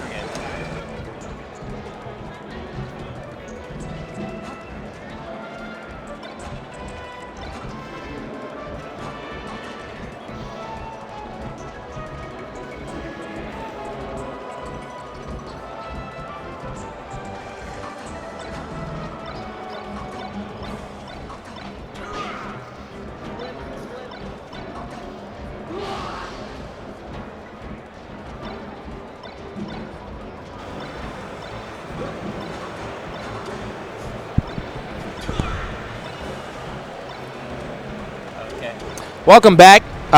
We have been joined by the other side, the VG Bootcamp 2 commentators of show. I can't hear myself at all. I can hear me. Okay. Well, I can't hear me. Yeah, so. I can't hear you either. Well, hey everybody. I'm just gonna stop talking. Yeah, Smash Masters. Yep, Smash Masters. Smash Masters of fitting 4 people into one shot. Well, we've been having a blast over here. Yeah, same actually. Yeah, let's do a quick recap. Tell us about what happened on your side. Yeah. We saw some funky matches. I guess I could put it like that. Oh, I can't hear myself, so I'm not talking. Oh, okay. I don't know when I'm on or when I'm not. So, well, you know, maybe that's on me. Maybe that's on. Oh, there it is. Hey. Wait, could have been me. Could have been me. Yeah. But yeah, no. On this side, we had some funky matches, as he said. You know, we got to see Nairo play Melee. That was fun. Yeah. The 64 was hilarious. Yeah, 64 was extra hilarious from them. HBox got washed. Yeah. But that was kind of expected. Eighth So, seed. yeah. And other than that, you know, it was a pretty even game. I mean, seed 4, seed 5, that was a little bit of a flip. Esam was actually slated to beat Nairo, but he actually did. Oh, you guys can hear me. Oh, that's crazy. They can hear me out there too. Oh, okay. So that's a thing. Yeah. All right, I'm definitely going to announce out now. I'm just going to be like, get the D1 going. Yeah, he's around here somewhere, man. I'm sure. Chime in every now and then. Yeah, so our first game for this is Melee, and we have Wizrobe and Nairo. And Nairo playing. So Nairo probably just trying to get it out the way. Yeah, he's just trying to finish. Yeah, you don't want to mess around too often right there. Yeah, we got the Melee sign held up, so there you go for the fans at home. Brought to you, obviously, by Geico Gaming. Melee was made by Geico Gaming today. So, Yeah, shout out to Geico Gaming. Yeah. They sponsored it last year, and I'm pretty sure they've let us know that this event wouldn't happen without them. Oh, yeah. So yeah, definitely thanks to them. This is a sick event, especially since we got to do it bigger and better this year. Yeah, most definitely. They also have the sickest commercials, hands down. Oh yeah. They got that. That was rocket jump in that commercial. I used to play that game on the plane all the time, but you know, then I just decided sleep was a lot better on the plane. So that's my favorite. I wish I could do that, man. Well, sleep? Yeah, on the plane. It's hard. I'm You got to be like It's not super. easy, yeah. I'm a sardine on the plane, man. I can't. So yeah, I guess the Melee star, man, Nairo living that optimal lifestyle, trying to save frames and stuff whenever possible. Yeah, so who exactly is Nairo trying to play, right? Is His Falco was looking kind of nice. Yeah. I'm not gonna lie. He actually was doing some good laser play. If he just knew how to wave dash, it'd be like like 8 times. If he knew how to wave dash and if he could get off platforms, he'd be a pretty solid player, I pretty man. much saw one. I saw one attempt at wave dash. And I'm not sure if it was. I think he might have actually went for like a brawl air dodge. And so like I still can't tell if it was like an attempt at wave dash or not. But I'm gonna let that one go. Man, he wasn't too bad with Fox like 3 years ago. Yeah. Wait, we played Melee 3 years ago? Yeah, before Smash 4 came out. Oh, no jump cancel grabs either. You could definitely tell Nairo's very green in this game, but he's so good at the games he does play that I feel like his Smash fundamentals are going to carry him through at least maybe one stock off Wizzy. That's what we said. I do like the fact that like Wizrobe went for a shield grab literally on the first dare that hit his shield. He's like, I know you don't know how to L cancel, right? Like, you're not gonna shine pressure me. I'm just gonna get this grab and you're gonna die. Yeah, Wizzy taking that first stock right away. Nairo trying to pressure, but you know, man, Wizzy knows how to play the dance, man. They dance around his opponent's frames. He was doing it to H-Box earlier on when they played. So Nairo's about to step out onto the floor, man. I have to say, Wizzy just knows how to play the game. That's really what it comes down to right here. I mean, like Nairo's struggling to get anything more than his 34% right now. You know, he's doing a lot of unsafe type moves. You know, like down tilts on shield that are like super close and not like really spaced. Easily shield grab, things like that. But again, this is not his game, so I'm not gonna like hark on him too hard. So yeah, just gotta point out what we see. Yeah, I mean, this game and definitely 64 going to be complete body bags in Wizrobe's favor. He is the favorite to take the whole thing home, but I think it's going to come down to big victories for sure because he's also going to get completely destroyed in Brawl and Smash 4 by Nairo. Potentially. I mean, Wizrobe, we've seen him do really good in Brawl and Smash 4, right? Like, yeah, but not against the likes of Nairo. Nairo, who's like #1 in both games at some point in his career, right? All right, Nairo, you need to forward smash him right now. I mean, so just you throw it don't out, bro. smash. Hit him with the black smash. I mean, you know what, TK, you was almost 3 for 3 today. I was almost 3 for 3 for today. Almost 3 for 3. And he can hear us now, though, so that doesn't count. Okay. True. Yeah, they can hear us. I don't know. I'm coaching. Well, he could definitely hear We us. might You need see to him break a laugh. rule or two to help my boy out real quick. And All right, he's back. Yo, do the down B. That one's good. There we go. Yeah. Okay, there's one big victory on the board. That's a big. That's that's a B.I.G victory. Yeah. So like when it's that big, that right there, you just gotta count all the way out, man. We don't know what the acronym stands for notorious yet, but Wizrobe. we were given this system, so anything that's like no stock is taken, that's a super big victory. Yeah, super big. And then if you get a regular big victory, that's just a big victory. A one stock one stock win is just a victory. And then if it's like last stock, last hit, that's just a V. That's just a V. That's the You don't even get the word. Yeah. Whoa, wait, hold on. Nairo's switching to Fox? Yep. Yeah, see, this is what I expected, actually. I didn't know he played Falco at all. But yeah, I've seen him beat some pretty decent Melee players who will not be named with Fox. Yeah, for the sake of their rep. About to get blown up on Twitter. Yeah, you don't want that to happen. You lost to a mad board. Man, at that time, he was a Brawl player. That's even worse, right? I think. You said it, not me. I'm just here, man. Sometimes when your commentator says something, you just anyway, move back on to the match. Not my words. Dude, I'm not gonna lie. I don't think Wizrobe's actually playing optimally on purpose. He is not dash dance a single time on tech chase. He's like, I'm gonna put a knee here, and it hasn't worked yet. But it's like all he wants. He's just like, I'm here to style, and that's it. Peace. That and sometimes I forgot the exact saying, but sometimes you have to dumb down to your opponent's level. So like like when you're going for some advanced level reads against like someone who like is not like advanced in the game, so you like go for like, all right, man, I'm gonna walk forward and throw this F smash back, and then like, okay, but he's not gonna roll because he's just shook. So now you're gonna get punished for going for this extra hard read for no reason. That might have worked on a top player, but won't work on someone who's shook. Yeah, at the end of the day, it still is rock, paper, scissors, So if you keep throwing rock, eventually if they throw scissors, they're screwed. There we go. Nairo opted for that high recovery. Okay. And, wow. Yeah, it was ugly, but it worked, man. Sakurai combos come in all shapes and forms. That was atrocious. That was Medusa, bro. Yeah, That's how ugly that was. I don't want to see that again. Yo, theoretically, if Nairo takes one more stock, he could win the entire thing because of that. One shine is all it takes, right? Just get him out there. He was close. You almost called it. You almost called it. Oh, and here comes the res, tech 1 for chases. 1. Now we're going to see Wizrobe get real serious. He's like, all right, I'm not going to accidentally get eliminated from this because I lost one extra stock. All right, there we go. I need one get up attack, Nairo. I mean, don't listen to me, but I'm just saying, like, I'm just saying, Wizrobe's literally just reacting at this point in time. Yeah. Okay, here we go. Roll in. Still get scooped up. Roll out. See, right after I said he was just styling on tech reads, he just decided to stop and only tech chase. Yeah. Oh, Nairo, you got this, man. I believe. Oh, my gosh. We made it back. He did not want to accidentally blow this stock. He's playing so safe. All right, that's it. There we go. All right, 2 big victories on the board right there. They had 2 BVs right off the bat. I mean, so now the thing is, like, I feel like we're going to see the same amount of big victories in the next game if he decides to go to 64, which I would like Nairo to do that and just get out the way. Yes. Just get out the way, like, take your losses. And okay, so we're going to Brawl. He's trying to get himself back on board. Okay, all right, we'll take it. We'll take it. What do we do if we're tied in games, sets, and big victories, though? Is there an answer for this? Because I feel like this is the set that's going to necessitate having an answer. They just hit the for rock, this. paper, scissors. Just go down to a primitive coin flip. RTS it, man. The 5th Smash game. Odds rock, and paper, evens. scissors. That really is. It's just like 15, 20? Anybody? I'm actually not sure, man. Maybe they have to play icons. Just like out of nowhere. Play Brawl Out. Man, Brawl Out comes over.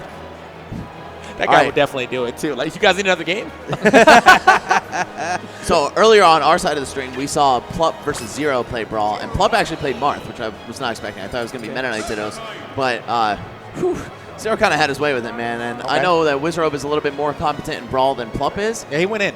He had to play against HBox, and, well, I mean, it did not look fun for HBox. I'll say that. No. Yeah. So, I mean, it all comes down to whether or not it's going to be that big victory, man. Yeah. Like, I do have faith in Wizrobe to be able to take 2 stocks, maybe, but also Nairo's just absolutely filthy at this game. So he went in. He went in, too. But also, looking further ahead, I have full confidence that Wizrobe's going to get 2 big victories in 64. Right, exactly. So I think it's going to be 4 if we're planning it each. through, right, like Nairo has to big victory Brawl twice and big victory Brawl Wii U twice. Yeah. He can't drop basically any more stocks for the rest of Brawl and Wii U. Yeah, so the pressure's on. So, like, when it comes to Nairo picking Brawl right now, I think evening it up, putting themselves on the even playing field, if he gets the 2 big victories now, I think is a good strategy. So he's not necessarily digging himself out of a huge hole here. Yeah, it makes sense rather than getting over 64. Yeah. Okay.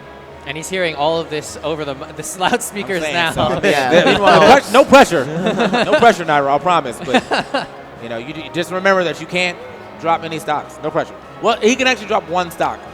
in this game. One in he this can't game. drop any in stocks these. in Smash 4. So yeah. I'm thinking now really if we had cutthroat. like an Ice Climbers player, now that they can hear us over the loudspeaker, we can like Mike Hayes it. Hey, Wizzy has the headset on though, so if Nairo starts getting shook, he should follow suit. But I don't think that's going to happen. Nairo has insane mental fortitude. Yeah.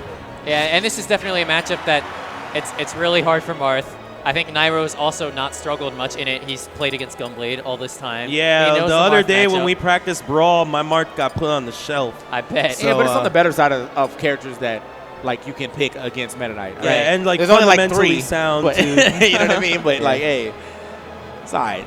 So when Brawl was around and when the meta was developed, when it came to this matchup, I know a lot of top players, like I know K-Sizzle advocated that Marth Meta Knight was near even on the ground.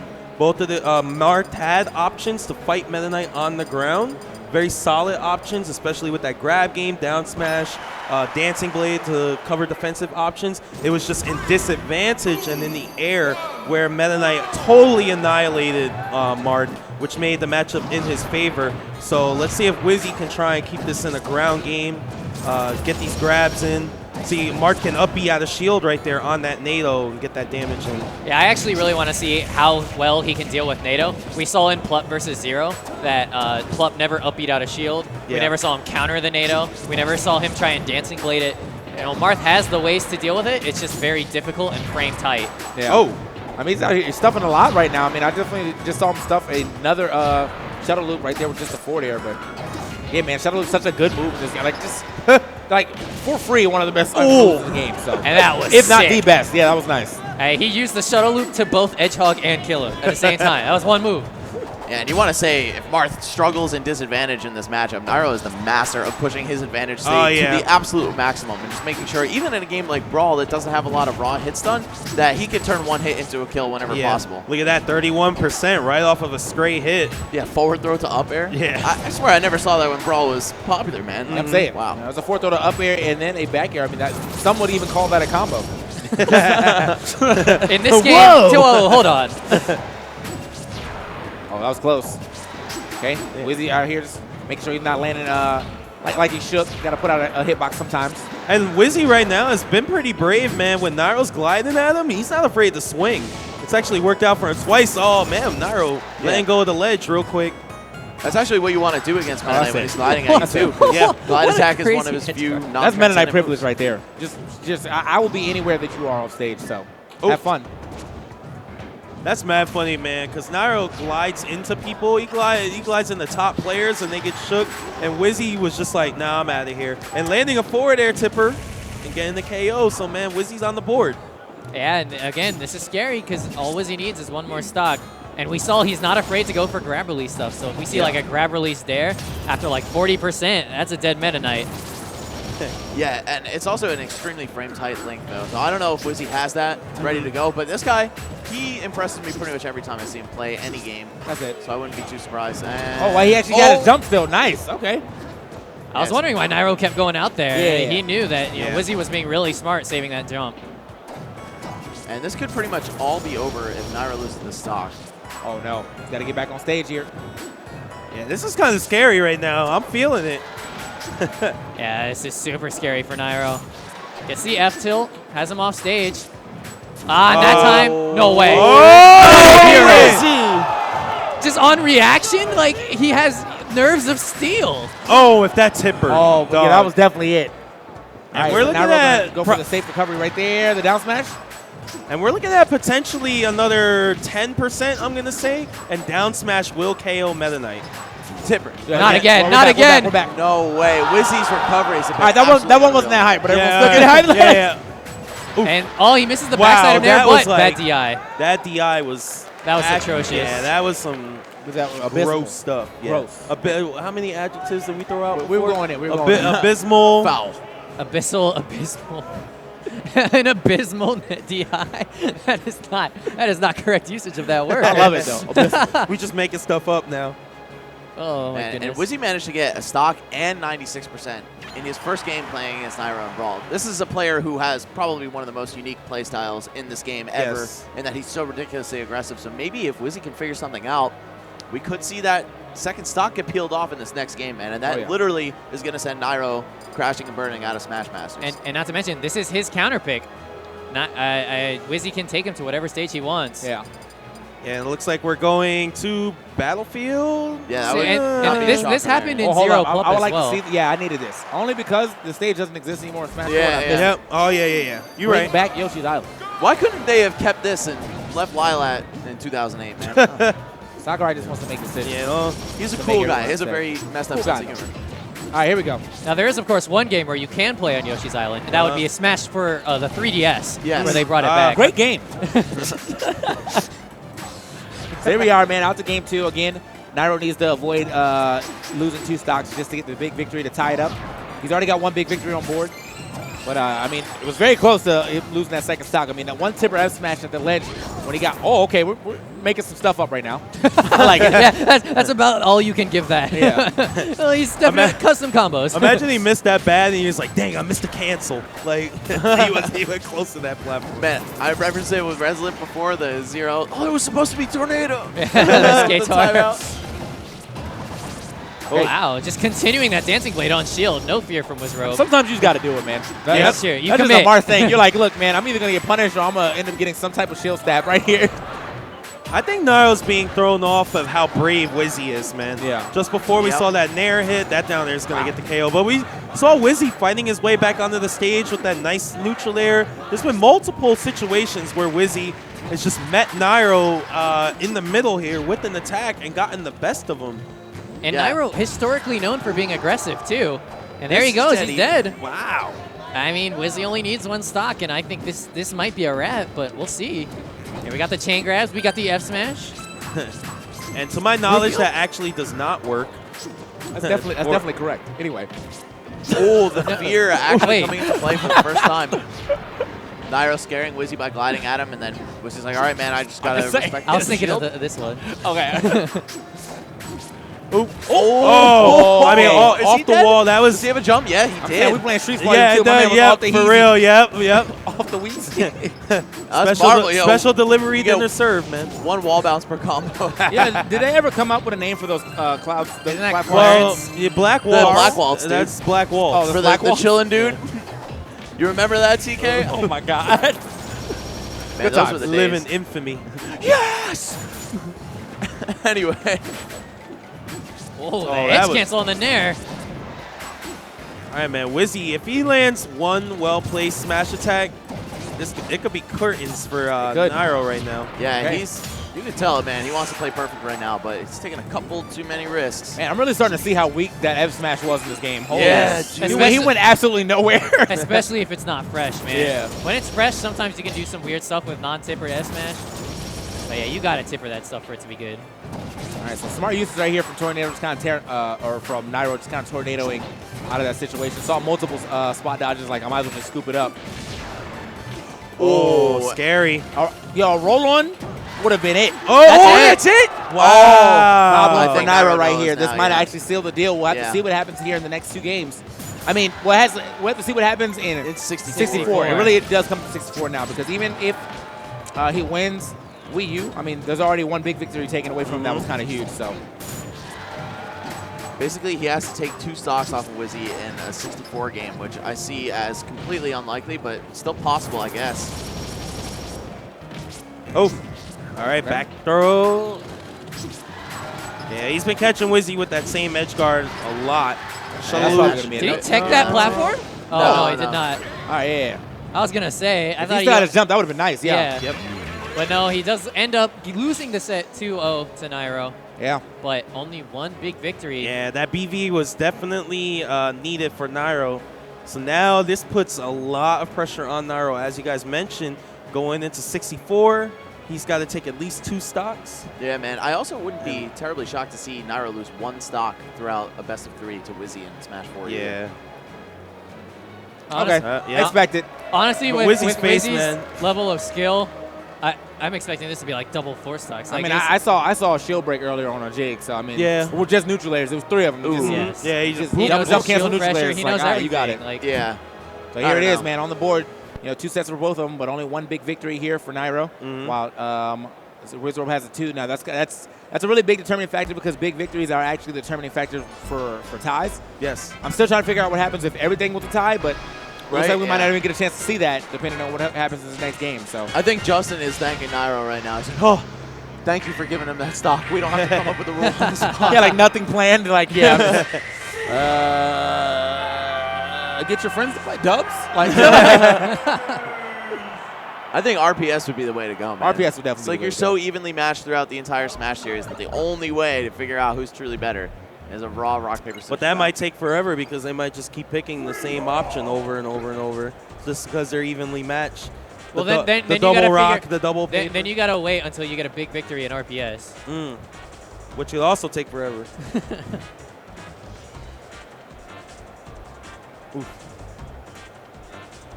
All right. I mean, man, where'd he go? I don't I was think. like, Swizzy's in the way. I was like, dang, is he getting coached? So you guys who were watching Nairo earlier, you did see him in 64. What character was he playing? What's his strategy? It doesn't matter. He tried.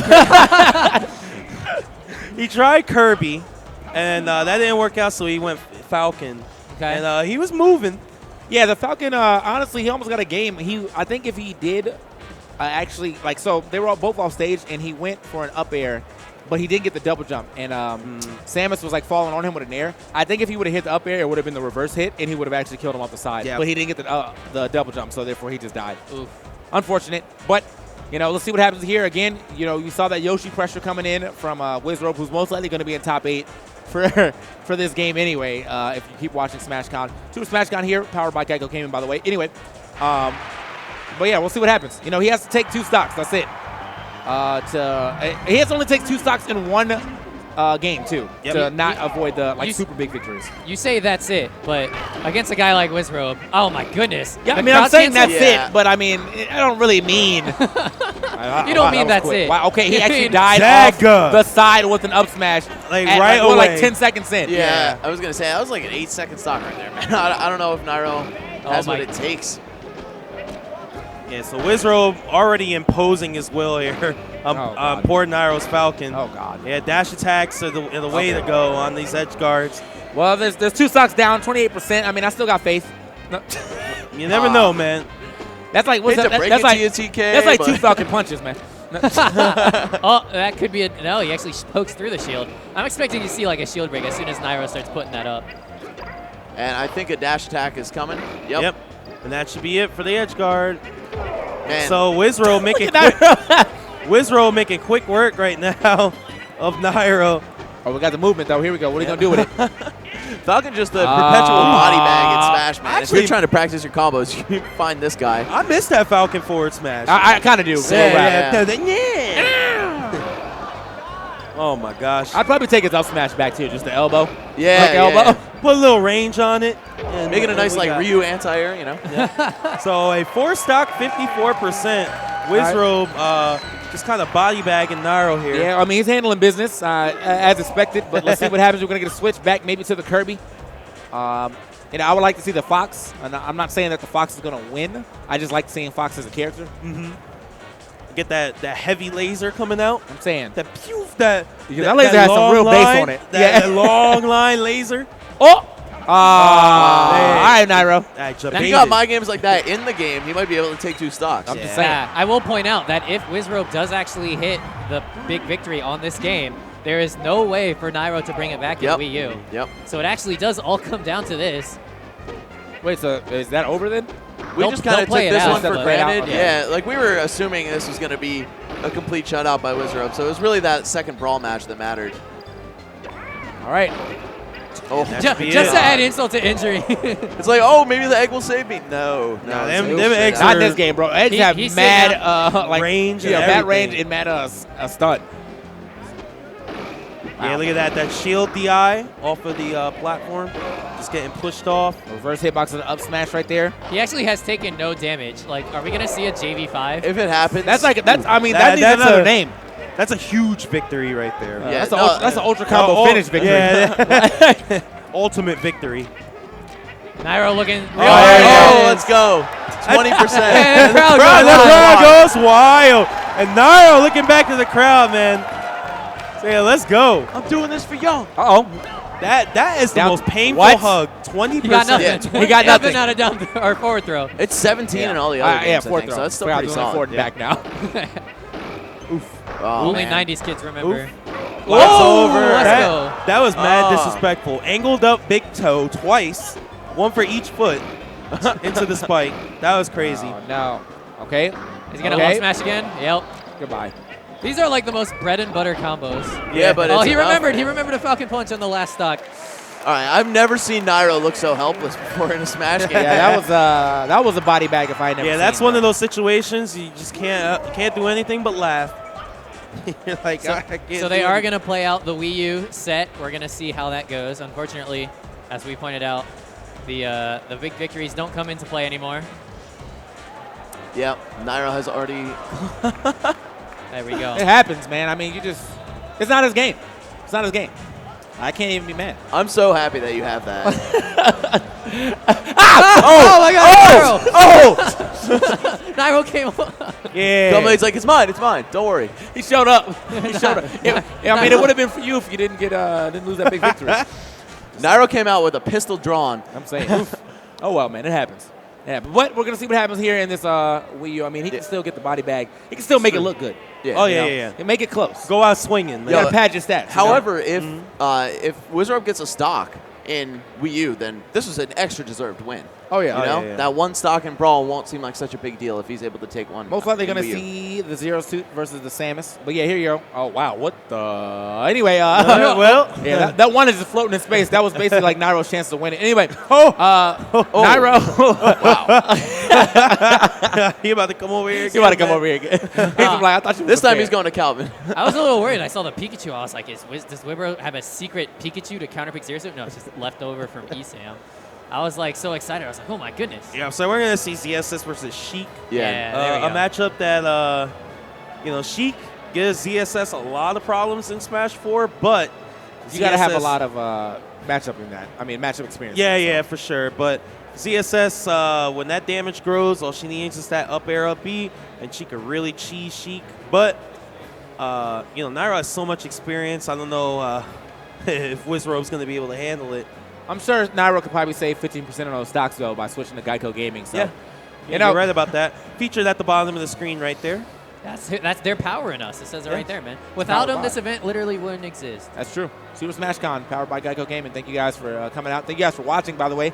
You're watching Smash Masters, now casted by 4 phenomenal commentators, that being Resliv, me, Gunblade, and Max. That me being TK Breezy. So just in case for some reason I didn't know my voice. Yeah. I don't know, man. You know. If you've been living under a rock, this of course Now- is TK Breezy. now, what kind of karma or irony, I should say, would it be if Nairo went Falcon right now and just stomped him out?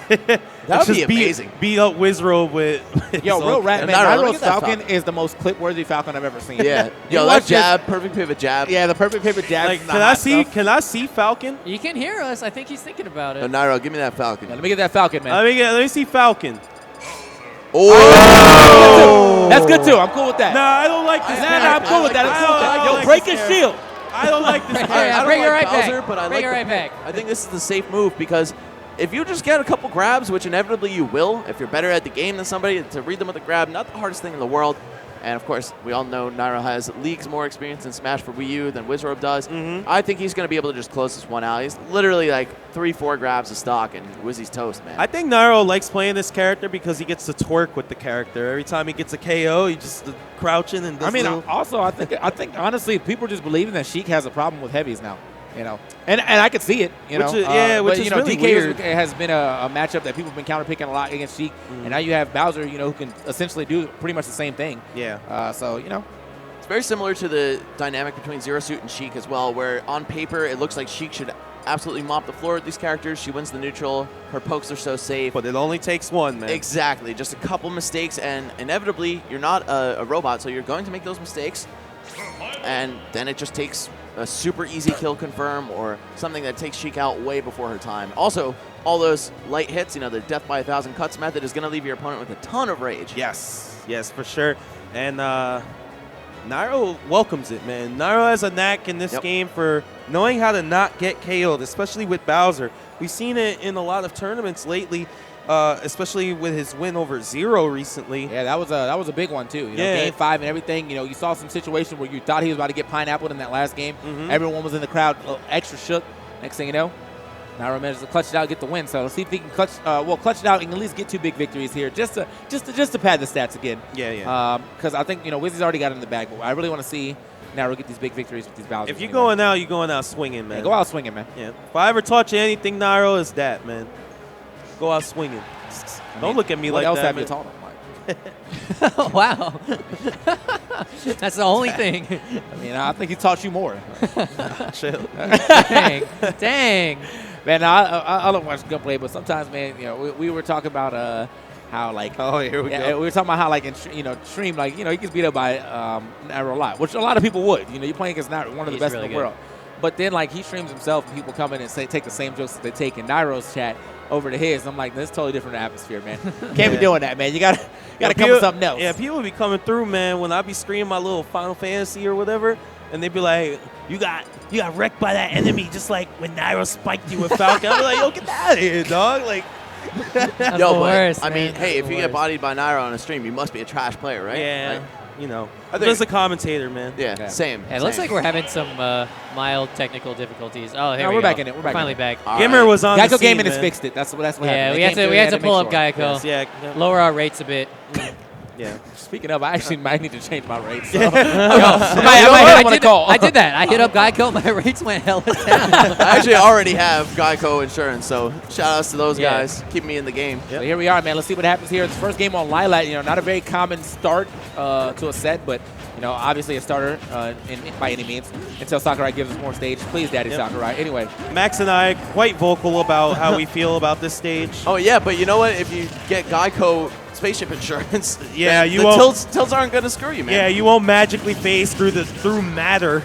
you kind of need it too, man. I mean, you're flying through space. There's a bunch of asteroids and stuff. I mean, you got to make sure your car is protected or your ship, I guess. Yes. But either way, right now, I mean, Wizzy kind of going in. I mean, again, though, you know, Bowser takes a long time to kill unless you kind of get like a lucky up smash. Or not, I won't say a lucky, but a well-placed up smash. Yep. And he's already got him at kill percentage. The landing hitbox, actually. Oh, there it is. It was, That and big there's up a smash, twerk, there it is. and there's a twerk right after the KO. I knew think it. TK, he might have heard you out in the crowd, and he's like, up smash? I Yeah. got you. And he did it like 3 times in a row. He was like, you know, I got that up smash Yeah, too. TK's been the Swami today, man. He's been calling out mad stuff. I'm saying He I just was hit Miss Cleo if she was actually real. him. Anyway. and paid taxes.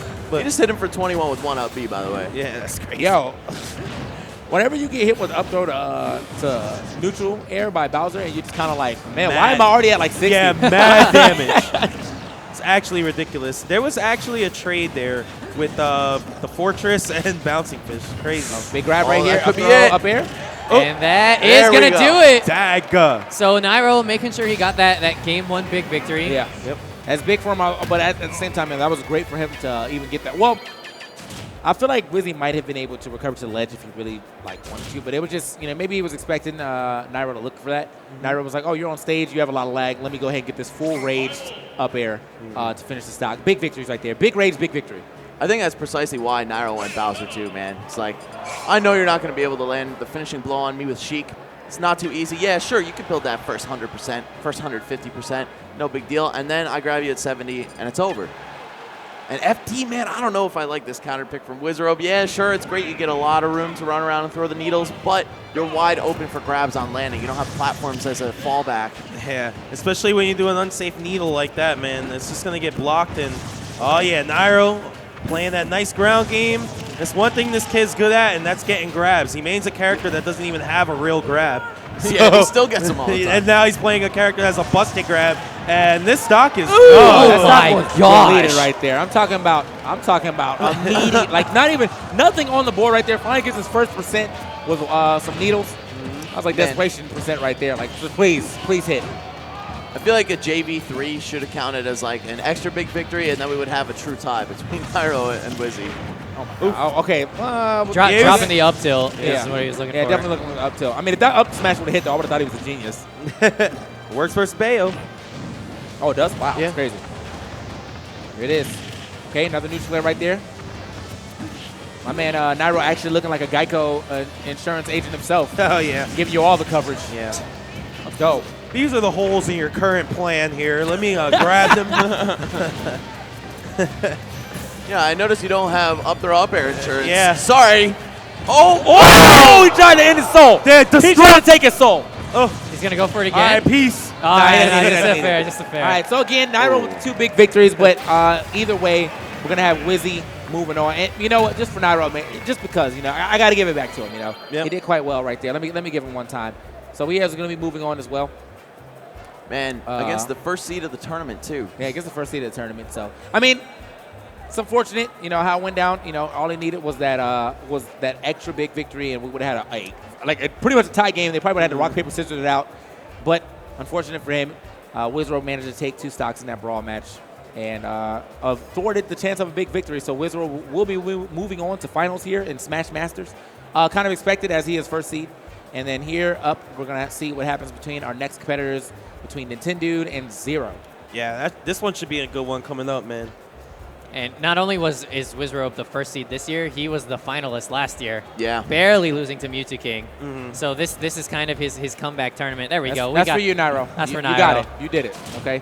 You got barely it this time. bodied, but you got bodied, but then you bodied him back, so you deserve it too. I couldn't take it away from you, man. Anyway, so the NRG fan probably very happy with that performance. The Bowser looking real nice. But we're gonna see what happens here next. Again, that toss up between these 2 matches is gonna be pretty interesting. We have Zero obviously slated to win Smash 4. Yep. Probably Brawl 2. Brawl as well. But then Mike is not, or Nintendo is not a slouch by any means in 64. So and then I won't say it's too much of a toss up, but I think a big victory can be taken away from Nintendo in Melee because Zero was doing quite well in Melee for quite some time when he was really sitting down and practicing. He had his days in the other game. He has days in that game too, so yeah. Thinking about it, man, did Zero ever take a set from Nintendude in Melee? I feel like that might have been one of the names that he took in his brief stint. I will say that Nintendo looked like he was playing amazing earlier today. He actually 2-0'd Chudet in Melee. Oh, just wow. annihilated him. And then also 2-0'd him with some sick big victories in 64. And that was his strategy, right? And then when we switched over to Brawl and Wii U, we found out that Nintendo apparently knows how to chain grab with Ices in Brawl. Yeah, he does. So if there's any way to secretly prevent big victories from happening against you in Brawl, it's to have Ices and get the random grab, right? Yeah. So it's like he has a strategy built out for this. Just the 4 throw down No, throw? he actually did the back throw. Oh, back throw down and throw, then sorry, yeah. instead of back throw down throw, he did back throw F throw. F throw a little bit different because it's harder, but it's not weight dependent. So it doesn't matter who he has to play against. He can just back throw F throw against every character. Okay, all right, I'll give you that. Good stuff, Nintendo, for knowing that. Having a little bit of practice. Maybe he actually did that. He practiced today. Maybe he was just in the back in the corner. Yes, no one saw him. He had his hood up and whatnot. It's And to be able to do that with the same character across 2 different games is also particularly impressive. Because of course we all know Nintendo for his Melee Ice Climbers, and then even players like Mewtwo King have trouble transitioning between the games sometimes. Then you see Nintendo play the exact same character in Brawl, still be able to do a completely different chain grab. I was super impressed by him in that game. Yeah, he was playing like a monster. I mean, he was actually the 6th seed against Chudet's 3 seed. He was not supposed to win that set. Now here he is up against Zero, and I think he has the ability to get a lot of big victories in Melee and 64, and then hold his own in Brawl and Smash 4. This is another situation though where it's possible we could see 4 big victories on either side, and then it's like, then what do we do, right? I think that's what it kind of comes down to. As you get farther and farther, the disparity between people in their games obviously is going to change. Smash Masters, you got to be good and more than one game to get far in this one. So, Yeah, I'm really interested to see the tie. I want to see what happens. If I want to see Justin implode. Yeah. I'm hoping Justin's off on the side writing down rules right now. He's like, oh, crap. We got a basketball hoop behind us, man. They're going to play some 21. Also, if the finals comes down to Wizrobe versus Nintendude, then I think it's just going to be free for Wizrobe, whereas Zero would be able to pull off the big victories in Brawl and Smash 4 against Wizrobe to contest his big victories. I actually think it would be really interesting if we saw Nintendo Wizrobe, because they're both good at the same games. Yeah. Right. We haven't seen a lot of that since we saw Esam Nairo earlier. The semis has been a lot of new school versus old school. Yeah, true. Even still, Wizrobe edges him out in 64 and Melee. You know what I'm saying? Yeah, that's the. And then I don't. Well, I guess it really. I want to know what happens in Brawl too. Because you just brought up the chain grab thing. He can end up either stealing a big victory or getting a big victory just off of that. Yeah. Which is kind of like the toss-up game between those two right there. They pretty evenly matched in Melee. I'm sure that Wizrobe's going to win Brawl, or not Brawl, but 64 still. Smash 4, I'm not sure about that because I know that Nintendo played quite a bit of Smash 4. Yeah, So he had that Nintendo DSX. plays Zero Suit. Right? Yeah, Yep. yeah. So- It really does depend, but like the Brawl's kind of a toss-up, and then the other two are kind of like, we'll see. I would say Wizzy would probably beat Nintendo for free in Brawl. That's just Okay. my prediction. Just calling it right now. It could be completely off base. But We'll have to see if it actually happens. But it looks like we hear the music. We've got Brawl on deck for Nintendo versus Zero. As you pointed out earlier on the stream, Zero, at some point, probably #1 in the game, but was never ever to take a big Apex or a really big tournament. He never really got that huge win. Yeah. So Nintendo, on the other hand, has Ice Climbers. See what he can do with that. 2 grabs, man. Steal that big victory. Exactly. But, I mean, Zero, notoriously really good against Ice Climbers, right? Yeah, and one of Zero's strengths toward the end of Brawl in the meta was definitely Zero's ability to just stay safe. He would play so well, extremely proficient by the ledge. For me, when it came to playing defensively around the ledge, Mewtwo King and Zero played very different, but were extremely efficient. Though those are 2 players you really wanted to take ideas and options from as they were playing that way. Camping against Ice Climbers, Zero, if I remember correctly, was extremely good at that as well, just finding openings, creating openings, and maintaining advantage, resetting a lot of situations. So seeing Nintendo having to deal with that, I'm very interested because, as you guys mentioned, he is able to do the chain grabs, but he still has to get that grab. Yes. And going up against the beast of Zero, you're giving me shifty eyes, right? Think I'll see you? I feel like Zero plays his Brawl Meta Knight exactly like he plays his Smash 4 Diddy Kong, even down to the actual Are you move nodding? selection. Just perfectly timed and spaced down tilts and forward airs.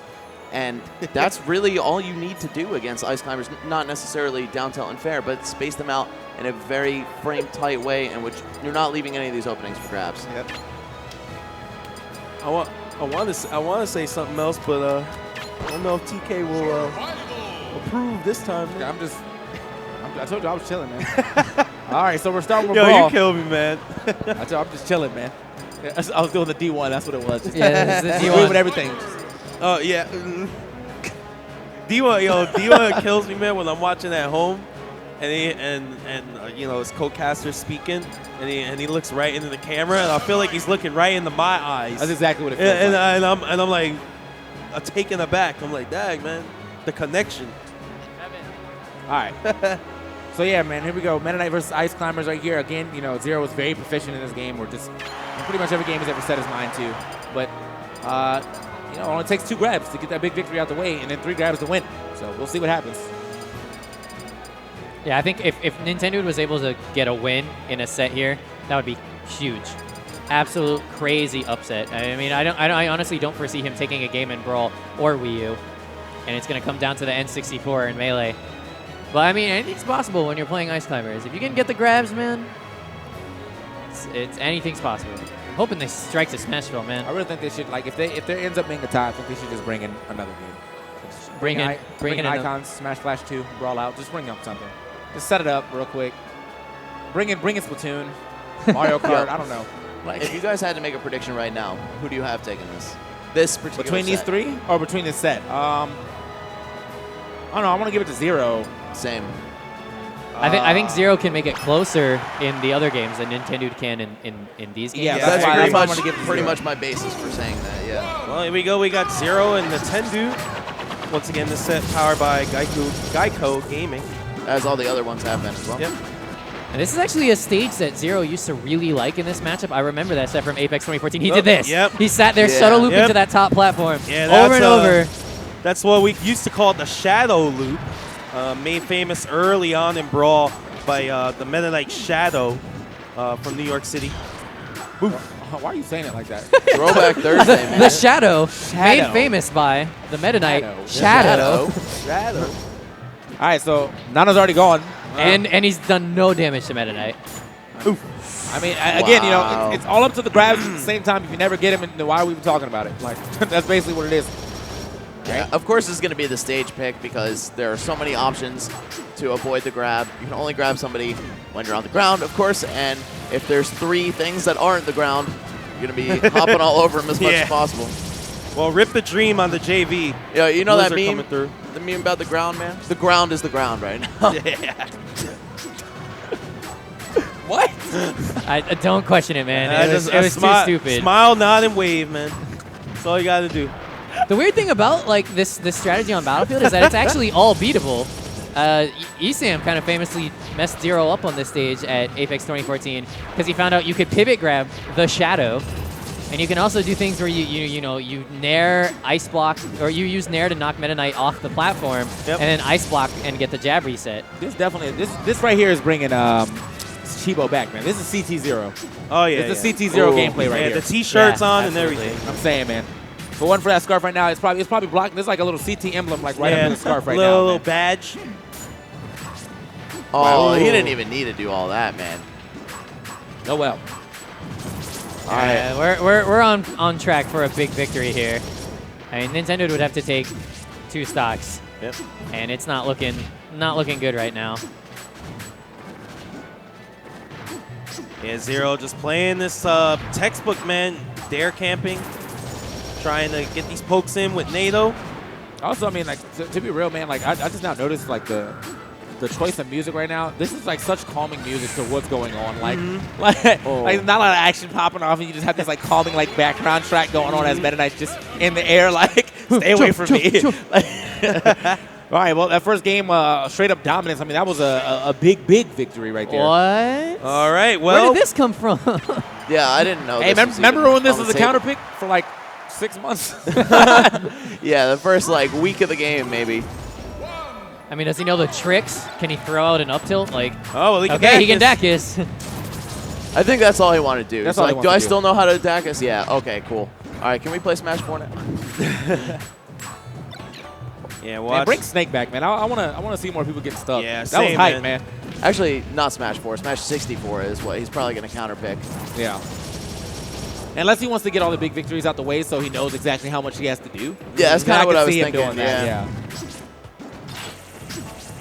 All right, we out. Yeah, not hitting him out of Cypher.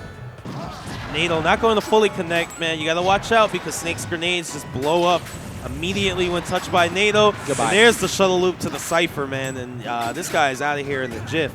Now I want to kind of see if we're going to see that Cypher grab, man. That was the hot stuff. Nintendo smartly using his double jump alongside the up B, though, so he gets the extra boost and can slide past that grab scenario. But man. Nope. Zero on track for a 0 to death right now. Oh! Jesus. Peace. All right, well, just like that, man. You know, we kind of knew that this game was not going to. Oh, the coverage. That would have been the sick. tech. The New England missile makes a return once again. If he footstooled him off of that, which is what I thought he was looking for, man, I would have gone nuts. That would have been that should be a game win right off bat. Doing some crazy joint like that. If you land the Nikita at all, that should be a game win. Oh, yeah, a little late on that.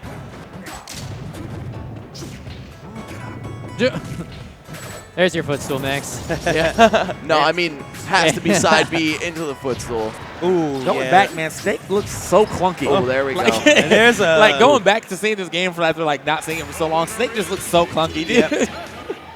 But either way, man, you know, you got body right there. We kind of expected that one. So 2 big victories coming in from Zero. Not to mention, not just 2 big victories, but Nintendo didn't take a stock. No, you got 6 stock right there. All right, where are we going? That's a little N64? scary. Okay. All Hey. right, so he's going to get himself on the board right. here. That's what we like to see. But, I mean, again, I don't want to count out Zero. I don't know what his 64 gameplay looks like. I've not got it. Well, actually, you guys got a chance to see it. So what did it look like? It wasn't pretty. All right. I tried, man. Yeah, we thought in the button check that Zero was looking pretty nice in Smash 64 for a second. He was doing like all kinds of like Z-cancel drills and stuff. And we're like, all right, Zero knows what he's doing. Or at least I was saying that. Resliv was like, I don't know. Yeah. And then, yeah, Well, they played. What? That's, it's not over. Man. What? What? Guys, Zero that was a hasn't won convincing yet. performance, but I mean, I don't know about all that. Yeah, so he actually, Zero actually lost his N64 set to Plup. Plup actually kind of messed him up. Yep. So they came through with the quick prediction. You know what I'm saying? Like, well, I mean, based off that first game, I got to say that Zero most likely going to take it. So, it's, well. Oh, man. Well, that we'll was see what wild. happens. I hope after N64, there's just another one and it's got Nintendo Yeah, in it's got it like too. it's like both of them are up there now. It's like both of them in that section. Like, well, now we got to see what's going to happen Wait, after this. So. there's clearly a script. I think gotta that be was the a big script. reveal. That was Crap. scripted. Yeah, we There's left the clearly a script. script. We Yep. got leaked. Yeah, unfortunately, I didn't get the leak. So I mean, I want to know who's going to win this now. I mean, but. Man, In in a world you think where about it though, I never really liked leaks, man. I heard a couple of those Game of Thrones episodes got leaked. Yeah, that's I what just I'm stayed saying. away from it. I was like, I'll see you guys on Sunday. Like that's where I'll be, you know.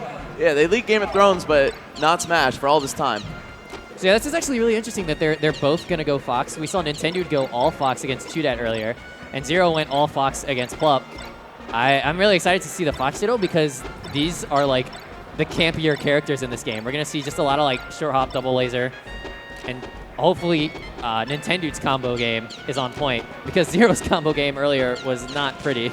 Yeah. So I'm expecting Nintendo to land these like 0 to deaths all over the place, and I Zero wonder to if- just kind of drop stuff. I wonder if these guys know how to, get the cancel on the shine. How it's the opposite. Yeah, the than in landing. Melee. You Yep. have to like Yep. do it right as you leave the ground to like shine. I'm sure Zero Nintendo was- knows. Zero was trying to do it in practice. Yeah. Yeah. Yeah, it's a really interesting mechanic too. Like that, how they decided to flip that up. They're like, yeah, that was kind of weird that, you gotta land to cancel it. So I was like, how about you just let you people jump out of it, and then after that you're like, wow, this the is, rest is history. This is kind of wild. A little too good, maybe. Yeah. Maybe only when I reflect something should this be allowed.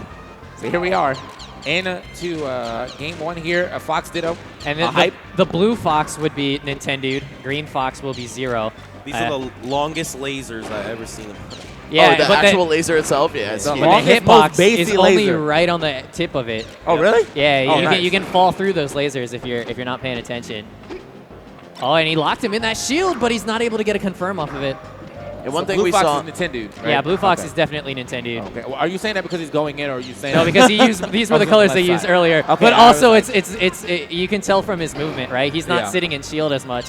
He's got a lot of pivots on deck, getting lasers, and because he took that first stock. Can we talk about how far lasers used to go in this game? Jesus, Forever? that was Forever. Like full stage. Let's go. They don't go away. Yes, bring that back. Don't bring it back. Don't bring it back. Don't bring it back.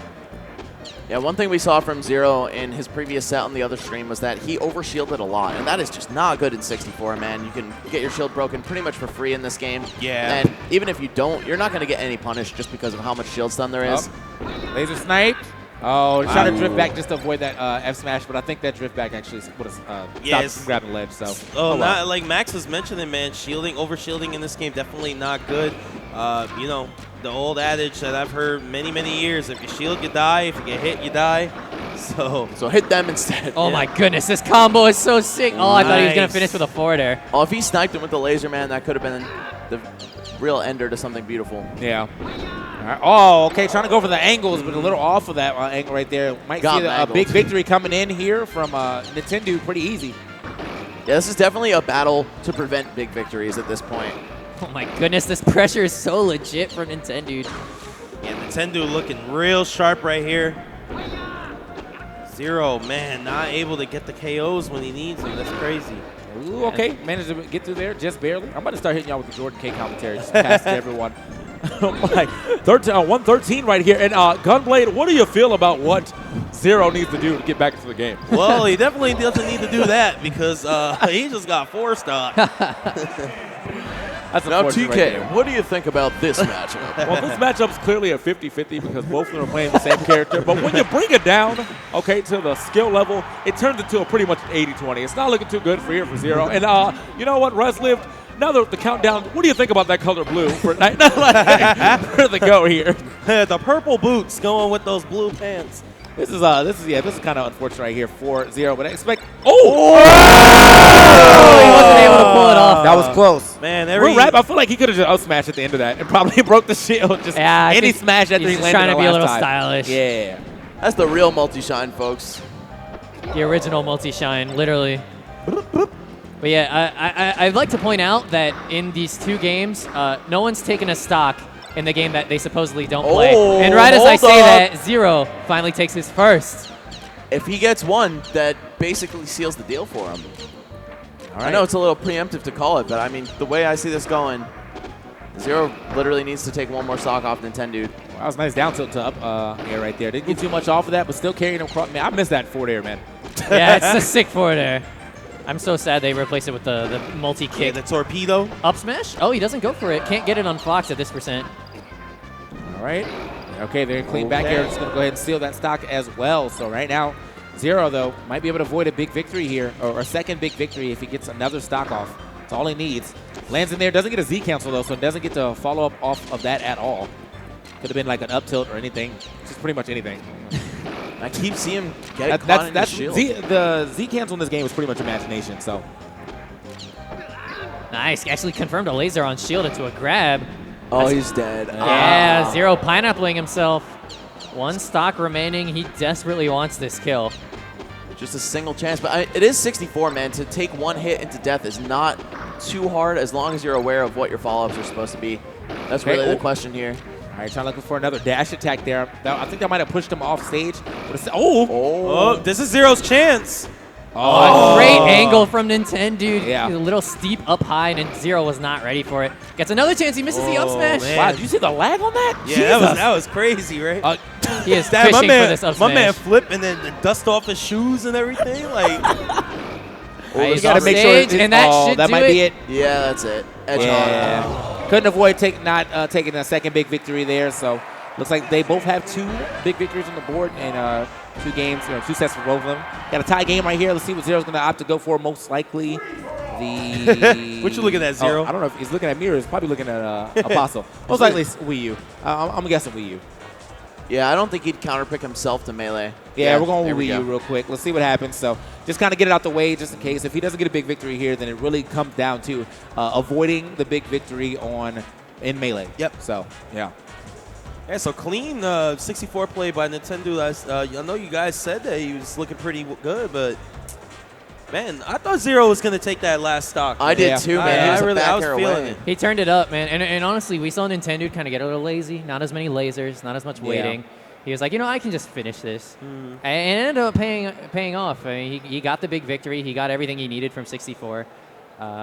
So now, can he take a stock in Wii U against the greatest Wii U player of all time? Yeah, that's That's all he needs. One stock across 2 games. Across 2 games, and with the ZSS, and that is a character that can definitely take some stocks without a moment's notice. Basically, just like, hey man, this is mine now. I hit an up air. I got 2 more. I got rage. You're dead. Yeah, absolutely. But we'll see what happens.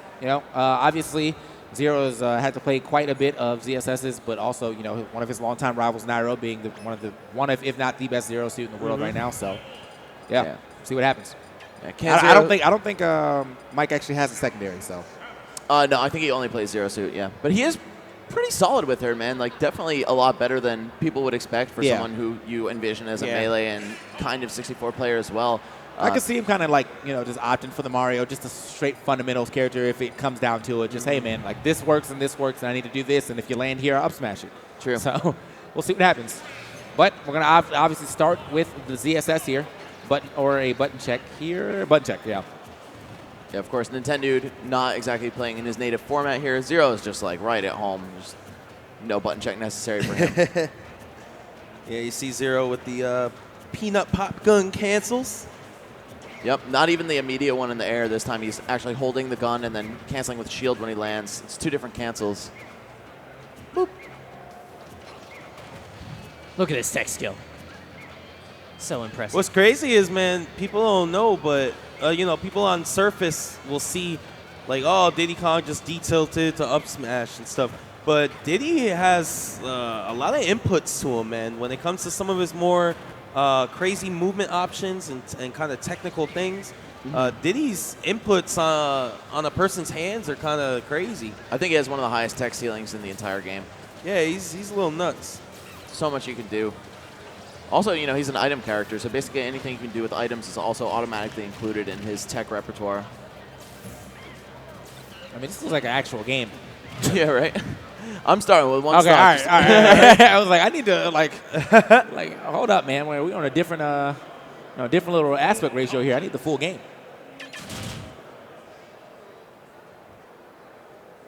All right, folks, Smash 4 going to kick it off between Nintendo and Zero. Zero, the 2nd seed in the whole thing, man.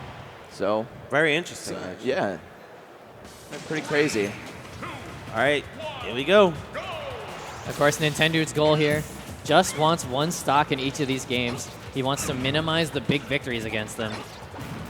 And the same story is going to ring true when they play Melee next. Exactly. Oof. All right, that landing forward air. There we All go. right. Good grab by Nintendo. Trying to follow up. Yeah, Not if he gonna gets happen. one of those at like 65 to 80%, man, that's the ticket. And we also saw this against Chudet. He's actually been going for a lot of down throw into forward air or back air. We haven't Instead actually of seen going him for the get air? up airs. Okay. Well, that's going to be a little detrimental to him right there. But, well, I mean, especially on this stage, you know, up airs and this platform layout should allow you to get up to that top blast zone, get some early kills a lot faster than one would expect. But if you're not going to go for it, then you're just kind of, you know, wasting some of your resources here. All right. Now, 116 now on Nintendo. He's got to try and create some offense here, but, man, Zero just so apt at covering options, putting the hitboxes in the right place, right time, getting that damage in. There's a detail, not reaching for up smash yet. And there it is. There we go. And you could tell Zero is treating Nintendo with the utmost respect. How he just sat there and edge guarded with the peanut gun from very far away. He's like, I'm not even entertaining the possibility of getting hit by some craziness by the edge here. Yeah. Again, man, all Nintendo needs is one stock right here. He's already got 66 on the board. Trying to go for a grab right there. Could have led to some big damage. Just throws it out. Okay, get that man off of you. Sick bait, bro. Yeah. Yeah, now 84 on Zero. After eating that boost cake, banana out. And, yeah, typical Zero. Just getting that placement hit in there, and then boom. Down smash coming through. Forward airs, once again, cutting off that short hop spacing. Diddy Kong, man, can be a very oppressive character when it I'm comes not going to be able to to get anything off that one, yeah. Yeah, just covering these simple options. Oh! There's a boost kick. That was great Not DI enough. from Zero. He's Yeah. living. Battlefield also. Battlefield, yeah, Battlefield definitely helps you out rescue, yeah. a lot when it comes against ESS. I mean, it helps you out. It's like a double-edged sword. You Yeah, know, blessing getting and a characters curse at the top is sometimes, man. unfortunate, but sometimes those blast zones definitely help you out. So Zero either way, just a banana. 115 right now from Zero. Like, this is a little scary, man. One more boost kick. I don't think it really matters where it hits. It's probably going to take stock. Wow, just throws out that dash attack. Yeah. Looking to punish this landing, but a really weird flip kick, and now he's off stage. Zero looking for a lot, but he only had a banana or a peanut in his hand. If he had a banana, I think that would have been a solid You know what I finisher. think happened? I think he hit the Z button, and it threw the peanut. The boost kick not going to work yet. He doesn't get a turnaround. Oh, the up smash misses. Wow. All right, Nintendo, man, getting a chance here. Can he take the stock? All right, Zero going to get himself back into Newton. Oh, okay, wow. he definitely just grabbed him out that boost kick, though. Absolutely. You can Nintendo tell, man. looking Chances so are hard. high. There's a lot on the Oh, line here from wow. Zero, but there we go. Quick He's up gonna smack, close it man. out. The turnaround and everything. Good stuff right there from Zero. Make sure you get that early hitbox of it and all. Nintendo, I mean, very close to getting himself a stock right there. Would have avoided that big victory. So let's see what happens here in the second game. And this counter pick is could be very crucial in him getting that stock a little earlier. Like we saw the boost kick that came out, didn't get the stock, but on another stage that could have been it. Yeah, we actually saw him counterpick Chudet to Dreamland in this game. I wouldn't be surprised if we saw Zero ban it. Oh, it looks like that's exactly where we're going. So he likes having the lower ceiling, but I'm wondering if Zero will adapt and say, okay, anytime you're in a panic situation, you're going to throw out that boost kick. I'm just going to bait it out from now on. Yeah, but Nintendo, of course, such a well-seasoned Smash player overall. I don't know if he's the type to throw out a panic up B like that. He knows he's going to be wide open if he misses, and he also knows he's playing the best player in the world in this particular game. All right, and now the best player in the world, definitely playing like the best player in the world right now. Is quick 70% right here, hasn't really been touched at all. I don't know. I think the 8% came from like a jab, if anything. Yeah, Zero looking super solid, as you said, TK. 99 now on Nintendo, and running right into that banana, tripping. Okay, we got some juggles, but nah. That's Did he the spare, Dreamland man? Crazy. That's the Dreamland tech. You put it right behind the flowers. Who's going to see that? Zero taking absolutely no risks, man. He gets him off stage, that's fine. I'm going to stay on stage, make sure I have a banana in my hand, put myself in This the is the threatening Zero position. that we know and love right here. Very dominant in his gameplay, doesn't take any crazy risk right here, but he knows exactly when his openings are there. I mean, every now and then he might take one that could potentially get punished, but still, like 90% of the time, probably was a good option. 63 though, that is kind of right in that sweet spot range.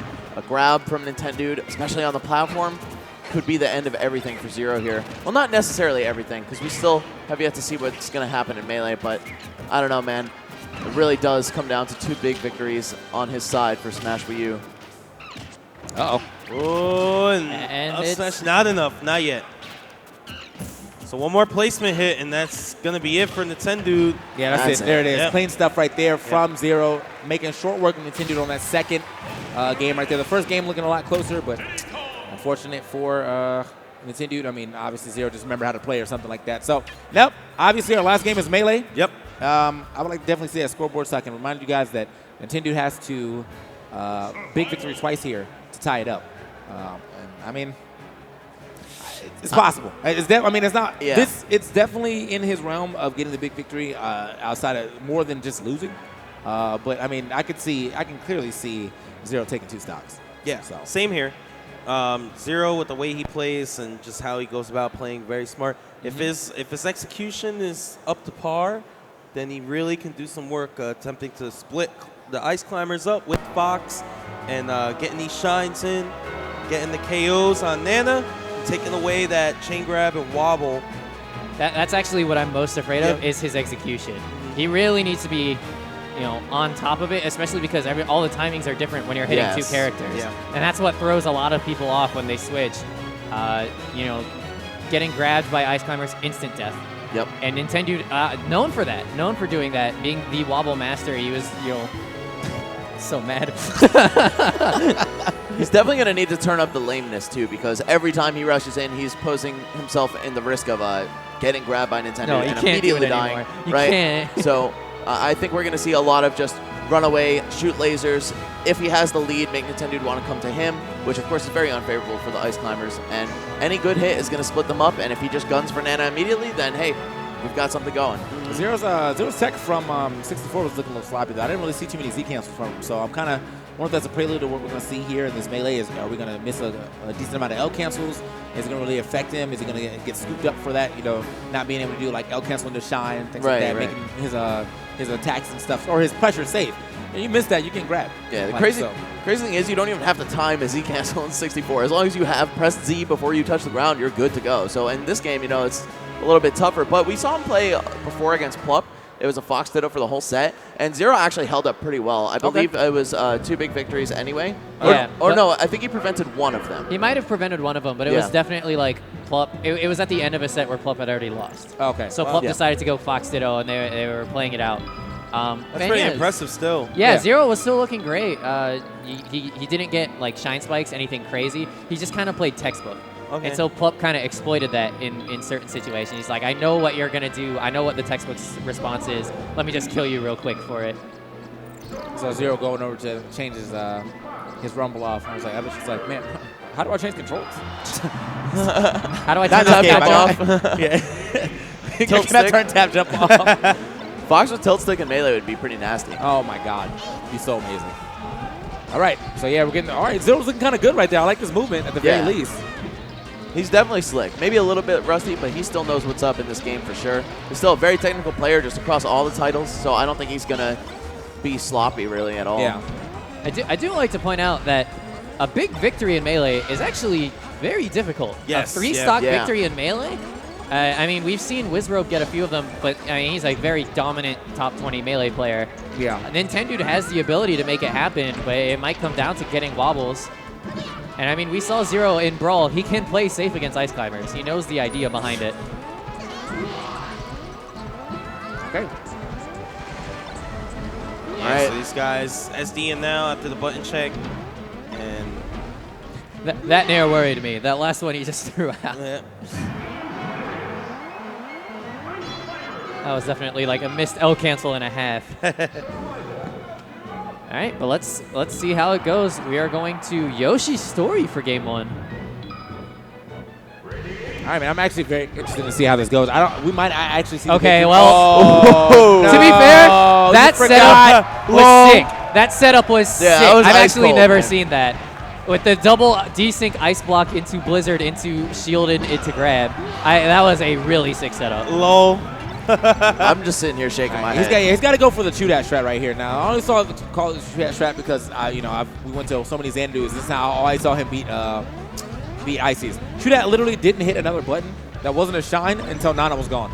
It was shine, wave dash, more shine until Nana was gone, and then he will play the game. Oh wow, bad DI, pulled straight out. That was. We might have to gear up for this all the way through. I said chew that. I meant chilling. Sorry, not chew that. Chilling. Yeah, using the F tilt. Yeah, I was gonna say. I was like, I mean, chew that. I mean, he might have a Fox at some point in time. Everyone had one, but it was definitely a chilling strat. My bad. This man is done though. You know, we were so hyped to see. Anyone from MDBA will tell you it's drill shine until you win. Yeah. Oh, is he gonna get one stock? He gets go Nana. 0. Oh no, Randall! No way! Yeah, Randall coming through. I love how she knew. She drifted back out to hit Randall too. Yeah, she actually, if she's off stage and Randall's on screen, she will always go towards Randall. In fact, she might do it again. No, she goes to her death. This time. I mean, this might be too little too late though. Mike with a very strong lead right here. Yes, up air. Oh. I mean, getting wobbled in like the first 10 seconds of a match is definitely got to be like very demoralizing, like to say the least. Can he do it? Can he do it? No. Wow, the patience baiting out the spot dodge, but he doesn't get a punish for it. Yeah, you see Nintendo looking for that down smash there. If he catches that could potentially get the KO right now. Yo, that side B punish though. Is that the future? Okay. Back on stage right here, just trying to still get the stock. Oh, that back air was so close to registering. Gets his own back air though, so finally gets the stock, but I mean, one-on-one. Okay, avoids that, the up air. What's up air? Yeah. Yep. If he super low somehow nice. shine gives Nana, or I'm sorry, He has the Popo. ability. Ooh. Oh, look at the panic rolls. The split. Oh.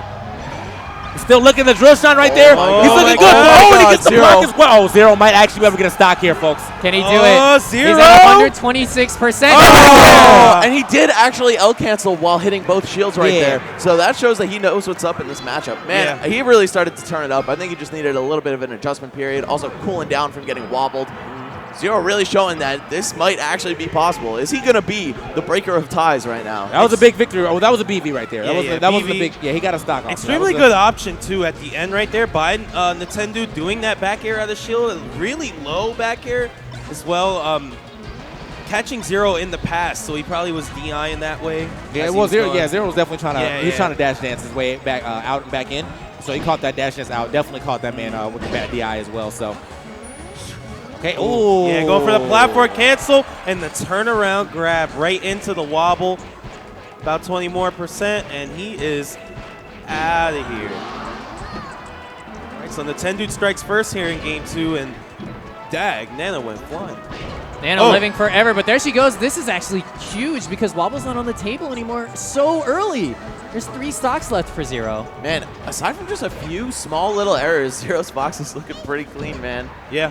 And he's no stranger to the concept of Ice Climbers. Of course, all those years of Brawl, you have to know how to get rid of Nana, or that you should always just be looking for her. All right, this is a very close game. I think he's going to stop it. I have faith that he's getting another stock. Yeah, I mean, this right here is definitely going to, if he gets another stock, he pretty much seals his deal. Getting in the finals for Smash Masters, going up against Wizrobe. Can he get Nana? He's trying to that's get it. Wow. It's it. I'm calling it right now. Zero wins. That's big, man. Bold prediction, Max. I was way out there. But I mean, this will be the craziest Sopo run of 3 stocks I've ever seen if he actually does not lose the stock. So, yeah, Nintendo trying to make it happen too. He's starting to give Zero the hands here with the Sopo doing even better now. By the way, for clarity, I mean like ref calling it. Like, all right, folks, that's it. Not like I'm predicting it, but yeah. Okay.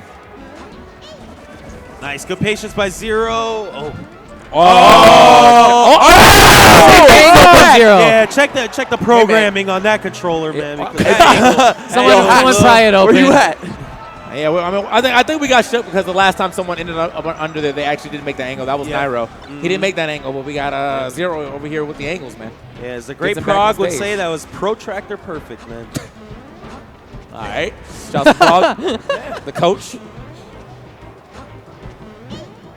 I mean, Nintendo fishing for this kill. Gets jab down smash. Will take it. That was like turnaround down jab smash. Well, you got to get the turnaround so you get the hit back first. Now, can he do it with the Sopo?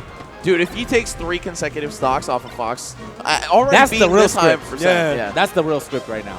That's the big victory. Yeah. Even if we get the tie, I feel like I have to just give it to Nintendo for not losing the stock with Sopo, but it does not matter.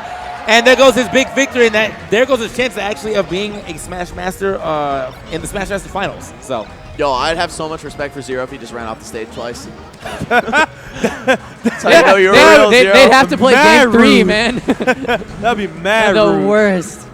The mad real world, though. That's what would happen. Oh! And he gets Nana again. Yo, if he actually wins this game, that's next level, man. Zero showing that he really does have some serious chops in every single Smash title, except 64. And this actually makes a big deal because, of course, now that he's moving on, his next opponent's going to be Wizrobe. Yeah. And Melee is one of Wizrobe's specialties. Zero's ability in Melee clearly coming through in the clutch for him as a Smash Nice. Master. That was Ooh, really actually clean by going Zero. in. After flubbing on the left side, allowing Nintendo to get back on, just continued the pressure and created a great situation for himself. Got the up smash. That was awesome. Yo, I like Zero's Fox, man. It's Yeah. definitely real clean. And Yeah, this is big definitely edge guard very right there, far very from nice. his prime. And when Zero was actively playing Melee, he not only was making great decisions, but also was extremely proficient at laser camping as well, and would tack on a lot of damage there. He's not really implementing that, just trying to get the hits in. I think a lot of this is coming back to him, man. And Missing the Nintendo going tear for head the off. traditional chain grab, it seemed. Yeah, that'll do it. That was the watch, but it does not matter. Zero, even though he lost that set, did thwart the big victory. So he will be moving on into Smash Masters here's finals up against Wizrobe. It'll be very interesting again, because we were just talking about him going up against, primarily a Melee player, but Wizrobe is like fantastic in so many games. It's gonna be this is gonna be a tough one to call, to be honest. For sure. And these were the seeds 1 and 2 going into this event. We all wanted to see Zero last year. Unfortunately, he dropped out at the last second. Said Wizrobe made it all the way to finals against Mewtwo King. Wizrobe coming back says, I want the championship this time. Zero finally getting to enter. This is a sick story going into these finals. Imagine after the finals, we had a Doug finals of Mewtwo King. He just walks on stage. Just comes down from the rafters. So shout outs to this photo. They didn't have to edit it after all. Didn't have to edit it at all. They didn't have to change it. Shout out to Vince. I mean, apparently, he wrote the script. Yeah, for He real. was the one who put that up there, and he was like, whatever, man. Like, it's right, so I'm just gonna leave it. So we It's got the Justin making Geico some Gecko announcements. writing the script. Yeah, Geico Gaming's writing the script right now. So we're gonna see Wizzy versus Zero here. Again, we're talking about what games I think everyone's gonna take. Wizzy's obviously gonna take Smash or 64. Melee too, but there's a potential for not to get a big victory there. Brawl's gonna go to a Brawl and Smash 4 will go to Zero. Potential big victory not happening, and I would say Wii U. I think the big victory is definitely gonna come out of Brawl, Yeah. but I think there's a potential big victory block on Wii U from Wizrobe. Okay. Potential. I mean, Well, all it takes is one good Nair bouncing fish. And I do want to point out, we saw Wizrobe deny the big victories in Brawl against Yes. Nairo. That is true. That's another great That is Meta true. Knight of Zero's caliber. If Wizrobe can do it there, why can't he do it again? I actually think Brawl is going to be the one to look out for. Yeah, I agree. For Zero. Yeah, so Wizrobe has some potential outs here when it comes to the multiple games to avoid that big victory win. Yes. So that's a really good point, guys. And the big thing for Wizrobe, as it's been kind of in this entire tournament and as it's always been in Smash Masters, he will destroy you in 64. Yeah. He will destroy you in 64. And that's really hard to come back from if you know he's so good at every other game. Yeah. But he's going to destroy you after this 5-minute break. Yeah, I was going to say, man, we're going to go ahead and get back into this break. We'll be right back in about 5 minutes for the conclusion of Smash Masters. See you guys in a second. See you.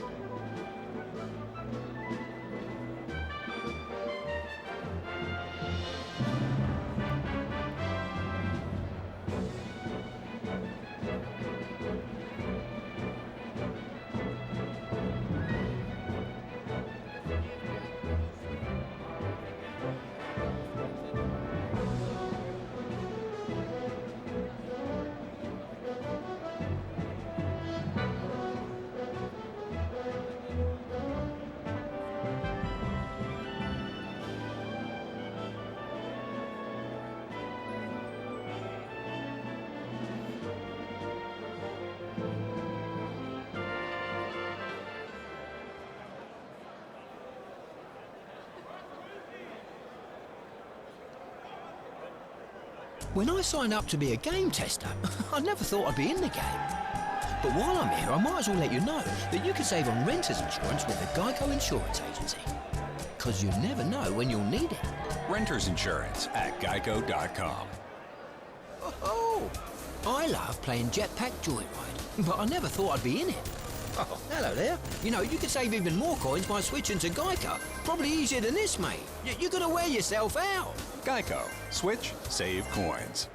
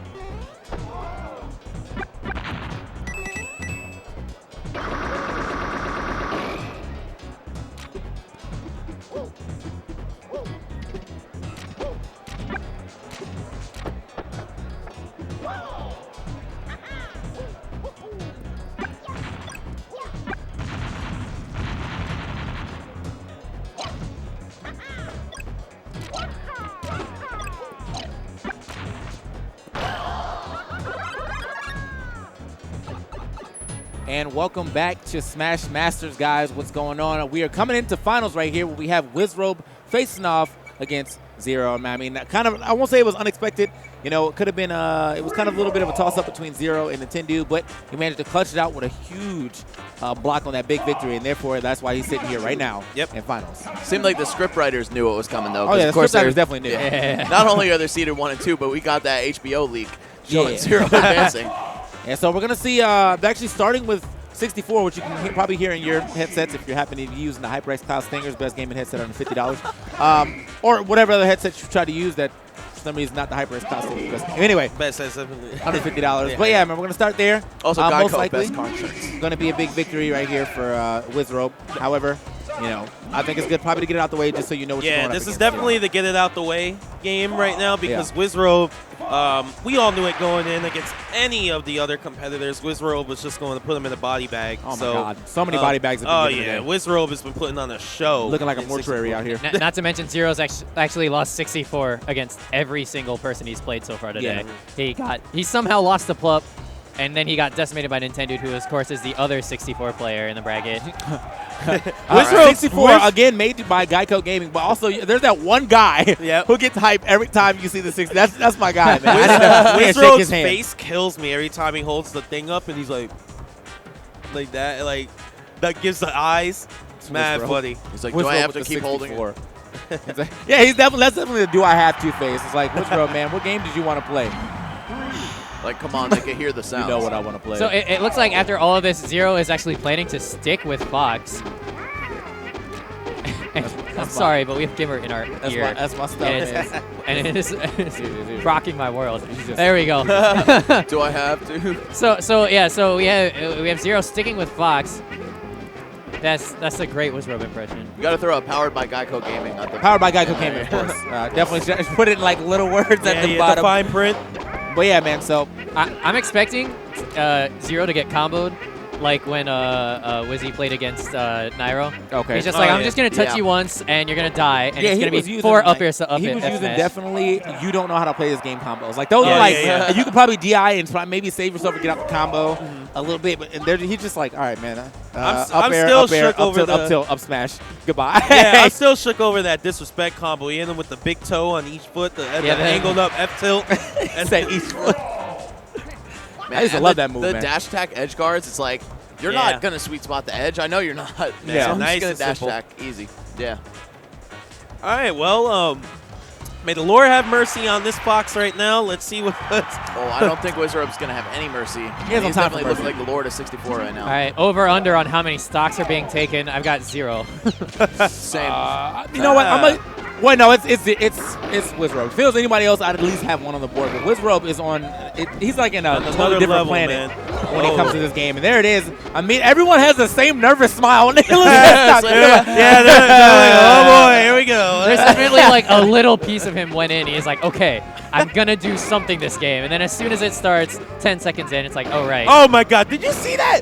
He just stopped in front of the shield, knew he was gonna roll, and then my goodness! So much time for that too, dude. I love F tilt in this game from Yoshi, man. It's just a little hit and we're good. Like you want to believe in yourself when you're going up against Wizrobe in this game as Zero, but then it's like, nah, man, I gotta just level with myself real quick. I'm gonna get bodied. That combo was definitely. Did you ever see someone punt a ball and then dunk it before it hit the ground? That was actually the wildest F smash I've ever seen. He legitimately died for that F smash. Yes. Like, and it was like a sick bait from Wizrobe too. Yeah. He literally had that DJZ fair like queued up on that spot. Oh. Yeah, he just armored through that. I'm not gonna lie, I could watch this all day. Yes. Wizrobe just bodied it. Yo, at the next Master record, you know they always have like Mango versus Baddies. Yeah. We need a Wizrobe versus Baddies at 64, absolutely. bro. Except the Baddies are top players in other games. Oh my gosh. I was gonna say just run it back, but obviously there's nowhere else you can go. Everything's a run back in this game. Yeah, for real. Unless you switch characters. The glasses adjustment, like, okay, I'm going to take only 20% this game. The salty run back is determined on how fast you get there, though. Man, clearly his gunners have a little more prescription than Zero's. Yeah. He can't see. He can't see the way to win right now. All right, that egg is so broad, like it shook the screen. And my God! Get over here! Yeah, bring back these eggs, man. The super explosion eggs right here. Yeah. Is The egg shook the screen and didn't even hit 0. Oh my God, Oh, Wizzy. dang, debated, man. Hard. Oh my goodness. Don't say that, man. Don't JB5 Look, he's That's a showing go up. home right If you say Jabeda, somehow Jabeda's just going to show up in the chat. Someone call me. Oh no. Yeah, He summoning might get a JV5, guys. Let's go, hero. Zero. Can I get some What a hero, clappers in the Zero. chat? for That's that definitely one? a clap right there. Yeah, that's a clapper in the chat. I need that, man. We need the support. That was fantastic. So, That was so smart. You know the age-old adage, do lasers count? I mean, because they have hits done in this game, I mean, do they count though? Wait, did he hit him again? Yeah, there you go. He hit him again though, so it's cool. Indisputably not a JV5. Yeah. Okay, 0? Oh, yeah, you wildin'. Uh-oh. Might get a stock here. Oh, never mind. Not with that armor. I believe. Zero's like, press fast forward to melee, please. Or? Oh! Almost. Oh, man. I believe though. I bet he DI'd that like down too. Yeah. Like he did that sick. I cannot believe he lived that. Oh. I think you definitely don't want to just show up off stage for no reason right here. So Zero, man. I mean, it's all betting on if he can get this. I mean, not that he's not going to avoid the big victory. We just want to see it stop, man. Oh, my. What was that? Oh, no. No fear. That's it. Rip in peace. All right, so what do you think the counter pick is? This is going to be Brawler 4. I'm still trying to process what option that was. Yeah, I know. The jab. It was too good. That was the too good to be Down true, side. man. It was happening. And then It's like, you want to believe, if he's using his B move, maybe he was going for a shine. But I don't know, man. Regardless, let's see where we're going next. He's shuffling the papers. N64 is out the way. It looks like we have Brawl, yep. So this is the make or break it for Zero. In my opinion, he needs the two Same. big victories here. Yeah. the Most faces definitely. that they make when they all Zero hit them with. So we were talking about how Zero has historically struggled in Brawl against Marth. He has lost to Mika Neko and to Mr. R, both. So, I mean, obviously, Wizrobe never played Brawl quite with the dedication that those players did, but he's still really good at Smash overall. He's very smart, and we've seen that he hasn't exactly rusted like some of the other players have. Then again, Zero, oh man, when we saw him play Brawl before, he was looking real good. So, I don't know. It's all about avoiding the big victory, as we keep pointing out. And Wizrobe did it versus Nairo, avoided the BV. Let's see if he can do it versus Zero. That's a good point. You bring up Max that he has struggled in the past against top-level Mart. Wizrobe, is he competent enough just to take that stock away? Those two stocks away? Yeah. And again, we saw him do it against Nairo earlier. That's what's really scary for me is that, I mean, Nairo's a really aggressive player and was forced to respect Wizrobe. Yeah. Like, of all people. So now we're going to see a more safe Zero go up against a very smart and thinking Wizrobe. Yeah.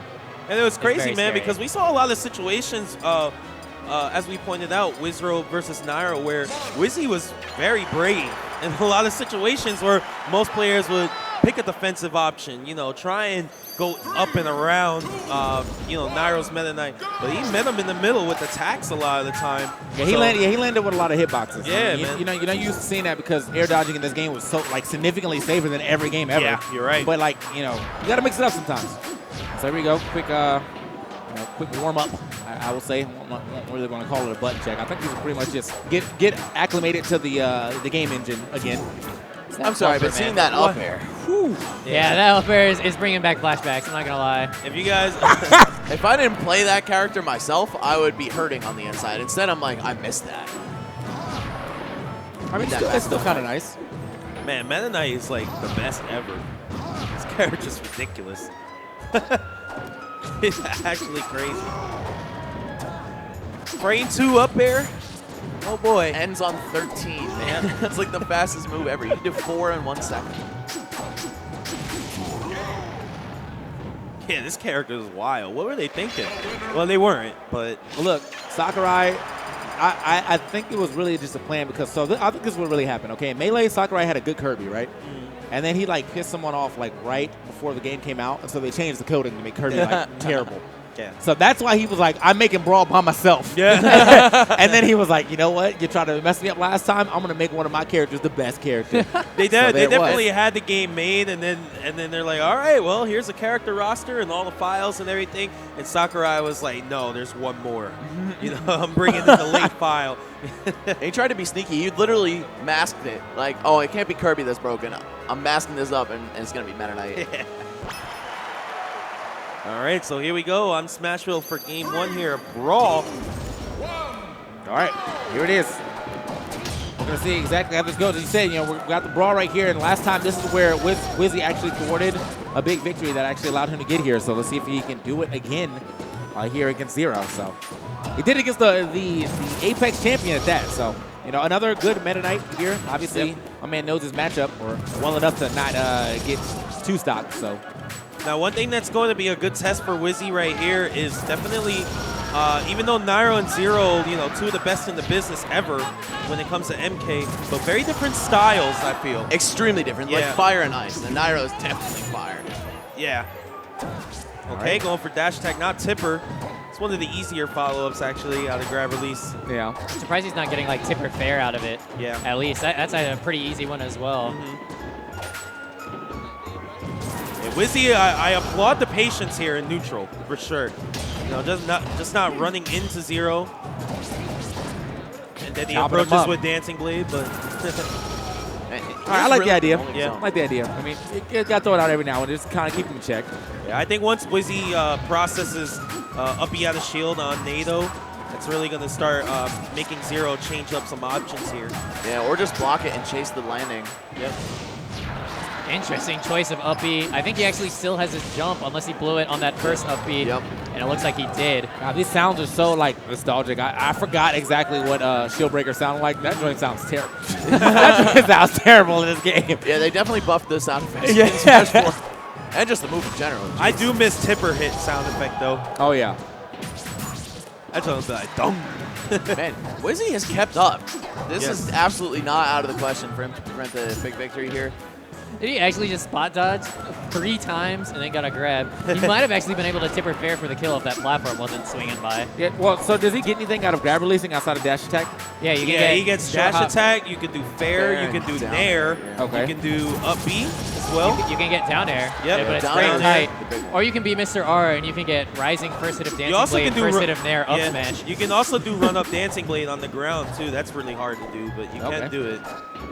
That's a lot of damage. Is this all against Meta Knight or just Yep. people? This is Oh, all yeah. Meta Knight. Okay. Man. It just depends That- on the arc that the character Yeah, you got 2 releases Marth at. mains sitting on the commentator panel. All right.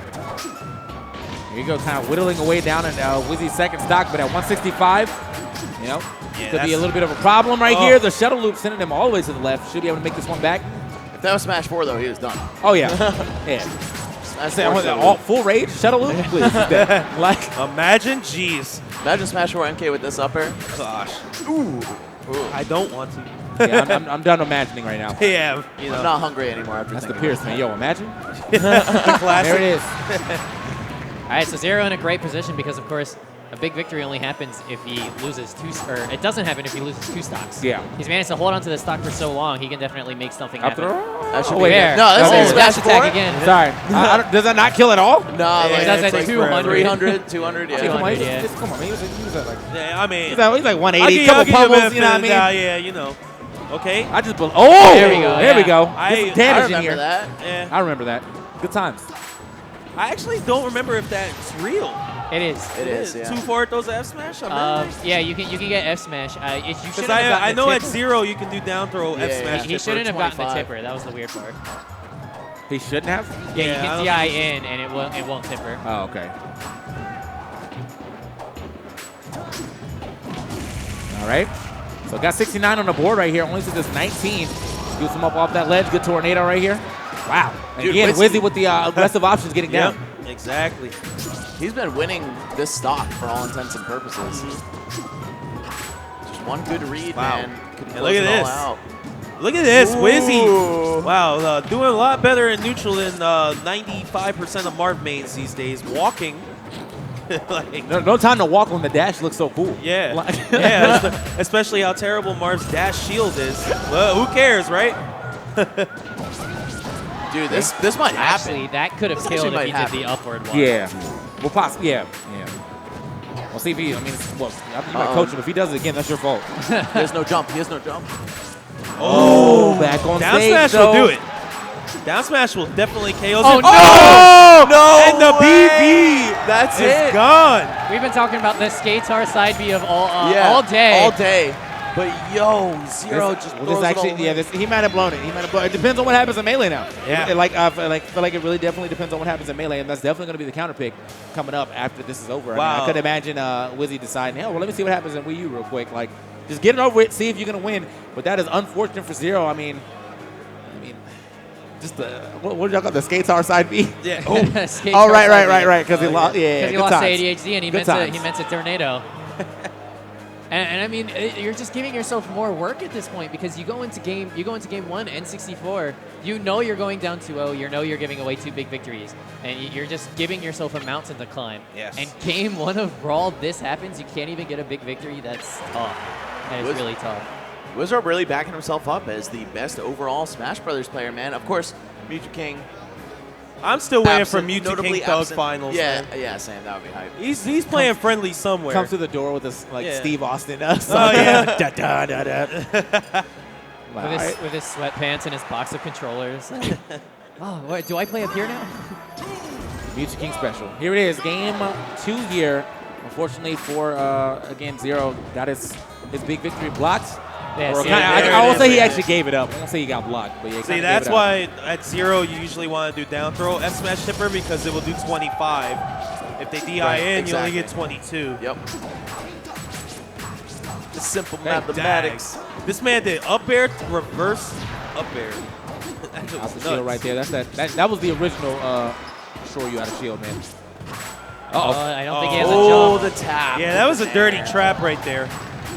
Very, very nice. Man, one stock already off of the board right here. I mean, Zero looking good this time, but he was also looking good last game and still managed to lose the big vic. I mean, he just needs to get the victory at this point in time. Don't drop any games. I think if he drops the game, that's the definitive end to his run at Smash Masters. But I mean, you know, I'm seeing Wizzy doing quite well. I just don't know if he has it in him to win yet. Nice. That was really good SDI there by 0. Brawl, a game where SDI is like insane. Yeah, So- and insanely important, too. Yeah. A lot of top characters have multi-hit moves that you need to be getting out of. Nice. Good patience by Wizzy. Yeah, you see 0 trying to SDI through Wizrobe there from that down hit 4th time. But that was the first one I've seen today. Yeah. All right, props to 0, though, for just taking the tornado. Nothing too crazy. Wizzy's never going to run again. Like, yeah. Like, he's been walking quite a bit as is, but now he's like, yo, I'm Just I'm another done with reason that. to walk in Brawl, man. Can't trip if you walk. Somehow. I trip when I walk all the time in real life. Yeah, both sides, man. Way down here. Not going to be able to make Nice. that back, though. Yeah, put the pressure on him. There's no way he's going to be to get through that Meta Knight off-stage pressure, man. That's what And that was a really Meta good Knight does to decision you. by 0 to just back off and do Dimensional Cape to recover, not even giving Wizzy a chance to tech. That was good stuff. All right, This here could comes be the release. really bad. He does get the tipper fair. Yeah. If he would have did release to Dolphin Slash, he would have got the KO for sure. I actually forgot how well, like, side B, like, linked into this game. It's like, you're guaranteed to hit almost all 4 hits all the time for some reason, so. He hits attempt number 2. He goes for fair again, but it's not fresh. Yeah. Yeah, and man, and Brawl killing with a Long. Great Oh, fair yeah, kill you by killed him, Wizrobe. yeah. The grab release fair, a classic tipper mechanic. Nothing with 0 could have done. Yeah, obviously the gravity was just too much for him this time Yeah. around. Goes for it again. Good DI once again from 0, avoiding the 27. Oh, Yeah, he got baited, man. Yeah, very nice. Top Meta Knights are really good at swerving that NATO right at the end. Oh, the Skatar. That is the 0 from now on. We used to call the side B the DM Brandon. Yeah, that was the DM Brandon, dude. He's the Oh, originator. platform cancel? No. Wow, baits the I think- jump out of shield. DM had a history of making that move work. Yeah. 0 Yeah. doesn't. All right. Okay, looking for the up air, not going to get it. What? And he has no jump. He actually used his double jump to try and hit Zero on stage. Yeah, that's gonna be it. Yep. Oh no! Oh, my nice God. one. All he So had to do much was drift grab the on ledge. the side B, or neutral B rather. Yeah, I think Zero was probably trying to punish that up B. I mean, that was a pretty preemptive up B as well, though. So I mean, he might have been trying to grab the ledge and just kind of got snuffed out by Wizzy's preemptive up B. So. Oh. That move Wow, I trash. just saw an up smash. Yeah, that move is trash, bro. Like what?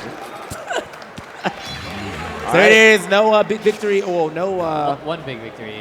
No double big victory right there from Zero. However, see what happens here in this next set. I mean, if it goes to melee, as long as he can block a big victory as well, then we're right back to the tiebreaker. That is Wii U. Yes. And it is melee. Yep. Presented by Geico Gaming. I mean, no one thought different. Now remember, if Wizrobe can actually double big victory here, there is no way for Zero to win it in Wii U. Yep. Now that he's dropped a game, not dropped a game, he's dropped a big victory in Brawl. So this is actually really critical that he makes something happen here. And he's going to be going Fox, and again, in Fox Falcon, all it takes is one shine. We saw that earlier. Wizrobe, of course, a very great player, going to try and avoid it as best I'm as he actually can. really hyped to see this melee set, too. I mean, Yeah. with the this way is that, gonna be great. that Zero was playing, I mean. Yeah, he woke up last Yeah, he time woke up. he was playing Yeah, melee. he really did. The beast is back, and I mean, he just needs to channel that into a couple quick shine gimps on Wizrobe's Falcon, or maybe just actually keep it simple, do the clean stuff, and win a stock fairly. Just up throw up air, or like play the whole thing out, get enough damage to actually kill him straight. One thing that's going to be really interesting for me is that since Zero has some really great melee experience, seeing how he reacts to Wizrobe's tech chase scenarios. Because Wizrobe, as we all know, is extremely potent in that situation, but Zero is extremely smart. So how is Zero going to get out of these bad positions that Wizrobe could potentially put him in? I'm really interested to see, how he mix up his patterns and whatnot, how he responds. Well, looking at our past games, we actually saw Nairo was really good at that. And, similar Brawl Wii U player. But we also saw against Nintendude, Nintendude got no tech reads. And very often Nintendude would do those back throw, down throw mix-ups, try and get a tech read into a wobble. He never got it because Zero's tech was really good. So I'm actually hoping that continues into this. But of course, Wizrobe, a Falcon player, they're known for getting in your head, picking apart those tech reads. And really with Falcon, it only takes one. Man, Yes. you get that down there, or you get that knee, and out of here, man. Absolutely. Just have to carry that momentum between stocks, of course, as well. And I think that one of the biggest things here is that, if he ends up blocking both big victories, then that's almost like the definitive win goes to Zero. Yes. Unless somehow, Wizzy comes through with a big victory in Wii U, which, again, not out of the realm of possibility, just very unlikely. That's all it is. All right. So here's what can happen, though. Is It needs to stop. Yeah, It needs it's to going on stop. all day, man. I just let it go. So here's what can actually happen, which can really throw a wrench in everyone's big victory plans. All right, We're here sitting it here is. talking about big victories. What if someone takes a game? All of a sudden, the big victories stop mattering. Yeah, you're right. I was saying here that if Wizrobe... Well, we haven't seen any game threes yet. No, not at all. That's right, yeah. Yeah. That's what I was saying. If Wizrobe can get 2 big victories here, there's no way for Zero to do it later. But if Zero takes a game here, all of a sudden, the whole dynamic shifts, right? Yeah. I think that's why we've been focused so heavily on big victories, because we never had to talk about the idea of a game 3. It's always been, someone gets washed in one game and then washes them in the other game. So, it happens. But we'll see what happens between these two competitors. I mean, again, Zero's been moving. He's probably the best non-melee player that has played melee today. For sure. Definitely looking way better than no shots against Esam, but I was expecting Esam to turn up, and somehow the first game went down to last hit between him and Nairo. Yeah. Really? And I was like, and then I was looking at the chat, was like, yo, didn't he go to Smash Summit? It's like, dang, blown up. They was going in. Nairo for Melee Summit. Yeah. So yeah, man. I don't need to see that Reddit thread all over No, again. no, thank This guy you. does not deserve a spot in Smash Summit. It's good times. All right, players SDing now. This is the hand warmer's over, basically. And, Hey man, this is Wizrobe. We need at least an 8-minute hand warmer. Right? We used to think Mewtwo King was bad. We still do. We still do, but Wizrobe. I mean, M2K lives in Orlando too, so it just might be something in the Florida water thing, down there. Yeah. That's all they do. They just hand warm for 18 hours. I mean, it's so hot there. You'd think they wouldn't need to. Wow, nice one. Damn. It's all right. I was bothering Max when we were casting earlier today, man. Well, we were really ribbing each other. Oh, yeah, we were, man. It's good times. Yeah. That's how you know the love is real. Yep. It's always a good time when you're commentating with your bros, cracking open a cold one with the boys. Mm-hmm. And yeah, man. I mean, that's probably what's going to happen right after this. I'm not going to lie to you guys. Huh? I'm not going to lie to you guys. That's probably what's going to happen right after this. Oh, yeah. Cracking a cold one with the boys. I mean, most of us got, like, decently late blocks, so. Yeah. I also have to play tomorrow. I don't know what time that's all at, but I'll figure it out. Oh, you made it out of pools? Same. Yeah, and doubles and singles, yeah. And, oh, okay. Who'd y'all playing double? Who'd you team with? Y'all teams? No. Oh, okay. I'm with Raptor, and he's with Vic from VV Smash. Oh, right. Good job. Yeah, we got, me and Malcolm entered. We didn't get seated because we entered, like, last second. I was like, it's cool, man. I don't think I was going to get out anyway. I just want to play. Yeah. So we went 2-2. We lost to CC and Sonito, and then Puppe and Sova. They've been teaming forever, though. Okay. So that's fun. Puppe and who? Sova. Okay. It was fun. Myself fun and Vic, we took a game off Ally and Black Twins. You guys did? Yeah. Wow. Well, Ally sucks. Wow. So. Yeah. No, I know he's in the audience. I got so, 6 kills that game, too. And I spiked Ally out there. I looked right at him. I was like, yeah. With Cloud? Yep. Wow, let's All go. right. Waiting it out, though. I mean, we're talking about what we were doing in the Smash 4, but let's talk about what's happening over here in this Melee. Yep. Kind of waiting out to see what pops here. Oh, by the way, good shirt right there from Wizrobe. Another Bullet Club shirt. You know, shout out to Tekken. Yep. So And the Bullet Club. And the Bullet Club. Do you think they're ever going to play Melee or just sit Nah, on the nah. stage select? They're the masters of the Until stage someone select screen. forfeits and move on to Wii U. That's so cool that they had that shirt, man, that CEO. Yeah. So cool. It, like, blows my mind to see the connection from two things that I love. Uh-oh. He said it. Ally stuck back here. Yo, Ally literally came here to point a finger menacingly at Gunblade. Actually said it. Oh, my God. Get the step in, Ally. Tonight, you. Yeah, that was some real thought process on what's Yeah, going on what are right they? here. What are they thinking of? Something broken? Let's take this moment to shout out our sponsors, Geico Gaming. Yes. Shout outs to those guys powering all of Super Smash Con. Without them, Smash Masters wouldn't exist. We wouldn't get to see these two hype players great across several Smash games come meet in the finals right now. Whoever came up with the big victory thing, shout outs to you, man. Yeah, that's that's been, a like, great mad idea. fun to That's see how it the keeps us big competitive. victory stat. Yeah, man. Whoever came up with that, shout I think Justin came up with that. yeah. As long as Zero can play 15% or more better than everyone else that's played Wizzy, I mean, he might be able to avoid a big victory. That's all I'm saying. Yeah. Geico Gaming. Yes, for sure. All about the big G, man. All right. At this point, if they don't start on like Mute City, I'm gonna be a little upset.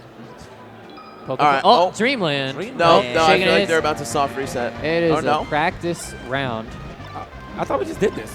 Go for it, crowd. I We think- got I nothing, think we got nothing they better to hand do right warmered now. and then they had to wait, so their hands got cold again. That's true. I see. That's true. I mean, the I friction see. was just gone. Like, you know, Yeah. like 5 minutes passed, the friction's definitely gone. Static was out.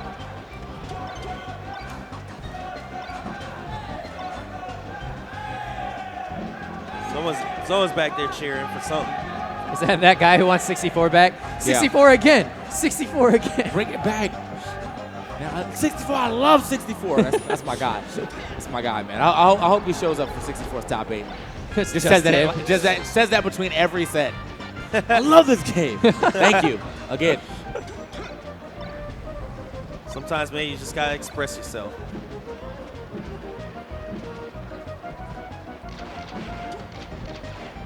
Oh man.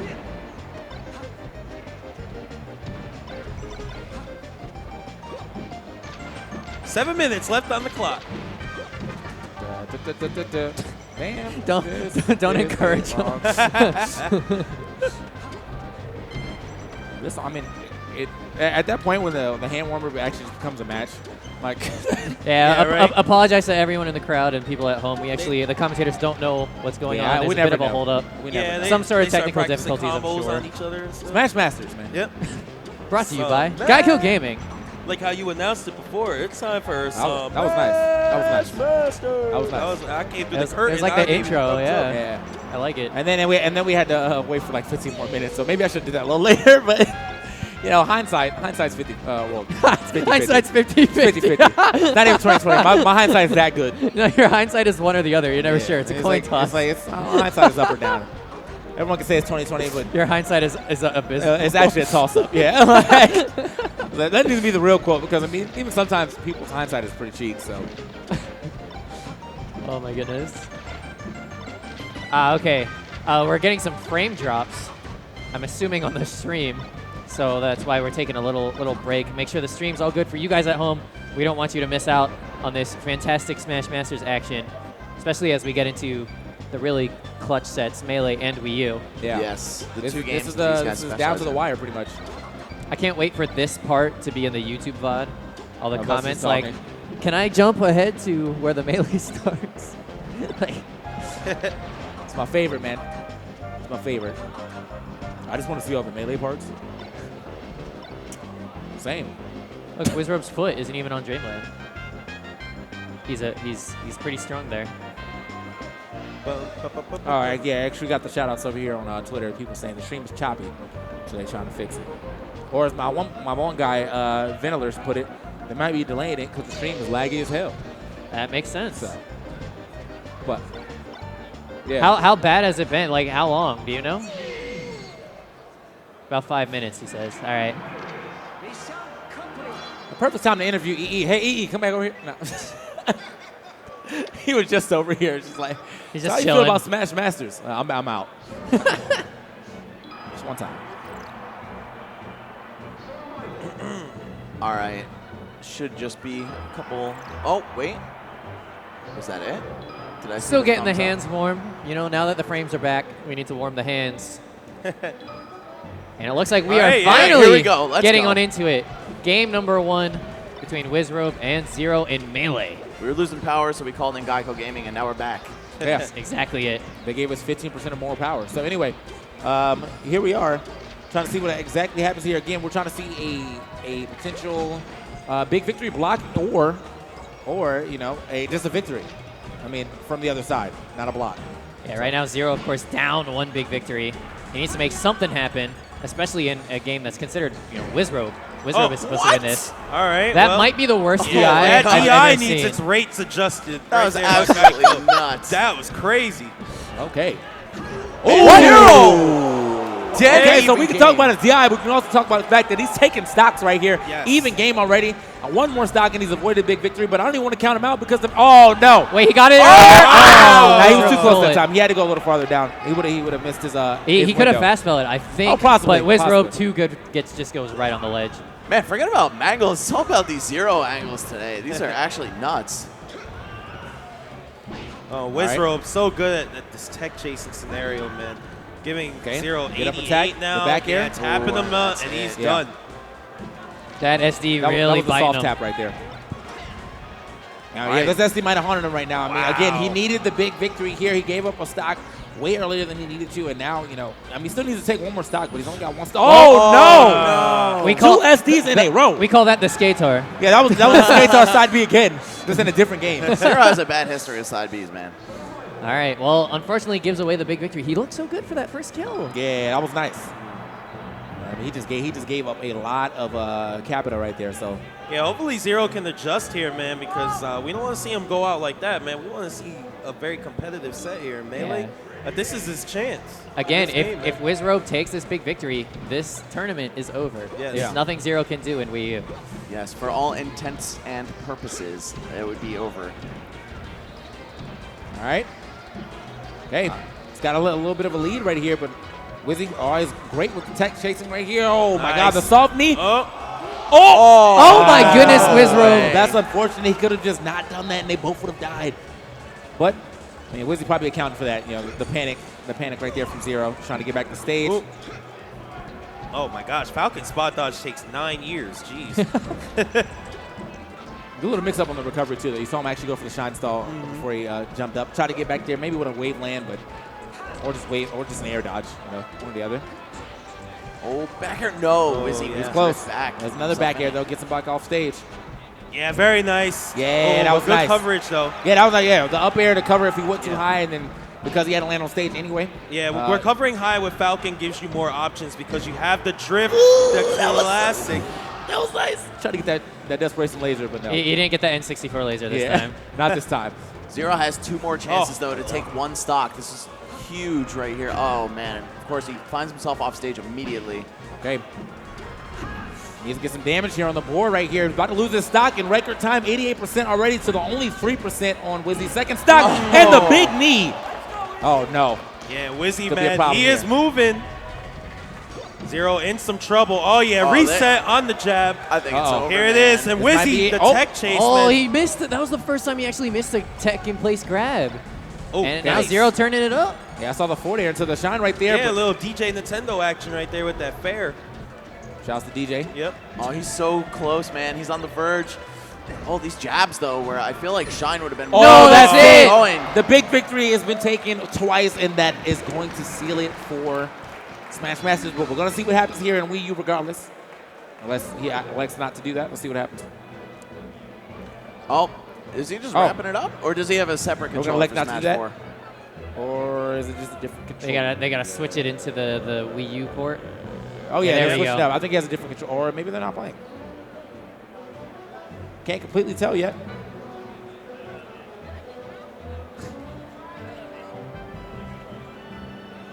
All right, so Zero Oh, saying, looks like hey, they're going to let's play it out. Okay. All right, wait. So- What game is it going to be, guys? Yeah, what guys? Drum I roll? need to know. Here it is, Zero. Thanks, Yeah. The Brought Wii, to so you they by are going to Geico play it out, Gaming. man. By Geico Gaming once again. But either way, we already know the victor of Smash Masters this time around will be Wizrobe. Very unfortunate right there for Zero. He had the opportunity to get the big victory. That first stock in that first game was looking real nice. Then he just gave up 2 stocks, and it just didn't pan out for him. Yeah. The second game, he started to come to life just a little bit at the end, but still not enough to get that second stock off. Yeah, man. of That Zero, second Wizrobe. game, Wizrobe actually turned up at the end too, man. Yeah. He got some solid KOs on Zero, and then that tech chase started, and it was a wrap, man. Man, we've seen a tragic side B from Zero in now 3 different Smash titles. The only 3 Smash titles they even have side Bs. Of course, that SD right off the side of the stage with Fox right there in Melee. The SD with Mennonites, Drill Rush, and, Evo Moment 38 for all. Yeah. Well, did that happen on the other side? No, Yeah. Oh, I'm okay. saying at Evo. Oh yeah. Because I'm definitely feeling like with the way these Asabis are looking, we might end up seeing like that we're like B reverse monkey flip the wrong way, does the kick, Yeah. and he's like, I'm dead. Yeah. That actually happened to I'm him in a dead. Smash 4 button check today, Okay. just here on this stream. Yeah. Okay. Well, that's so I don't know, man. That's That like doesn't really happen. demoralizing as Yeah. a Diddy, I bet. You're like, and you can't do anything. Yep. Yeah. You're just floating there dying. He's got that. Yeah, he's got that pose too. Like, Yeah, yeah. like, Yeah, the till his Trinity death. from the Matrix. Yeah. It's like, well, okay. Looking like Mankey in the Gen 1 spray. Yo. Yo, Mankey was crazy. Yo, Mankey, yeah, man, that was. Ash's primate though, was crazy. I Got the don't little know how squiggle Ash over does his that. head at all times. Ash's Pokemon all wanted to kill him at some point in time. Yes, yes, how true. do you do this? Like, how are you the best in the world when all your Pokemon at some point in time wanted to kill you? So. That's Either how way. he trains him, dude. Yeah, that's how he trains them. It's like, look, you guys gotta love me eventually. You can kill a Okay, human, I you guess can kill a I Pokemon. guess I'll fight for you. Like, all right. So we're gonna see Sheik versus Diddy Kong most likely. Yep. Yeah. I still don't think I would like to see. I kind of want to see Wizrobe's like secondaries. I would love to see Wizrobe play Marth in this game. Yeah, same. Just to see what happens. Yeah. You know? Yeah, that'd be really cool. His Brawl Marth is really nice, even though, he never really used it during Brawl's heyday. Yeah. It's actually pretty clean. Yeah, yeah. And it's held up throughout time, too. Yeah, he just plays very fundamentally solid, understands Marth's options are extremely good, and keeps it simple. Yeah. So here we are going to get this button check out the way real quick. I know you guys can hear the background. It's Halbert, which was probably legal for like the first month of this game. And then we realized we really don't need 19 stages on if no one's going to like playing on 7 of them. So that was just... That and characters killing each other at 40. Honestly, I'm like, I was okay with that for a bit. It was kind of funny. Just it's kind of funny like to watch someone die like when because you need expert timing to get that grab when the platform's setting. So if you get grabbed, that's still your fault. Like the platform setting. Just I have lost a tournament set when Halbert was legal to a Luigi misfiring me, and I just die off the top at like 50. I never understood that change in the hitboxes. Though. Not the hitboxes, but the blast zones. Like, why did they decide to just up and just That do something transition, totally right? different instead of I just know. like bring in just port the system. Just port it. Just port that same thing, update the graphics just a little bit, keep the blast zone the same. They were like, yeah, you know what? As soon as the stage starts to set, that's the blast zone we're taking. So think if it you're has at the to do with top, you're the- pretty much in it. Like I think the size of the characters has something to do with it too, because Yeah. they look proportionally wrong. I Yeah. think on some of the brawl stages. Yeah.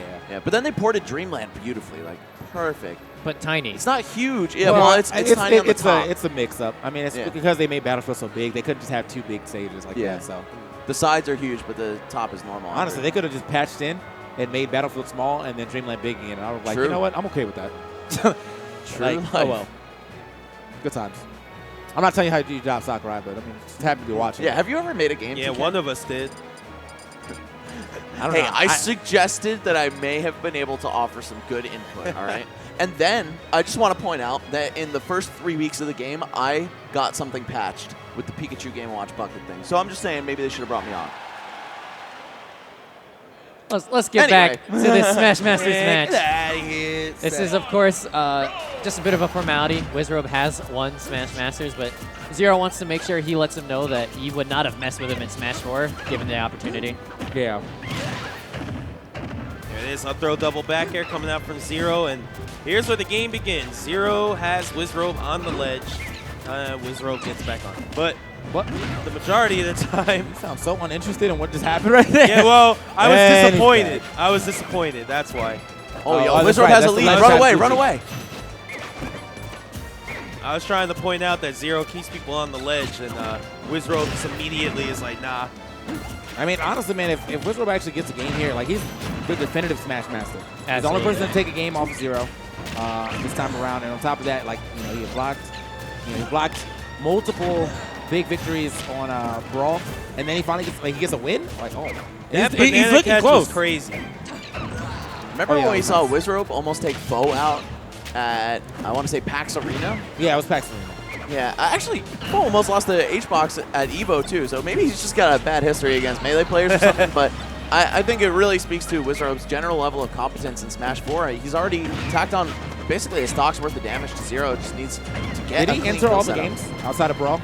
Did Sorry? he enter Smash 4? I'm sure he Oh. entered 64. I'm not sure, yeah, I would Okay. assume just probably Melee and 64 if he's Okay. trying to focus Yeah. on them, but I don't know. I would have loved to see him get up there in Smash 4 as well. Wizzy, turn into the younger Mewtwo King, basically, being able For to real. be good at multiple fighting games or multiple Smash games at the same time.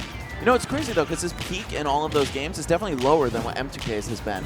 But you're still about to see him win Smash Masters, Yeah. which is just nuts. He's kind of the jack of all trades, whereas everyone is just the king of one specific one. And don't forget, Ooh. last year we actually saw Mewtwo King versus Wizrobe in Smash Masters. Yeah. And Yeah. Mewtwo King was able to clutch it out. I mean, these two were, I think we've always known these two are like the cream of the crop. A lot of people wanted to see Zero thrown into that mix. Yeah. But Wizrobe taking him out today. So there it is, man. Zero getting that first win with a clean 2 stock. Got a big victory on his side. But again, if you were just tuned in, Wizrobe has already kind of been declared winner. Yep. So we're just kind of playing it out, get to the finish of it, trying to see what Zero can do to, pad those stats. We've seen this happen multiple times actually today.